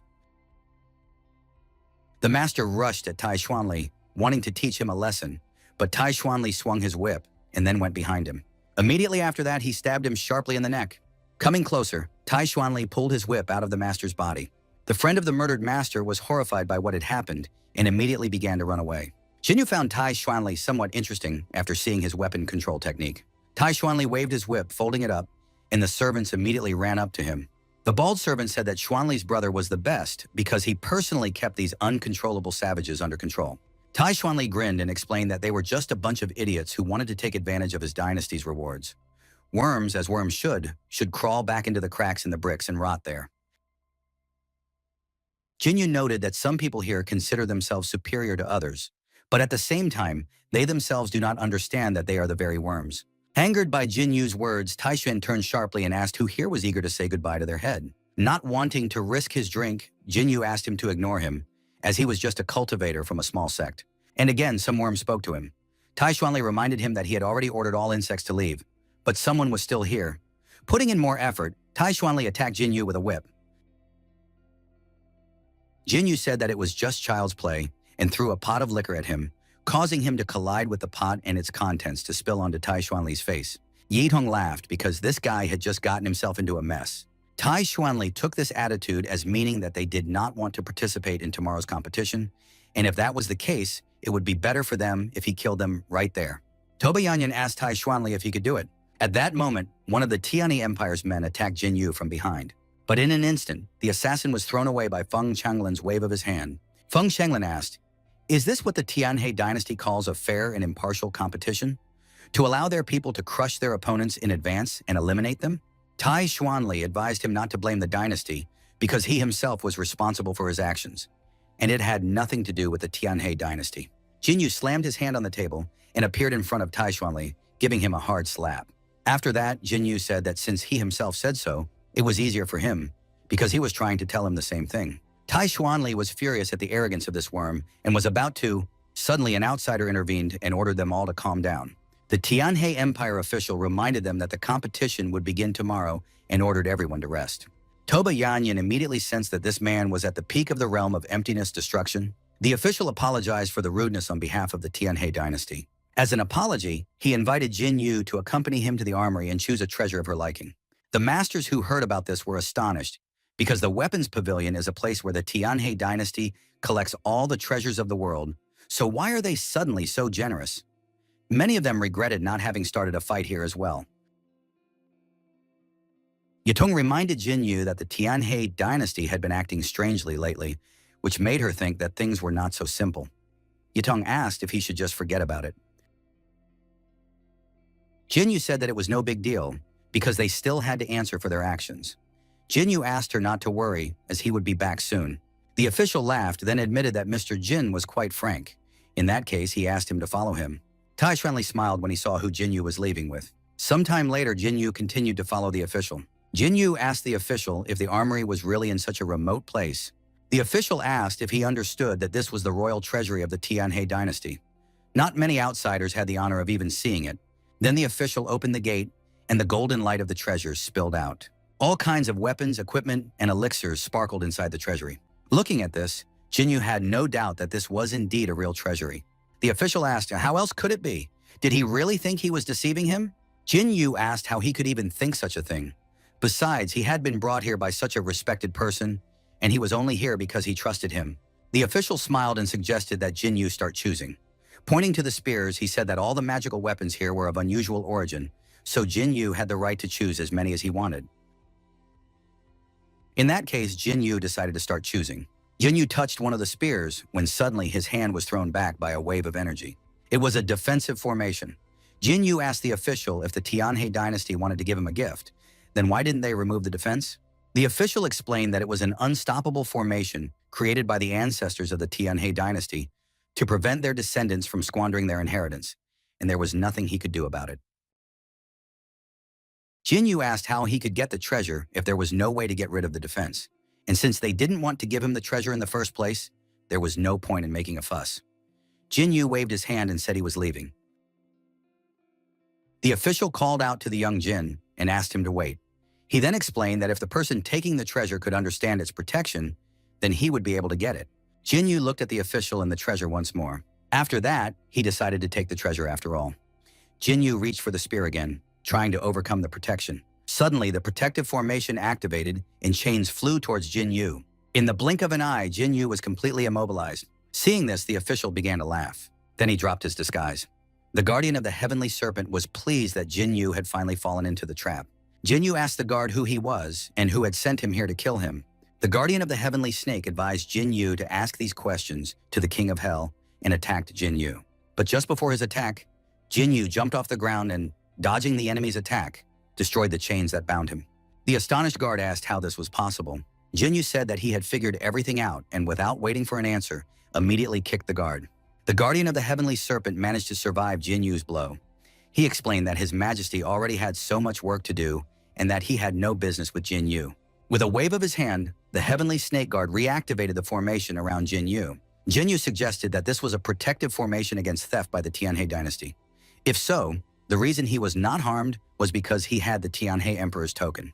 The heavenly serpent guard said that, as the imperial tutor had said, Jin Yu had the best chance of winning the competition among the 8 dynasties. Therefore, they had found the best way to replace him in the treasury, where he could be killed with the least resistance. The guardian of the heavenly dragon held out the emperor's token and commanded the Tianhe binding spell to take effect, immediately after which a multitude of chains rushed towards Jin Yu. Jin Yu guessed that this was the token. He immediately destroyed the chains that bound him and rushed forward. Jin Yu ordered Yazi to bring him the token. Immediately after that, the huge dragon spirit Yazi appeared and reached for the token. Yazi grabbed the token with his claws, and as soon as it left the hand of the heavenly snake guard, the chains stopped immediately. A second later, the token of Emperor Tianhe was in Jin Yu's hands. Jin Yu asked the heavenly snake guard how he could treat such a valuable item so carelessly. The heavenly snake guard shouted that it was His Majesty's token and asked why Jin Yu needed it. Activating the token, Jin Yu replied that he had no particular use for it. He would simply do the same with it. He would return the token as soon as he tied up the guard. Suddenly, all the chains pounced on Jinyu again and bound him even tighter. The Heavenly Serpent Guard explained to Jinyu that he had been deceived again, because no token could help control the chains. Jinyu admitted that his opponent was indeed very cunning. More and more chains from the protective formation flowed toward Jinyu until he turned into a large ball of chains. The Guardian of the Heavenly Serpent summoned his weapon and acknowledged that Jinyu was talented, but he was a close associate of the Emperor and would do anything to get what he wanted. He had killed many geniuses like Jinyu. The Guardian of the Heavenly Serpent aimed his harpoon at the cage of chains and asked Jinyu not to worry, because he had already prepared a coffin for him, and Jinyu could simply go to hell. Having said that, the Guardian of the Heavenly Serpent attacked the bound Jinyu. Suddenly, Jinyu asked the guard if he had been taught that high-class hunters often look like prey. Immediately after that, he broke free from the cage of chains. The spear that had pierced the cage of chains suddenly stopped and twisted. In order to avoid being attacked, the Heavenly Snake Guard immediately broke the distance. Looking at Jinyu, he still couldn't understand what kind of sorcery this was. And why wasn't his spell working? Jinyu told Taote that he had already sacrificed the treasures of an entire country, and if he didn't come out now, then when? Hearing about the country's treasures, the Guardian of the Heavenly Serpent noticed with surprise how the treasures of the Tianhe clan, bound by chains, rose up and began to crumble. The situation was dire, and he had to restore the protective formation immediately. The Guardian used the Tianhe protective spell, Return. Immediately after that, all the chains began to pull back. Suddenly, they stopped, and the ghosts of the dragon spirit Yasi and the fourth spirit, the ox Kuyan, grabbed the chains, preventing them from returning. Jinyu smiled and asked the guard if he really wanted to restore the defensive formation. He was waiting for the moment when the guard would direct all his power at him. Everything only got worse because now the spell began to be held inside Jinyu's body by an unknown force, and he could not remove it. Jinyu said that it would happen soon. He could feel Taote being released. The Heavenly Serpent Guard mentally cursed Jinyu, because even if he killed Jinyu and lost all the treasures, he would surely be severely punished by His Majesty. Suddenly, the Heavenly Dragon Guard's muscles swelled, increasing his power many times over. Although using the blood absorption technique would cost him his life, it was still the only way to atone for his guilt, to reveal Jinyu's secret. Suddenly, the Heavenly Snake Guard noticed that Jinyu had simply disappeared into the vortex. Had he decided to hide in fear? The Heavenly Snake Guard rushed after Jinyu to finish him off. The Heavenly Snake Guard attacked the vortex using the blood absorption spear. Once he pierced Jinyu with it, he would be able to learn all of Jinyu's secrets directly from the blood on the spear. As soon as the blood absorption spear pierced the funnel, it immediately became covered in cracks. In the mouth of the huge desert beast, the blood-absorbing spear instantly turned into nothing. Receiving the recoil from the attack, the Heavenly Snake Guard spat blood through his teeth. What had just happened was practically impossible, because his blood absorption spear was a divine-level technique. The insatiable Taote finally showed up, causing the Guardian of the Heavenly Serpent to be thrown back. Taote told the Guardian that he had heard that he wanted to taste his blood, so he offered him an exchange, as he also wanted to taste his blood. The Guardian of the Heavenly Snake was stunned to see the Beast of the Wasteland before him. Did this mean that Jinyu had been the Beast of the Wasteland all along? Escaping from Taote's jaws, Jinyu grabbed him by the fang and advised him not to eat everything in sight. After that, Jinyu said that Taote, the first of the ancients, who devoured the bodies of beasts, was returning to his throne. Jinyu suggested that he was standing before the Guardian of the Heavenly Serpent himself and asked him to express his gratitude to Emperor Tianhe, because if it weren't for the treasures he had kindly given him, he would not have been able to break through to the peak of destruction so quickly. The Guardian of the Heavenly Serpent shouted at Jinyu not to be so presumptuous, for he had only just reached the peak of destruction, so did he really think he could return alive after that? Creating a large number of bloody spears, the Guardian of the Heavenly Dragon reminded him that he was at the peak of emptiness. Immediately after that, the Guardian of the Heavenly Serpent attacked Jinyu with all the spears he had created. But right in front of Taote's mouth, a bottomless funnel appeared, absorbing all the attacks of the Guardian of the Heavenly Serpent. Jinyu admitted that this was simply ridiculous, because if he was so confident in his victory, he would not have lured him here to kill him. At the same time, Jinyu rushed forward and attacked the Guardian of the Heavenly Serpent. The Heavenly Dragon Guard was thrown back, but he managed to stop himself from falling. The Heavenly Serpent Guard said that even if Jinyu was such a genius, he still wouldn't be able to kill him, a man who was a whole level above him. Besides, the spell Jinyu used would consume too much spiritual energy. Suddenly, the shadow of the Heavenly Serpent Guard expanded, and many copies of it appeared. The guardian of the heavenly serpent told Jin Yu that if he continued in the same vein, only the last one would die in the end. And attacking Jin Yu with all these spears, he shouted that his death would be here. Jin Yu asked if this was true. Immediately after that, a fiery arc swept past him, destroying all the bloody spears.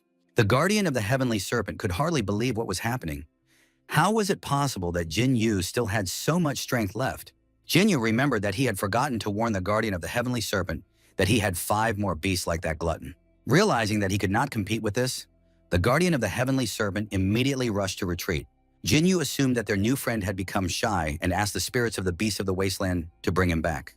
The 4th spirit, the bull Quina, destroyed one of the copies with his roar, after which the 6th spirit, the insatiable Taute, devoured the 2nd fleeing guard.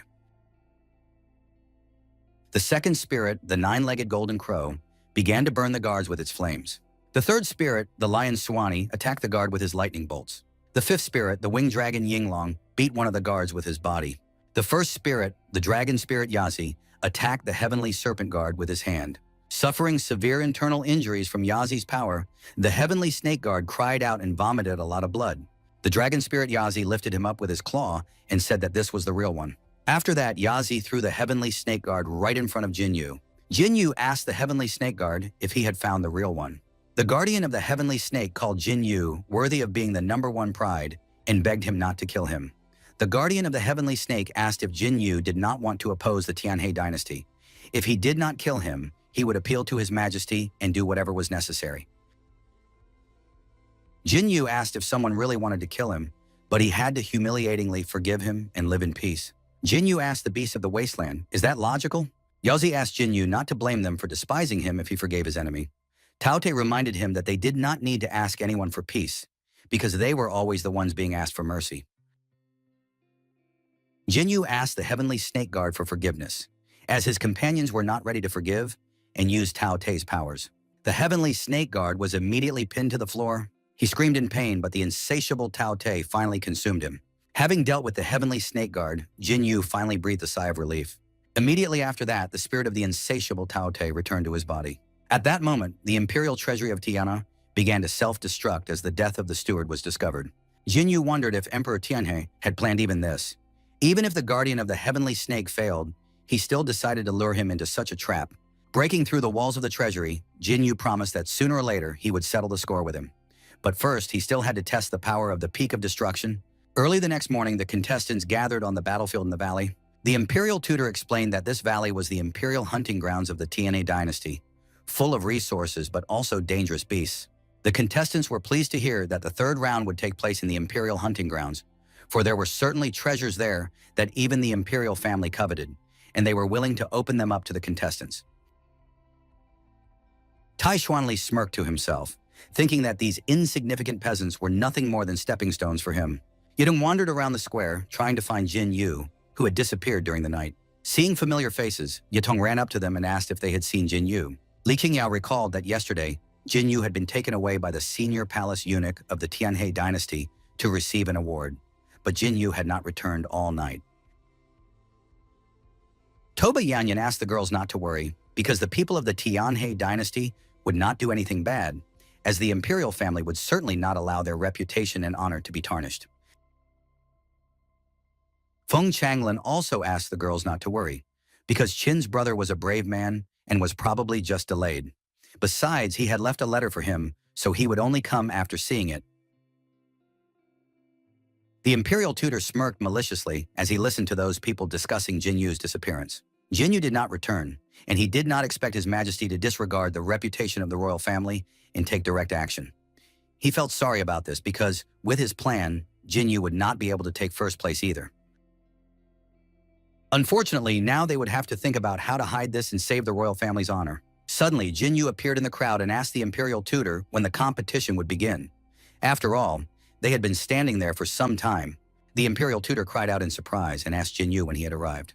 From the tone of the imperial tutor, Jin Yu understood that he was surprised that he had come to participate in the competition. It was indeed impossible, because His Majesty had personally intervened. How could the guardian of the heavenly dragon fail such a task? Could it be that this guy knew some kind of miraculous escape technique? The imperial tutor said that he was simply concerned about the participants, for they were all the best cultivators and fighters of the 8 dynasties, the hope for the future. So it was good that they were all fine. Jinyu acknowledged that the Tianhe dynasty was fortunate to have such a big-hearted person as the imperial tutor. The imperial tutor smiled and admitted that this praise was undeserved. After all, it was his duty to worry about and care for the cultivators of this world. In fact, the imperial tutor was furious at Jinyu's appearance. It was too early to rejoice if he managed to escape death at the hands of the heavenly dragon guard, because he would die once he stepped into the examination arena. The imperial tutor said that now that all the participants were assembled, he must announce the rules of the competition. Before them lay the royal hunting grounds filled with ferocious beasts, each wearing a medallion. The participants must defeat the beast and obtain the corresponding medallion. The imperial tutor pointed in the direction of the royal hunting grounds and announced that it was finally open, and that in 3 hours, the ranking of the 8 dynasties would be determined by the number of these badges. The imperial tutor announced that the final competition was open. Hearing this, all kinds of masters immediately rushed forward. Zhou Dinlin laughed because he knew that he would definitely be the first and that the main prize of the competition would belong to his great Zhou dynasty. Suddenly, Zhou Tianlin noticed an unnatural movement in the shadow next to him. Immediately after that, the shadow stretched forward sharply, and the master who appeared from it said with a smirk that today was the day when the shadow sect would become famous. Feng Hanglin wished his brother Jin to see the real power and true test in the hunting grounds. Yitong suggested that Jinyu hurry up like the other participants. Jinyu agreed and rushed into the hunting grounds with the girls. The imperial tutor gritted his teeth in anger. This arrogant fool is bringing death upon himself. The imperial tutor ordered Tai Xuanli to add 2 more teams of participants from the imperial court. Then he asked if he understood what he meant. Also angry at Jinyu's actions, Tai Xuanli replied that he understood everything. Somewhere deep in the hunting grounds, a violent thunderstorm struck.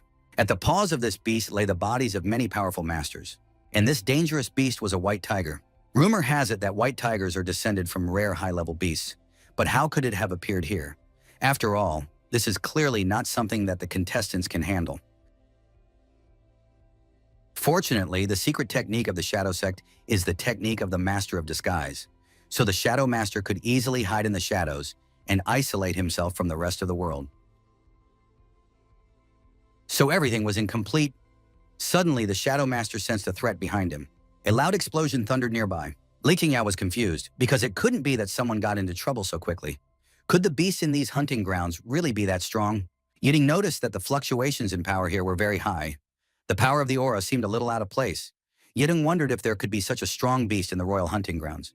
Now Jinyu was not so surprised that the imperial tutor was so confident in the difficulty of this test. Suddenly, as if out of nowhere, a huge bird swooped down on them. Immediately, the dragon spirit Yazi appeared above Jinyu and knocked the bird away with his hand. It was thrown into the trees and a medallion fell from it. Yitong guessed that this was the cumulative score of the competition. Yitong crouched down to pick up the medallion. Suddenly, the huge bird woke up and attacked Yitong. Rushing to save Yitong, Jinyu used absorption to gather matter and release it, attacking the bird with the matter. In the blink of an eye, Jinyu defeated such a powerful monster. From the monster in front of him, Jinyu clearly sensed the aura of the ancient world, which was unusual. Where could such a dangerous beast with an ancient lineage come from in the imperial hunting grounds? Suddenly, there was a noise from the bushes nearby. Alert and ready for battle, Yitong asked who was there. Then the wounded Toba Yanyan emerged from the bushes. Toba Yanyan turned to Jinyu and immediately began to fall. Jinyu caught her and asked what had happened. Who could have wounded her so badly? After clearing her throat, Toba Yanyan said that it was a trap. The Tianhe dynasty was trying to trap them all, so Toba Yanyan advised him to be wary of Tai Xuanli. At that moment, several Tianhe masters arrived. Tai Xuanli admitted that he hadn't even thought that in pursuit of this bitch, he would encounter such a big fish as Jinyu. But in the next moment, Jinyu ordered them to leave, and the huge hand of the dragon spirit Yazi sent several Tianhe masters flying. Before Tai Xuanli could comprehend what had happened, Jinyu was right in front of him. Immediately after that, Jinyu touched his forehead. Using the power of Kuini, Jinyu activated the thunderclap, the soul summon. Tai Xuanli's mind was seriously damaged, and he fell to his knees. Jinyu ordered him to say why they had infiltrated the ranks of the contestants. What was their goal? Unable to refuse, Tai Xuanli revealed that the imperial hunting grounds were actually a chain through which the beasts of the wasteland passed. They had all eaten the meat of Tai Su, which attracted these beasts. His task was to direct the beasts to surround and kill the contestants. Yadong asked if the Tianhe dynasty had gone mad. Why were they trying to kill them? Tai Xuanli replied that the imperial tutor wants to sacrifice the best warriors of the 8 dynasties and use their martial arts luck to combine the luck of the dragon and help His Majesty break free from his shackles. Now Jin Yu understood what was going on. In the ancient tomb, Brother Chen had received the legacy of the ancient emperor and absorbed 80% of the dragon's luck from the Tianhe dynasty. Probably the emperor's dragon luck was running out, which is why he decided to take such a risk. Yutong said that they must escape and tell the world the truth. They must destroy the Tianhe dynasty. Tai Xuanli, who suddenly came to his senses, said that it was useless, and destroying a certain object explained that the entire beast tribe was blocked by a high-ranking army and that all the beasts in it were hunting the participants, so they had no other choice. A growing noise came from the forest, and a crowd of beasts was already heading towards them. Yutong asked if they were really going to sit there and wait for death. Jinyu noticed the wasteland nearby. He then told the girls that they probably had one more way to help them hold off the rampaging beasts. The king of beasts from the depths of the mountain range would help them. Jinyu grabbed Tuo Yanyan by the waist and ordered the girls to follow him as he rushed forward. Immediately after that, the beasts arrived at the place where they had just been, and one of them was about to crush the frozen man. In his last moments, Tai Xuanli told Jin Yu that he would wait for him in hell. Immediately after that, the powerful beast crushed him,